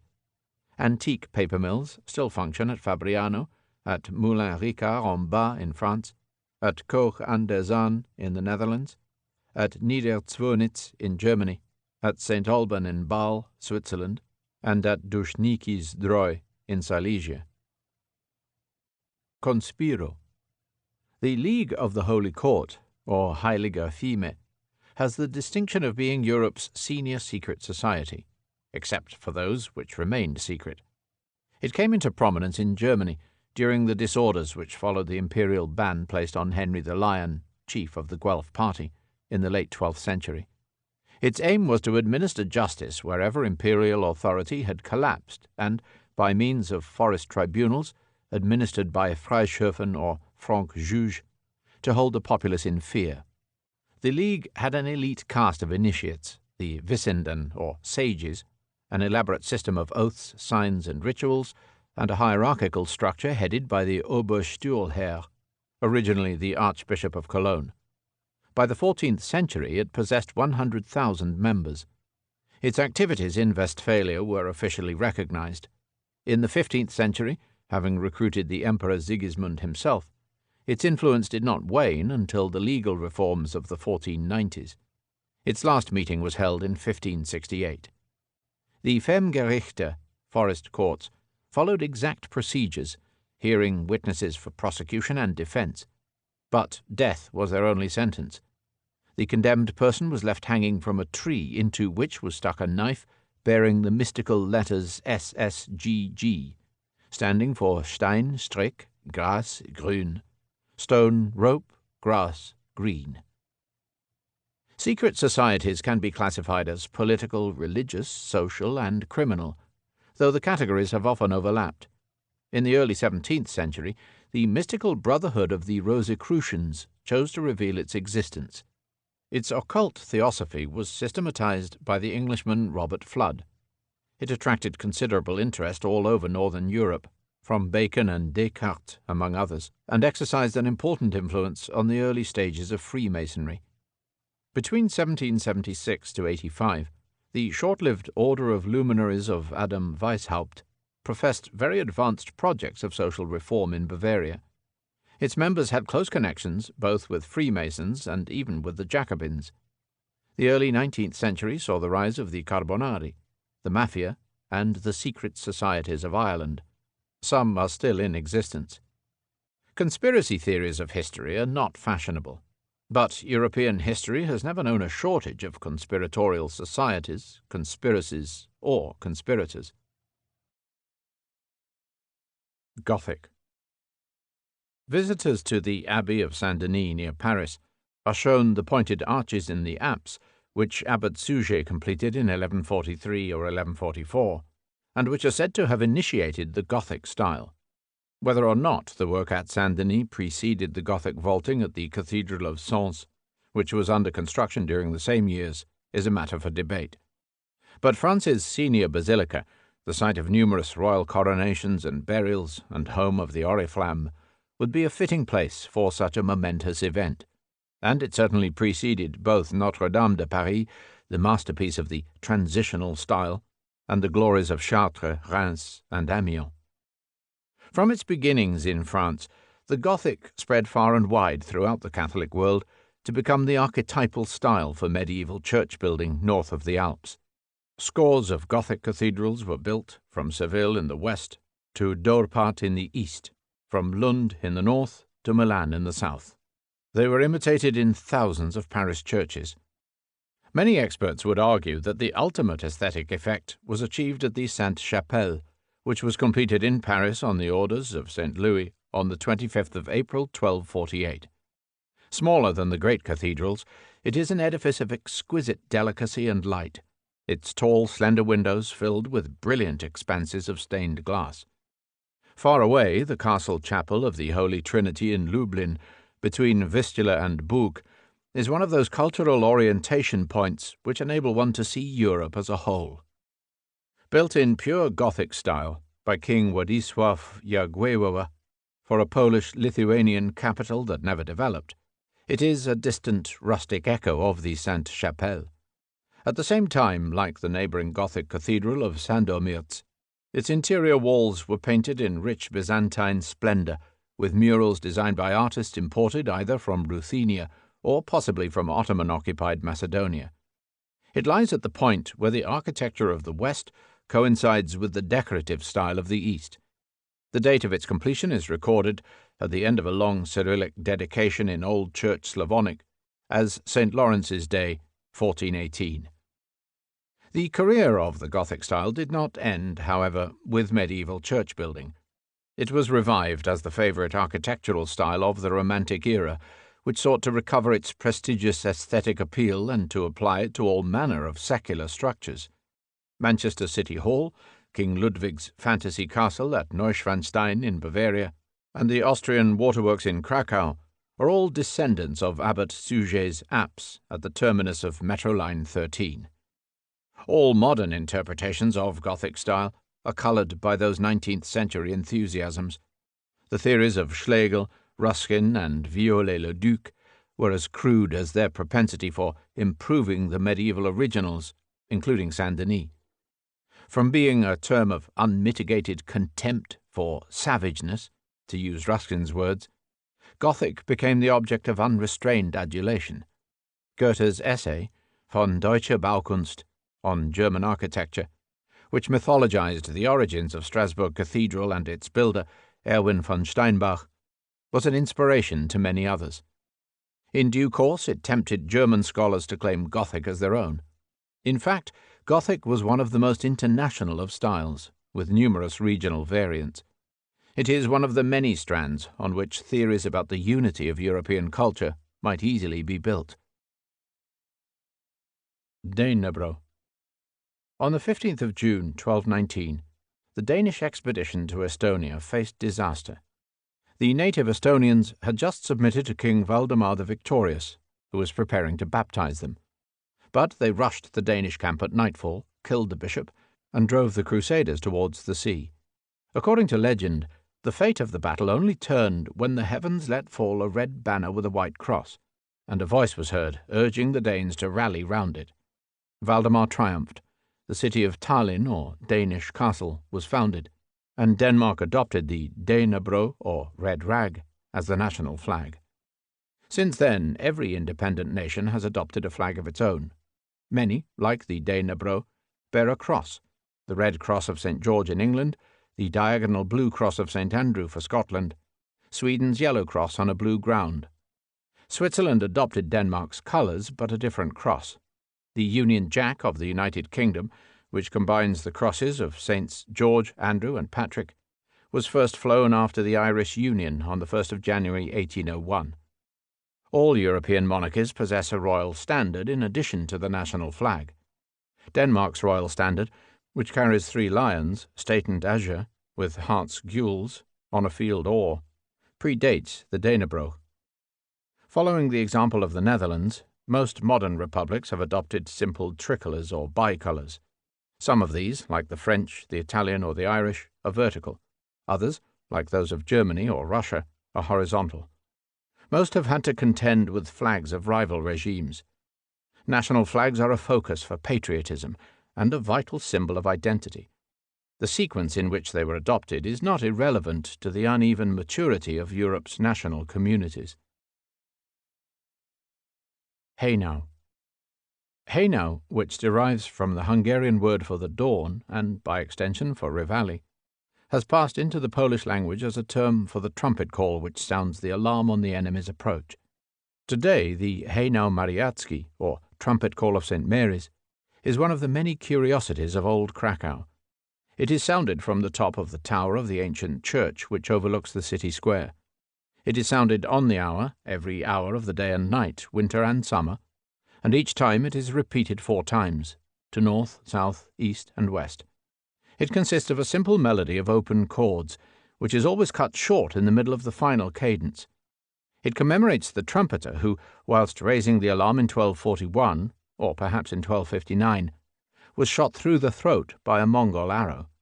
His call, though interrupted, enabled the burghers to flee. The survivors undertook to endow a town trumpeter in perpetuity. The ritual has been maintained for over 700 years, with only short interruptions in the 19th century and during the German occupation of 1939 to 45. It is older than the church from which it is sounded. The melody took its present form in the 17th century. After 1945, Polish radio adopted it as a prelude to its daily time signal at 12 noon. It reminds millions of listeners both of the ancient pedigree of Polish culture and of Poland's exposed location. It is one of the few active mementos of Genghis Khan and of the eruption of his horsemen into the heart of Europe. On the 25th of October, 1405, the Swiss city of Lausanne was ravaged by fire. The bishop promptly issued an 11-point edict on fire precautions.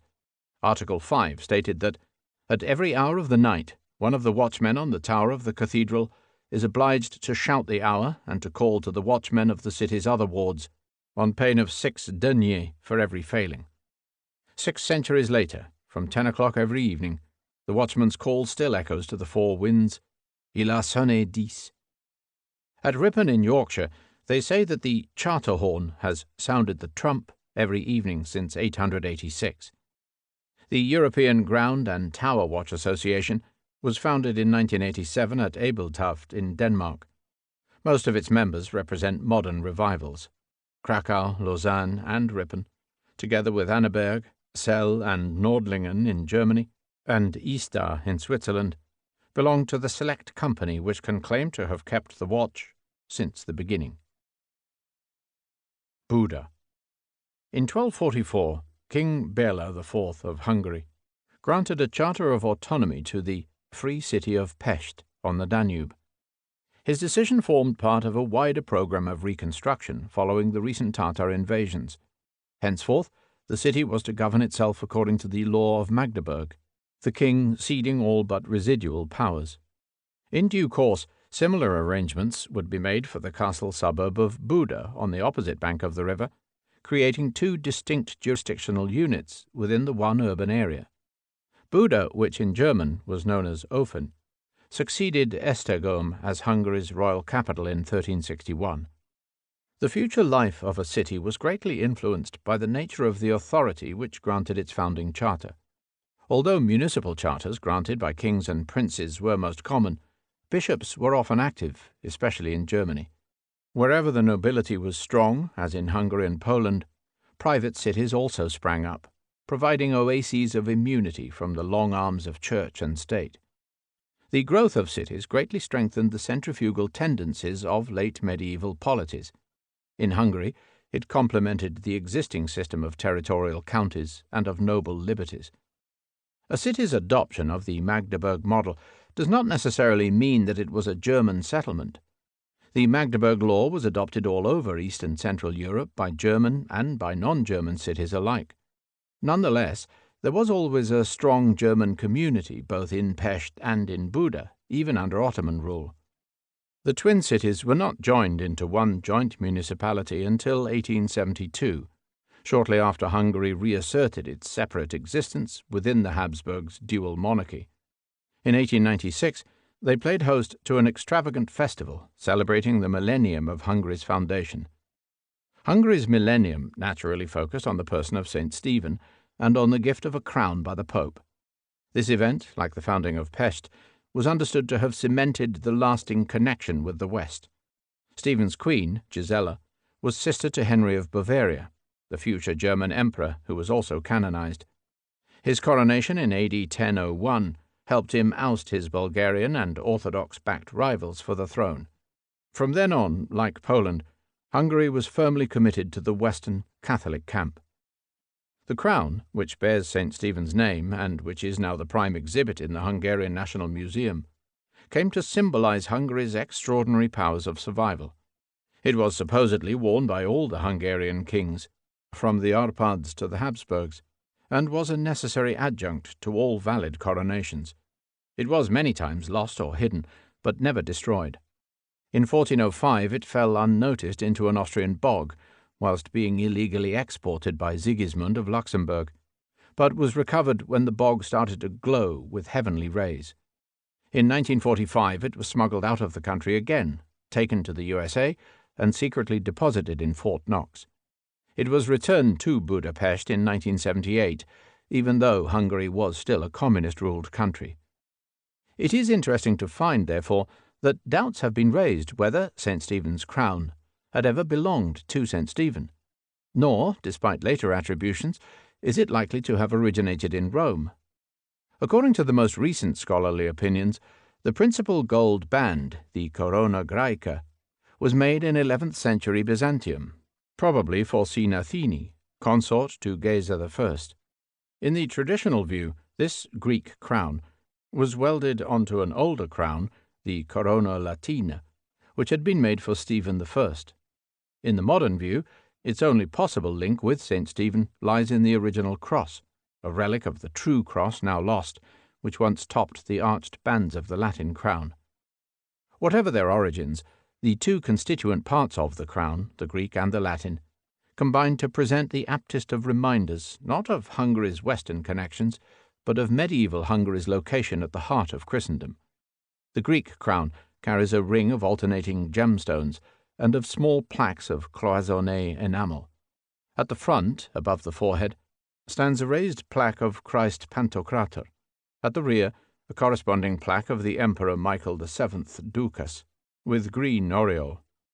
On either side of the emperor there are portraits of the emperor's son, Constantine, and of King Geza.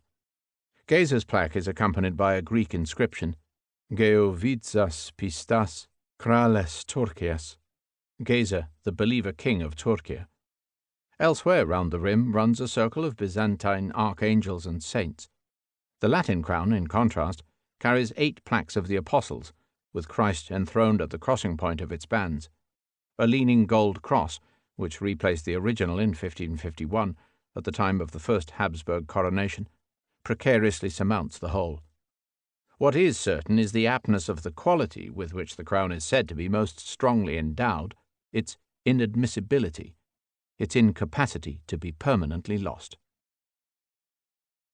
Murano is an island in the Venetian lagoon. It is the site of a Romanesque church, Santa Maria e Donato, dating from 999, and the glassworks of the former Venetian Republic. Glassmaking has been practiced in Europe since ancient times, but Greek and Roman glass was coarse in texture and opaque in color. It was only at Murano, near the turn of the 13th century, that the glass masters created a product that was both tough and transparent. For several decades the formula remained secret, but then it leaked to Nuremberg, whence it spread to all corners of the continent. Transparent glass made possible the science of optics, and was crucial in the development of precision instruments. The principles of the lens and the refraction of light were known by the time, approximately 1260, that Roger Bacon was credited with designing the first pair of spectacles. There is a portrait of the Emperor Henry VII wearing spectacles in one of the stained-glass windows of Strasbourg Cathedral. Glass windows gradually came into fashion between the 14th and 16th centuries, first in churches and palaces, and later in more humble dwellings. Glass flasks, retorts, and tubes facilitated the experiments of alchemy, later of chemistry. Glass cloches and greenhouses transformed market gardening. The microscope, telescope, barometer, and thermometer, all glass-based, revolutionized our views of the world. The silvered mirror, first manufactured at Murano, revolutionized the way we see ourselves. The social consequences of glass were far-reaching. The use of spectacles extended the reading span of monks and scholars and accelerated the spread of learning. Windows increased the hours and efficiency of indoor work, especially in northern Europe. Workplaces could be better lit and better heated. Greenhouses vastly improved the cultivation of flowers, fruit, and vegetables, bringing a healthier and more abundant diet, previously known only in the Mediterranean. Storm-proof lanterns, enclosed coaches, and watch-glasses all appeared, whilst precision instruments encouraged a wide range of scientific disciplines, from astronomy to medicine. The mirror had important psychological consequences. People who could see a sharp image of their own faces developed a new consciousness. They became more aware of their appearances, and hence of clothes, hairstyles, and cosmetics. They were also led to ponder the link between external features and the inner life, in short, to study personality and individuality. They developed interests in portraiture, biography, and fashion. The very unmedieval habits of introspection were strongly reflected in Rembrandt's paintings, for example, and ultimately in the novel. The Galerie des Glaces, Hall of Mirrors, at the Palace of Versailles, was opened on the 15th of November, 1684. It was a wonder of the age. Spanning the full facade of the central pavilion and overlooking the park, its colossal mirrors reflected the light of 17 huge windows and 17 colossal chandeliers. It was the secular counterpart to the medieval stained glass of Chartres. The ancients had seen through glass darkly. The moderns saw through it clearly, in a shocking, shining cascade of light that reached into their innermost lives. Plovum. The heavy iron three-piece plough, or plovum, was a far more sophisticated implement than its predecessor, the simple wooden scratch plough, or aratrum. Equipped with a vertical sod cutter or coulter, a horizontal ploughshare, a tilted mould board, and usually with wheels, it could turn the heaviest soils. Yet it demanded the sort of tractive power that was rarely available in the ancient world. 1,000 years passed between its earliest sighting by Pliny in the Po Valley and its general adoption in northern Europe in the 11th to 12th centuries. For all that time, the main problem was how to pull it. In the early Middle Ages, ox teams were the norm. Land was measured in ox hides and ox gangs, that is, in units of ploughland that could be served by one ox team. But the ox was painfully slow, and a full team of 8 oxen was expensive both to buy and to feed. Horses were only bred in the fast but smaller and less powerful breeds. 5 developments were required before the iron plough could come into its own. First was the breeding of heavy farm horses, an offshoot of the Carolingian charger. Second was the horse collar, not noted before AD 800, which enabled the draft animal to haul maximum loads without being throttled. Third was the horseshoe, adopted approximately 900. Fourth was the cultivation of oats, the workhorse's staple food. Most important of all was the introduction of the 3-field system of crop rotation. The change from the 2-field to the 3-field plan greatly improved crop yields whilst increasing the peasant family's productivity by at least 50%. It permitted the growing of all 4 cereals and effectively distributed the peasants' toil between spring and autumn sowing. But it demanded a marked rise in ploughing capacity. By the 12th century at the latest, all the elements of the Northern Agricultural Revolution were in place from France to Poland. Historians may have modified some of the simpler equations of the subject, such as Meltson's scratch plough plus cross-ploughing equals square fields, or Mark Bloch's famous 3-piece plough plus wheels equals strips equals open fields equals communal agriculture. But the main lines are now generally accepted. Square-shaped upland fields, which required cross-ploughing, were often abandoned, whilst long open-strip fields made their appearance in the heavy but fertile lands of the valley bottoms. Europe's landscape was altered once and for all. The fields were adorned with the familiar pattern of ridge and furrow.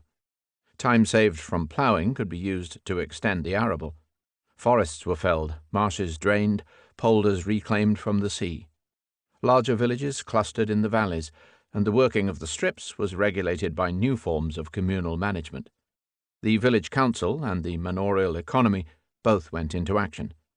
From it all, Europeans gained a growing supply of ever more nutritious food that was to sustain a correspondingly greater population until the dawn of the Industrial Revolution.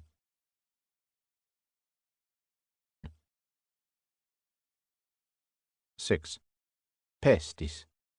Christendom in crisis, approximately 1250 to 1493. There is a sense of fatalism about life in the later Middle Ages.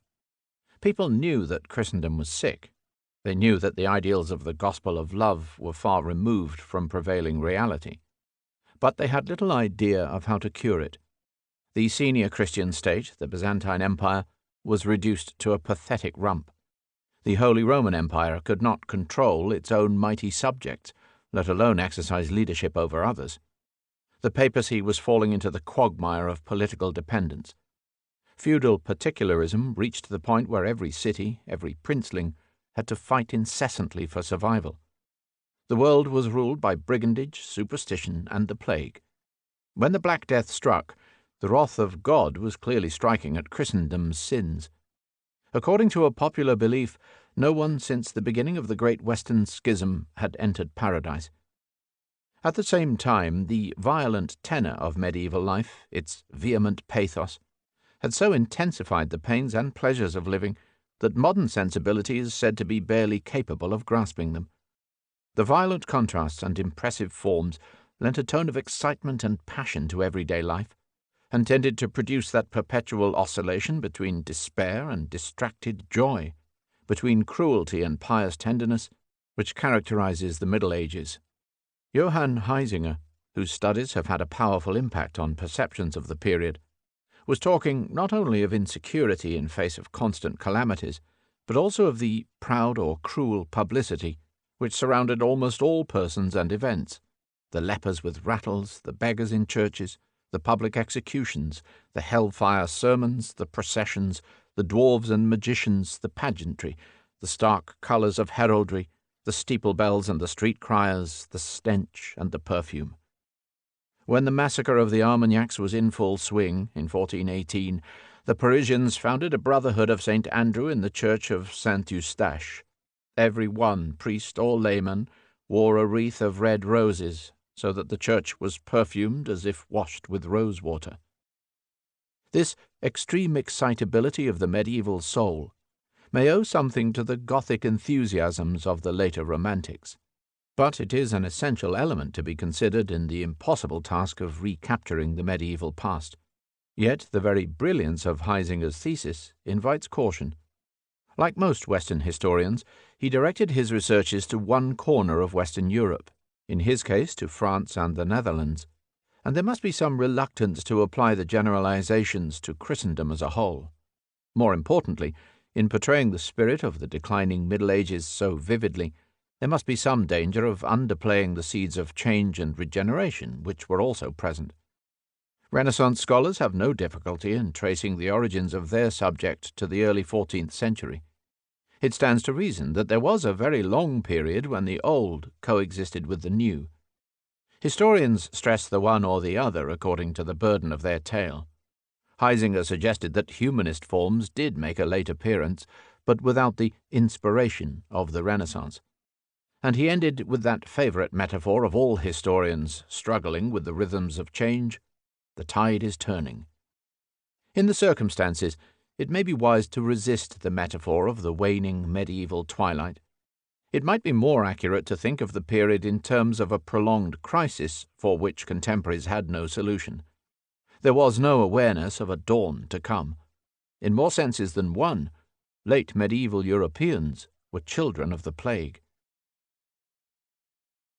The Byzantine Empire, as reconstituted after the expulsion of the Latin emperors, was a mere shadow of a shadow. On the European shore it held little more than the city of Constantinople and the adjacent province of Rumelia. In Asia Minor it held a few towns on the Black Sea and most of the Aegean coastline. Elsewhere, its former provinces were in the hands of the independent kingdoms of Bulgaria and Serbia, of assorted Frankish princes, displaced crusaders, and Venetian governors, and in Anatolia of the Turkish sultans of Iconium, the so-called Empire of Trebizond, and the Kingdom of Lesser Armenia. From 1261 to its eventual destruction in 1453, it was ruled by the dynasty of the Palaeologi, descendants of Michael VIII Palaeologus, who had engineered the recapture of Constantinople during the absence of the Venetian fleet. Of this empire, in its dotage, it has been written, "The Greeks gloried in the name of Romans. They clung to the forms of imperial government without its military power. They retained the Roman code without the systematic administration of justice, and prided themselves on the orthodoxy of a church in which the clergy lived in a state of vassalage to the imperial court. Such a society could only wither, though it might wither slowly." The desperate Palaeologi sought aid from all and sundry. To hold off Venice, they turned to the Genoans, who at various times possessed Amastris, Pera, and Smyrna, and the islands of Lesbos, Chios, and Samos. They allied with Aragon, and on several occasions they tempted the papacy with the prospect of ending the schism. In the epoch of civil wars, 1321–54, they briefly restored their rule as far as Epirus. Until 1382, an anti-emperor maintained his court at Mistra in the Morea. By that time John V had become both a Catholic and a vassal of the Turks. In 1399 his successor, Manuel II, set off on a vain journey to raise support in Rome, Paris, and London. The most sensational development of the era was the appearance of a new Turkish warrior tribe that was destined to supplant the Byzantines. The Osmanlis, or Ottomans, moved into the void left by the Mongols' defeat of the Seljuks. They took their name from Osman I, son of their founder, Ertuğrul, who had established an outpost in the Anatolian interior. From that base they raided far and wide, chipping away at the Byzantine frontier, launching fleets of pirates into the Aegean, and crossing over into the Balkans. They first entered Europe in 1308, when a band of Turkish mercenaries was imported by the Byzantines' own mercenary force, the Catalan Grand Company, which had rebelled against its imperial employers.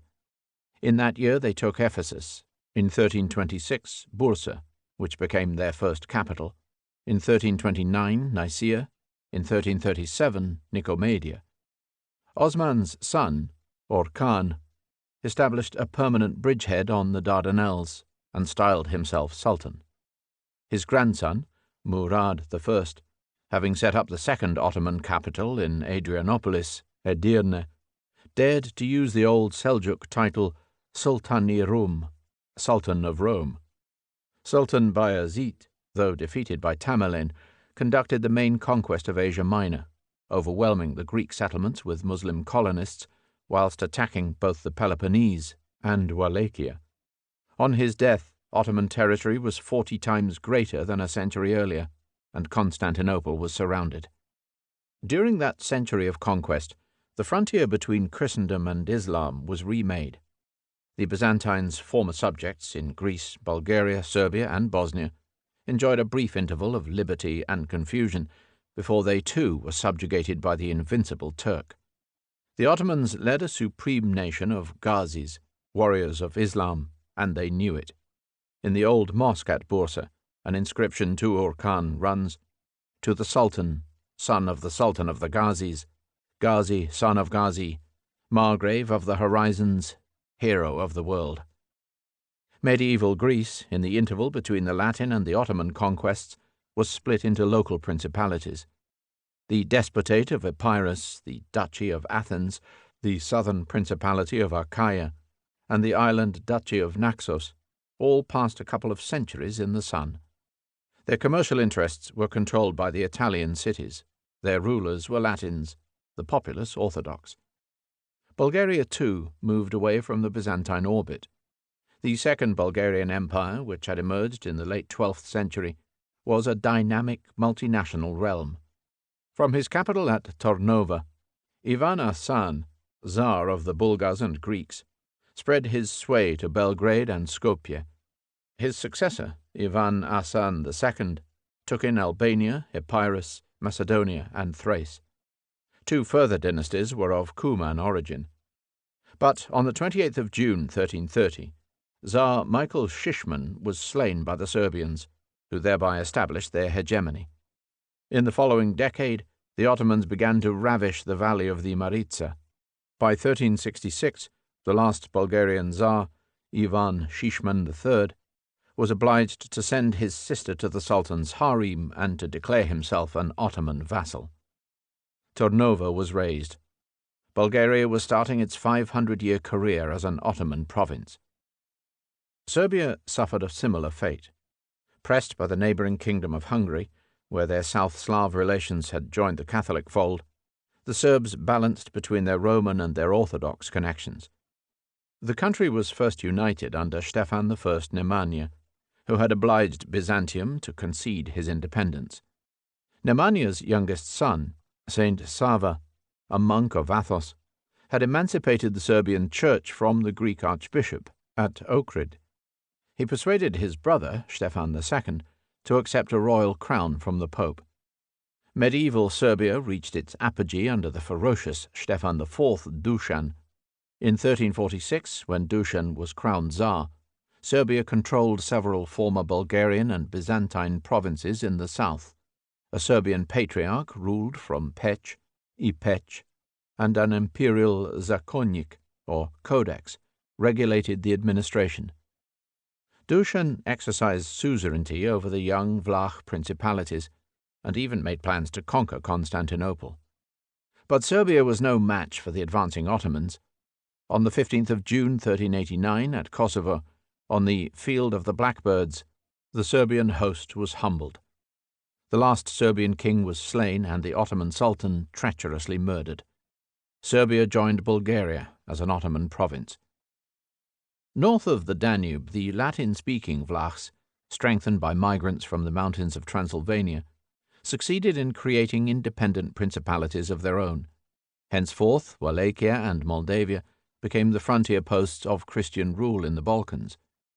The plight of the Balkan Christians reawakened the crusading traditions of the West. In 1344, a naval league headed by Venice and the Hospitallers retook Smyrna from the Ottomans for a season. In 1365, Amadeus VI of Savoy briefly recaptured Gallipoli and released the emperor imprisoned by the Bulgars. In 1396, a crusading army led by Sigismund of Hungary, met disaster at Nicopolis on the Danube. In 1402, a garrison of crusaders under the French knight Boucicaut manned the walls of Constantinople, awaiting the Sultan's imminent assault.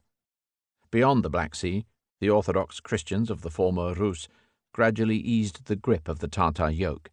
In this, they were assisted by the two rising power centers of the northeast, the Grand Duchy of Moscow and the Grand Duchy of Lithuania. The princes of Moscow grew from obscurity to prominence in the 2 centuries following the Mongol invasion. First, by a combination of valor and treachery, they established their supremacy over numerous Rurikid princelings in the surrounding region of Vladimir Suzdal. The hereditary title of Grand Prince of Vladimir was theirs from 1364. Secondly, by currying favor with the Khan of the Golden Horde, they obtained the Yarlich to act as the Mongols' chief tribute gatherers, accepting responsibility for the payments and arrears of all other princes. Ivan I, known as Kalita, or the money bag, spent more of his reign on the road to Sarai than he did in Moscow. Karl Marx wrote that he blended the characters of the Tatars' hangman, sycophant, and slave-in-chief. Thirdly, by lavishly patronizing the Orthodox Church, they added an aura of religiosity to their political supremacy. In 1300, the Metropolitan Archbishop of Kiev moved to Vladimir, and from 1308 resided in Moscow. Monasteries were planted far and wide in the forest wilderness, forming new centers for commercial and territorial expansion. Despite the Mongol blockade and a long river and sea journey of 2 months, close contact was maintained with the Patriarch of Constantinople. Muscovy was a patrimonial state par excellence, where the prince's subjects and their possessions could be treated with total disregard. The hold over the resources of the appanage princedoms inexorably strengthened Muscovite hegemony. In 1327, Ivan Kalita helped the Mongols to suppress a rebellion by his chief rival, the city of Tver on the Volga. Yet in 1382, Prince Dmitry Donskoy challenged the military might of the Mongols for the first time. At Kulikova, on the 8th of September 1380, he won a famous victory over the invincible horde, only to see Moscow burned in revenge 2 years later. In 1408, Dmitry's son, Vasily I, was tempted to withhold the tribute, but, with Moscow besieged, relented. The Muscovites were waxing powerful, but were still vassals. It was in this period that the Muscovites began to call their state by the Greek name for Rus, Rossiya, Russia, and to call themselves Russians. These Muscovite Russians had never ruled over Kiev, but the disability did not prevent them from regarding Moscow as the sole legitimate heir of the Kievan succession. It was their variant of East Slav speech that provided the roots of the modern Russian language. Their tendentious version of history, which persisted in confusing Muscovy Russia with the whole of Rus, was not accepted by those other East Slavs who remained beyond Moscow's rule for centuries to come. The Lithuanians were the last pagans of Europe. Secure in their remote Baltic forests, they escaped both the initial advance of the Teutonic Knights and the Mongol conquest. They were ruled by Baltic warrior princes who recognized a historic opportunity in the disintegration of the Kievan state. Hence, at the same time that Moscow was consolidating the northern and eastern remnants of Rus, Lithuania began its takeover of the western and southern remnants. 3 great leaders stand out in a state-building exercise that, in the period, outstripped even the Muscovite effort: Grand Duke Gediminas, his son Algirdas, and Jogaila, who launched the historic union with Poland. A century of raiding, castle-building, and tribute-gathering brought spectacular results throughout the vast Dnieper basin. White Ruthenia, now Belarus, was absorbed whole. Red Ruthenia, or Galicia, was carved up in 1349 with the Poles. Kiev was taken in 1362, after Algirdas had broken the Mongol grip at the Battle of the Blue Water in the Dnieper Bend. In 1375, he took Polotsk. The Lithuanians were not checked until, in 1399, they were defeated by the Tatars in the far south on the river Vorskla.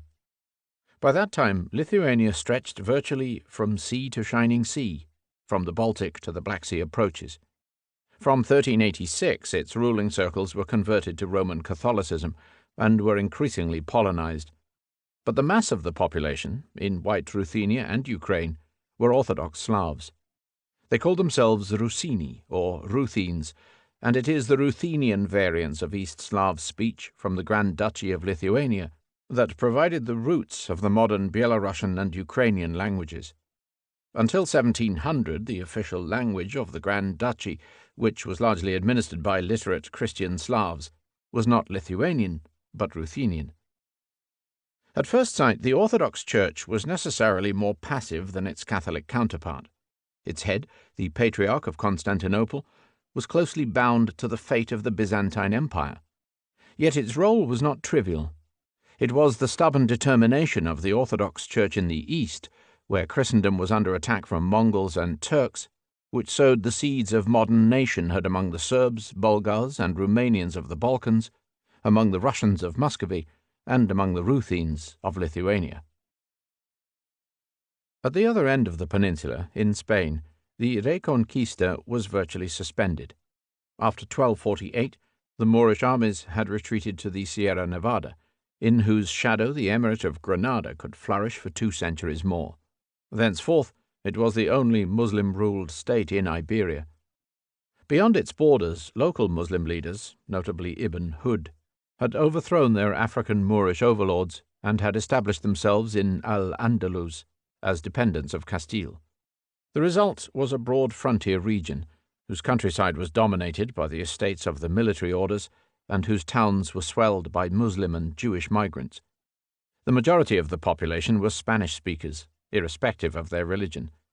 The Kingdom of Portugal, independent since 1179, controlled the Atlantic seaboard, where it conquered the Algarve in 1250.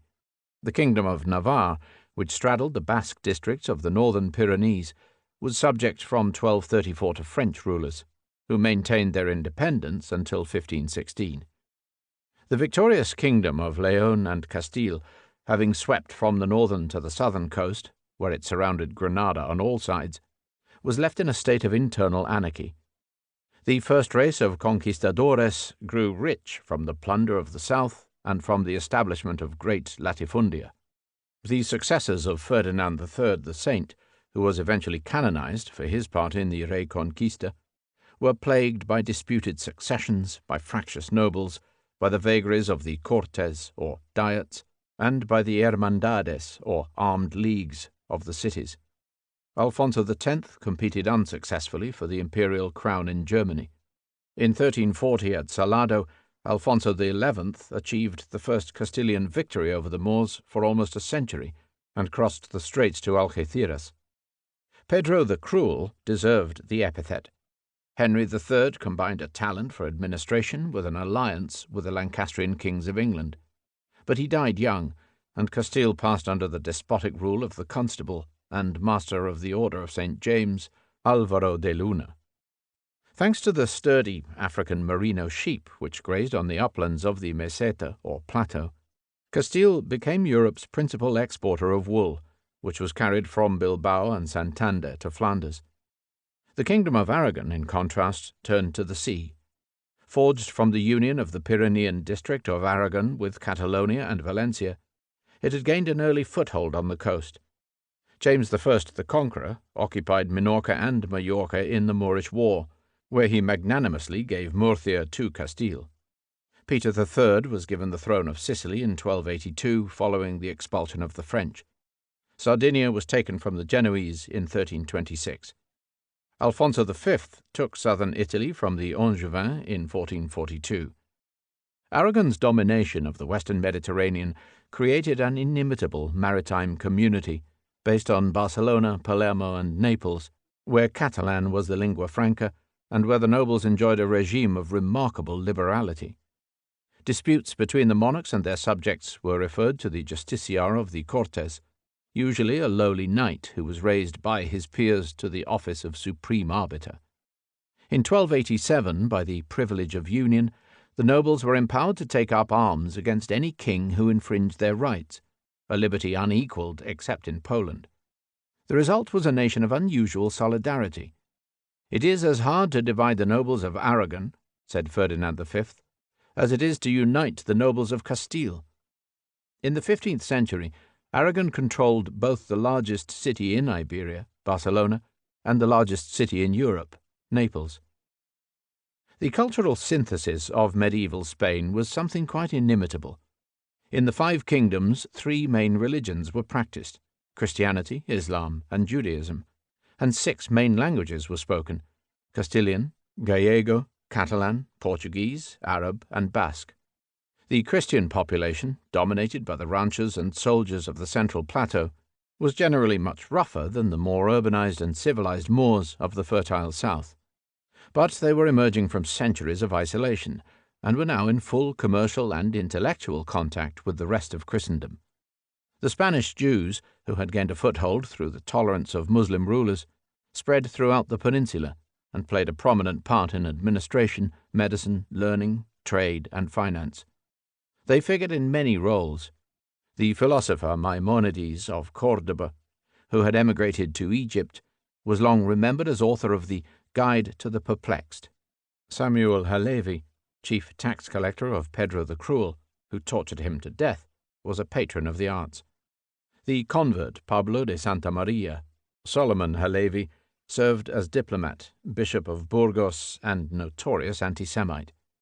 Earlier, disputations between the religions were popular. Later, and particularly in 1348–51 and 1391, ugly pogroms occurred. In the 15th century, a large caste of conversos, or new Christians, the Lunas, Guzmans, Mendozas, Enriques, filled the highest offices of church and state. Nothing conveys the symbiosis more eloquently than Spanish architecture, an exquisite blend of Mediterranean Romanesque, Catholic Gothic, and Oriental ornament.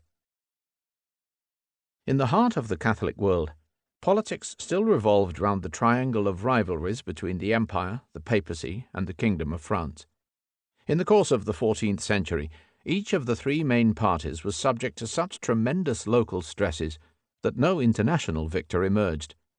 Following the interregnum of 1254–73, the emperors were so absorbed by the internecine affairs of Germany that Italy was abandoned. The papacy, overwhelmed by the wars of Italy, took refuge in the Midi for nearly 70 years before falling into schism. The Kingdom of France, hopelessly overrun by the 100 Years' War against England, did not recover until the middle of the 15th century. By 1410, when there were 3 emperors, 3 popes, and 2 kings of France, the leaders of Catholic Christendom were in despair. Such was the chaos in the centre that opportunities arose for the creation of powerful new states. Apart from Aragon, the newcomers were Switzerland, Burgundy, and Poland-Lithuania. The Holy Roman Empire was permanently weakened by the fall of the Hohenstaufen. The interregnum, which met its nadir with the execution of Conradin at Naples, ushered in decades of chaos. Worse still, there was little prospect that imperial power could be reasserted. By gambling so heavily on their Italian ambitions, the Hohenstaufen had condemned their successors to a position of perpetual subservience in Germany. With the imperial coffers empty and the imperial domain dispersed, it could hardly have been otherwise. As a result, the German princes perpetuated their privileges, and the elective constitution of the empire became ossified. In 1338, the Electoral College rejected papal claims to confirm emperors, and in the Golden Bull of 1356, the mechanics of election were fixed for the duration. Henceforth, Frankfurt am Main was to be the site of imperial elections. A majority of votes among 7 named electors was to be decisive. The 7 electors were to be the archbishops of Mainz, Cologne, and Trier, and the princes of Bohemia, the Rhine Palatinate, Saxony, and Brandenburg. The Emperor Charles IV, who formulated the Golden Bull, was bowing to reality. In Bryce's famous pronouncement, he legalized anarchy and called it a constitution. From 1273 onwards, the enfeebled empire struggled to recover. Of the 9 emperors, from Rudolf von Habsburg to Sigismund of Luxembourg, only 3 attained the dignity of a full imperial coronation. 2, Adolf von Nassau in 1298 and Wenzel of Luxembourg in 1400, were deposed by the electors. Henry VII, Dante's last great hope, aped his forebears by making a progress through Italy. He was shut out of Rome and died ignominiously of fever at Pisa. His successor, Ludwig of Bavaria, having fallen foul of the Pope, took Rome by storm in 1328, but his action only provoked yet another round of anti-popes and anti-kings. Charles IV of Luxembourg brought a measure of stability. Upgraded from anti-king to emperor, he used the empire to build up his beloved Bohemia. Germany was ruled for a season from the Karlstein. High politics was disputed between four leading families: the Bavarian-based Wittelsbachs, who also held Hainaut and Holland; the Luxembourgs, who held Luxembourg, Brabant, and Bohemia from 1310, Silesia from 1333, and Lusatia and Brandenburg to 1415; the Wetins of Saxony, and the Habsburgs of Austria, whose possessions spread across the south from the Sundgau to Carniola. Local politics were controlled by the ubiquitous predatory prelates, by the powerful imperial cities, or by the seething mass of petty knights.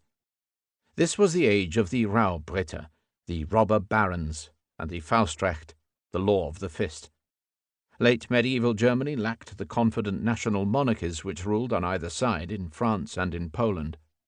Not until the election of three successive Habsburgs, in 1438, 1440, and 1486, did the empire begin to assume the guise of a quasi-hereditary monarchy, and even then the emperors gained little freedom of action. If particularism is the measure of the feudal system, Germany was the most feudal country of all. In Italy, too, the Hohenstaufen left a bitter legacy. In the north, the warring communes substituted domestic for German oppression. All the cities of Lombardy and Tuscany fell under the control of one or other of the leading contenders, Milan, Florence, or Venice. This was an age of burgeoning commercial wealth and cultural splendor, but also of unending strife. The swordsmen and poisoners flourished alongside the artists and poets. In central Italy, a concordat signed in 1275 between the Empire and the Papacy abolished all claims to imperial suzerainty over the patrimony of St. Peter. The Papal State, which, in addition to Rome, included the Romagna, the Pentapolis, the March of Ancona, and the Campania, found itself free but defenceless, and it was eternally racked by the restless citizens of Rome.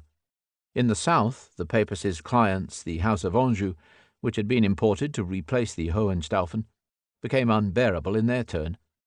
The Sicilian Vespers of the 30th of March, 1282, when the resentful populace of Palermo massacred perhaps 4,000 of their French rulers, led to the introduction of Aragonese rule in Sicily, to the encirclement of the Angevins in Naples, and to a 20-year war. The city of Florence stood in the centre of the squalls and sunshafts of late medieval Italy.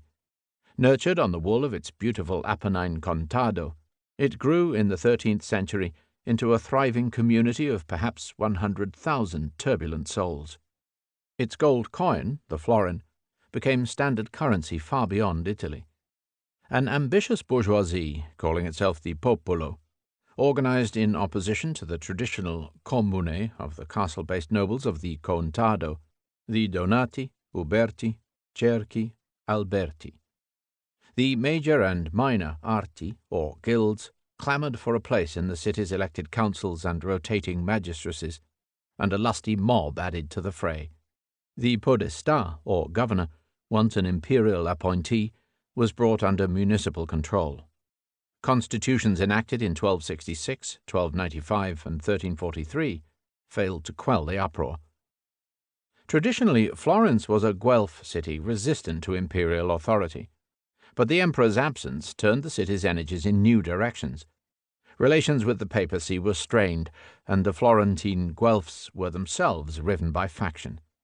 Florence gained local supremacy after the Battle of Campaldino, where, on the 11th of June 1289, the forces of Ghibellin Arezzo were overcome following the earlier defeat by the Siennese at Montaperti.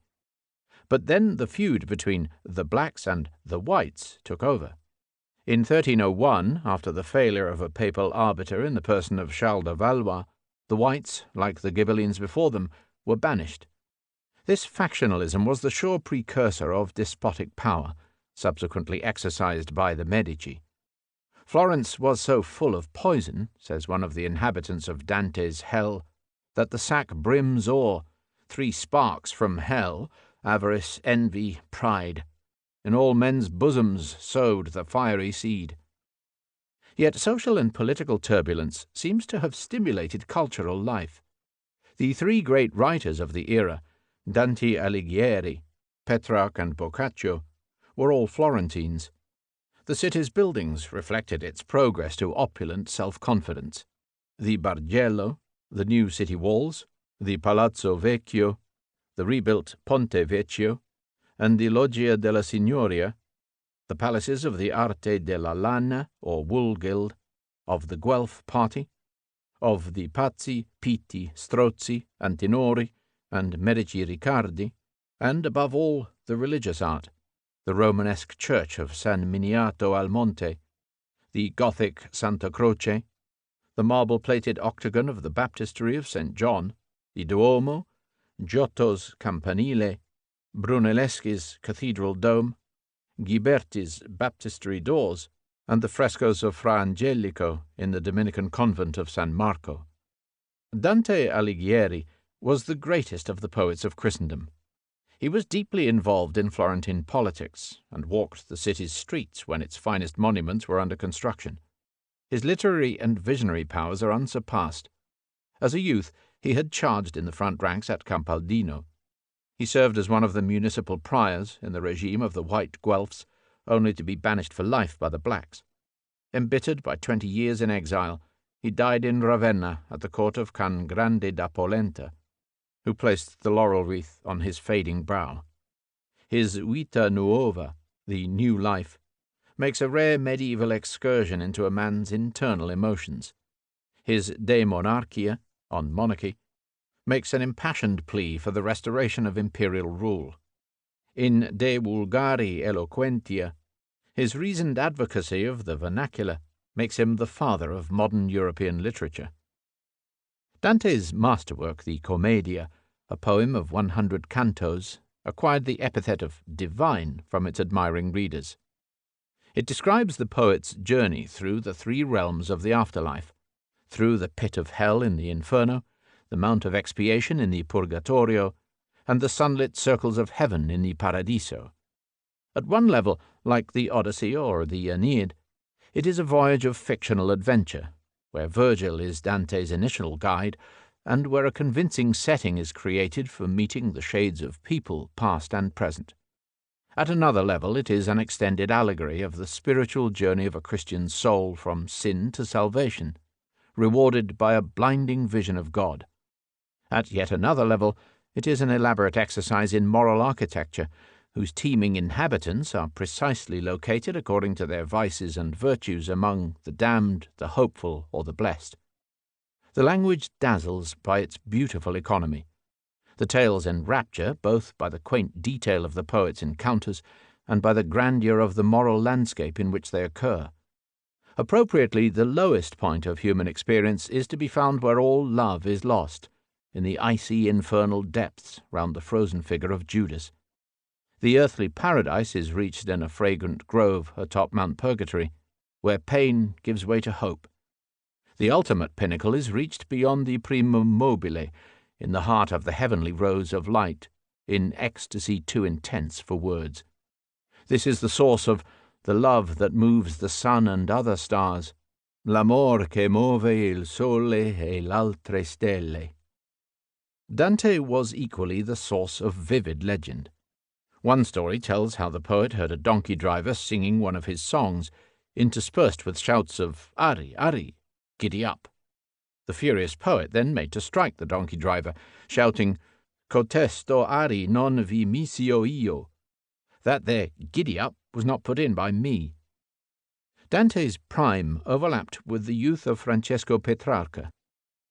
Petrarch's exquisite love poems, the Canzonieri, echo the spirit of the Vita Nuova, just as his devotion to Laura mirrors Dante's devotion to Beatrice.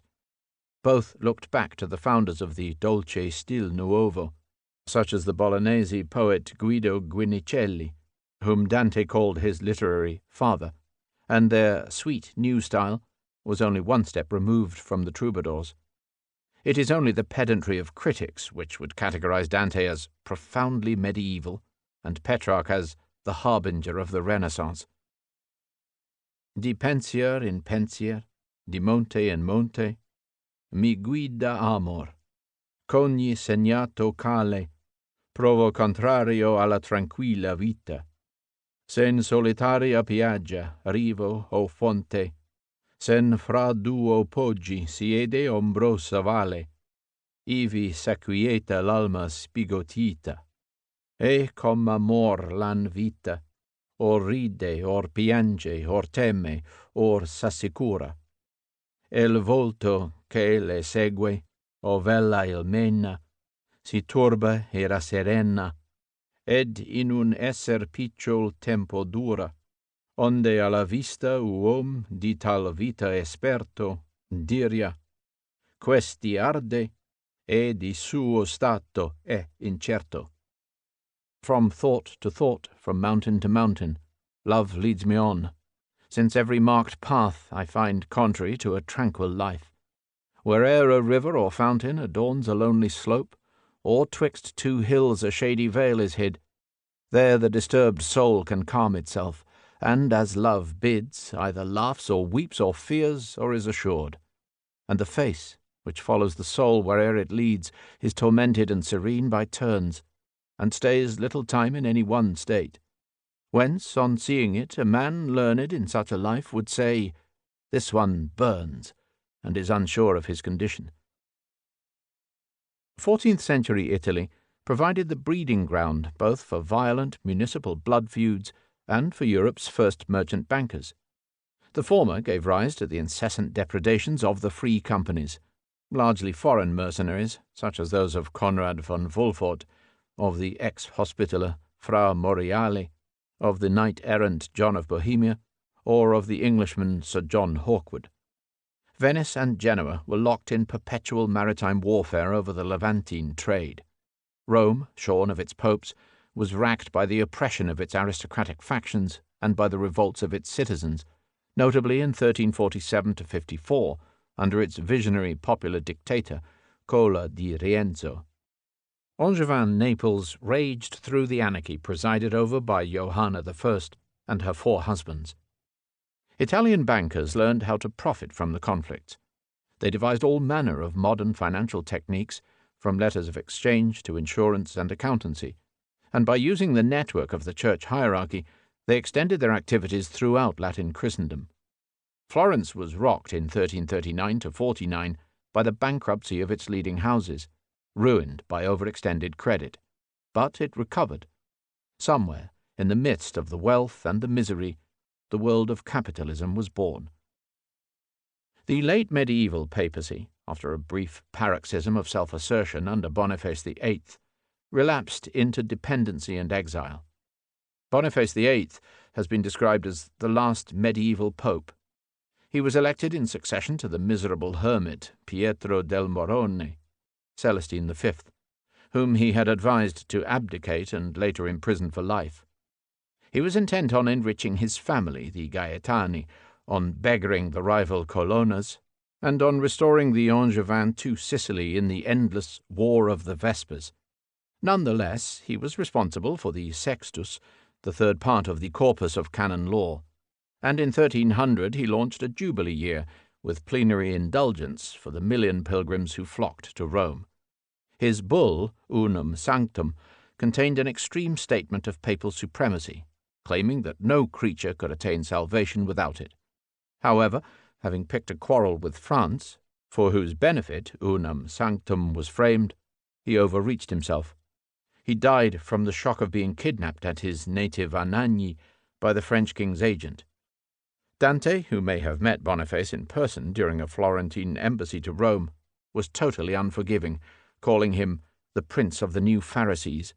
In Inferno, he consigned him to hell for simony. In Paradiso, he puts the words of denunciation into the mouth of St. Peter himself. Quei c'usurpa in terra il luogo mio, il luogo mio, il luogo mio. He who on earth usurps my see, my see, my see, which now stands vacant before the Son of God, has made a sewer from my sepulchre, full of blood and pus, at which the perverse one, who fell from here, takes pleasure down below. In shepherd's guise, rapacious wolves are seen among the pastures. Oh, why do God's defenders lie so low? Gascons and Cahorsines prepare to drink our blood. Oh, fine principle, to what foul end is it fit for you to fall? The foul end of the papacy turned out to be the long exile of the popes in Avignon, begun by the Gascon Bertrand de Goux, who reigned as Clement V. The Babylonish captivity of the Avignon popes lasted from 1309 to 1377. It began at the instigation of Philippe le Bel, who pressured Clement V mercilessly. It ended at the instigation of St. Catherine of Siena, who confirmed Gregory IX in his resolve to return to Rome. In the meantime, all 7 popes were Frenchmen, elected by a French-dominated college of cardinals. Avignon, on the Rhone, did not lie in French territory, but in an enclave of the Venaissin, granted to the papacy by its Angevin clients, and bought outright in 1348 for 80,000 gold crowns. But French influence was paramount, and many acts of policy, such as the dissolution of the Templars, were dictated by it. The authority of the Avignon popes was not accepted in all countries. Latin Christendom was divided against itself in the most blatant manner possible. The manifest abuses of ecclesiastical power inevitably provoked strong reactions. One such reaction lay in the retreat into mysticism, with its emphasis on religious ecstasy and on the experience of direct communion with God. Another lay in the proliferation of popular sects, all more or less unconventional in their theology. What they shared was a sense of betrayal by the established church. Such were the Fraticelli, or Franciscan spirituals, who held property to be contrary to salvation, the wandering mendicants, known as Begards and Beguines, the Brethren of the Free Spirit, the German Luciferans, who were pantheists, the mystical Gottesfreunde, or Friends of God, and the Lollards in England. All were bitterly persecuted by the Inquisition. Church reform could not be widely discussed given the political chaos and fear of the Inquisition. It had both theological and organizational aspects. The Englishman John Wycliffe, sometime master of Balliol College, railed against the wealth of the Church, rejected papal supremacy, and denied the doctrine of transubstantiation of the Eucharist. He was burned as a heretic, but only posthumously. The Czech Jan Hus, sometime rector of the university at Prague, was much influenced by Wycliffe. He stressed the concept of predestination and the Church of the Elect. In Bohemia, he became the focus of Czech resentment against the largely German hierarchy. Hus, excommunicated, appealed to a general council of the Church. Though they lacked the name, Wycliffe and Hus were the pioneer Protestants. Switzerland, Die Schweiz, takes its name from the district of Schwyz on Lake Lucerne, one of 3 cantons that began to assert their separate political identity against the German Empire in the late 13th century. In 1291, Schwyz, Uri, and Unterwalden signed an everlasting league of self-defense, swearing to assist each other against outside interference. In this way they sought to break free of the local counts, the Habsburgs, who had tried to impose servile judges on the free men of the valleys. In 1315, at the Battle of Moorgarten, the Habsburg army was routed, and the League became the nucleus for other disaffected districts. The first of these was Luzerne, whose advent created the Vierwaldstädte of 4 forest cantons. After that came the imperial city of Zurich, Glarus, Zug, and the powerful city-state of Bern. Another Habsburg defeat at Sempach in 1386, where dismounted knights were cut to pieces by Swiss halberdiers, established the canton's practical independence. In the mid-15th century, the Habsburgs fomented a civil war by supporting Zurich against its neighbours. But a crushing Swiss victory over Burgundy in 1474-6, when the red flag with white cross was first carried, brought another train of members. Fribourg and Solothurn, Bâle and Schaffhausen, and Appenzell. By then, Switzerland stretched from the Jura in the west to Tyrol in the east. There were extensive subject and protected territories, including the Vaud round Lake Geneva, the Valais on the upper Rhone, the Ticino as far south as Lake Lugano, and the Graubunden or Grisons, the Grey Leagues, to the east. There were German speakers, French speakers, Italian speakers, and speakers of Romansh.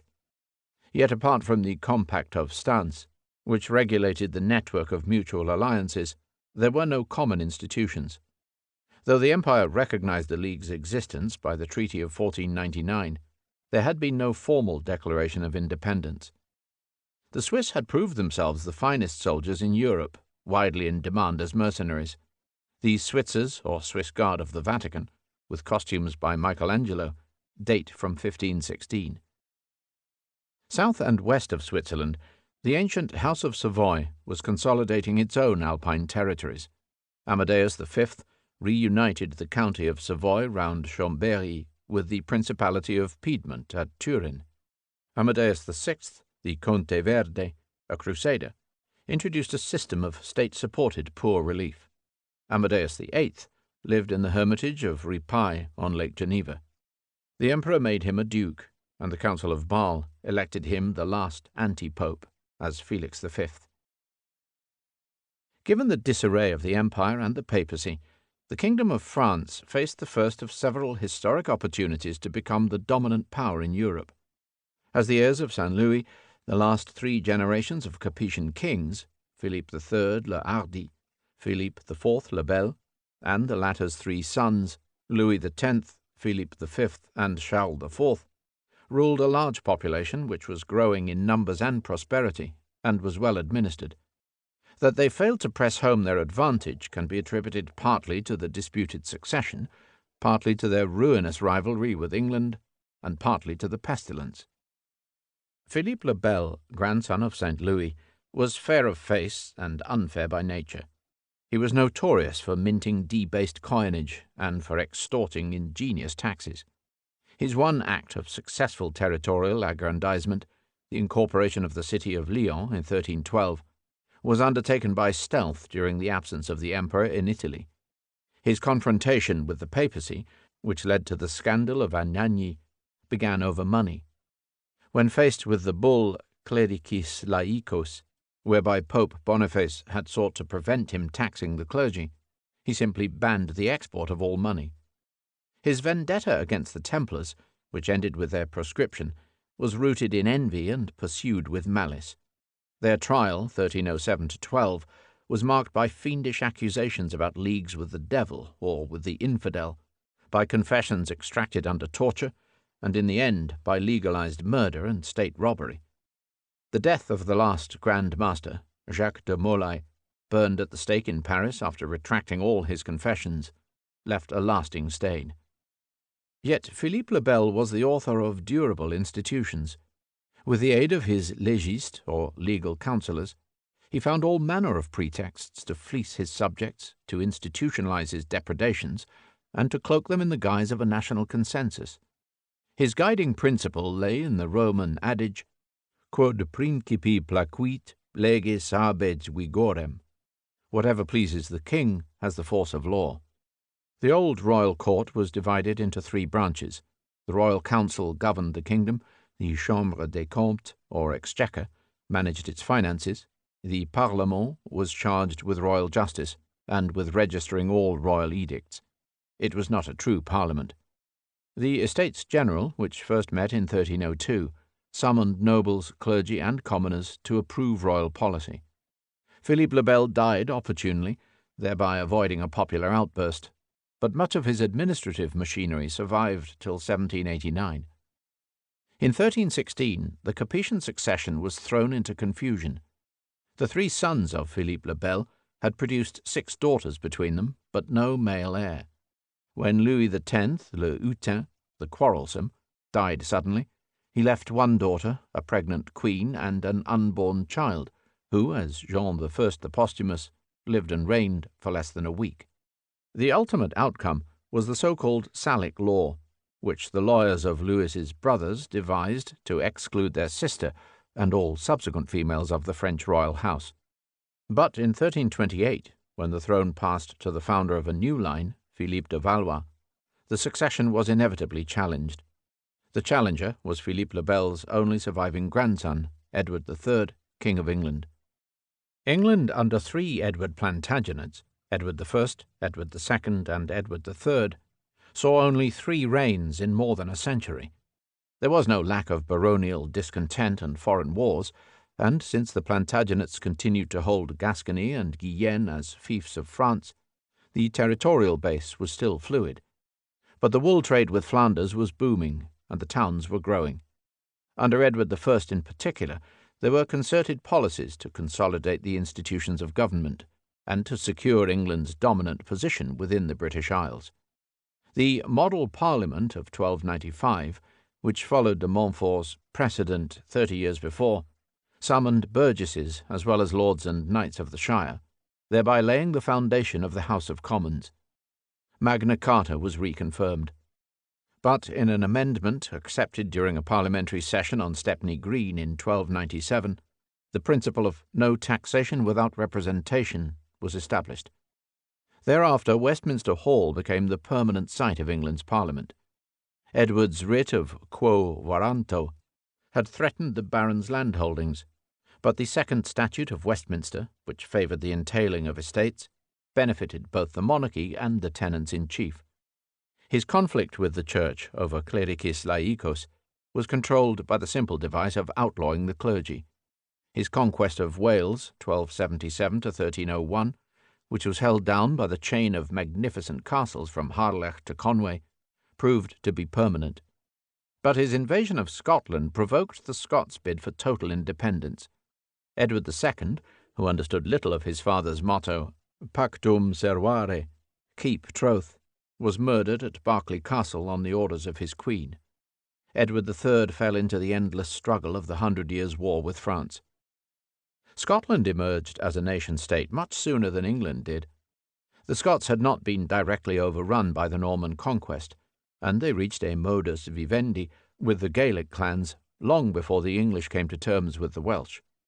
Scots monarchs and nobles had long been embroiled in English affairs, much as the English were embroiled in France. But they cut themselves free nearly 2 centuries earlier. The critical moment occurred during the decades of war which followed Edward I's intervention in a disputed succession. One contender, John Balliol, was imprisoned in England, then exiled in France. Another, Robert the Bruce, victor of Bannockburn in June 1314, started as England's vassal and finished as Scotland's saviour. But none had a greater impact than William Wallace, who roused the commons of Scotland to resistance. Betrayed and hanged in London as a common bandit, he was the martyr hero of Scotland's cause. Scots wha hae wi Wallace bled, Scots wham Bruce has often led, welcome to your gory bed or to victory. We are resolved never to submit to English domination, the Scots lords informed the Pope in the declaration of Arbroath. We are fighting for freedom and freedom only. Their cause was finally vindicated in 1328. The wars of England and Scotland had direct repercussions in Ireland. In 1297, Edward I's viceroy in Dublin, Sir John Wogan, had set up an Irish Parliament in imitation of the Model Parliament in London. But the English defeat at Bannockburn gave the Irish lords the opportunity to rebel, and for 3 years, 1315 to 18, they accepted a Scottish Bruce as king. Subsequent decades of turmoil were not brought to an end until the Statute of Kilkenny limited English rule and the English language to Dublin and to a surrounding Pale of settlement. The Black Death of 1347–50 stopped Europe's petty troubles in their tracks. Here was a pandemic of plague such as the world had not seen since the 6th century and was not destined to see again till the 1890s. It was fueled by a devastating brew of 3 related diseases: bubonic plague, septicemic plague, and pneumonic or pulmonary plague. The first 2 variants were carried by fleas hosted by the black rat. The third, airborne variant was especially fast and lethal. In its most common bubonic form, the Bacillus pasturella pestis caused a boil-like nodule or bubo in the victim's groin or armpit, together with dark blotches on the skin from internal hemorrhage. 3 or 4 days of intolerable pain preceded certain death if the bubo did not burst beforehand. Medieval medicine, though generally conscious of infection and contagion, did not comprehend the particular mechanisms of the plague's transmission. Doctors watched in anguish. Crowded tenements and poor sanitation, especially in the towns, provided excellent encouragement for the rats. The result was mass mortality. Boccaccio wrote that 100,000 died in Florence alone. 800 corpses a day had to be buried in Paris. At Marseille, wrote the cynical English chronicler Henry Knighton, not one of the 150 Franciscans survived to tell the tale, and a good job too. The pandemic, which began in Central Asia, spread with frightening speed. Initially it had turned east to China and India, but it was first reported in Europe in the summer of 1346 at the Genoese colony of Kaffa in the Crimea, which was under siege by the Tartars. The besiegers catapulted plague-ridden corpses into the city to break its resistance, whereupon the defenders took to the galleys and rowed for safety. In October 1347 the plague reached Messina in Sicily. In January 1348 it reached Genoa by way of a well-authenticated galley from Kaffa. Expelled from its home port by the terrified citizens, the stricken galley sailed on to Marseille and to Valencia. That same winter the plague struck Venice and other Adriatic cities, before moving on to Pisa, Florence, and central Italy. By the summer it was in Paris, and by the end of the year it had crossed the English Channel. 1349 saw it march northwards across the British Isles, eastwards across Germany, and south-eastwards into the Balkans. 1350 saw it entering Scotland, Denmark, and Sweden, and, via the Hansa cities of the Baltic, Russia. There were few places which stayed inviolate: Poland, the county of Béarn in the Pyrenees, Liège. One of the best attempts to describe the plague was made by a Welsh poet, Ieuan Gethin, who saw the outbreak in March or April 1349. "We see death coming into our midst like black smoke, a plague which cuts off the young, a rootless phantom which has no mercy for fair countenance. Woe is me of the shilling of the armpit. It is of the form of an apple, like the head of an onion, a small boil that spares no one. Great is its seething, like a burning cinder, a grievous thing of ashy colour. They are similar to the seeds of the black peas, broken fragments of brittle sea-coal, cinders of the peelings of the cockle weed, a mixed multitude, a black plague like halfpence, like berries." Popular reactions to the plague varied from panic and wild debauchery to dutiful fortitude. Many who could flee fled. Boccaccio's Decameron is set among a company of men and women incarcerated in a country castle for the duration of the plague. Others, losing the sense of restraint, indulged in orgies of drink and lechery. The clergy often suffered disproportionately from tending their flock. Elsewhere they left the sick to shrive themselves, the black flag flapping forlornly from the abandoned parish churches. The conviction reigned that God was punishing mankind for its sins. Calculating the losses is a difficult and highly technical task. Contemporary estimates are often and demonstrably exaggerated. Boccaccio's report of 100,000 dead in Florence exceeded the total known population of the city. 50,000 may be nearer the mark. Generally speaking, the towns were hit more severely than the countryside, the poor more than the rich, the young and fit more than the old and infirm. No pope, no kings were stricken. In the absence of anything resembling a census, historians have to base their calculations on fragmentary records. In England they use the court rolls, the payment of frank pledge dues, post-mortem inquisitions, or the episcopal register. Specific studies can suggest very high rates of mortality. The manor of Cuxham in Oxfordshire lost over 2/3 of its inhabitants. The parish priests of England were reduced by 45%. But it is hard to extrapolate any general conclusions. Cautious estimates suggest overall losses of 1/3. That 1 European in 3 died during the Black Death cannot be wildly far from the truth. This works out at 1.4 to 2 million deaths in England, 8 million in France, perhaps 30 million for Europe as a whole.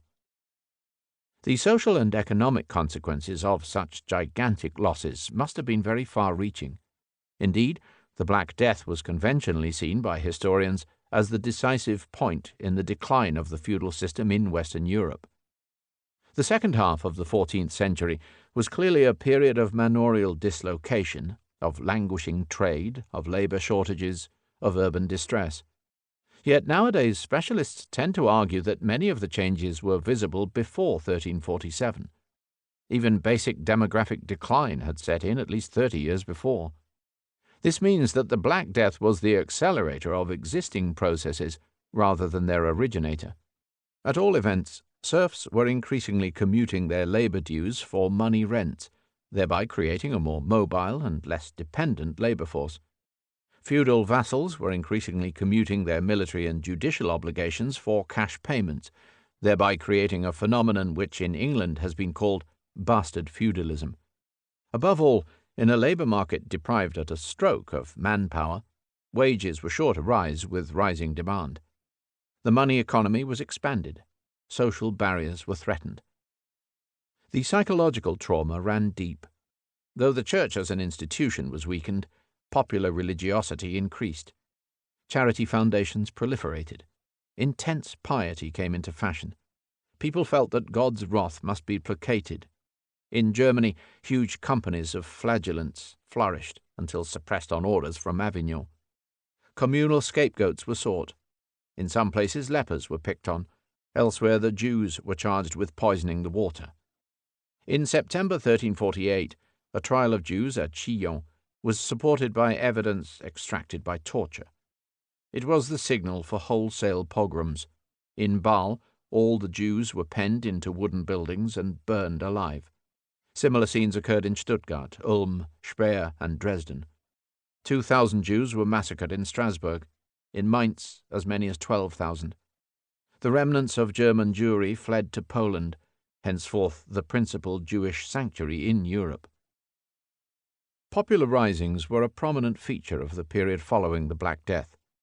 Demands on the surviving peasants soared, and a decimated labour force resented attempts to hold down wages, as in England's Statute of Labourers. A peasant jacquerie ravaged the castles and families of the nobility in the Ile-de-France and Champagne, before being cruelly suppressed. But the rash of risings in the years 1378 to 82, exactly one generation after the plague, does seem symptomatic of some general social malaise. Marxist historians have seized on the events as evidence of the timeless characteristics of class warfare. Others have dismissed them as outbursts of anger without a future. Yet contemporaries had good reason to take fright when the endemic disorders of the towns were fused with more widespread violence in the countryside. In 1378, during the revolt of the Ciompi, or wool carders, Florence was taken over for several months by riotous elements. In 1379, the weavers of Ghent and Bruges rose against the Count of Flanders in a vicious outbreak reminiscent of an earlier episode in the 1320s. Both culminated in pitched battles with the royal army, and, once again, Ghent held out for 6 years. In 1381, several counties of England were drawn into the peasants' revolt. In 1382, it was the turn of Paris. The ramifications of the movement were noted by a Florentine merchant, Buonaccorso Pitti, who was present at the French court. The people of Ghent rebelled against their overlord, the Count of Flanders, who was the father of the Duchess of Burgundy. They marched in great numbers to Bruges, took the city, deposed the Count, and robbed and killed all his officers. Their leader was Philip van Artevelde. As the number of Flemish rebels increased, they sent secret embassies to the populace of Paris and Rouen. Accordingly, these two cities rebelled against the King of France. The first insurrection of the Paris mob was sparked off by a costermonger, who, when an official tried to levy tax on the fruit and vegetables he was selling, began to roar, "Down with the gabelle!" At this cry the whole populace ran to the tax collectors' houses and robbed and murdered them. The popolo grasso, or men of substance, who in French are called bourgeois, fearing lest the mob might rob them too, took arms and managed to subdue them. The peasants' revolt in England cannot be attributed to the desperate rage of paupers. The chronicler Froissart said that the common people who led it were living in ease and riches. Their demands for an end to servitude were made amidst improving material conditions. They harboured special grievances about a third poll tax in 4 years, and they expressed a strong sense of moral protest, as befitted the era of the Lollards. Their fury was directed against the clergy as well as the gentry. Popular preachers, like the rebel priest John Ball, had been spreading egalitarian ideas. When Adam delved and Eve span, who was then the gentleman? For a few days in June 1381, therefore, it looked as though the entire social hierarchy was under attack. Wat Tyler and his men poured into London from Kent. Jack Straw marched in from Essex. They burned the home of John of Gaunt at Savoy House. They burned Highbury Manor and a Flemish brothel by London Bridge. They strung up the Archbishop and beheaded a number of citizens. At Smithfield they came face to face with the young king and his entourage, and in a scuffle Wat Tyler was killed. After that they turned into a rabble. The ringleaders were seized and executed. The rest dispersed, to be pursued at assizes through the shires. No one cared to boast of their achievements. Chaucer, who had been present, never raised the subject, nor did Shakespeare in his play Richard II. Not till the 19th century did the revolt receive sympathetic consideration. The Papal Schism, which lasted from 1378 to 1417, followed hard on the Pope's return from Avignon. There had been anti-popes before, of course, but the spectacle of 2 men, both elected by the same college of cardinals and each preaching war and anathema against his rival, proved a grave scandal. The 2 original claimants, Urban VI and Clement VII, could hardly be described as holy men. The former turned out to be a deranged sadist who read his breviary in the Vatican garden whilst supervising the torture of his cardinals. The latter, Robert of Geneva, had once ordered the appalling bloodbath at Cesena. In 1409, when both the Urbanite and the Clementine parties declined to attend a council designed to reconcile them, the college elected a third. The schism was not ended until the Council of Constance dismissed all 3 existing pontiffs and unanimously acclaimed Cardinal Odo Colonna as Martin V in their place. The Council of Constance saw the culmination of the conciliar movement. Professors of the University of Paris had been calling for such an assembly for half a century. It was summoned by the German king, Sigismund of Luxembourg, and invitations were sent to all cardinals, bishops, abbots, princes, friars, teachers. 18,000 clerics, fired with a mission of unity, converged on the tiny lakeside town. Among other things, they were supposed to limit papal power. They ended the schism by confirming the election of Martin V as sole pope. But they burned Jan Hus on the grounds that an imperial safe conduct was not valid in the hands of a manifest heretic, and they did nothing to reform their own abuses. A further conciliar meeting, envisaged at Constance, finally met at Bâle under the protection of the Duke of Savoy in 1431, and dragged on for years. But it fell into conflict with Pope Eugene IV, and ended by confirming the Duke himself as anti-pope. Ironically enough, the final outcome of the conciliar movement was to reinforce the conviction that the Church needed a strong papacy. Italy evaded all foreign tutelage. In the 15th century, Italy boiled with great prosperity, great turbulence, and immense cultural energy. It saw the zenith of the city-states, the city despots, the condottieri, and the early Renaissance. Unending municipal conflicts destroyed the oligarchic communes, giving the opening for local tyrants. Milan, under 12 Viscontis, from 1277 to 1447, and 5 Sforzas, from 1450 to 1535, or Florence under Cosimo and Lorenzo de' Medici, from 1434 to 1494, saw no incompatibility between low politics and high art. Venice rose to the peak of its power and wealth, winning extensive possessions on the mainland, including Padua. Naples was cast into the outer darkness of civil strife. But Rome, in the hands of ambitious and cultured popes such as the Florentine Nicholas V, re-emerged into the sunlight. Italy was free to enjoy its own strife and splendours until the reappearance of the French in 1494.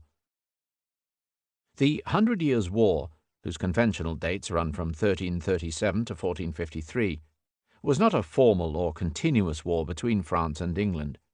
It is a historian's label, first used in 1823 for a long period of troubles, le temps des malheurs, which were constantly used by the English as an occasion for raids, jaunts, and military expeditions. It is sometimes called the Second 100 Years' War, in succession to the earlier Anglo-French conflict of 1152 to 1259. It was, above all, an orgy of what later generations were to judge most despicable about medievalism: endless killings, witless superstition, faithless chivalry, and countless particular interests pursued without regard to the common weal. The scene is strewn with colourful figures. There were great knights, such as the Breton Bertrand du Guesclin, Constable of France, or his adversary Edward of Woodstock, Prince of Wales and Aquitaine, the Black Prince. There were treacherous barons, such as Charles le Mauvais of Navarre, rowdy adventurers, such as Sir John Fastolf, and any number of unscrupulous prelates, like Pierre Cauchon, Bishop of Beauvais, who would formulate a theological justification of murder or an ecclesiastical show trial to order. Few emerge with much credit. Fittingly enough, the most influential personage of the war was Bishop Cauchon's chief victim, Jeanne d'Arc, a blameless peasant girl who had heard mystical voices, who rode to battle in full armour, and who was burned at the stake on false charges of heresy and witchcraft. By that time, in 1430, every memory of the origins of the troubles had been lost. Well might Charles d'Orléans, princely poet and 35 years an English prisoner, lament for his native land. Paix et trésor, qu'on ne peut trop lourd, jeu et guerre, point ne les doit prisier. Destourbe mal longtemps, soit tort ou droit, de voir France que mon cœur amer doit. Peace is a treasure which cannot be praised too much. I hate war. One should not hold it in high regard. I have long been troubled, whether rightly or wrongly, to see France that my heart should love. France's troubles were rooted partly in the dynastic problems of the House of Valois, partly in the waywardness of the great fiefs, notably Flanders, Brittany, Guyenne, Aquitaine, and Burgundy, and partly in the volatility of Paris. England's interest lay in the Plantagenets' continuing claims to the French throne, in their territorial possessions, notably in Guyenne, in commercial links with Flanders, and above all in the conviction of 4 or 5 generations of Englishmen that fame and fortune awaited them across the Channel. Potentially, France was always the stronger contestant, but English dominance at sea kept the island safe from all but France's Scots allies, whilst the technical superiority of the English armies repeatedly postponed a clear decision. As a result, virtually all the fighting took place on French soil, and the English were free to keep on trying their luck and their manhood. Even in the 1450s, after a century of adventuring, it is doubtful whether the English would have stayed away if they had not been caught by a great civil war of their own.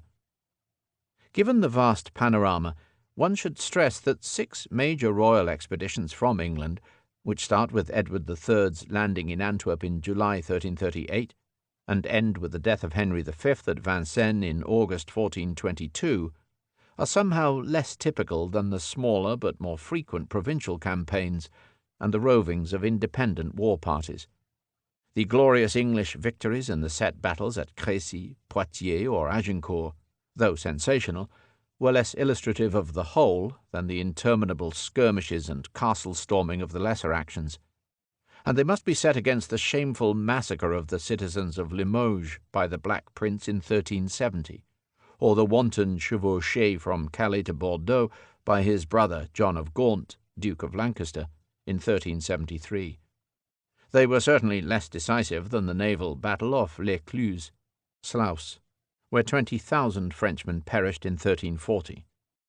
The short-lived royal armies probably caused less devastation than the freelance war parties, the Grande Compagnie of the nobles, or the murderous banditry of the routiers and écorcheurs. The major diplomatic events, such as the Peace of Bretigny or the Congress of Arras, were no more productive than the innumerable minor pacts and broken truces. The miseries of France form an essential backdrop to the main military and diplomatic events. The plague of 1347-9, which forced the Third Truce, was an important factor.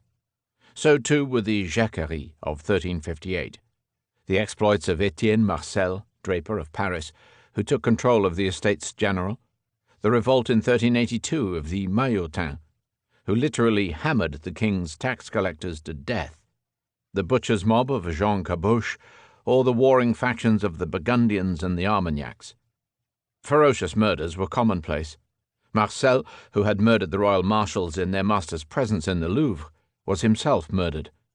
Louis d'Orléans, founder of the Armagnacs, was murdered in 1407, as was the Constable of Armagnac and their chief rival, the ex-crusader Jean Sans Peur of Burgundy, on the bridge at Montereau.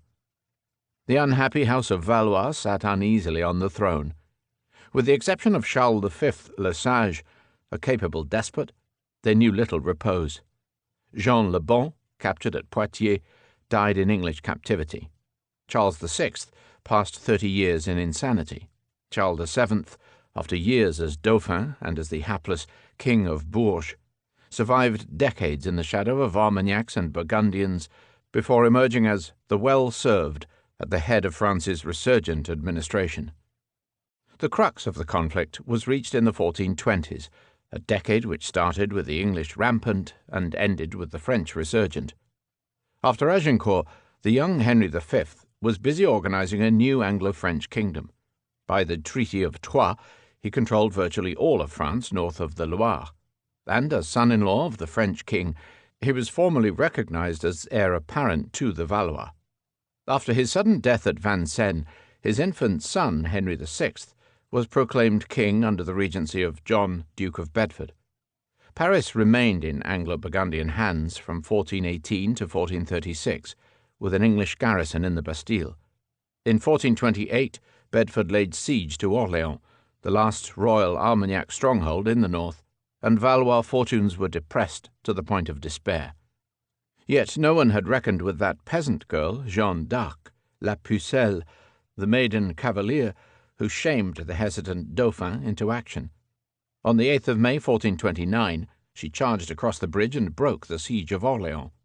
She then led her reluctant monarch across Anglo-Burgundian territory to his coronation at Reims.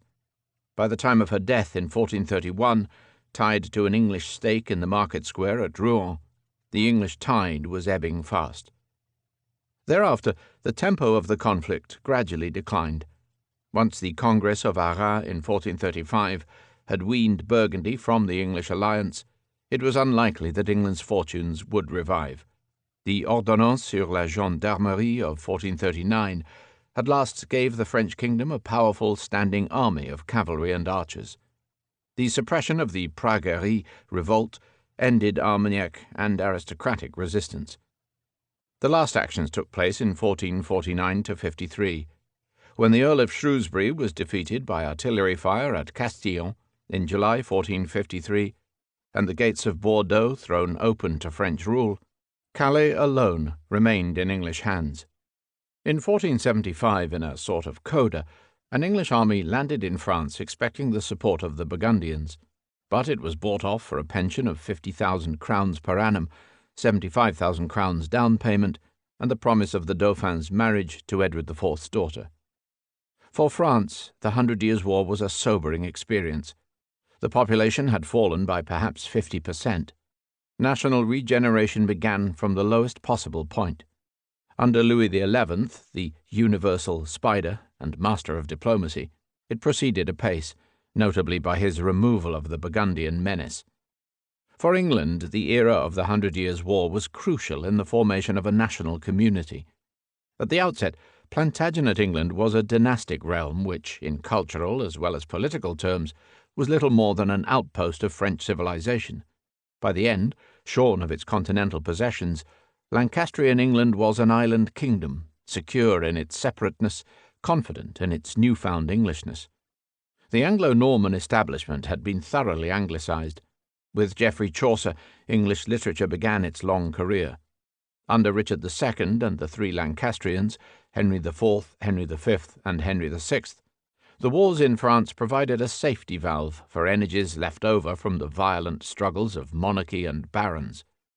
Richard II was forced to abdicate and later murdered at Pontefract. Henry IV, the usurper son of John of Gaunt, seized the throne with the aid of a false genealogy. Henry V was cut short in his endeavour to conquer France. Henry VI, another infant king, was eventually deposed. But underneath the blood-soaked surface of the political stage, a firm sense of patriotism and national pride was building. No doubt it was anachronistic for William Shakespeare, writing 200 years later, to put England's finest patriotic eulogy into the mouth of John of Gaunt, who spent so much time and energy fighting over the spoils of France. But he was expressing a sentiment that grew from the conflicts of that earlier age. This royal throne of kings, this sceptred isle, this earth of majesty, this seat of Mars, this other Eden, demi-paradise, this fortress built by nature for herself against infection and the hand of war, this happy breed of men, this little world, this precious stone set in a silver sea, this blessed plot, this earth, this realm, this England. It was in France that the English performed those exploits which cemented the spirit of their common patriotism. Where but before Harfleur, on the eve of Agincourt, could Shakespeare have set the speech which ever since has called on the noblest English to hold the breach? Within England's island kingdom, the Welsh formed the only community which could not be fully assimilated. In 1400–14, at the height of the French wars, they staged a promising rebellion with links to the king's other enemies in Northumbria, Ireland, Scotland, and France. Under Owain ap Griffith, Lord of Glyndwrdwy, who was known to the English as Owen Glendower, they revived the vision of a liberated Wales, and briefly reconstituted an independent principality. In 1404–5, a sovereign Welsh parliament was summoned to Machynlleth. Within a decade, however, the enterprise was crumbling. Its fate was sealed by the English victory at Agincourt. After that, the royal castles in Wales were gradually recovered, and Glendower's son was forced to submit. Henceforth, though culturally and linguistically impervious, Wales was to form an integral part of the English realm.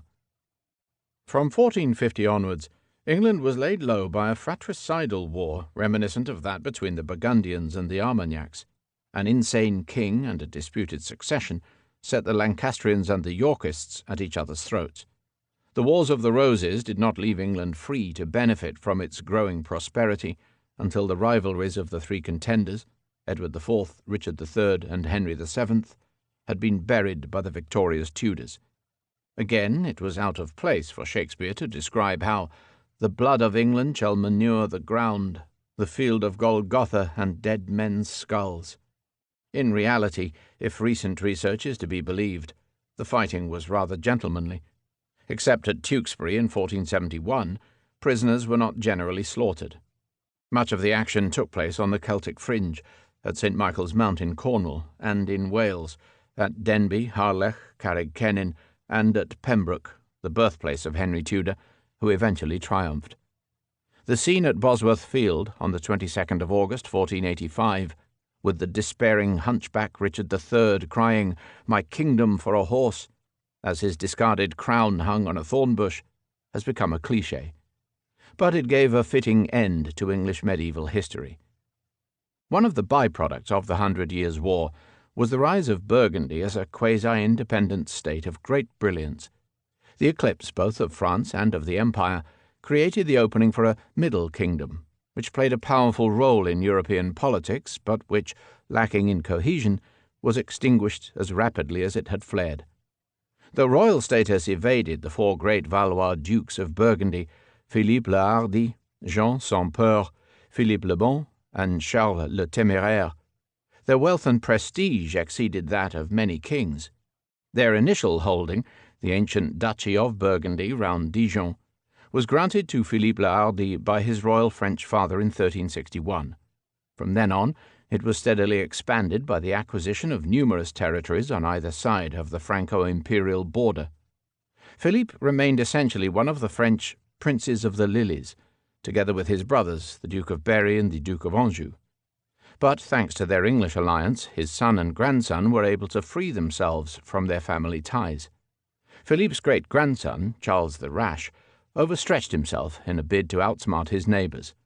Their wealth derived largely from the flourishing northern cities, Bruges, Arras, Ypres, Ghent, and Antwerp. Their court was still itinerant, but apart from the Hôtel d'Artois in Paris and the Ducal Palace in Dijon, they maintained important residences at Lille, at the Prinsenhof in Bruges, at the Coudeberg in Brussels, and at the Castle of Edin in Artois.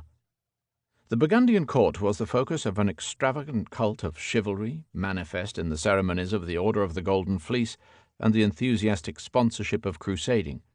Tournaments, jousting, banquets, spectacles, processions of all sorts were the rage. The dukes were lavish patrons of the arts, of sculptors such as Klaus Sluter, of artists such as Jan van Eyck and Roger van der Weyden, of poets, musicians, romanciers, and of the famous tapissier. They bedecked themselves and their courtiers in cloth of gold, ermine, jewels, all designed to impress and astonish. They were masters of diplomacy and, above all, of diplomatic marriage. Philippe le Bon once offered refuge to his cousin, the future Louis XI, only to watch the one-time refugee turn bitter adversary. Duke Charles was gradually caught up in Louis's political web, defeated by Louis's Swiss allies at Morat, and killed fighting the Lorrainers at Nancy.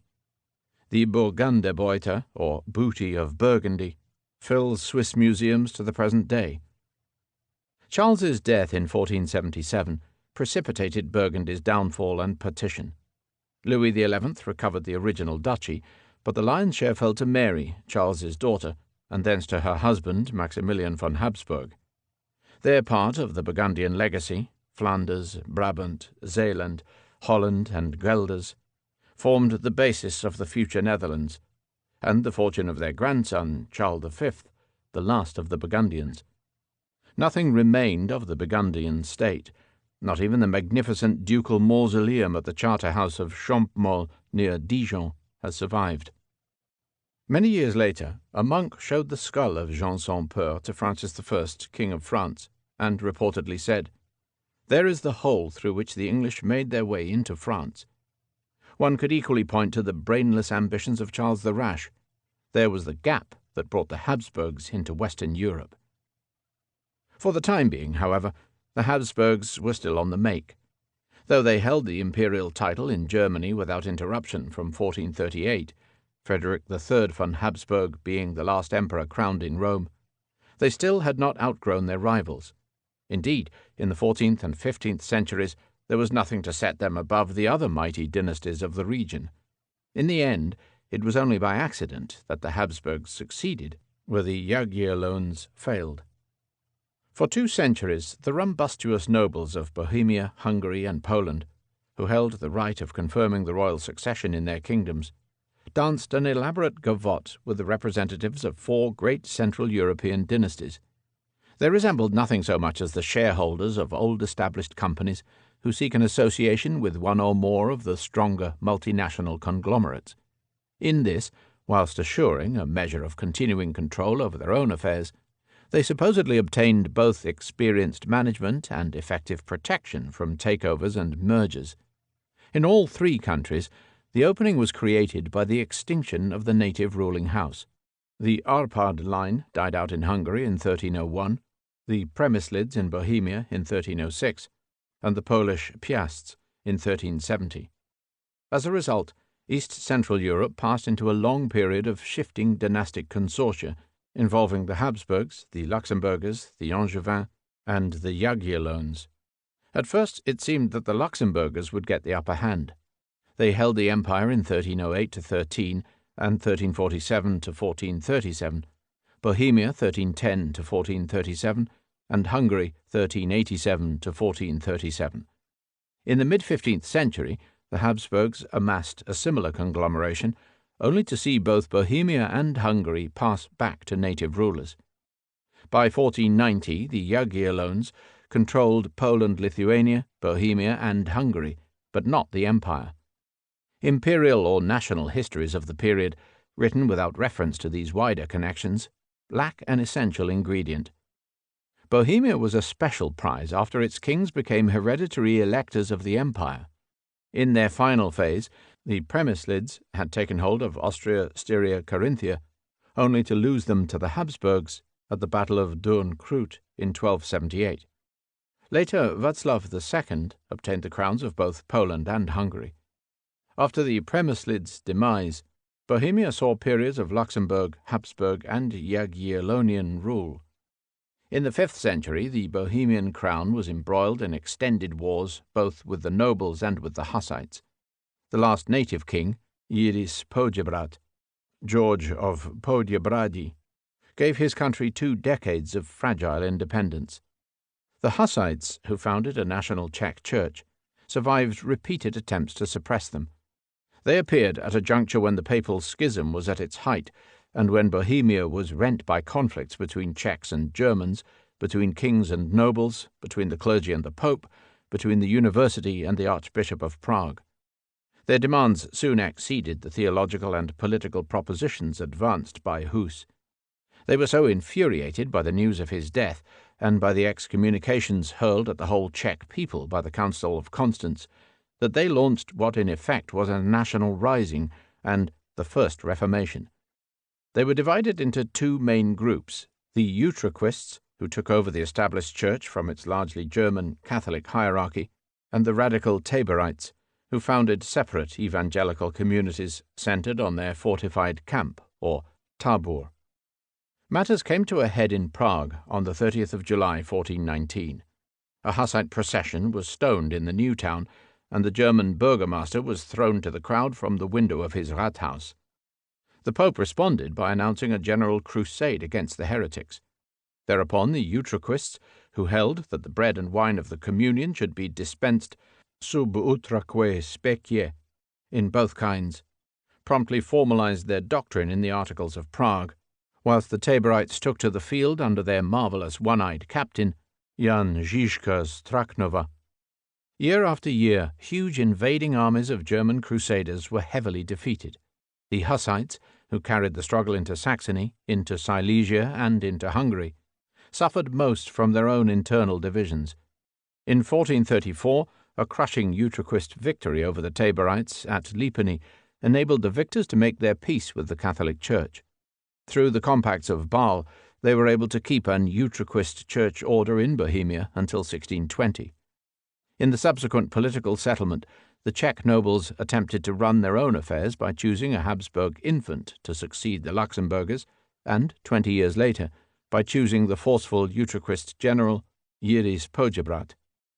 After Jiris' death, the Diet settled for Vladislav Jagiellon to save them from the Hungarians and the Habsburgs. Hungarian history followed a similar pattern to that of Bohemia. In this case, after a brief interval under the Bavarian Wittelsbachs, Hungary was taken over by the Angevins of Naples. Charles Robert, or Carobert, and Louis, known as Lajos the Great, established a powerful supremacy, only to yield to the Luxemburgers and the Habsburgs. The last prominent native king, Matthias Corvinus, ruled from 1458 to 1490.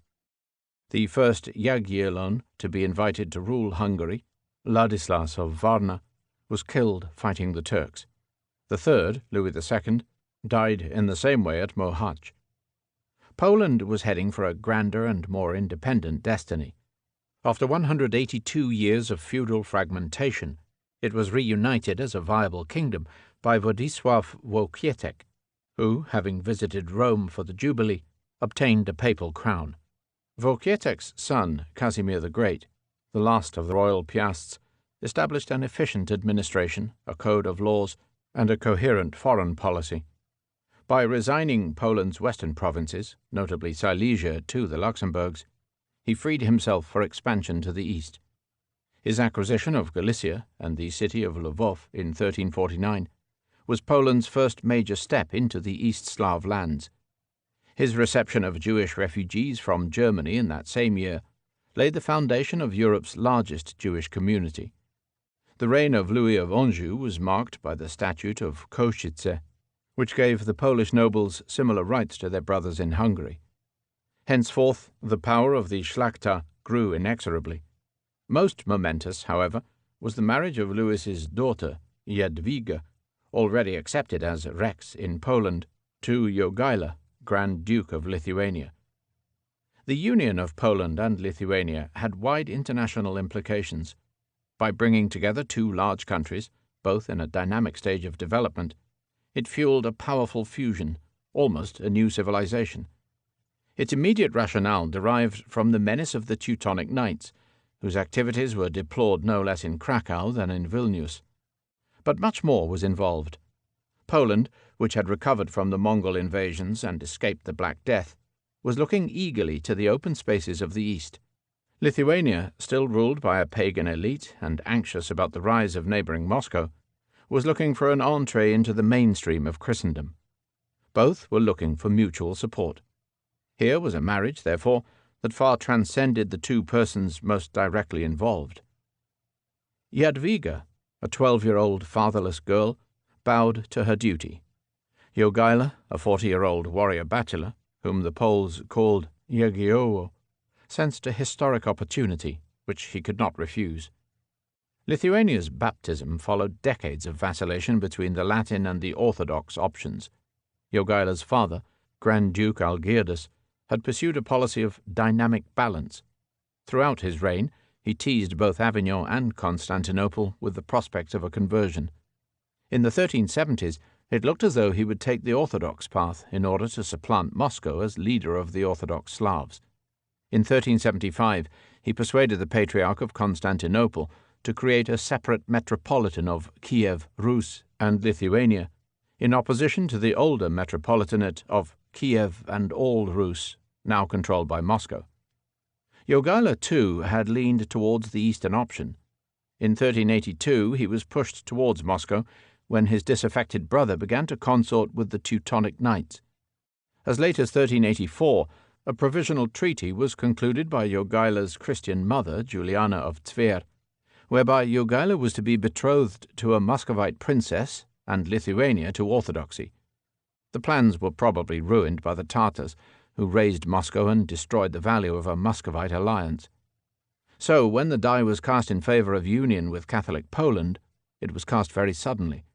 Jogaila reached agreement with the Polish and Hungarian Angevin envoys at Kreva in August 1385. On the 15th of February 1386, he was baptized in Krakow, receiving the Christian name of Władysław. 3 days later, he was married to Jadwiga. On the 4th of March, he was crowned co-king of Poland. Oddly enough, when the sacred oaks were felled in Vilnius in 1387, it was not the last Christian conversion in Europe. At the time, the district of Samogitia, or Lower Lithuania, was occupied by the Teutonic Knights, who did not care to take the same step. So the district did not receive its baptism until recovered by the Lithuanians in 1417. 11 centuries after Constantine, the long career of pagan Europe reached its term. The Jagiellones quickly established themselves as a major force. Their future was assured once the Teutonic Knights were routed at the Battle of Grunwald in 1410. With one branch of the family ruling in Vilnius and the other in Krakow, the Jagiellones ruled the largest realm in Christendom.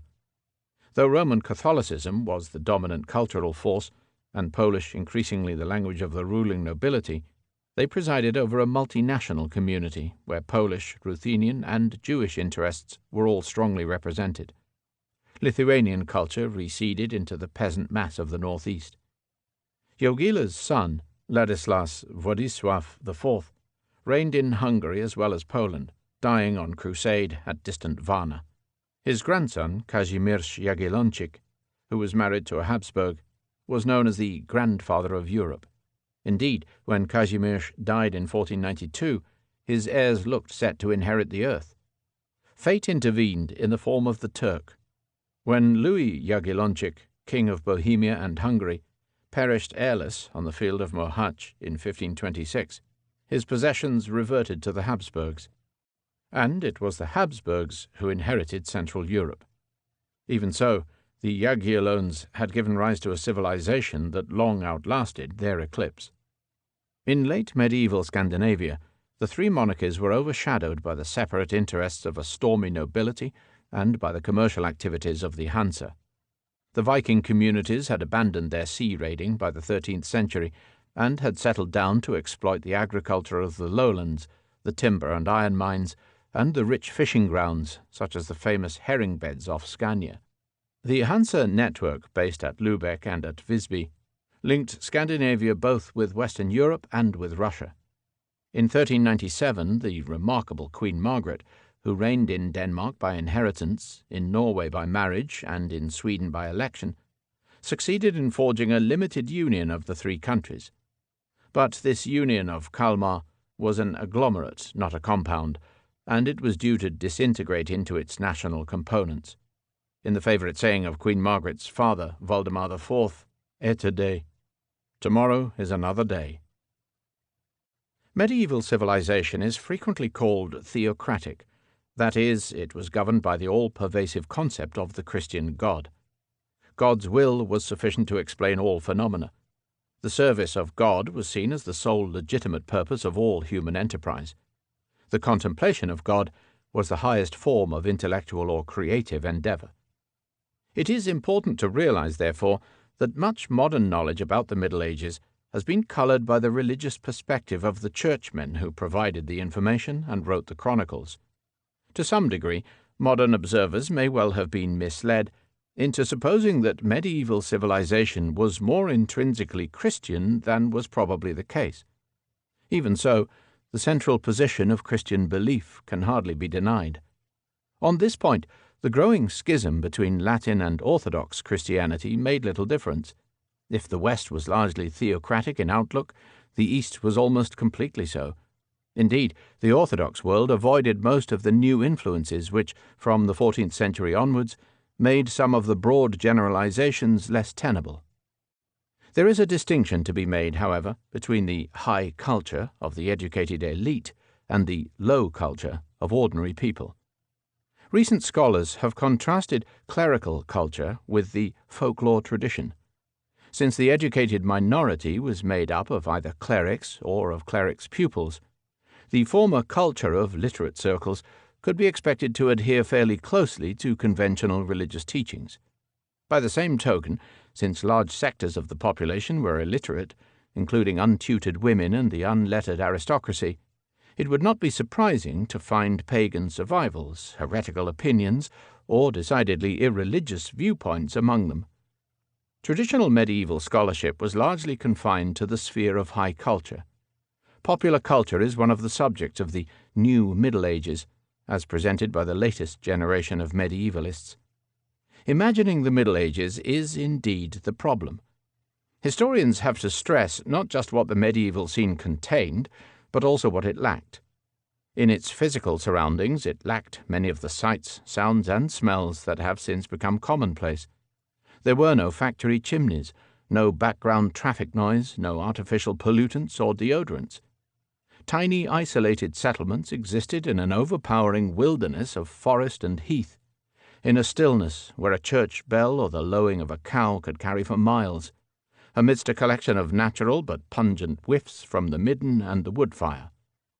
People's perception of those surroundings lacked any strong sense of discrimination between what later times would call the natural and the supernatural, between fact and fiction, between the present and the past. Men and women had few means of verifying the messages of their senses, so all sorts of sensations were given similar credence. Angels, devils, and sprites were as real as one's neighbours. The heroes of yesteryear or of the Bible were just as present, or as distant, as the kings and queens of one's own country.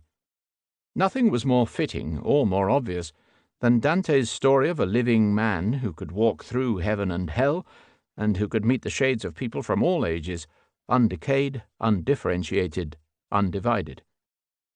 The medieval awareness of time and space was radically different from our own. Time was measured by the irregular motions of day and night, of the seasons, of sowing and reaping. Fixed hours and calendars were in the sacred preserve of the Church. Men travelled so slowly that they possessed no means of testing conventional geographical wisdom. Jerusalem lay at the centre of the three continents, Asia, Africa, and Europe, allocated respectively to the sons of Noah, Shem, Ham, and Japheth. Beyond the continents lay the encompassing ocean, and beyond the ocean, the line where heaven and earth merged imperceptibly into one. Medieval interest in the human body was as minimal as the understanding of it. The internal organs were not clearly differentiated, let alone the interdependent workings of the nervous, skeletal, circulatory, digestive, and reproductive systems. Instead, the body was thought to be composed of a marvelous combination of the four elements, the four humours, and the four complexions. Earth, fire, air, and water were matched with black and yellow bile, blood, and phlegm, and permed against man's melancholic, choleric, sanguine, and phlegmatic temperaments. Specialist knowledge grew very slowly. The early 14th century saw doctors practicing post-mortem dissection and a corresponding improvement in textbooks, notably in the Anatomia of Mondini di Luzzi and of Guido da Vigevano. Surgery benefited from new textbooks, such as the Chirurgica Magna by Guy de Chauliac. After the experience of the Black Death, quarantine against plague ships was instituted, first at Ragusa, Dubrovnik, in 1377, then at Marseille in 1383. Above all, it has been suggested that medieval people lived in a psychological environment of fear and insecurity that inhibited bold and independent thought. Exposure to the forces of nature, incessant warfare, widespread banditry, raids by Vikings, nomads, and infidels, plague, famine, and anarchy, all contributed to the conviction that man was feeble and God was great. Only in the asylum of a monastery could a forceful mind follow its own genius. Medieval philosophy, therefore, remained essentially a branch of theology. The central task was to accommodate Aristotelian ideas with religious dogma, and more generally to reconcile reason with faith. The greatest of medieval philosophers, the Dominican St. Thomas Aquinas, achieved this by saying that human reason was divinely appointed, that faith was rational, and that, properly interpreted, the two could not be contradictory. Related problems were elaborated by three Franciscans, all from Britain, Roger Bacon, John Duns Scotus, and William of Ockham. Bacon, the Doctor Mirabilis, spent 14 years in prison for his suspect novelties. Duns Scotus, after whom, somewhat quaintly, the English language obtained the word dunce, dissented from Aquinas, arguing that reason could only be applied to the realm of what was immediately perceptible. He was champion of the Immaculate Conception. Ockham, the Venerabilis Inceptor, excommunicated for his pains, was the leader of the so-called nominalists. His demolition of the reigning Platonic notion of universals, abstract essences that were thought to exist independently of particular objects, undermined the philosophical foundations of many inflexible medieval conventions, including the social orders. Ockham's razor, the principle that facts should be interpreted with a minimum of explanatory causes, proved a powerful instrument for logical thinking. His complete separation of reason from faith opened the way for scientific and secular investigations. His watchword was entia non sunt multiplicanda praeter necessitatem. Entities should not be unnecessarily multiplied. When he was presented to the German Emperor, Louis of Bavaria, he was supposed to have said, "If you will defend me with the sword, sire, I shall defend you with the pen." Medieval science, too, was inextricably bound up with theology. There was no clear sense of the separation of physical and spiritual phenomena, so that exploring the secrets of nature was frequently seen as immodest prying into the womb of Mother Church. The medieval German language, for example, made no distinction between gas and spirit.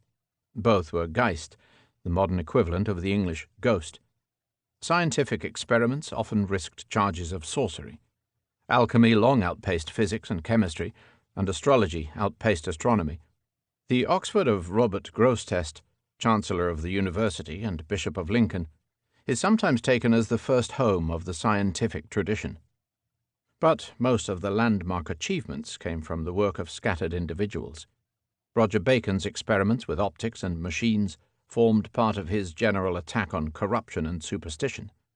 He was trying to verify knowledge in the same way that his unfashionable insistence on Greek was an effort to verify the accuracy of the Latin scriptures. Bacon's master, Pierre de Maricourt, Peter the Stranger, produced a fundamental treatise on magnetism, apparently as he whiled away the time during the Angevin siege of Lucera di Calabria in 1269. Vitello, or Vitellone, a Silesian, wrote a fundamental treatise on optics, the Perspectiva, which, by dividing the mechanical operations of the eye from the coordinating function of the mind, opened the way to modern psychology. Nicolas Oresme, Bishop of Lisieux, produced an influential work on the economics of money, and another on astronomy, De Coelo et Mundo, which supported the theory of the rotation of the earth. He was an enthusiastic advocate of reason, a man of the Enlightenment before his time, a denouncer of astrologers and miracle-mongers. Everything contained in the Gospels, he argued, is rationabilissima. A century later, Cardinal Nicholas Cusanus, from Cues on the Moselle, repeated the idea of the earth's rotation, predicted calendar reform, and prophesied the end of the world in 1734. All these men had little difficulty distinguishing the mirabilia of nature from the miracula of the Church. Given the gradual accumulation of knowledge, a need was created for encyclopedic compendia. Among the most widely distributed were the Speculum Maius of Vincent of Beauvais and the Opus Maius of Roger Bacon. Religious belief, however, remained surrounded by every form of irrationality and superstition. In the later Middle Ages, church dogma was still being formulated and systematized. The area of belief which people were ordered to accept unquestioningly was expanding. The Lateran Council of 1215 had made confession and penance obligatory. In 1439, the doctrine of the seven sacraments, from baptism to extreme unction, was regularized. The doctrine of transubstantiation, the contention that the bread and wine of the Eucharist are miraculously transformed into the blood and body of Christ, was so refined that the priest alone was allowed to drink the wine of the chalice. Lay communicants could only partake of the bread. The separation of the people from the magical, priestly caste was emphasized.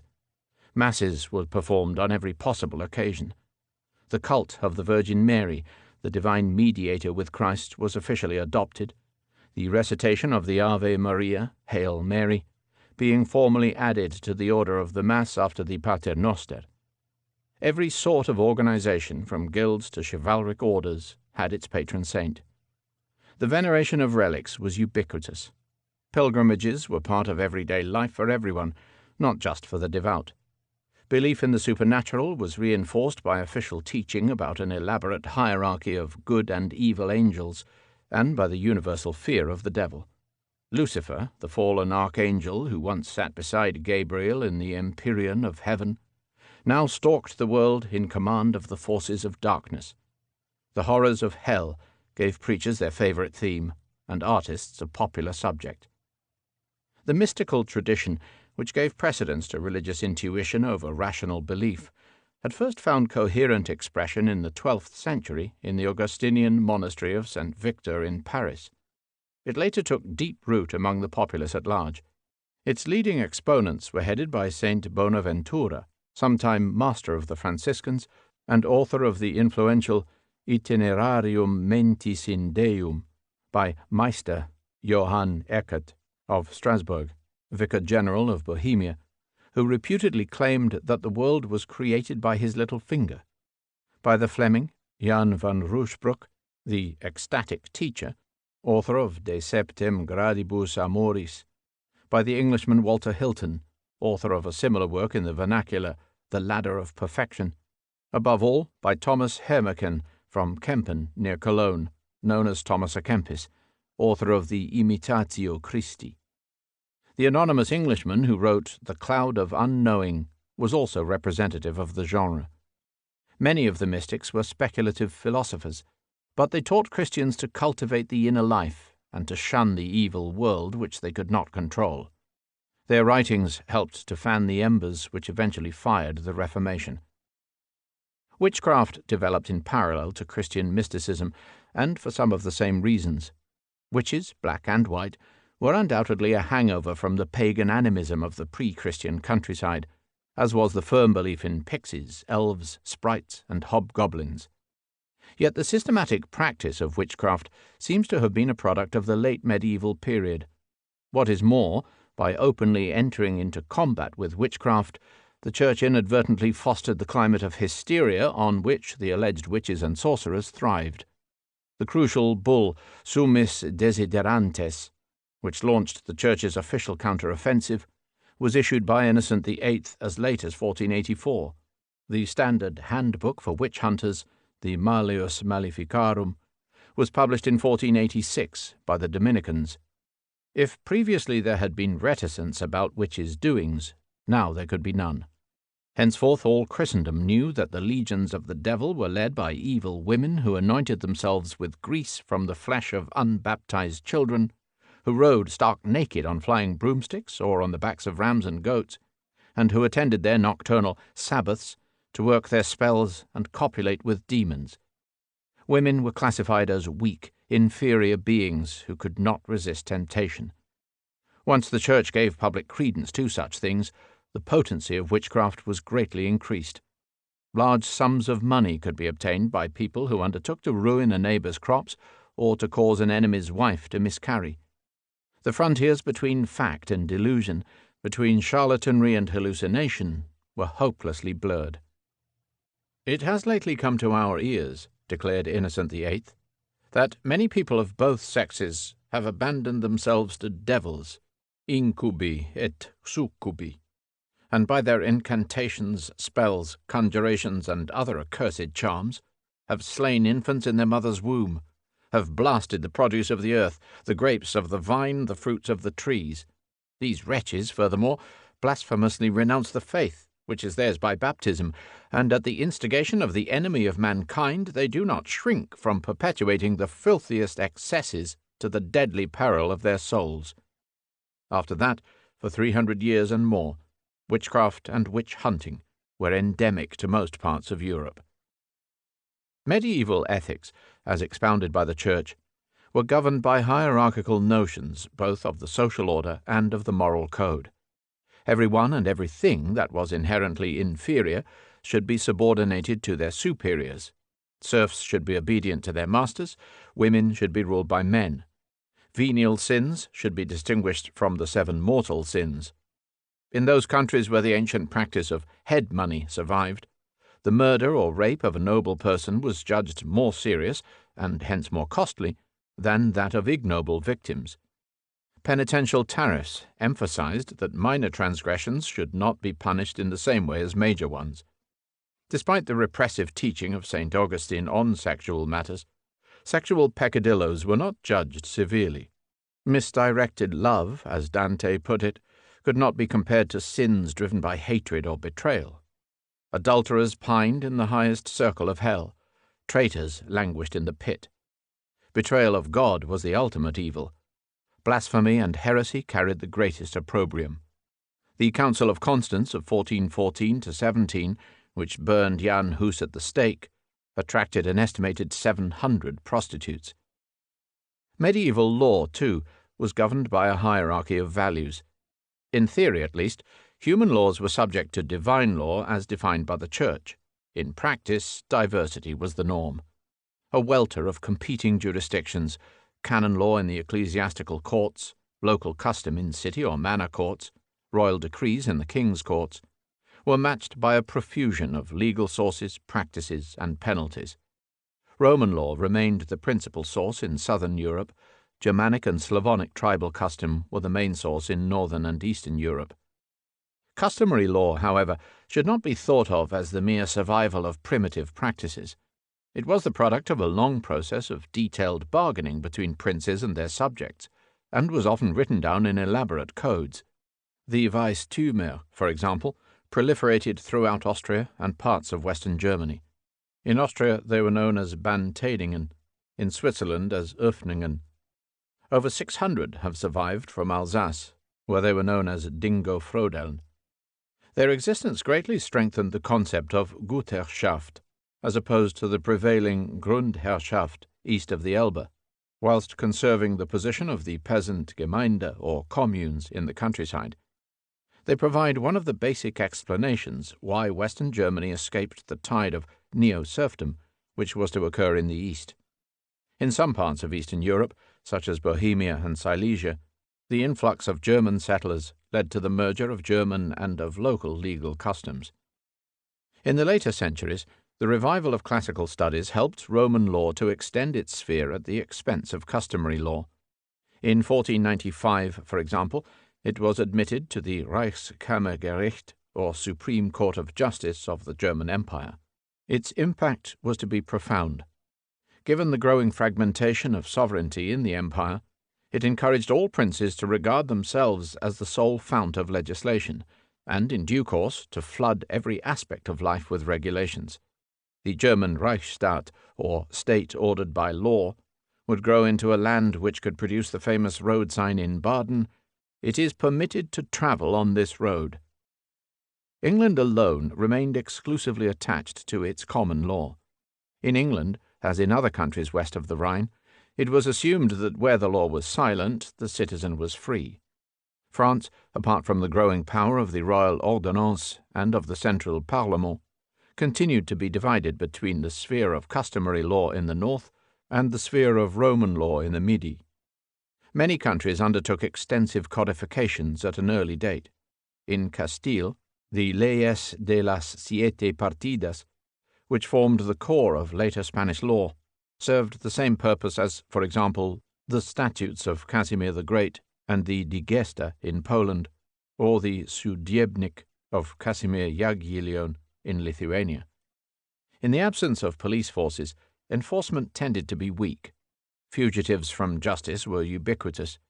Punishments for those apprehended, therefore, tended to be ferocious and exemplary. Hanging was often accompanied by drawing and quartering. Mutilation by branding or by amputation was designed to be a social deterrent. Imprisonment and fines, which developed with statute law, led to inhuman conditions for poor prisoners, since little or no provision was made for their upkeep. Medieval education built on the foundations laid down in the 12th and 13th centuries. Primary learning of letters and numbers was largely left to the supervision of the family or the village priest. Secondary learning was supported by the cathedrals and increasingly by city councils. The content, though less so the clientele, was still geared to the training of clergy. The three disciplines of the trivium, grammar, rhetoric, and logic, were the basic diet. Well-established foundations, such as Winchester College or the Latin School at Deventer, enjoyed a national, if not an international, reputation. Several of the large cities in Italy and Germany opened commercial schools. 14th century Florence possessed 6 such schools, with over 1,200 pupils. University foundations spread during the 15th century to all countries of Latin Christendom.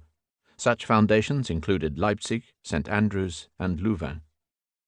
Medieval literature remained predominantly devotional in character, although the secular tradition promoted by the Chansons de Geste and the Bellini continued to develop. Most books were written in Latin or Greek. Many of them remained within the milieu for which they were written. The 15th century discovery of the works of Roswitha of Gandersheim, for instance, a German nun who had written a series of Latin comedies 5 centuries earlier, suggests that a significant part of medieval literature may never have come into general circulation. An extensive popular literature, however, such as ballads and lives of the saints, was increasingly found in the vernacular, partly because the formal education was not available for women. Popular theatre began with the miracle plays staged by the Church. New developments, though pregnant for the future, were confined to narrow circles. Medieval historiography remained the realm of the chroniclers and the annalists, men, often monks, who sought to record the past but not to explain it. Divine providence was accepted as sufficient causation. The corpus of medieval chronicles contains several hundred major items. Some, such as the early Anglo-Saxon Chronicle in England, or Nestor's 11th century primary chronicle from Kiev, were written in the vernacular. So too were the great series of French chronicles, Villehardouin, Joinville, Froissart, Comines. Latin or Greek, however, predominated. The chronicler's bias fell heavily in favor of the Church's view on events, or that of the ruling prince. Qui Dieu veut aider, concluded Villehardouin, nul homme ne le peut nuire. He whom God wishes to help, no man can harm. Political thought centered on the perennial problem of defining the powers of church and state. Carolingian thinking had approximated to the Caesaro-papism of Byzantium. Feudalism stressed the concept of contract. The investiture dispute and its derivatives produced ardent apologists both for papal supremacy or, like Dante's De Monarchia, for the imperial cause. Roman ideas on sovereign monarchy re-emerged with the study of Roman law, especially in France. But nothing was so revolutionary as the anti-papal treatise Defensor Pacis of Marsilio of Padua, sometime rector of the university in Paris, who dared to propose that supreme authority should be wielded by a sovereign people controlling a secular state. International relations were governed by St. Augustine's idea of a just war. In theory, war could only be just if it satisfied certain conditions. According to Ramon de Peñafort, these were the desire to redress injury, the exhaustion of alternative means, the use of professional soldiers, the good faith of the instigator, and the approval of the sovereign. In practice, warfare was endemic. Subservient clerics could always be found to confirm the justice of anyone's cause, private or public. Outbreaks of temporary peace punctuated the normal predominance of fighting. And war involved the unbridled license of the soldiery. Medieval military logistics and technology did not facilitate the rapid settlement of disputes. Armies were tiny, the theatres of operations vast. A defeated enemy could easily retire and recoup. Action was directed at local castles and strong points. Sieges were more common than set battles. The spoils of war were more desired than mere victory. In the 14th and 15th centuries, mercenary companies, first raised by the Italian cities, were used to supplement the unwieldy feudal hosts. Longbows and crossbows, greatly improved since their appearance in the 12th century, increased firepower. Gunpowder, first used in the 14th century, led to artillery which, in the hands of Hussites or Turks, became a decisive arm. But armoured cavalry remained the backbone of any major fighting force.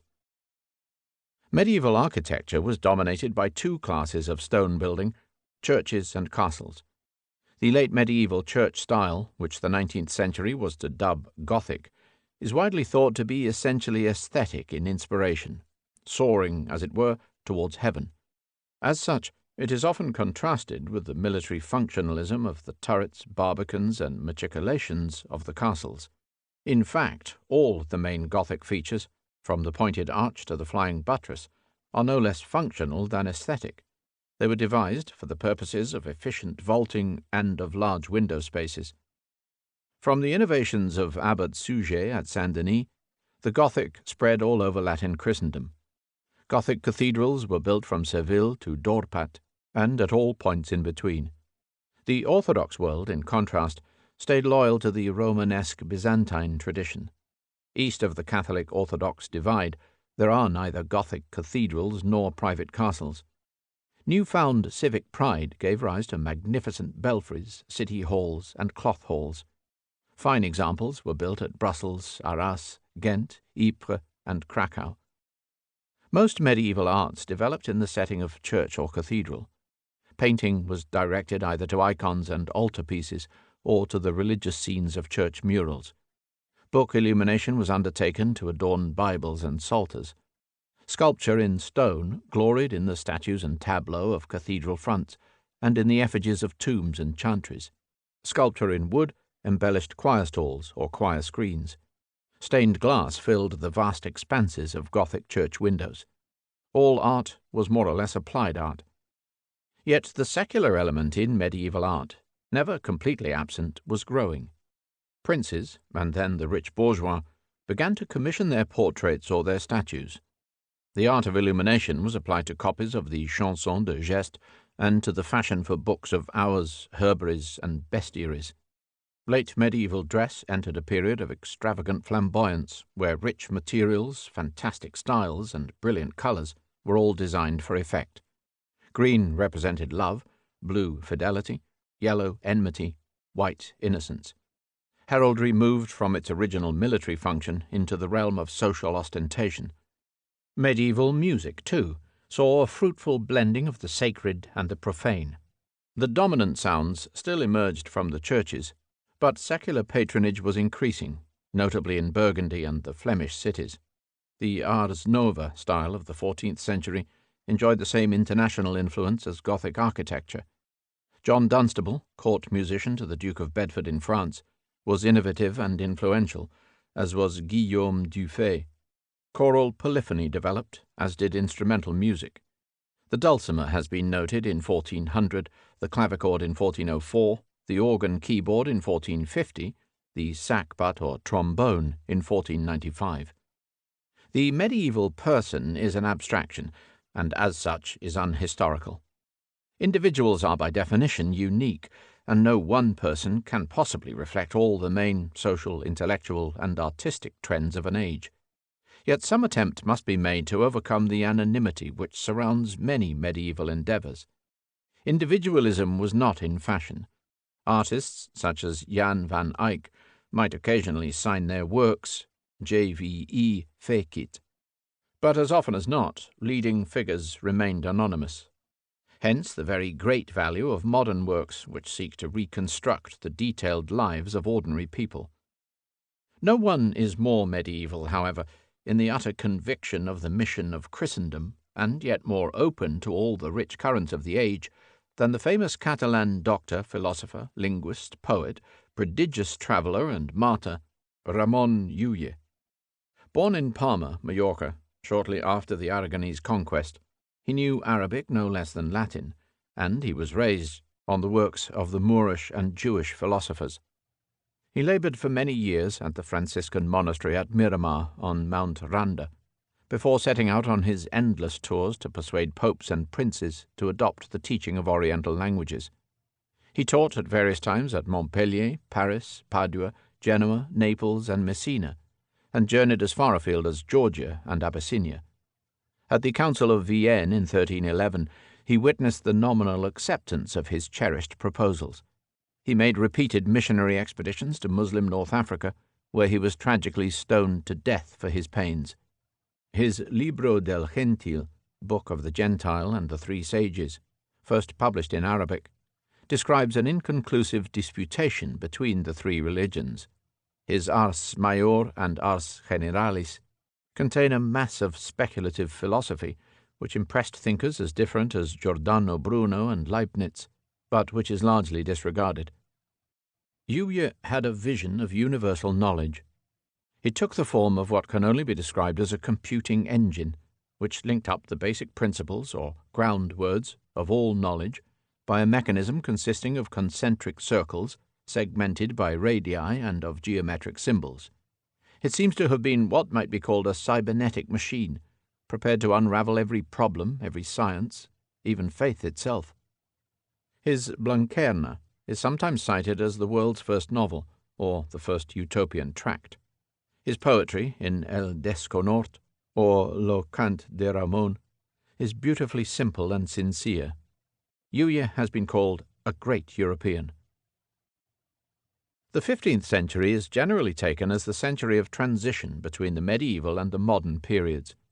In certain spheres, the quickening pace of change led to a decisive break with the medieval tradition. This was true in learning, in the arts, and to some degree through the rise of national monarchies in politics. In most other spheres, the old order held sway. Huge variations, of course, continued to persist. If life in some of the late medieval cities was precociously developed, especially in Italy and the Low Countries, life in the countryside remained largely unaffected. Old and new lived side by side. The gulf between Latin Christendom in the west and Orthodox Christendom in the east was steadily increasing. For the 15th century saw a momentous shift in the strategic confrontation between Christendom and Islam. In 1400, the European peninsula was still gripped in the Muslim pincers that had stayed in place for the previous 700 years. One arm of the pincers still held on, ever more precariously, to Granada. The other arm, ever more persistently, was throttling Constantinople. Yet by 1500 the pincers had slipped, and the main axis of the confrontation had moved dramatically. Islam, which was finally defeated in the west, was victorious in the east. As the Moors finally faltered, the Ottoman Turks triumphed. At the very time that Western Europe broke free of the Muslim blockade, Eastern Europe was confronted with the Muslim challenge in intensified form. In 1400, the main weight of the Muslim world could be felt along the whole of the traditional southern front. By 1500, though the green flags of the Prophet still waved along the African coast, they were concentrated overwhelmingly in the east. Christians of the Latin West could rejoice. Christians of the Orthodox East could not. The strategic shift was signalled by two landmark events: the fall of Constantinople to the Turks in 1453 and the fall of Granada to the Spaniards in 1492. The consequences were immense. The shift gave rise in the religious sphere to the last vain attempt to reunite the two divided halves of Christendom, in the economic sphere to the search for new trade routes. In the realm of geopolitics, it ensured that the emergent kingdom of Spain was bathed in Catholic triumphalism, whilst the emergent principality of Moscow was immersed in the resentments of the Orthodox defeat. The liberated West, led by Spain, was preparing for the conquest of new worlds. The embattled Orthodox East, led by Moscow, dug in behind its mental stockade. Each, in its own way, was preparing a further round in the medieval quest for a Christian empire. Given the Ottoman encirclement of Constantinople, Christian leaders were driven to reconsider the healing of the schism between the Greek and Latin churches. The result was the ill-starred Union of Florence of 1439, one of the most pathetic episodes in the scandalous annals of Christian disunity. The Greeks had been petitioning the papacy for decades, and a Venetian pope, Eugene IV, finally recognized the emergency. Indeed, being pressured beyond endurance by the reforming Council of Bâle, he saw that mending relations with the Orthodox might strengthen his own position. The negotiations, which opened in Ferrara in January 1438 and continued in Florence, were led by the Pope, by the Byzantine Emperor John VIII Palaeologus and his patriarch, and by 22 bishops who had deserted their colleagues in Bâle to attend. Not surprisingly, the desperate Greeks gave way on all matters of substance, readily accepting the Roman doctrines of papal supremacy, purgatory, the Eucharist, and the Filioque. The way was cleared for reinstating the unity of the Church on papal terms. In the decree Laetantur Coeli of the 6th of July 1439, the union was formally sealed. The text of the union was read from the pulpit of Santa Croce in Latin by Cardinal Julian, and in Greek by Archbishop Bessarion of Nicaea, and the two churchmen symbolically embraced. Unfortunately, none of the parties to the union actually possessed the means for putting it into effect. The Pope was bitterly denounced by the rump of the Council of Bâle, which moved swiftly to elect the last of the anti-popes, Felix V. The German bishops stayed aloof. The French bishops, elated by the recent enactment of the anti-papal pragmatic sanction of Bourges, leaned towards the council. The attempt to end the schism with Constantinople had provoked yet another schism within the Roman Church itself. The Orthodox Church was no more enthusiastic. In Constantinople, the clergy who had signed the union were repudiated. "We need no Latins," the mob shouted. "God and the Madonna, who have saved us from Persians and Arabs, will now save us from Muhammad." In Alexandria, a synod convened by the Eastern patriarchs condemned the union outright. In Moscow, the Metropolitan Isidore returned from Florence wearing a Latin cross and was promptly imprisoned.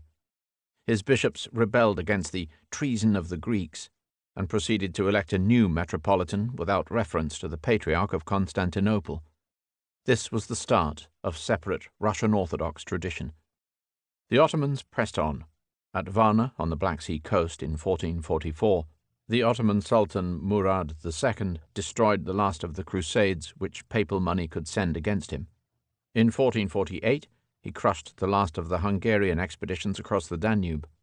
Only in Albania, under Skanderberg, did resistance to the Sultan flourish.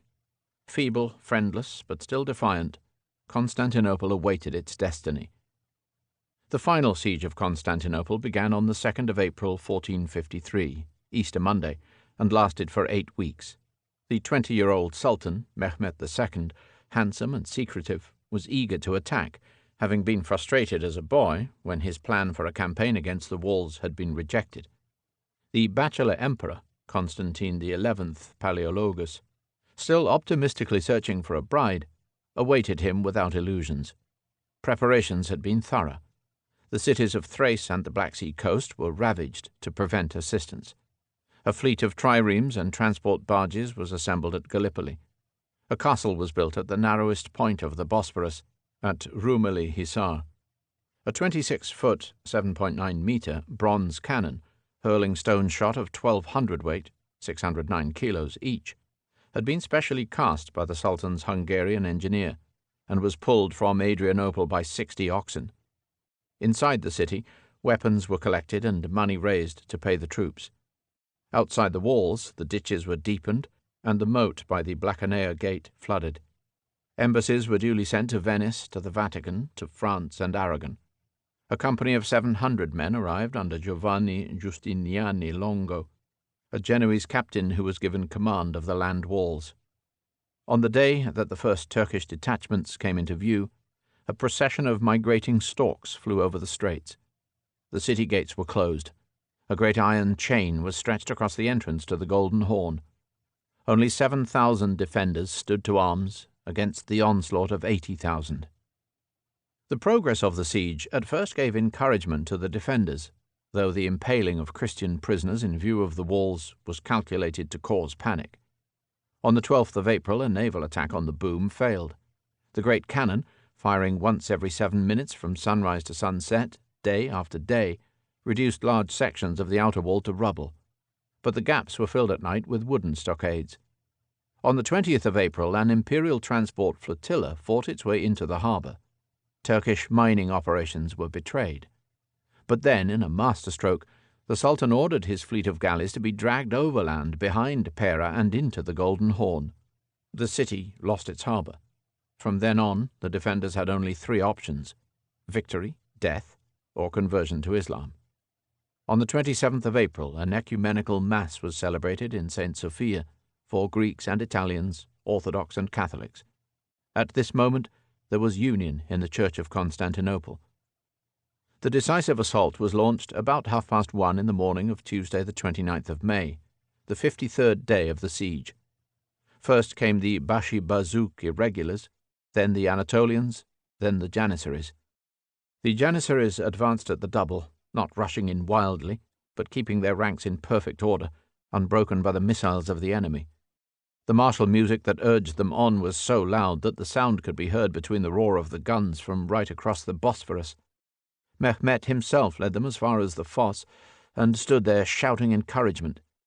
Wave after wave of these fresh, magnificent, and stoutly armoured men rushed up to the stockade, to tear at the barrels of earth that surmounted it, to hack at the beams that supported it, to place their ladders against it, each wave making way without panic for its successor. Just before sunrise, Giustiniani took a culverin shot on his breastplate and retired, covered in blood. A giant janissary called Hassan was slain after mounting the stockade, but he showed it was possible. A small sally port, the Kerkoporte, was left open by retreating Greeks, and the Turks swarmed in. The emperor dismounted from his white Arabian mare, plunged into the fray, and disappeared. Constantinople was sacked. Great slaughter and rapine ensued. St. Sophia was turned into a mosque.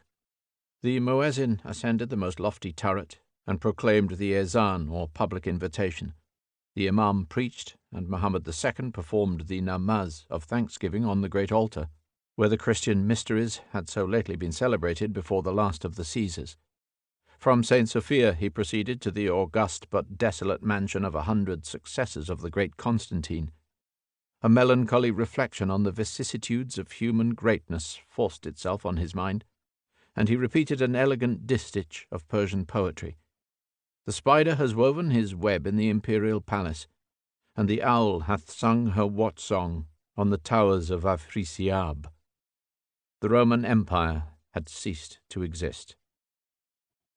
In the course of their conquest of the eastern Mediterranean, the Ottoman Turks gradually set the terms of trade in the region, controlling the routes which linked Europe with the Levant and India.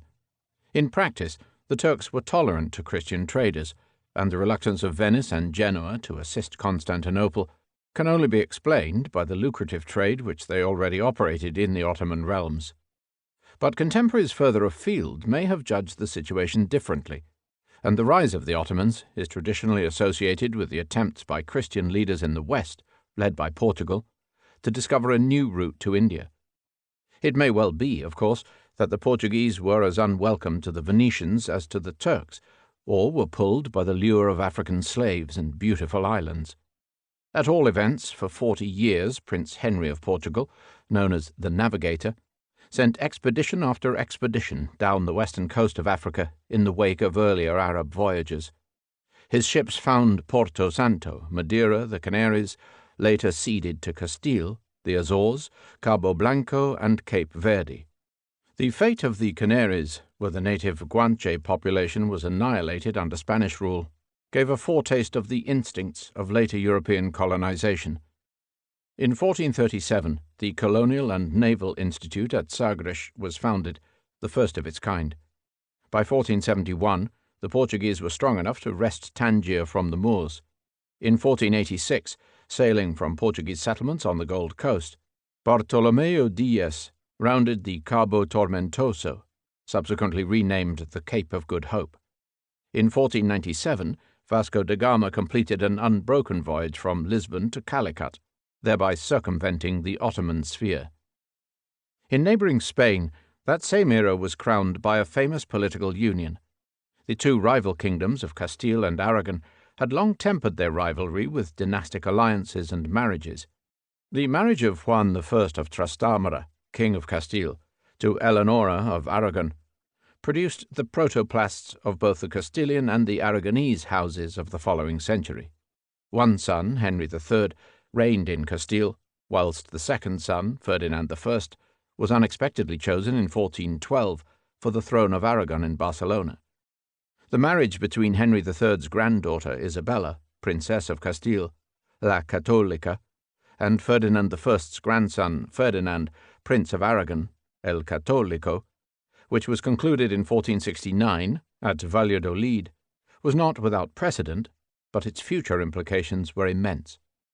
Both bride and groom were heirs to the desperately troubled families and to viciously disputed kingdoms. They were cousins and knew well what to expect if their relatives or their nobles were allowed to gain control. Isabella, upright and devout, had been touted for marriage in Portugal, England, and France throughout her childhood, and had only been saved from the altar by the death of an unwanted suitor on his way to the wedding. Her claim to Castile only arose through the unlawful exclusion of her niece, and her accession in 1474 sparked off both a civil and an international war with France and Portugal.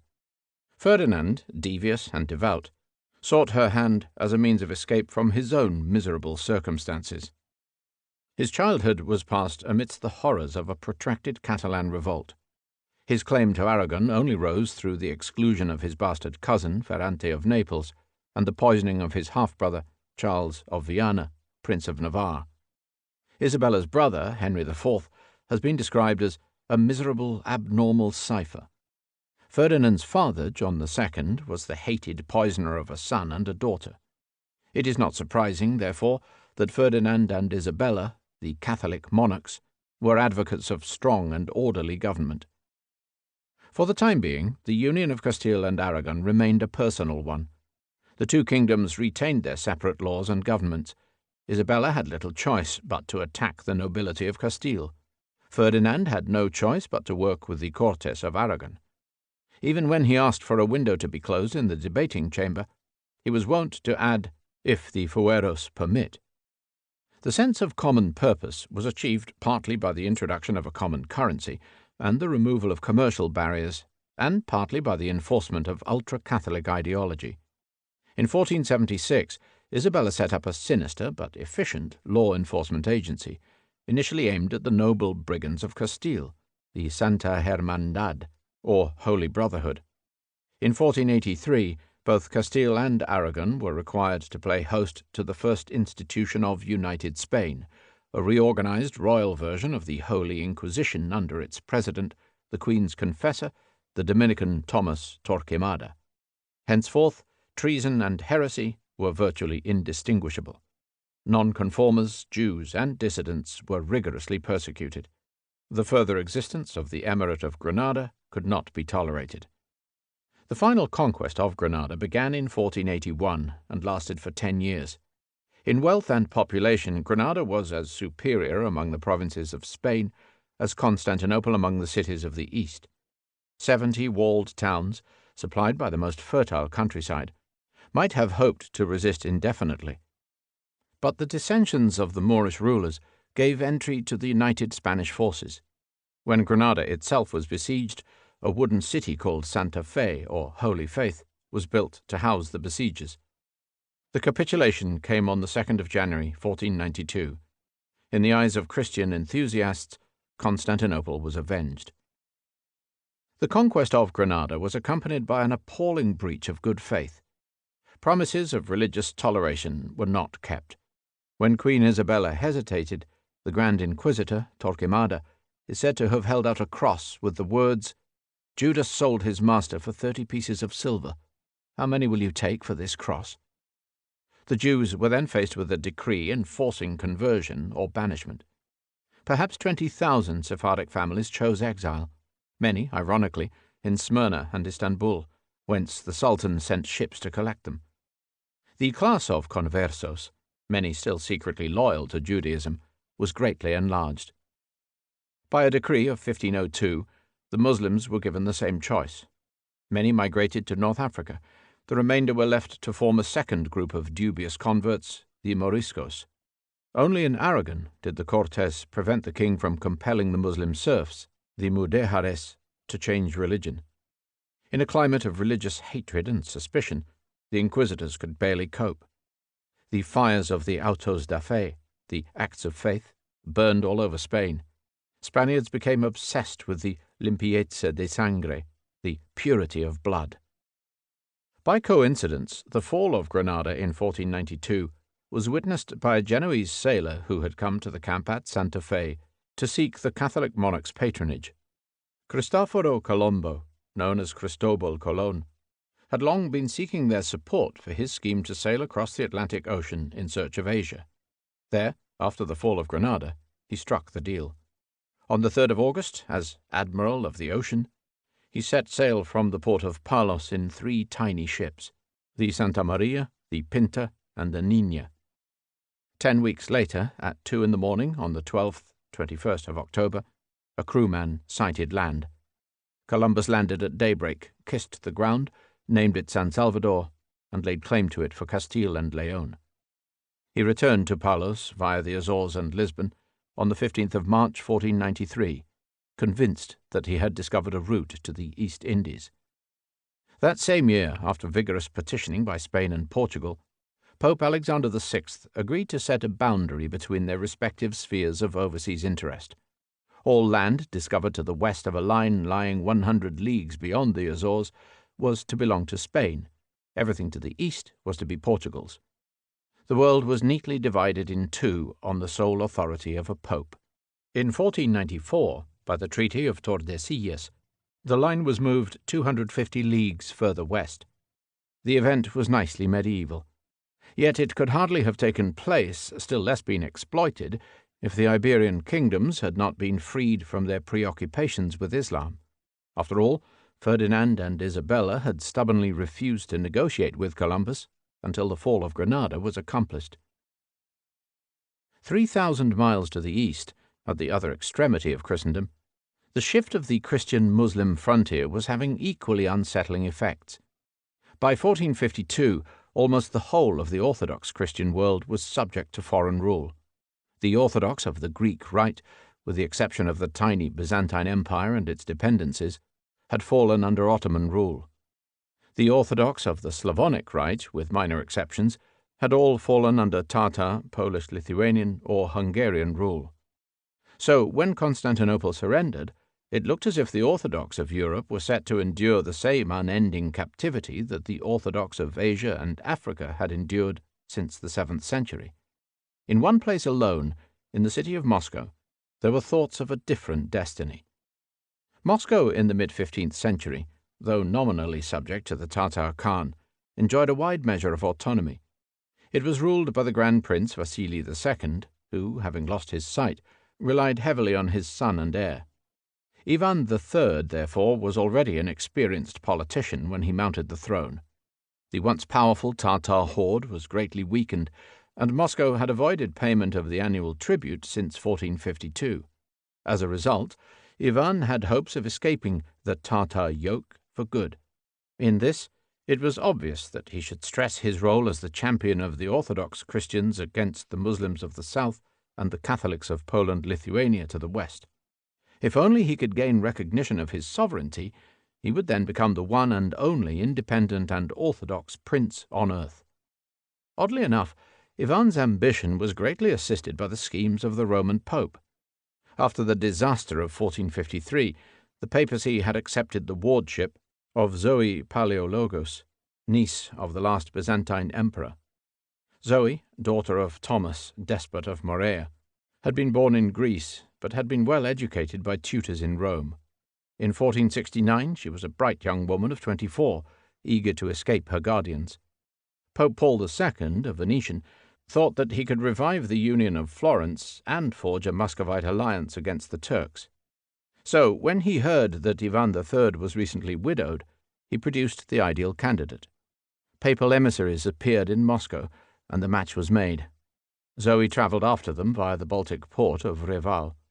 She was readmitted to the Orthodox faith and married to Ivan on the 12th of November 1472. The prestige which attended Ivan's marriage to a Byzantine princess is hard to exaggerate. Up to then, Moscow had been the most peripheral province of the most downtrodden branch of Christendom. Its princes were barely on the map. But now they were touching the mantle of the Caesars. They were only one step removed from adopting the imperial mantle for themselves. In 1477-8, Ivan moved against Novgorod the Great, whose 5 provinces far exceeded the territory of Moscow. Novgorod had recently conceded the secular overlordship of Lithuania and the ecclesiastical authority of the Metropolitan of Kiev. Ivan saw this as a personal affront, and his army soon forced the poorly defended city to capitulate and to switch allegiance. A second visitation was made to suppress sedition, and was followed by mass executions and deportations. Pskov and Vyatka received the same treatment. In the summer of 1480, Ahmad, Khan of the Golden Horde, launched the third of his expeditions to enforce payment of Moscow's tribute. He had counted on the aid of Poland-Lithuania, but it did not materialize.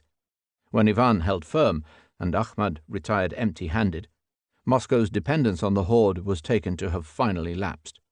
Moscow was free. By that time Ivan had started to refer to himself as Tsar and Samodzierżec, Russian equivalents of Caesar and Autokrator. Like Charlemagne, almost 700 years before, a semi-barbarian prince was building his image not as the founder of a modern state, but rather as the reincarnator of the old, dead, and barely lamented empire of the Romans. The Feast of Epiphany, 6th of January, 1493, the Kremlin, Moscow. The celebration of the holy day was proceeding amidst the splendors of the Grand Duke's private chapel in the Blagoveshchinsky Sabor, the Cathedral of the Annunciation. It was the 12th day of Christmas, the final stage of the season of the Nativity, a remembrance of the time when Christ made himself manifest to the 3 kings.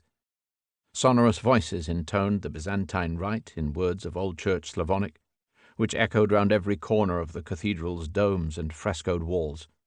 The icon screen, which cut off the inner sanctuary, was far older than the church. It was covered by rows of icons painted by Moscow's greatest medieval artists, Theophanes the Greek, Andrei Rublev, Prokhor of Gorodets. Black-robed and bearded priests moved round the chancel, performing the preliminary ceremonies of vesting, censing, and veiling of the gifts. This being Epiphany, The alternate liturgy of St. Basil the Great took the place of the more usual liturgy of St. John Chrysostom. In its Slavic version, it was essentially the same as that which was used by the Orthodox of the Balkans. Though familiar, it was no more intelligible to the Russian congregation standing patiently before the screen than Latin was to Italians or Spaniards. The public service, the synaxis, or assembly, began as the celebrants entered the nave, and a deacon recited the Litany of Peace. For peace from on high, and for the salvation of our souls, let us pray to the Lord. For the peace of the whole world.